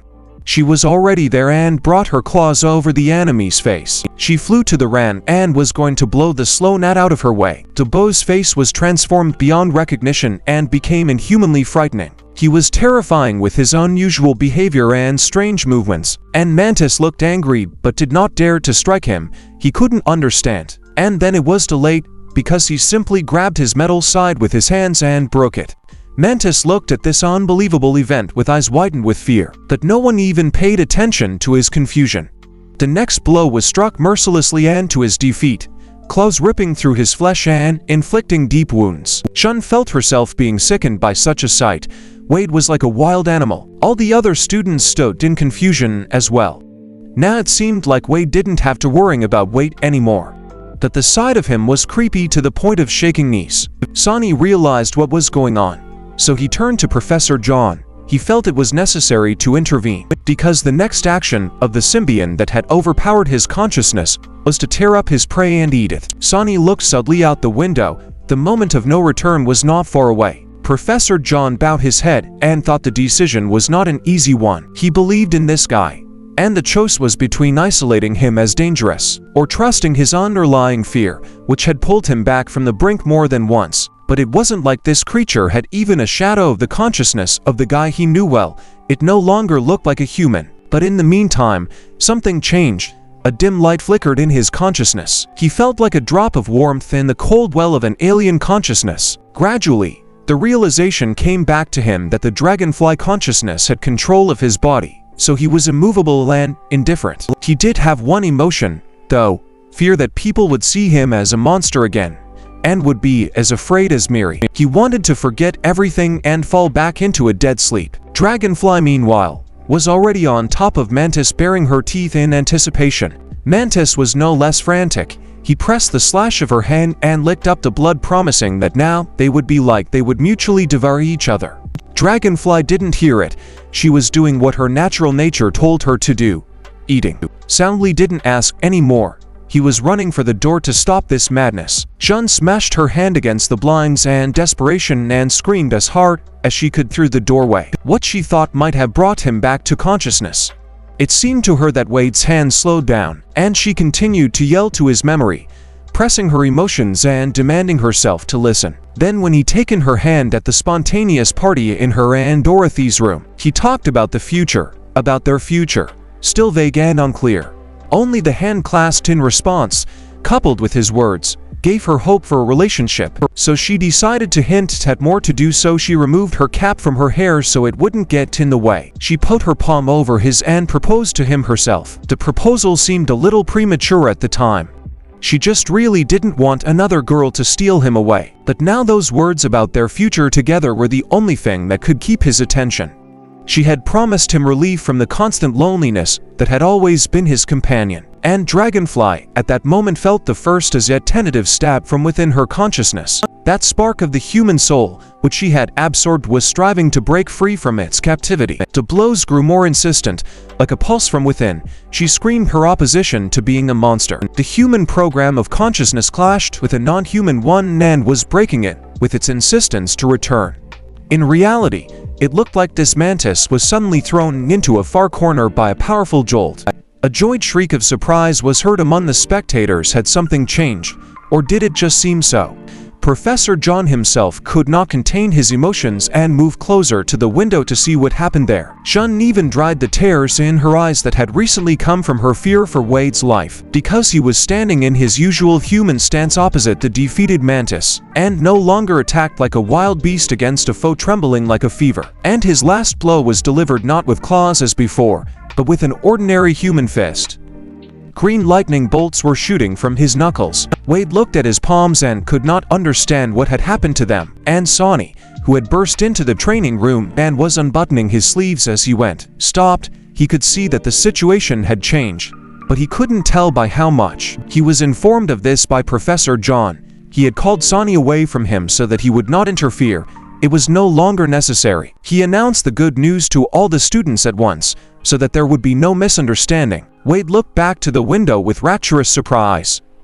This was the best proof that he had returned to his senses, battered and shredded, but he had human emotion. Meanwhile, Spider sat in the lab stroking the chess pieces on his board. He didn't turn on the lights because he thought better in the dark. After all, his players had already advanced to Nest, and the unforgettable game he was about to win was about to begin. Next, Wade had to lie down in the hospital and heal the injuries he had received in the battle with Mantis. So we couldn't see the golf ball feeder break, because does cut them all. And he put the last ball back into the machine he was sick of.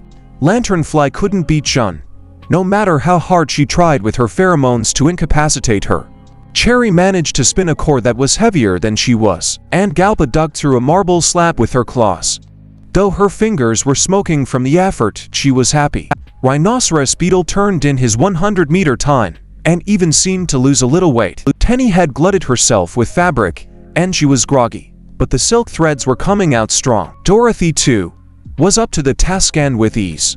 After all, Professor John had never seen the stroke of her tail before, and she had already learned how to use it. Jun looked at her manicure with satisfaction, and was glad that this test was over, and that it had survived. After all, evening was coming, and now there was nothing to stop her from going on a date with Wade. But first, she went to the auditorium for Professor John's final class, and suddenly she saw there Wade. But in what form? What she didn't immediately realize was, he was wrapped up in a cocoon like a big naughty doll, so much so that he couldn't even move. Jin ran to her friend to free him, but suddenly, a voice came from the opposite corner. It was Penny behind her back. The whole group had gathered, and they were against Wade being released. They were afraid of him, while Wade's friends resented the way he had been treated. Professor John came in and stopped the bickering. He realized that after the demonstration of his madness, the students would be afraid of the boy, so he explained his condition as a rare manifestation of a side effect of the pesticide. While he was being unraveled, Wade learned that his jinn were compatible with those of insects. This percentage of compatibility had been calculated by scientists before, but not for insects. It was only the pesticide that made it possible to find out for real. So for some, becoming an insect in the full sense of the word became possible. For most, only certain traits were manifested, depending on how compatible the jinn were. And for Wade, his instincts were altered by the altered pesticide formula, and it came as a shock to him to find out that the mass he'd found in his home was not an accident, but a deliberate cover-up. Professor John confidently reassured everyone that the condition was controllable. Des reminded them that they had been promised to be told about Wasp. The professor had mentioned her, but he wanted to know more about the one that could easily make them obedient puppets. The professor lowered his head and wondered what he should answer to this difficult question. He knew that sooner or later he would have to tell the story. His students had a right to know their enemy by sight. After all, they would have to face her many more times. This message caused Ging and Wade to glance over at each other. He started from the beginning with the fact that she, like everyone here, was a student and sat in this auditorium. And he was a respected professor who had led a fairly carefree life. Until then, he'd just been teaching and coaching his students. And there was this one student, the best student in the class, the most persistent in achieving her goal, always nice and friendly. When he met her, she wasn't afraid to ask difficult questions. She also came to the university earlier than everyone else, and left later than everyone else. Because she studied diligently, she had a lot of extracurricular activities, and Professor John had high hopes for her. After all, she was the best in his class year after year. But there was something he didn't know at the time. He didn't pay attention to the fact that she had a lot of envious people. It's a natural thing and a student environment. Gossip accompany everyone. But there was another thing. Her complex, her symbiote was so exotic that it was terrifying. That's why she was constantly hearing hurtful remarks and even insults, because they were all afraid of her, that she could control the human mind. And they suspected that she was already using it secretly. All the students had gone through the experience of being outcasts among humans at some point. Wade again remembered well that state of being ostracized by society because of your peculiarities, and was found herself in that position here as well. The only person who socialized with her as an equal was Professor John, and she had genuinely enjoyed his company always. Until that incident, the professor's face darkened as he remembered what had happened then. She had been really pissed off by her classmates, so much so that Wasp Rider had gotten the better of her once. But it was enough for corpses and living zombies to dot the hallway of the university. At that moment, a loud bang on the tabletop interrupted the professor's story. It was Held, who stood up from his seat.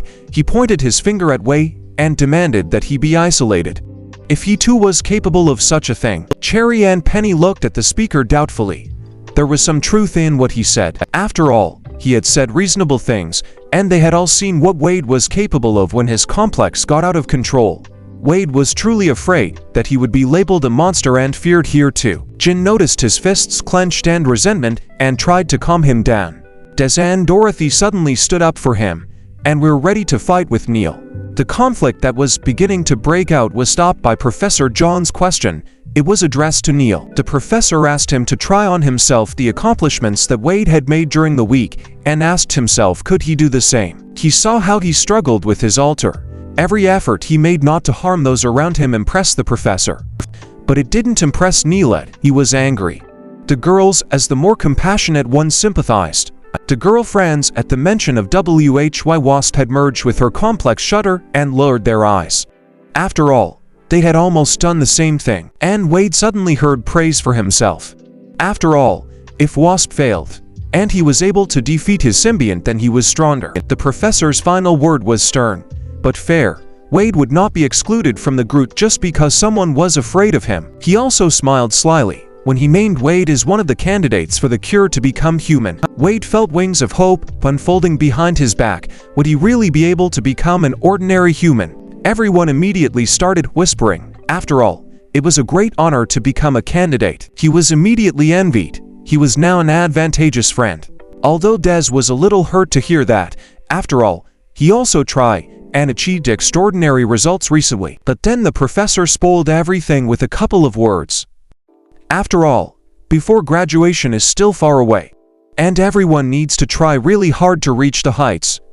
In patted Wade on the shoulder, consoling him with this gesture. The main thing is that there is a chance, but everyone has one. Later, Wade walked through the lobby and thought about the professor's words. Was it true? He was getting sad at the thought that it was all said just to increase their motivation to study. Suddenly a thought flashed through his mind. What if it was said on purpose to raise his reputation in the eyes of his classmates? Then he remembered how he had first exhausted him with a fight to protect him from the university administration. Then he had provided a separate room to fight Mantis where there could be no witnesses to his failures. So his smile now seemed more significant to Wade than he had previously thought. Was this how his concern for him was manifested? Wade paused to reflect on the conclusions that had just occurred to him. At that moment, a great explosion was heard behind him. The flash of it lit up the evening sky. Everyone immediately began to stare and discuss where and why the explosion could have happened. Wade immediately thought of the professor. After all, explosions were his specialty. The five stood on the cliff and looked at the smoking section of Nest's main tower. That was the signal for them to begin in, and the voice in the headset signaled the same. Now the Devourers didn't need to hide. The nest was open to them. Sonny ran into the damaged room with a fire extinguisher. He was prepared to see all sorts of things, but not what appeared before his eyes. There was nothing to extinguish. Professor John held on his knees the body of a young boy, which was smoking and still sparking. It was as if he hadn't hurt his assistant. He sat there leaning over the body sorrowfully. He was not concerned about his own well-being after the explosion. He was grieving. After all, in his arms lay the charred to the muscle body of the boy brought from Black Island. He should have lived after all. He had been rescued from the lab for a reason, but instead, he had exploded from the inside. Sonny took a closer look at the guy's body. He couldn't imagine what could be so conflicted between man and insect as to produce such a result. Just as suddenly a similar explosion sounded through a broken window across the street in a neighboring building. Its flash illuminated the neighborhood with fiery prominences and was extinguished. Sonny and the professor froze, gazing at this alarming signal. The professor immediately concluded such a coincidence could not be a coincidence. Then the sounds of explosions were heard in different places in Nest, and an urgent message rumbled through the speakers. The girls heard it while in the gymnasium. Everyone else was in the dining hall and was very frightened by the news of the evacuation. Des found herself next to Dorothy and immediately rushed to the main entrance. Wade was already standing there and didn't know where to run to the tower, or could he not go in there? Suddenly, he heard a woman's pitiful voice asking for help. A girl a few meters away from him clutched her head with her hands and moaned.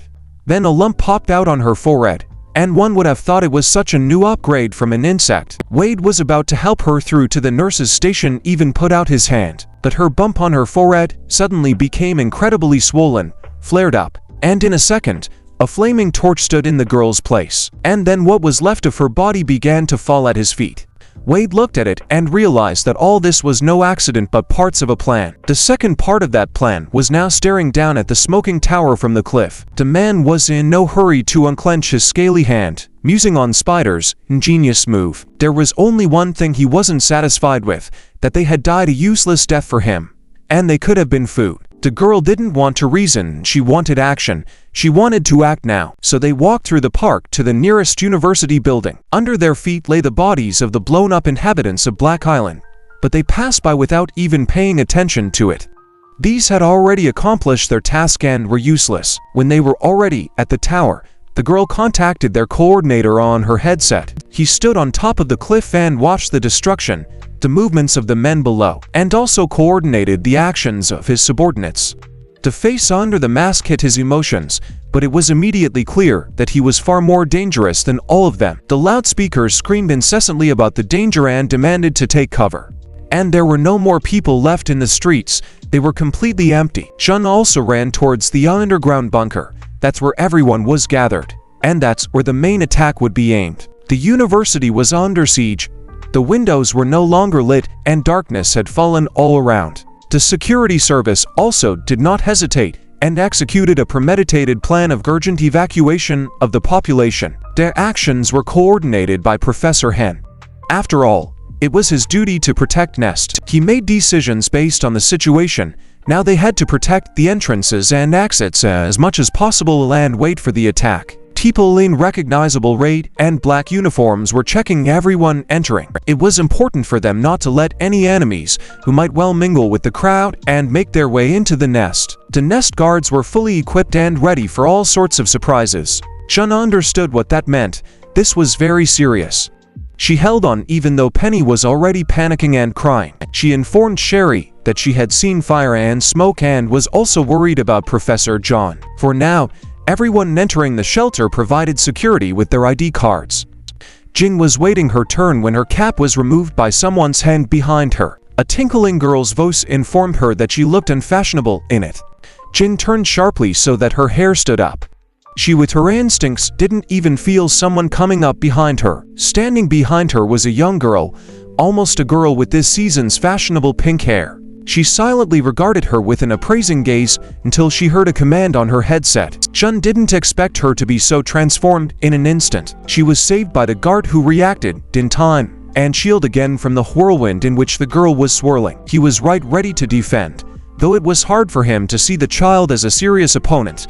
But he did his duty and sent a message to the coordination center. Shun bounced back a few steps in fear and watched in horror as the delicate maiden's hand suddenly broke off and jagged bones began to extend from her wrist. A moment later, a mantis girl stood before them with braids instead of arms and wearing a lush pink dress. Sonny led Professor John out of the tower and into the street. He was somewhat concussed by the explosion, so he leaned on his assistant's shoulder. But even in that condition, he was worried about the others and was going to solve his own problems, though Sony could see that he was in a very bad way. He was constantly exhausting himself lately by applying his complex even though it was contraindicated for him. Just then, a man stepped towards them. He knew the professor, though this was the first time they had seen him. Preparing for a fight, he unbuckled his long cloak from his shoulders and smiled politely. He was pleased. He had gotten lucky. The target that was listed as number 1 on the list was in front of him. The professor immediately jumped up.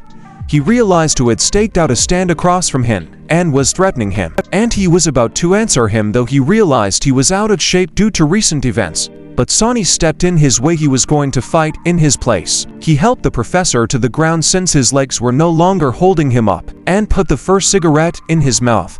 Now he was ready for a fight. His opponent only smiled contemptuously. He thought he was stronger. Spider sat in his chair and looked at the window at the street. He was waiting for news and dreamed of his trained dogs unleashing a veritable inferno on Nest. Those who had not yet taken refuge in the shelter watched in horror as the flower girl massacred the guard. Now the first blood had been spilled on the floor, and the girl's feet were smeared on the slabs. What used to be a trained team of guards, all of them were unable to resist her. The next leaping death swing was meant for the crowd. Everyone hurriedly fled. Only Jin remained. After all, the girl had to be stopped somehow. She didn't know how yet, but she couldn't leave. Just then, a green lightning bolt came from the entrance, and it was coming right at her. Shun covered herself with her hands in fear, but was soon relieved. Wade stood in front of her with a steel door in his hand instead of a shield. Sonny stood in front of the man with the antennae on his forehead and tried to influence him with his smoke, but the man put on a respirator. 5 cigarettes in his hands couldn't fix the situation. But most importantly, he didn't realize what advantages his opponent had. The antennae and scaly fingers on his hand gave no indication of his species, and the respirator on its face reliably protected him from the soporific effects of the smoke. The men proved to be prudent. They were well aware of the enemy's capabilities, while they themselves remained unknown. The one respected the usefulness of Sony's complex when attacking, and even generously offered to switch to their side. But could Sonny agreed to trade his freedom for their bloodthirstiness? He let out more smoke from his forearms, surrounded his opponent with a smoky, impenetrable cloud in which he could see nothing. And at that moment, he attacked, trying to reach the enemy. The first thing he did was depress the respirator to his face. Sonny already thought that he would succeed. After all, the enemy never used his complex, but he suddenly tensed his scaly arm so that it became red hot, and fired a volley at Sonny's outstretched arm, because it suddenly burst into flames. Sonny clenched his teeth in pain and looked at how badly his arm was mangled. Drops of blood even got on his face. And his opponent confessed to his symbiont was an ant that can explode in times of danger, because its abdomen contains chemicals that kill its enemies. The devourer had a huge ammunition supply. A whole colony of such ants became his symbiont, and he gained the ability to infuse any victim with his chemicals, as well as decide when to explode. Sonny held on to his injured arm and was glad that the author of the nest explosions was in front of him. After all, that meant there was no traitor among his own. Now he had to stop this blaster even at the cost of his own life. Suddenly, a green wave whizzed over his head at his top speed. Both looked in the direction it was heading. His enemy gave a satisfied home. This was how Sonny knew that Nest had been attacked by several people at once, and the situation was becoming critical. The Pink Death was in no hurry to attack. She was showing off because no one dared to fight her yet. Wade had barely flown in time to save GYN and was now covering them with a metal door ripped off its hinges. Luckily, he was opening it when he was caught by a call from Penny and Cherry. He had managed to put his glasses on too, and now he was taking a look around. The first thing that caught his eye was the sliced bodies of Nest's guards. It was hard to believe that this fragile air creature had done it, and she was perfectly calm, licking the human blood from her side. Wade was infuriated by this shiveringly familiar gesture, and he lunged at her with his fists. But he was caught and pulled back by again. She, unlike him, had seen the girl move. She also knew that help was coming. After all, she had been called on the radio. While she was talking to Wade, the girl had managed to jump up behind her and swing at her. But he had time to see it and move the door forward to protect it from her slash. Shun managed to jump up over the door and save her life. Wade, on the other hand, was left with the stump of the door in his hands.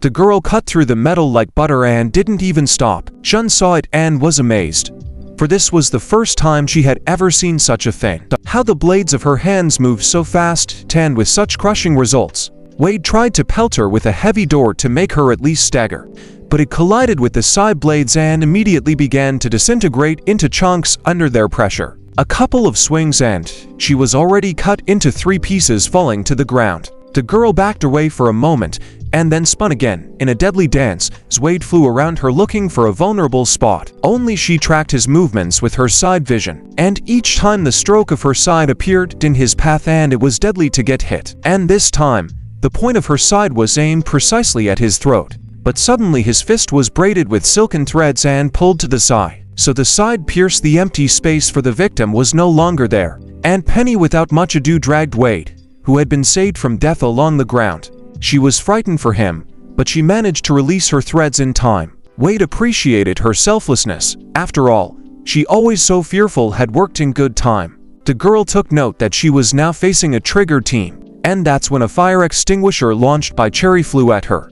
After all, she had practiced on 100-pound core, and now she could not throw such light things far away. The angry girl immediately hollowed out the unexpected gift and sprinkled powder as white as snow. But the next moment her braids were caught in a silken noose. Wade whirled around, throwing more and more coals. It was clear that the threads would not hold her for long, so Wade quickly gave him the command to act, and she jumped at her from the ceiling until the girl couldn't move. Jin performed a somersault in the air and brought her knees to her chest, aiming for her head. From the contact of their complexes, a flash of light opened with an outlandish flower. Jin bumped her knees against the girl's spiky braids tangentially, but it was enough to make the onlookers freeze with fear. They hoped she would make it. While both lay immovable on the floor, the bravest ran to help and drag the bodies of the guards to safety. Jiyan got up heavily from the floor and limping strode towards her friends. Her knees were shredded, bloody but intact, and her complex guaranteed it would go away very quickly. So she stopped Wade as he flew over to help her, picked it up and put her baseball cap back on her head, terribly embarrassed by his attention. After all, he was looking down at her with such appreciation and warmth. But suddenly, there was the clacking sound of a shoe heel from behind, tink red from spilled blood. Death was rising behind Jin's back. Jin looked back at the apparition with fear. She had never encountered such a devourer before. And the Malaysian ant, which towered over its victims, and the orchid mantis were sure of their exclusivity because they wanted to become the devourers themselves and had worked hard to become a killing machine. The girl plunged inside across her chest, cutting her blouse to the first blood. Again, she irritably brushed the baseball cap off Jin's head. Apparently it didn't suit her refined taste. Wade stood across the room. He had only had time to open his mouth when it happened, and not even the rejected baseball cap from Jin had had time to fly off to the far corner. Orchid mantis is a very cute and beautiful creature looking remarkably like a flower. When it is hunting, it is almost impossible to distinguish it from an orchid, but when a careless bug approaches too quickly, immediate death awaits it. Wade had not even gotten off his knees when it struck Jin's neck. He saw at close range how her head was separated from her body and cried out in despair. The girl began to stand preparing to continue the slaughter. After all, no one could oppose her here. But then suddenly a swift movement from one who could not be suspected of such a thing, and her head was caught in a tight grip. From the back she was held by the neck of the Jin she just killed. A jerk, the girl is thrown over her hip and flies to hit the wall. And Jin is already standing in front of her in a fighter stance. As she landed, the girl hesitated and took a good look at her opponent. There was a cut on her neck and blood was oozing from it, and she stood before her alive. Wade couldn't believe his eyes either, but what he saw gave him hope. She was standing and, more importantly, she was answering him. The cut on her neck was healing very quickly. Even then, after her miraculous healing, many questions arose. Professor John called her into his office one day. He had received the results of the research and was going to inform her. So now Jin was so confident that she was beating her rival without looking at her sharp braids. Women's brawls were a ruthless and very scary phenomenon, for they did not spare each other. Jin received cuts from her time after time, but they were quickly healed because she was faster and could bounce back in time. The girl, however, was very jumpy and took advantage of Jin running at her, wanting to deliver her signature punch with fiery sparks on her fist. Flipped over her arm, aiming for her now unprotected side. Jin realized too late how she had been outmaneuvered and waited fearfully for the blow. But she was saved by Wade, who used a full body attack and the girl was simply blown against the wall by his weight. He explained that this technique could only give respite for a while, but even for that Jin looked at him with appreciation. Once again, the pounding of heels was heard from that wall. The wall was covered in cracks from the force of the impact, and the girl walked towards them as if nothing had happened, only very angry. Jin used all her speed to get ahead of her and even managed to wrap her left arm with a sigh. Wait! Shouted a warning. The situation was developing dangerously. The girl clearly wanted to kill Jin and only her. Jin managed to intercept one arm when the other elbow was almost locked as well. When the blood spurted, the girl had time to twist her braid so to cut off Jin's hand. Penny hid in fear behind the screaming cherry. The girl stopped and waited tensely for the result. A lot depended on it. Suddenly the severed brush grabbed her face, because the cut too was beginning to heal quickly. But Jin didn't let her finish the process. And with all her might, she slammed her head on the ground. The girl lay on the ground, and for the first time her face reflected something other than contempt and superiority. And Jin had already brought her burning fist over her head and was about to strike. Only the girl grouped herself in time and threw her off with the help of her legs. Soon the two rivals were at a distant distance again. Wade was worried about Jin's health, so he inquired about her wound. He suspected that the property of recovering quickly was from her complex. At that mention, the girl immediately snickered and lowered her head. Even with the only clue she could figure out Jin's symbiote, Wade and Jin stared at her with suspicion. What was expected of her now was unknown. They stood on the edges of a large hole formed in the stone slabs of the floor after the fight, and the girl had time to sigh sorrowfully at the fact that she had never managed to kill Jin. But she looked up with calm eyes and inquired about the specifics of her resurrection. Jin rubbed the already almost completely healed cut on her neck with her hand and answered her nothing. She could not tell her enemy that the resurrection complex had been activated when she had been killed the first time. That's exactly what Professor John had informed her of that afternoon. Her DNA was analyzed. Professor Olivia was shocked at what she found in its composition. That untold number of cockroaches that had been thrown through her window. Every single one of them had become her symbiotes. Jin turned pale as she remembered that horrible evening again. She had been so afraid of them, and as a result, they were all with her now. All in her, and their numbers had amplified her complex to the max. Professor John had assigned her a test based on this ability, so Jin found out that she had actually become almost immortal, having gained survivability and regeneration into her complex. And now her severed arm was healing quickly, frightening even her mistress with its speed.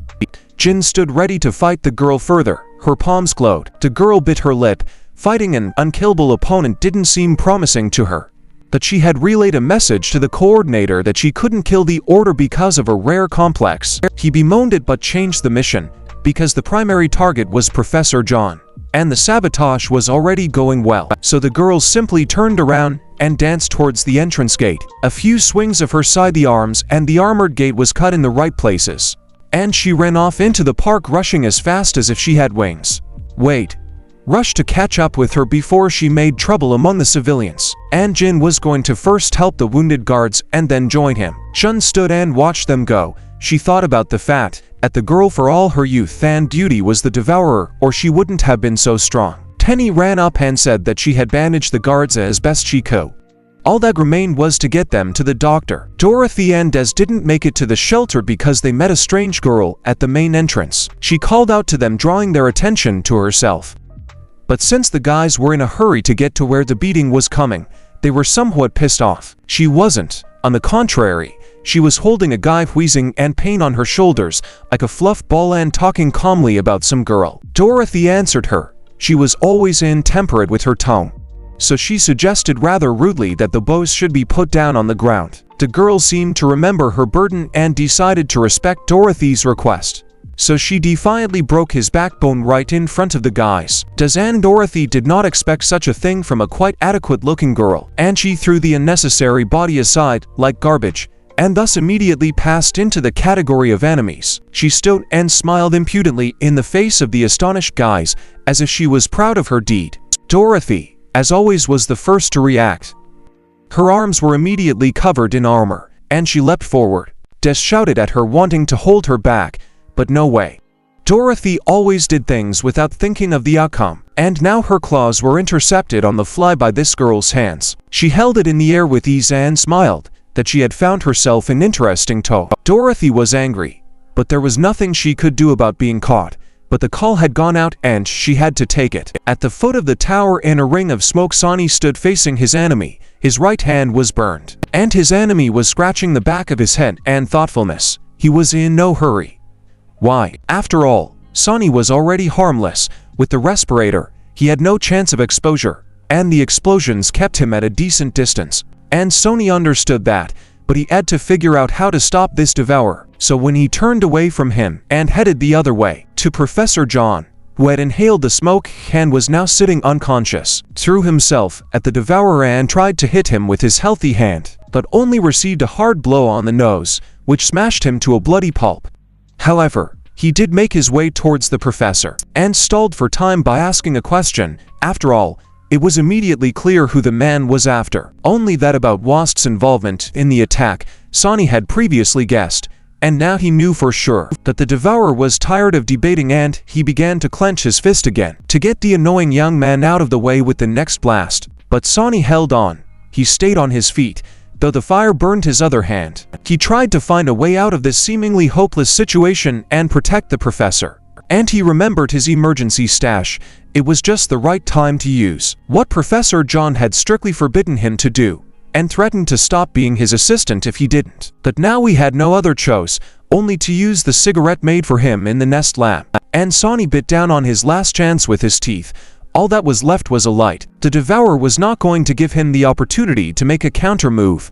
But a trickle of smoke already rose above the cigarette, and immediately glowing warheads began to rise from the guy's body. They were immediate chemical bombs, the base of which was nicotine. The devourer, of course, didn't know what it was, but he didn't expect anything good by definition. The guy smoked too independently and promised to return his hits 100-fold. When Sonny was still a student and had discovered the benefits of his complex, he smoked constantly. His habit annoyed his classmates and no one wanted to be around him. One day the cigarette was simply snatched from his mouth. Sonny looked up and saw Professor John. He sympathized with his problem. He didn't have a place where he could practice his complex, so he offered him his room. The devourer was already pointing his charged hand at him. In response to him, his own ammunition continued to ooze out of Sonny's skin. He had time to be the first fireworks of exploding nicotinic acid spewed out around him. Meanwhile, Wei was scouting the area for a girl who was running somewhere purposefully, but just where. The sound of an explosion caught his attention, and he rushed to run towards its flash. A second explosion at the same spot puzzled him. It was more faint. It was the devourer after all, who had delivered his fire blow to Sunny and was waiting for the fire to burn out, to go and finish them off once the fire had died down. But while he was turning away from the bright fire behind his back, the skull of Manduka Sexta began to form itself out of the smoke jets. The devourer noticed this strange phenomenon with a glance and was stunned. Once Professor John, after observing his student for some time, warned him that by excessive smoking he would drive himself to suicide. So he put a cigarette case from the Nest laboratory in front of him and told him that it was only for emergencies. Manduka Sexta gave him a complex, rare in its effects, to fog his head to induce relaxing dreams and with that to kill heart and mercilessly with its poison. And now Manduka Sexta was advancing on his enemy full of rage, insensitive to pain in his altered state of consciousness, though blood was gushing from his wounds. The devourer struck him once more with his fire to finish him off for sure, then took another close look. It couldn't be that he hadn't hit. Only Manduka Sexta, in the exuberance of his complex, was lashing out at his enemy's throat. Burned and scarred, but the nicotine dulled his pain, but gave him the gift of mental confusion, and the devourer could do nothing about it. While he was confused by what he saw, Manduka Sexta had time to do what he wanted most at that moment. He slashed his claws across the respirator of the devourer and thus made it accessible to the effects of his smoke. Now, the holes on his skin began to emit the poison smoke again, and it seemed that nothing else would prevent his victory. Suddenly, a sharp pain pierced his shoulders. It was the girl who had jumped on his back and thrust her sides into his shoulders. Sonny he tried to turn around but immediately coughed up blood from his punctured lungs. Even the devourer could hear the spray. He rejoiced at such help. After all, the girl mantis saved him from suffocation by smoke and unconditional loss. She leapt off her defeated foe and spinning in a whirlwind of a leap stopped in front of her partner. Sonny was still alive, but he could not stand up to the two and even in such a condition. The conversation between the two was short and was glad that everything had gone so easily for him. And the girl was looking around. She wondered why the coordinator had sent her to help here, and had divided up the duties in a way that he thought was good for himself the prize booty, the unconscious professor, and to the girl the half-dead Manduka Sexta. But suddenly, he hesitated.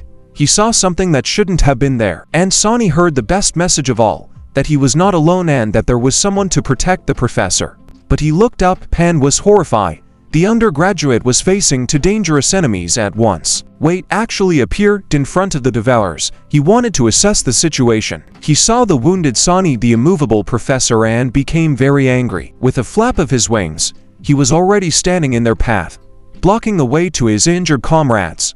Interestingly, the eaters knew who he was. They were even glad to see him. Wade had heard a new name for himself. It turned out that Spider had a very telling nickname, Breeder. Suddenly a familiar husky voice came from behind him. Wade turned his head. Sonny, covered in burns and blood, was forbidding him to join the battle. But Wade only wondered where the burns had come from. After all, he had seen the explosions and wanted to know who had set them off. Only the devourer was not going to hide his achievements. On the contrary, he boasted of his own strength, showing off his arm. Wade listened to his confession with his head bowed. He saw the blood on the ground, and he remembered how the head of the dead Black Island girl had exploded before his eyes, her tears and despair. And now the perpetrator of that nightmare stood before him, content and almost unharmed. It had to be fixed. With the next flap of his wings, Wade flew at the enemy. The mantis girl was in his path. She swept toward him in a deadly dance, her sidearms ready for the sweep. Only here he was not limited by the walls and ceiling, so Wade was able to develop his maximum speed, hitting the girl on the way toward the main target, the devourer, who killed people at a distance for the sake of panic and enjoy it. And he was already preparing his hand for the explosion, pumping it with acid, and was just waiting for the guy to carelessly touch it. Wade touched it to what was obligingly offered, bringing it forward, and the explosion sounded, took him back a few meters and stunned him. But that was the end of it. He brought himself to a knee, shook his head, and he was back in shape. The devourer looked at him in surprise. After all, the nearby explosion had burned even his skin. He had hoped the guy's arm would be blown off, but it hadn't happened.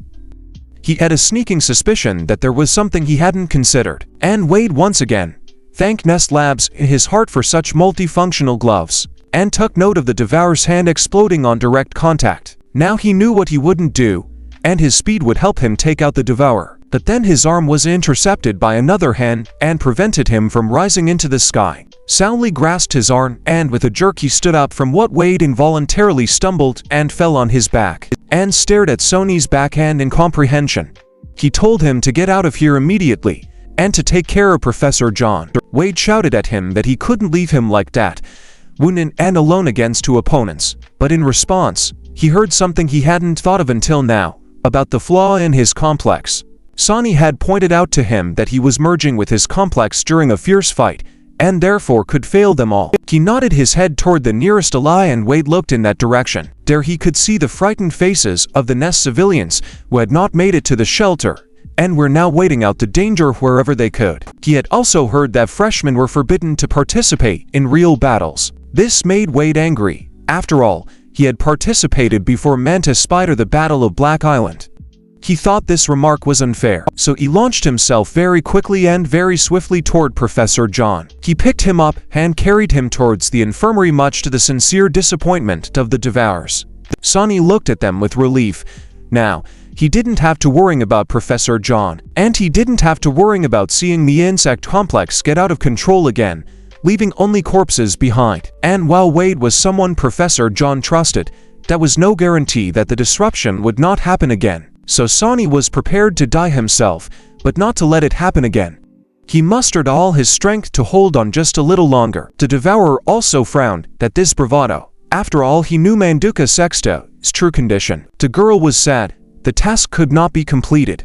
Professor John was no longer available, but they had to hurry before the Nest guards came. The Devourer raised his hand in response. He still had the human ammunition in reserve for distraction, then tensed it, trying to fire another series of explosions remotely. Smoke still below it over Nest, but there were no loud explosions as before. The Devourer didn't believe it and tried again, tensing his arm in the usual gesture. And in response, he heard the satisfied laughter of Manduka Sexto. The Devourer left with relief. He took out and showed his smartphone with the icon of the activated speakerphone.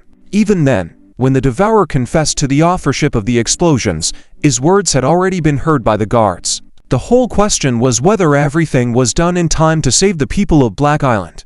And disarm the Devourer's charge is still an unknown substance. Sonny was proud to be an employee of Nest. His colleagues worked very quickly.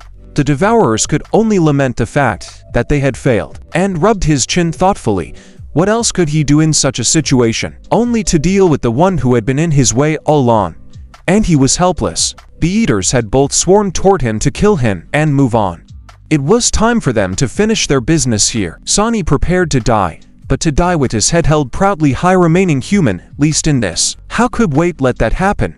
He made it back just in time to see the Devourer heading toward Sonny to kill him, to calculate his trajectory and fall on his most dangerous opponent, sealing him to the ground so that he would not soon get up.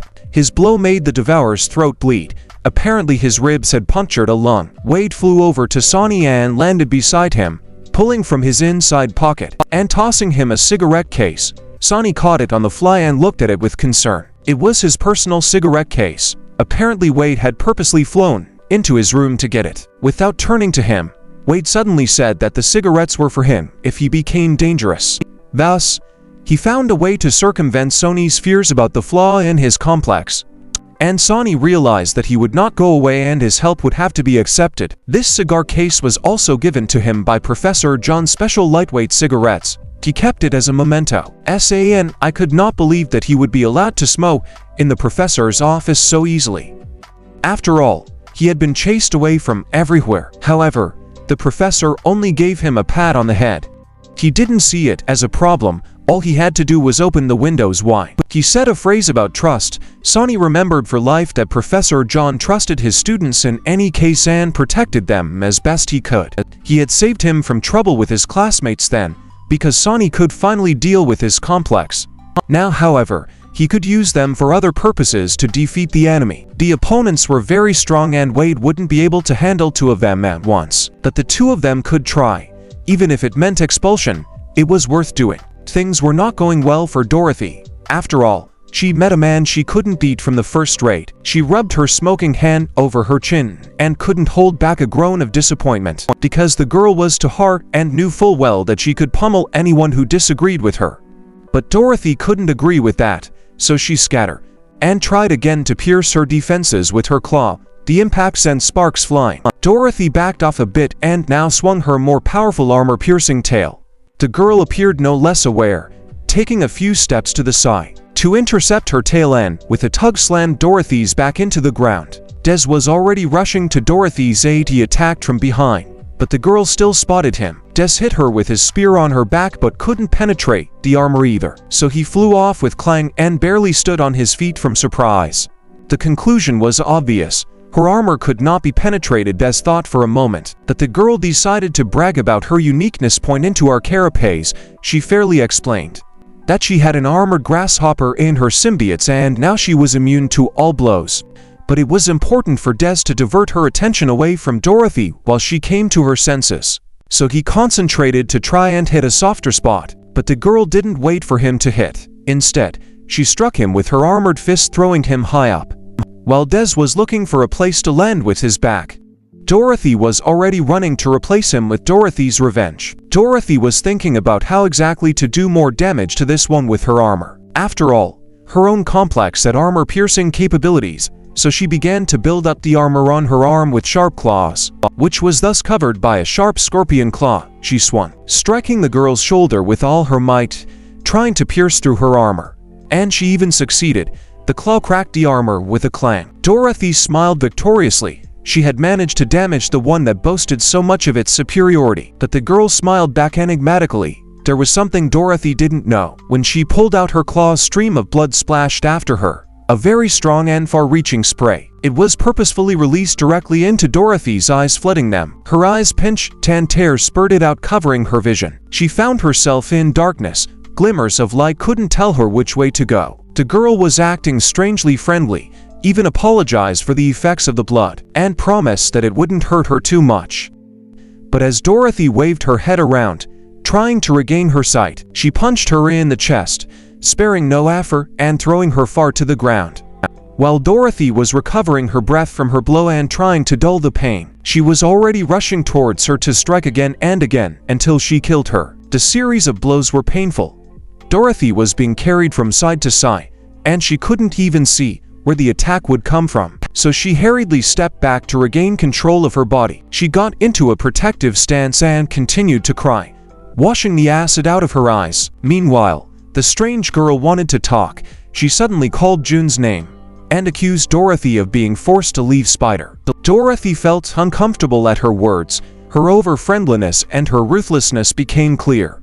They appeared to be sisters in misfortune, and now she didn't know how to treat her. Their paths were united by the orphanage, though she didn't remember the girl. Oddly enough, their opinions on the orphanage workers were the same. Dorothy bit her lip at the mention that Jun had also been the same man made a scorpion out of her. That the girl, on the contrary, for some reason began to vindicate him and remembered him warmly. She hit Dorothy harder, as if she were taking revenge. She barely had time to cover her head with her claws. She shared Jun's opinion that the most important thing in this world was to be strong. And she even knew Dorothy's story. She knew it too well. She must have spent a lot of time with Jun, and about the fight in the glass pavilion. Only her knowledge was incomplete because she accused Dorothy of beating Jun. While Dorothy was thinking of how to tell her that Jun had then beaten Wasp with her body, she gave her one last crushing blow that she couldn't close from her claws cracking from the leg kick she had taken before. Dorothy fell to her knees while she was spitting blood. The girl was determined to prove that no one wanted her weak, but her words were only dictated by the misconceptions of the Spider's entourage. Unfortunately, Dorothy could not answer her decently because she could not speak from the pain. But the girl didn't expect her to. She just licked her lips contentedly, catching the saliva flowing from her mouth, and reached for Dorothy's hair, intending to grab it and further. Des's foot stopped her movement, which drove the Devourer's hand away, and Dorothy heard the words of her friend who had first scolded her for losing her confidence, and then promised support until she came to her senses he would protect her. That's what true friends do. They help in times of need and don't leave you in the lurch. Des realized on Black Isle and that their strength is in unity, and together they were invincible. Dorothy listened to him, and the self-confidence she had lost was returning to her. And with it came to memory that she could do something even in this situation. She confidently ran straight at the Devourer. Des barely had time to bounce out of the way. Dorothy struck her with her fist, the girl managed to jerk her head away from her deceptive blow. That was enough time for Dorothy to catch the vibrations in the air and locate the object. So the second blow had not missed her, it was tangential. That was enough to surprise the devourer immensely. Dorothy couldn't see, but still hit her. More importantly, it managed to strike with its stinger into the gash it had made earlier in her armor. Dorothy immediately backed away from her opponent, waiting for the result of her actions. At first, nothing but surprise was displayed on the devourer's face. But then she bent in a fit of unrestrained vomiting. She was vomiting blood. Blood also have flowed from her eyes and nose, and it seemed impossible to stop it. Dorothy's symbiont didn't have those capabilities with his armor. He didn't need them. But here Dorothy had a troubled life and needed to increase her resistance to poisons. Nest had a huge collection of various insect poisons, and in this case, it came in handy, so that while under the control of the doctors, Dorothy experienced them all on herself and developed an immunity. This was her weakness, hence became her test this semester. And now the toxicity of her own poison had multiplied. It was a victory, not a final one yet, but Dorothy was optimistic again. If the tail was so helpful, it was worth wagging. So with one more flick of the tail, and the devourer can't stay on her feet any longer, she flies backwards. Because she's very sick from the scorpion poison in her blood, Dorothy brings her face close to her and returns her own taunt.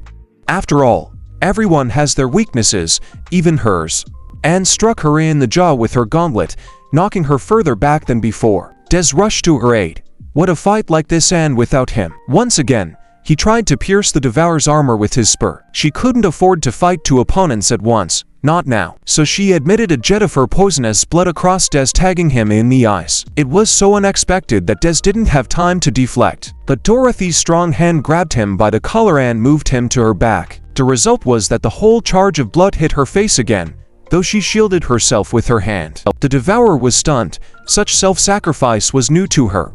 Dorothy had taken care of Des also, because he had recently suffered a burned eye. But for her, it wasn't that big of a deal. All she had to do was concentrate. A cacophony of vibrations formed a coherent picture of what was happening around her. The devourer looked at her opponent's closed eyes in disbelief, and even seemed to realize that Nest was pretty good at coaching its students, if even a freshman managed to surprise her. Dorothy flew up to end the battle for good, but the devourer hurriedly retreated. It seemed as if she were already capitulating, so regretful was the tone of the words about the end of the hunt. As a result, they met, and with such acclaim that sparks flew. Dessert even had to cover himself with his hand.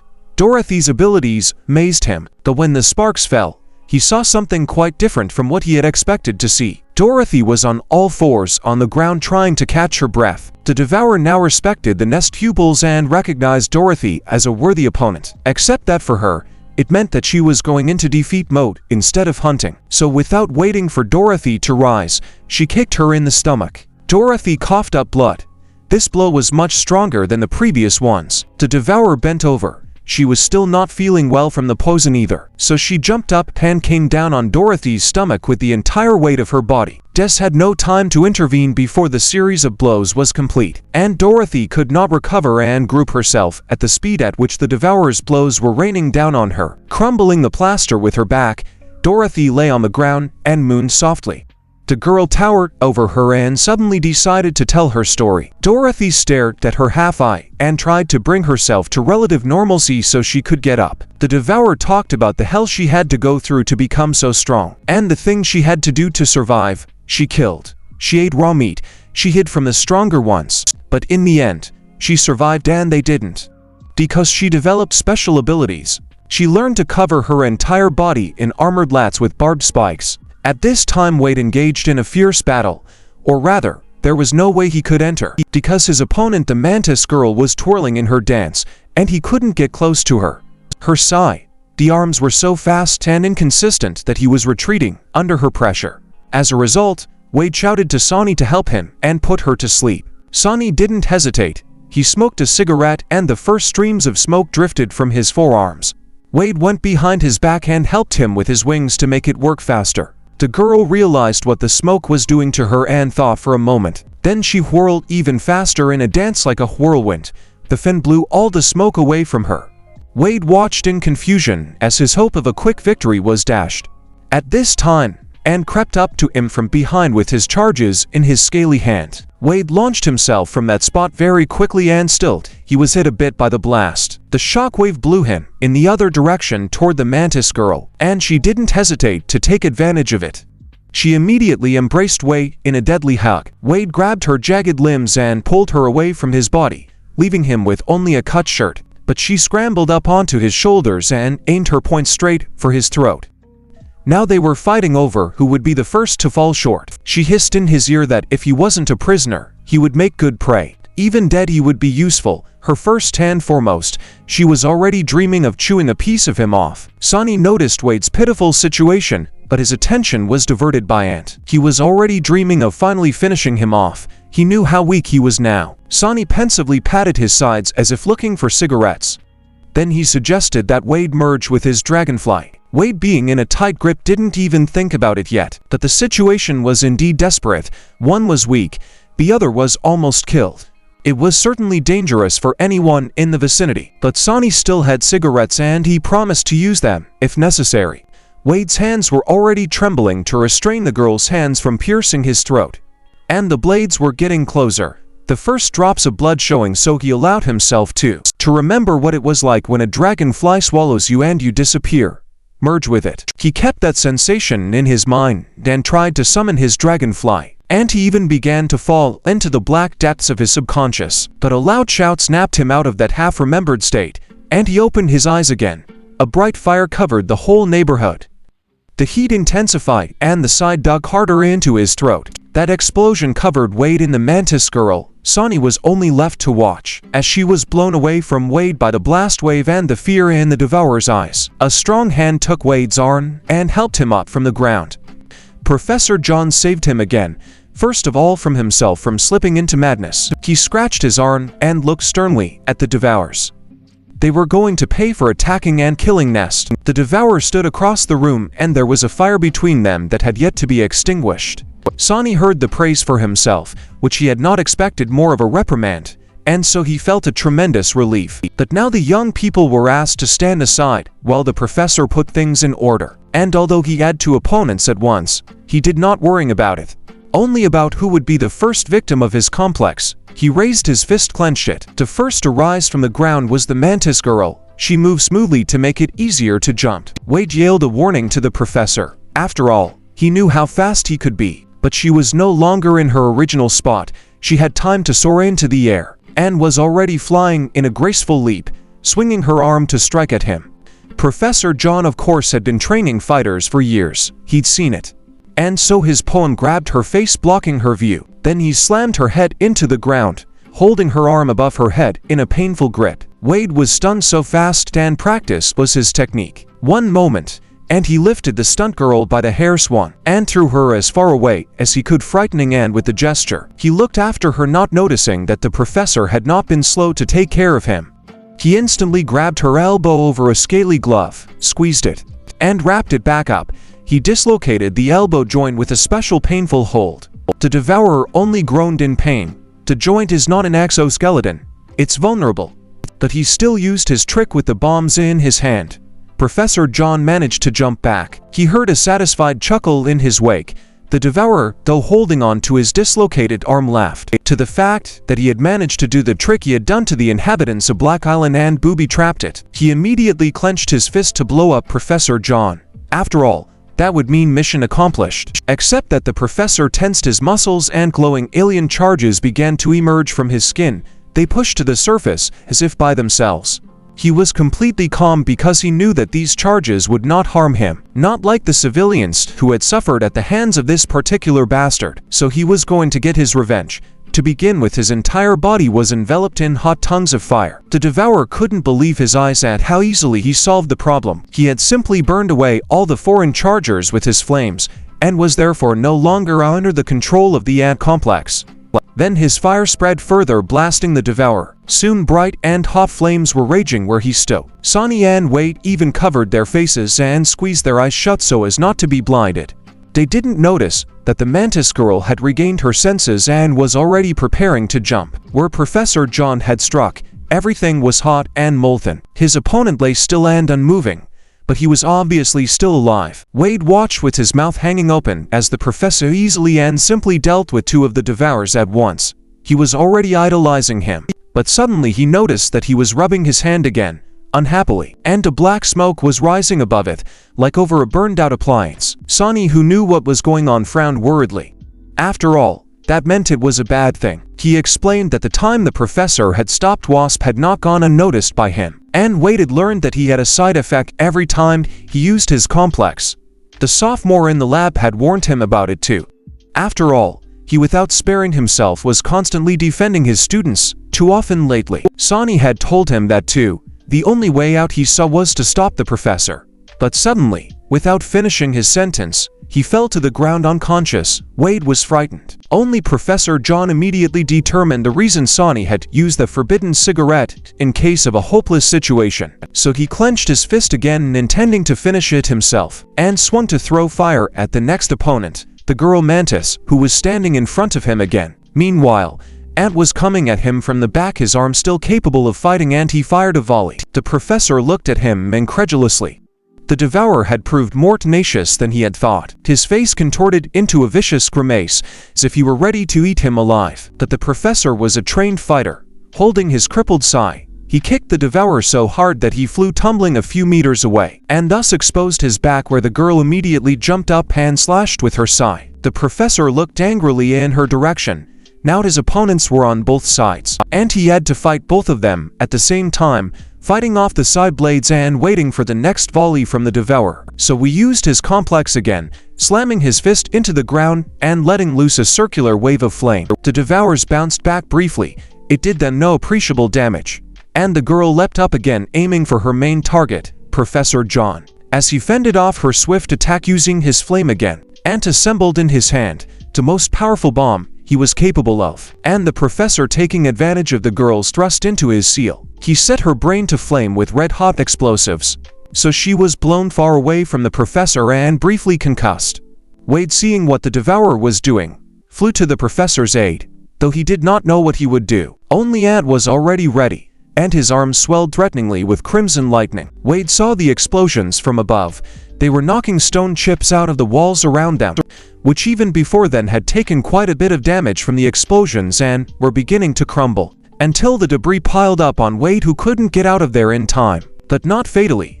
Not rocks after all. But that more than satisfied Professor John, except that a live electric cable touched his bare arm and Wade was electrocuted. The girl Mantis, who was sorry for her mangled limb, Ant was strangely consoling her. Wade had heard that they would sacrifice even the girl's arm to kill Professor John, but he could not move. But Professor John was squatting on his haunches, and he too was catching his breath.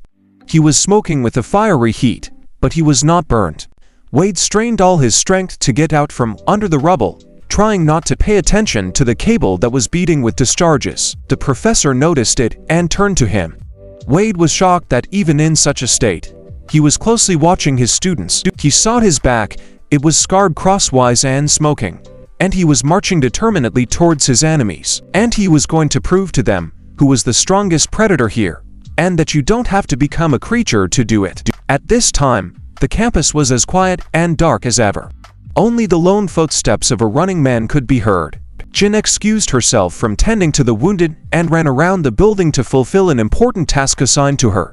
She was running fast and completely out of breath, but it was too important to slow down. Finally, she slowed down and came to a very unremarkable building with no windows and a locked entrance, pulling from her pocket the key card that would unlock those doors. It was the first time she had been here, yet she didn't know how to use it to get inside.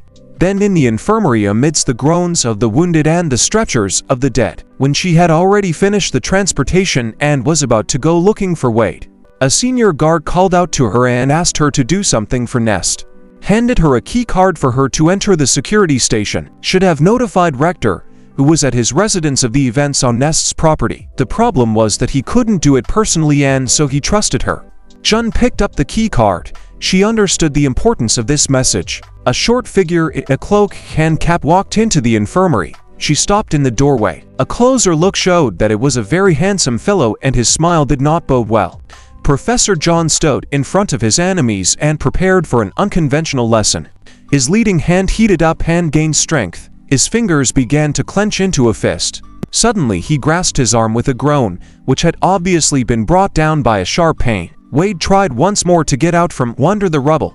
This time the cable pierced his arm, and blood gushed out. The devourer quickly oriented himself, making the professor on a build to use his compound. Wade was stunned by what he heard. The professor had once talked about the mistake of working with his complex, but he didn't think he was talking about rejecting it.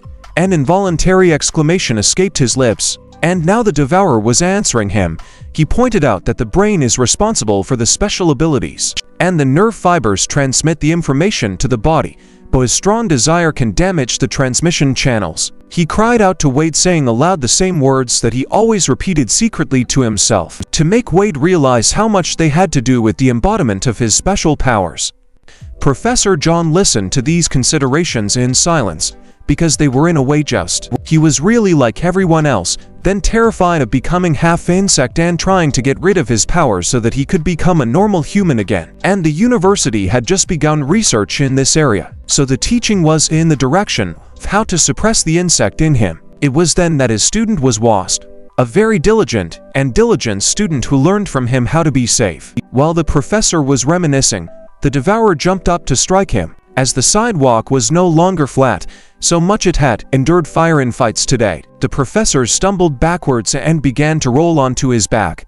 The directional blasts under his feet also helped him to do so. While he was balancing, the devourer hurriedly told him his conclusion: "He who does not recognize himself as a monster is weak." With the last words, he gave the professor a crushing blow with a blast wave. He fell to the ground completely as the explosions rumbled around him. The devourer was quick to comment on this as the weakness of one who strove to remain human, and as a result had gotten a side eye. He believed that on the contrary, one must create the conditions to nurture the monster in oneself, and to do that you have to give up your humanity in a constant battle for survival.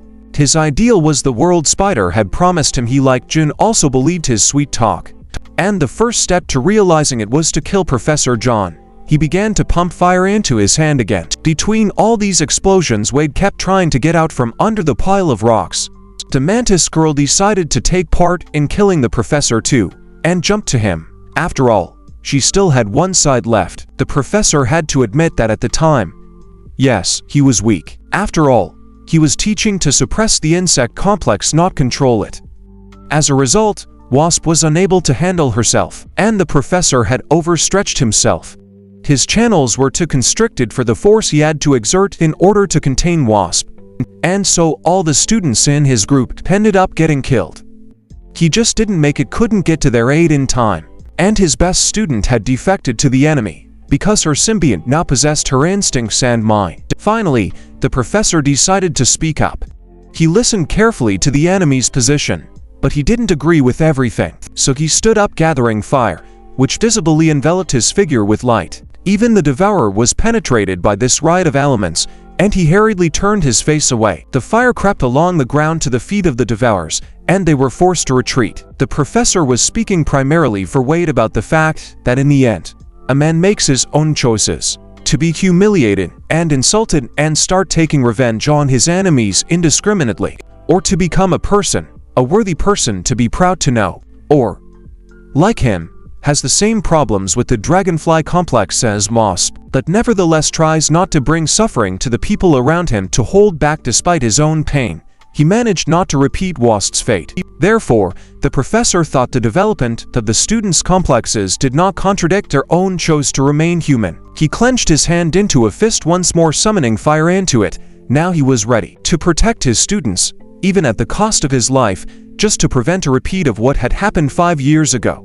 The eaters didn't believe this demonstration. They knew he was weak and had a side effect, and decided to show his own strength and began the transformation. His body began to be covered in tightness scales even on his head, and instead of fingers, he grew a long, sharp spear, a stab that could stab a man through and through. Wade regarded the process with some disgust. He was not yet accustomed to the fact that a man could grow new organs. Then the devourer rushed forward with a blazing spear to kill his enemy finally. At his shout full of rage, the professor pumped even more power into his arm, so that his shoulder began to glow as well. Wade warned Wade that he was about to see something that would never happen again, for the true power of the complex is not being used. It is too dangerous and is on the edge between life and death. Lastly, he spoke to Wade so gently that he realized that something too serious was going on. The drawing on the professor's hand suddenly flashed with an unbearable white light, so much so that everyone's faces were suddenly illuminated to the level of color, unrecognizable spots. Now at the place where the professor was standing, a pillar of plummy comparable in strength only to a nuclear explosion was raging. It was visible everywhere.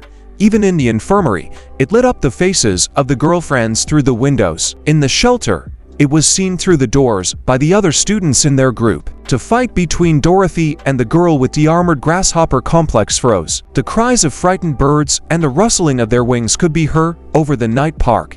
And Jin looked back toward the column of bright light that illuminated the horizon in all directions. She immediately realized to whom this unbearably bright light could belong, and misgivings swept over her. The light did not subside, but grew larger and larger. It became as bright as daylight. The students even came to the exit to watch the event, and there was silence. The meeting room also fell silent when the cameras showed what was going on outside. Professor Hen was the first to guess whose creation this explosion could be. Professor Olivia stood in the infirmary in front of the screen and watched the powers Professor John was using as well. She was worried about him. After all, she herself had personally forbidden him to use the complex. He never listened. The clots of flame from the explosion riddled the previously intact glass, melting it with its temperature. And at the epicenter of the blast stood the professor, unharmed as before. He took a closer look of his opponents. Only one remained on his feet. The mantis girl, burned and wounded, she stood in the distance, while her comrade lay motionless. Wade silently contemplated the aftermath. He had lain all this time with his eyes closed, sparing his sight. But now he observed that in 1 minute, the professor had reduced two opponents at once to a pitiful state, though he and Sonny had never been able to deal with them even singly. Professor John graciously gave the girl mantis the choice of leaving or fighting. Wade watched this with his eyes wide open. The true power of the complex boggled his mind. The professor was ready to use the power of his complex again if the girl didn't leave, and this time burned her. She hesitated and contacted her coordinator for advice. He was looking down from above, but what was happening in Nest and was unwavering in his decision. Spider had given the order, and his order must be carried out without regard for sacrifice. He reminded her of the punishment that would follow losing, and she froze with fear. To be alone among a crowd of monsters like her, hungry for her flesh, but insane. She didn't want to go through it all again. The memory was too fresh. Wade heard her whisper and saw her fear. He froze, realizing what he had heard. The girl mantis had made her decision. She could not resist Spider's order. The professor realized this too, and had already clenched his fists to deliver a preemptive strike. Habitually, he slammed his hand to the ground, grounding himself and activating his power, and delivered a forceful blow to her forearm, deflecting her sideways. He suddenly noticed that her physical condition had improved markedly. The burns on her face gradually healed, and her skin tone evened out. Soon an unharmed mantis girl stood before him, almost exactly the same as before. The professor was confused. He had never heard of such an effect in mantises. He had only seen it in Jiwang, and she had a cockroach complex. What he was seeing was beyond natural. She had discovered a secret. After all, cockroaches and praying mantises are related and could develop some related abilities. Wade listened to this news and was horrified that such a thing was possible. He suddenly remembered how at the first meal in the dining room Jin had mentioned and that she and the mantis were related. And now the girl was again as strong and alert as ever. She took off in a graceful leap. There was relative calm in the Nest infirmary. All the sick had been delivered, and no one was running down the hallway with a stretcher. A nurse was stitching up an injured man's leg and talking to Professor Olivia, who informed her that she would be leaving. She was going outside to Professor John, who definitely needed her professional help, and she headed for the exit, taking off her robe as she went. She was in a great hurry. After all, the glow was gone, and now Professor John could be anything from burns to fainting. She ran down the corridor past the boy and heard a question in her back. Professor Olivia automatically turned around and received a sudden stabbing blow to her stomach. She immediately started settling on the ground as the blood was pouring out in torrents. The boy removed her pass from her neck, a professor's pass with the highest access code. He was disappointed at the simplicity of such an important task and held the bloody pass in his hand carelessly, as if it were a toy. That the drop of blood that had collected on it was gently picked up by his tongue It gave him at least a little pleasure. Professor Olivia looked at him with a look of incomprehension at first, but then she had a terrible suspicion. She asked the question, already knowing what the answer would be. He barely turned his head toward her. He wasn't hired to make conversation with food, but a smug smile did show on his lips. It was so interesting to play the guessing game that he couldn't help but make a joke. Then he carelessly walked down the corridor, saying lastly that she had time only to save herself. Professor Olivia sank to the floor and exhaustion. The mushroom hyphae from her sporangium had already begun their work. Meanwhile, the mantis girl was attacking Professor John at full speed, so much so that his arms were immediately cut by the lightning-fast blows of her sidearms. She was like a Valkyrie, fast, cruel and merciless.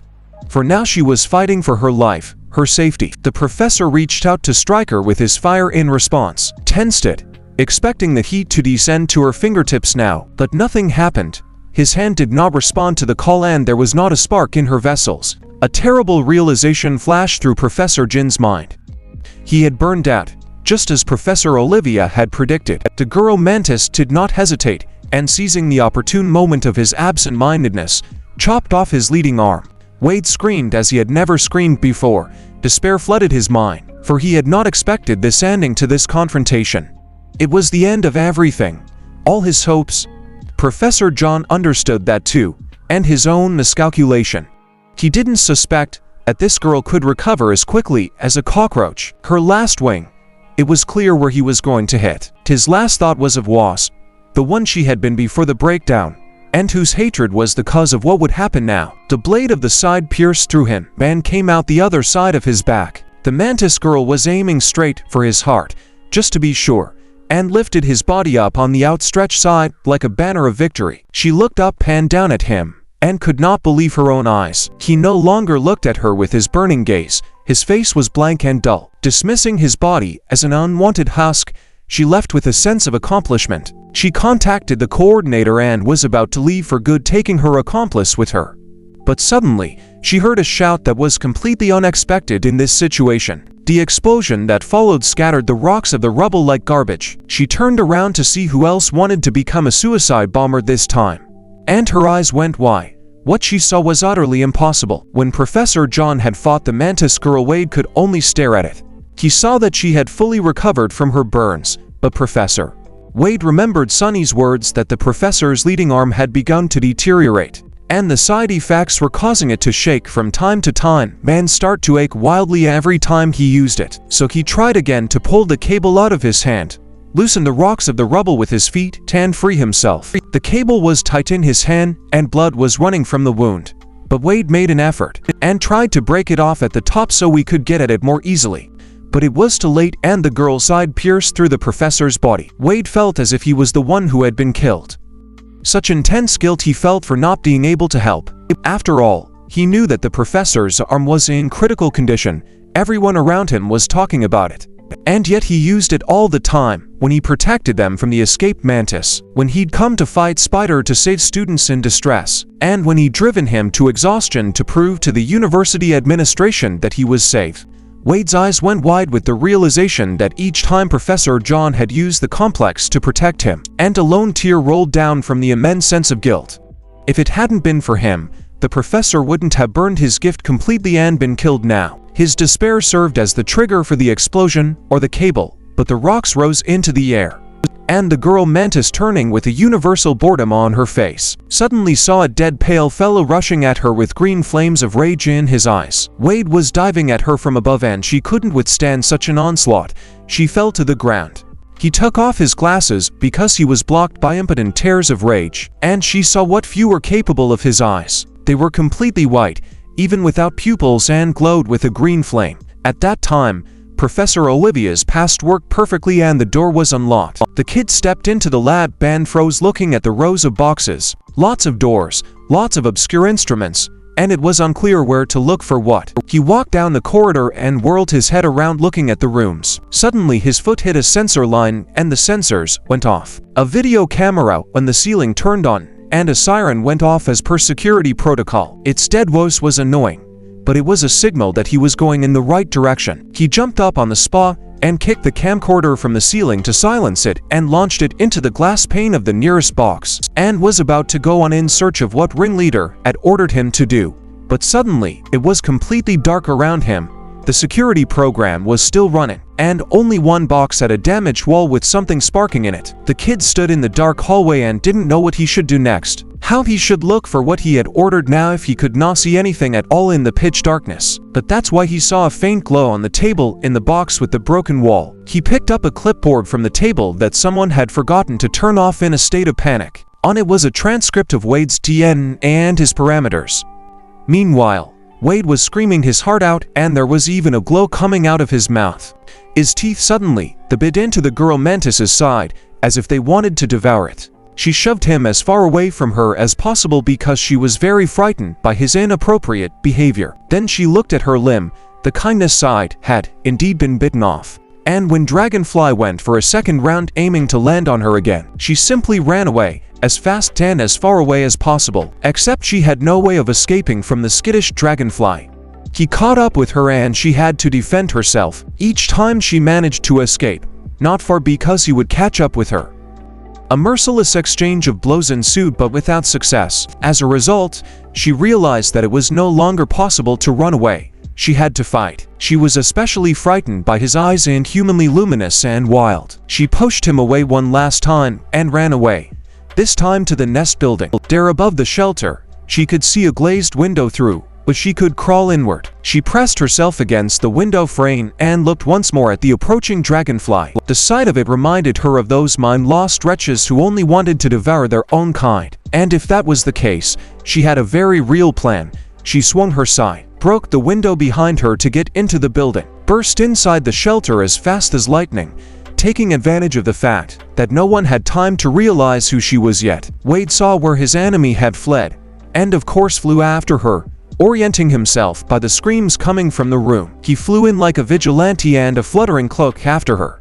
This was exactly what the Mantis girl wanted this time. After all, she had held the ransom victim before her and had even made an incision in it so that the fresh blood would attract the attention of the savage she now believed Wade to be. The plan was simple. Throw the girl to him, and while he ate, kill her.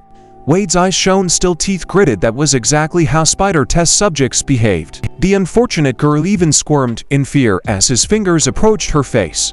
But a memory suddenly flashed before Wade's inner vision, the face of Professor John, who was looking at him hopefully. And then his hand, as if of its own accord, turned aside and grabbed the real culprit by the face. The ransom victim looked back with fear, not believing that everything was all right. But the wild scream of the wounded devourer assured her that the deserved punishment had come to her.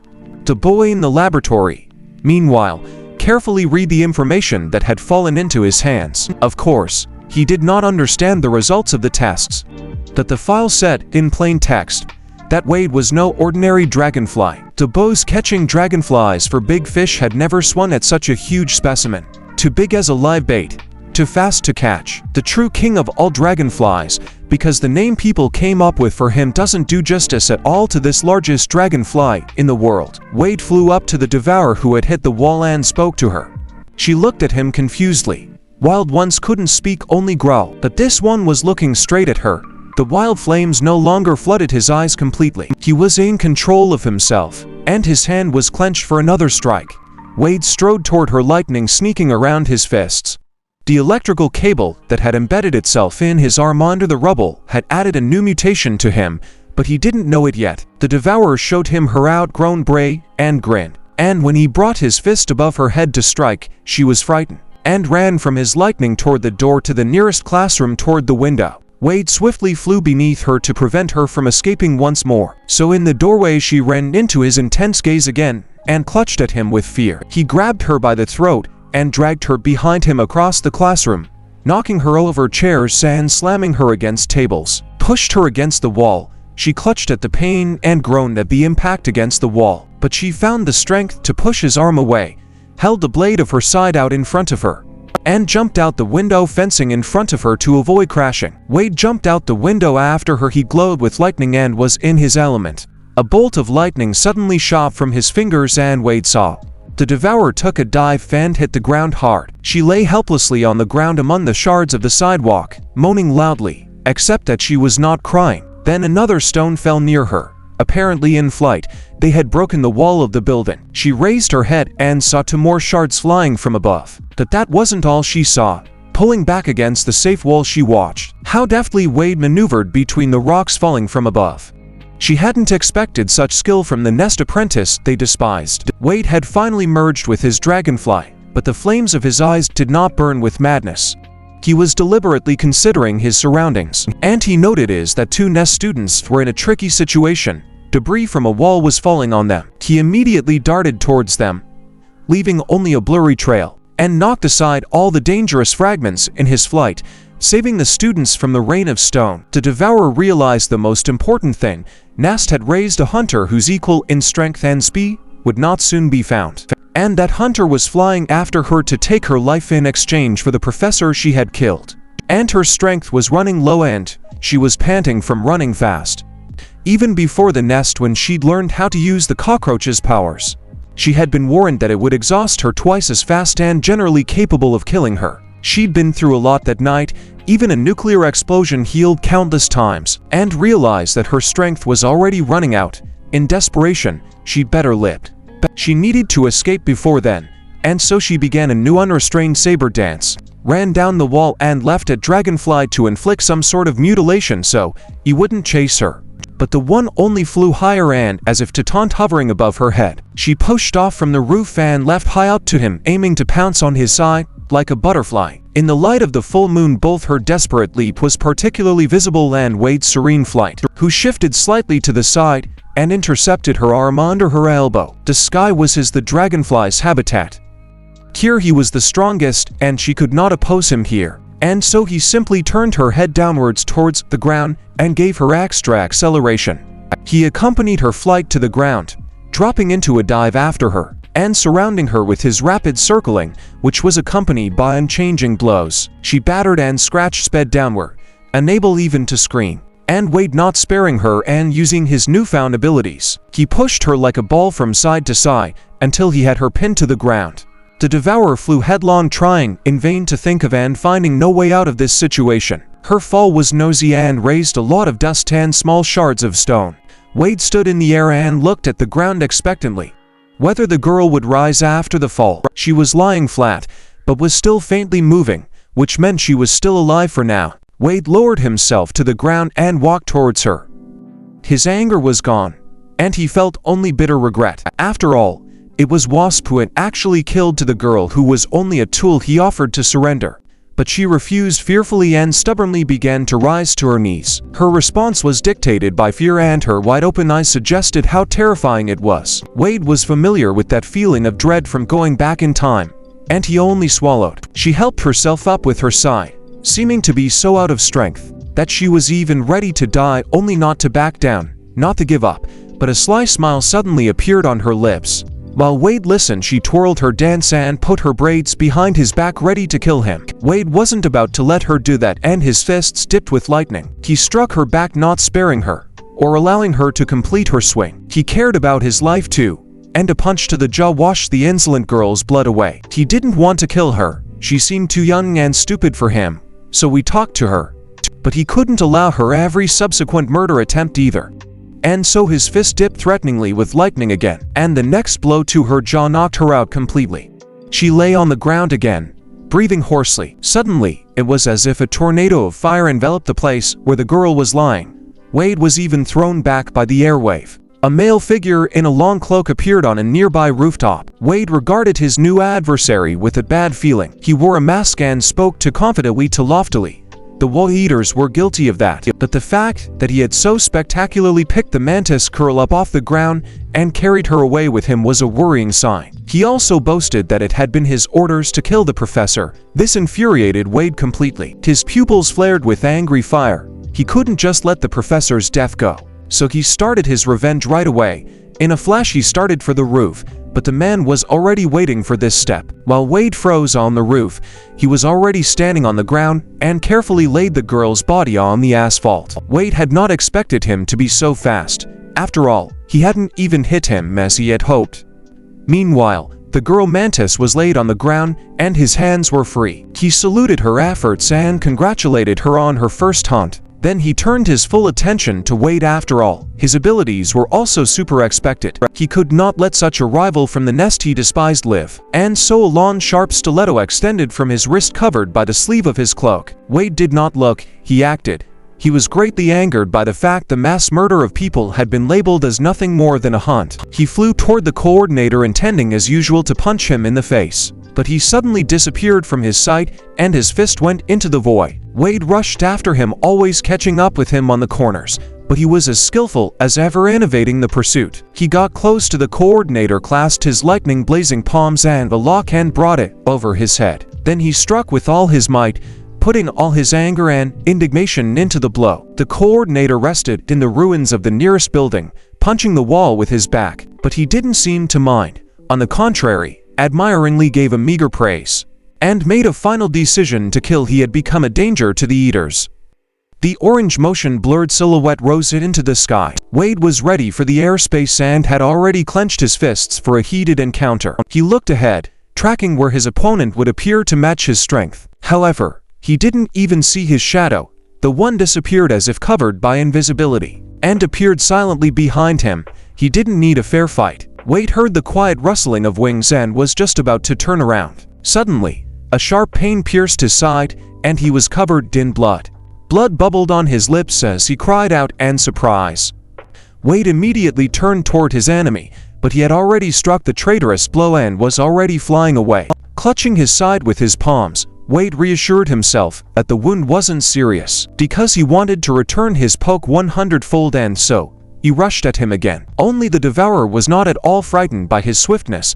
It was his place and his time, when no one could see his capabilities, that he had been ordered to hide until the time was right. And only Dragonfly would recognize its full power, but he could tell no one else. Wade hovered in the air because he didn't see where his opponent had disappeared to. And again, he didn't notice how the devourer appeared behind him in a blur of speed. Struck again with a stiletto missed. Wade's sixth sense warded off trouble, otherwise he'd have lost his head. Just as he turned to face the danger, the devourer turned on the afterburner and sped away with incredible speed. The next blow of the stiletto and a lightning-fast span came on his thigh and blood spurted again. The next blows were also slashing, but invariably, they hit the target, and Wade couldn't block them so fast they came. His only option was to get out into the moonlit area. Maybe he could see the enemy there, and then the game was over. He wasn't allowed to get to the lighted spot. The stiletto pierced through him, and the blade came out so far that he could even feel it. The devourer landed on his back and thrust his blade full length into his chest. Sitting on his back, he confessed to him that although they had managed to keep their sanity after the cannibalization, they were obligated to continue to do so in order to survive and become stronger. Wade twitched, trying to push the stiletto out, and forced himself to listen to the killer's confession, because the latter lifted him up and notified him of his complete atrophy of his sense of compassion, and then threw down on the ground the pierced body to finish him off. Wade, from the force of the blow, broke the sidewalk beneath him and lay immovable. A feeling of utter powerlessness overcame him, and it infuriated him beyond measure. And the devourer was already near and was preparing to strike the last blow. A farewells had clearly in mockery, and the lowering blade of the stiletto that was about to pierce his head, and it was about to happen. But a sound and a glint of metal behind caught the devourer's attention, and he slowed down. He wasn't expecting an attack, so he made the right decision. Jumped out of the way of the unknown enemy and flew a little higher to see who had come to Dragonfly's rescue. What to do, kill or leave? The silhouette that rushed towards the young man's body was very fast, except for the voice. The voice of the girl that bent down and lifted weights, gazing into his eyes, gave hope.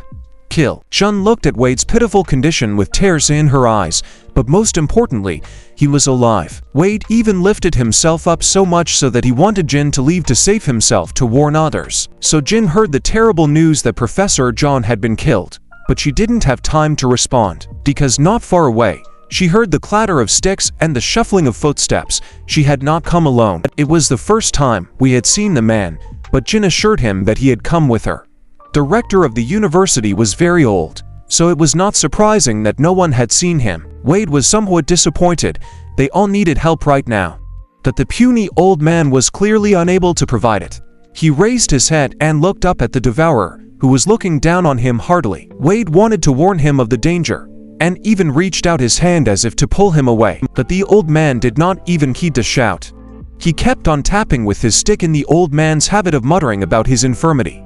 His hunched figure did not promise much resistance to the attack, but the devourer paid particular attention to his stick. He saw it as a weapon. The old man stopped, smiled in a special way and drew his sword from its sheath, inviting the devourer to fight. The devourer hovered in the sky in thought, and was in no hurry to accept Rector's challenge. Rector waited patiently for the devourer's decision. After all, he had no wings. It was tempting for the devourer to kill the entire top of Nest University at once.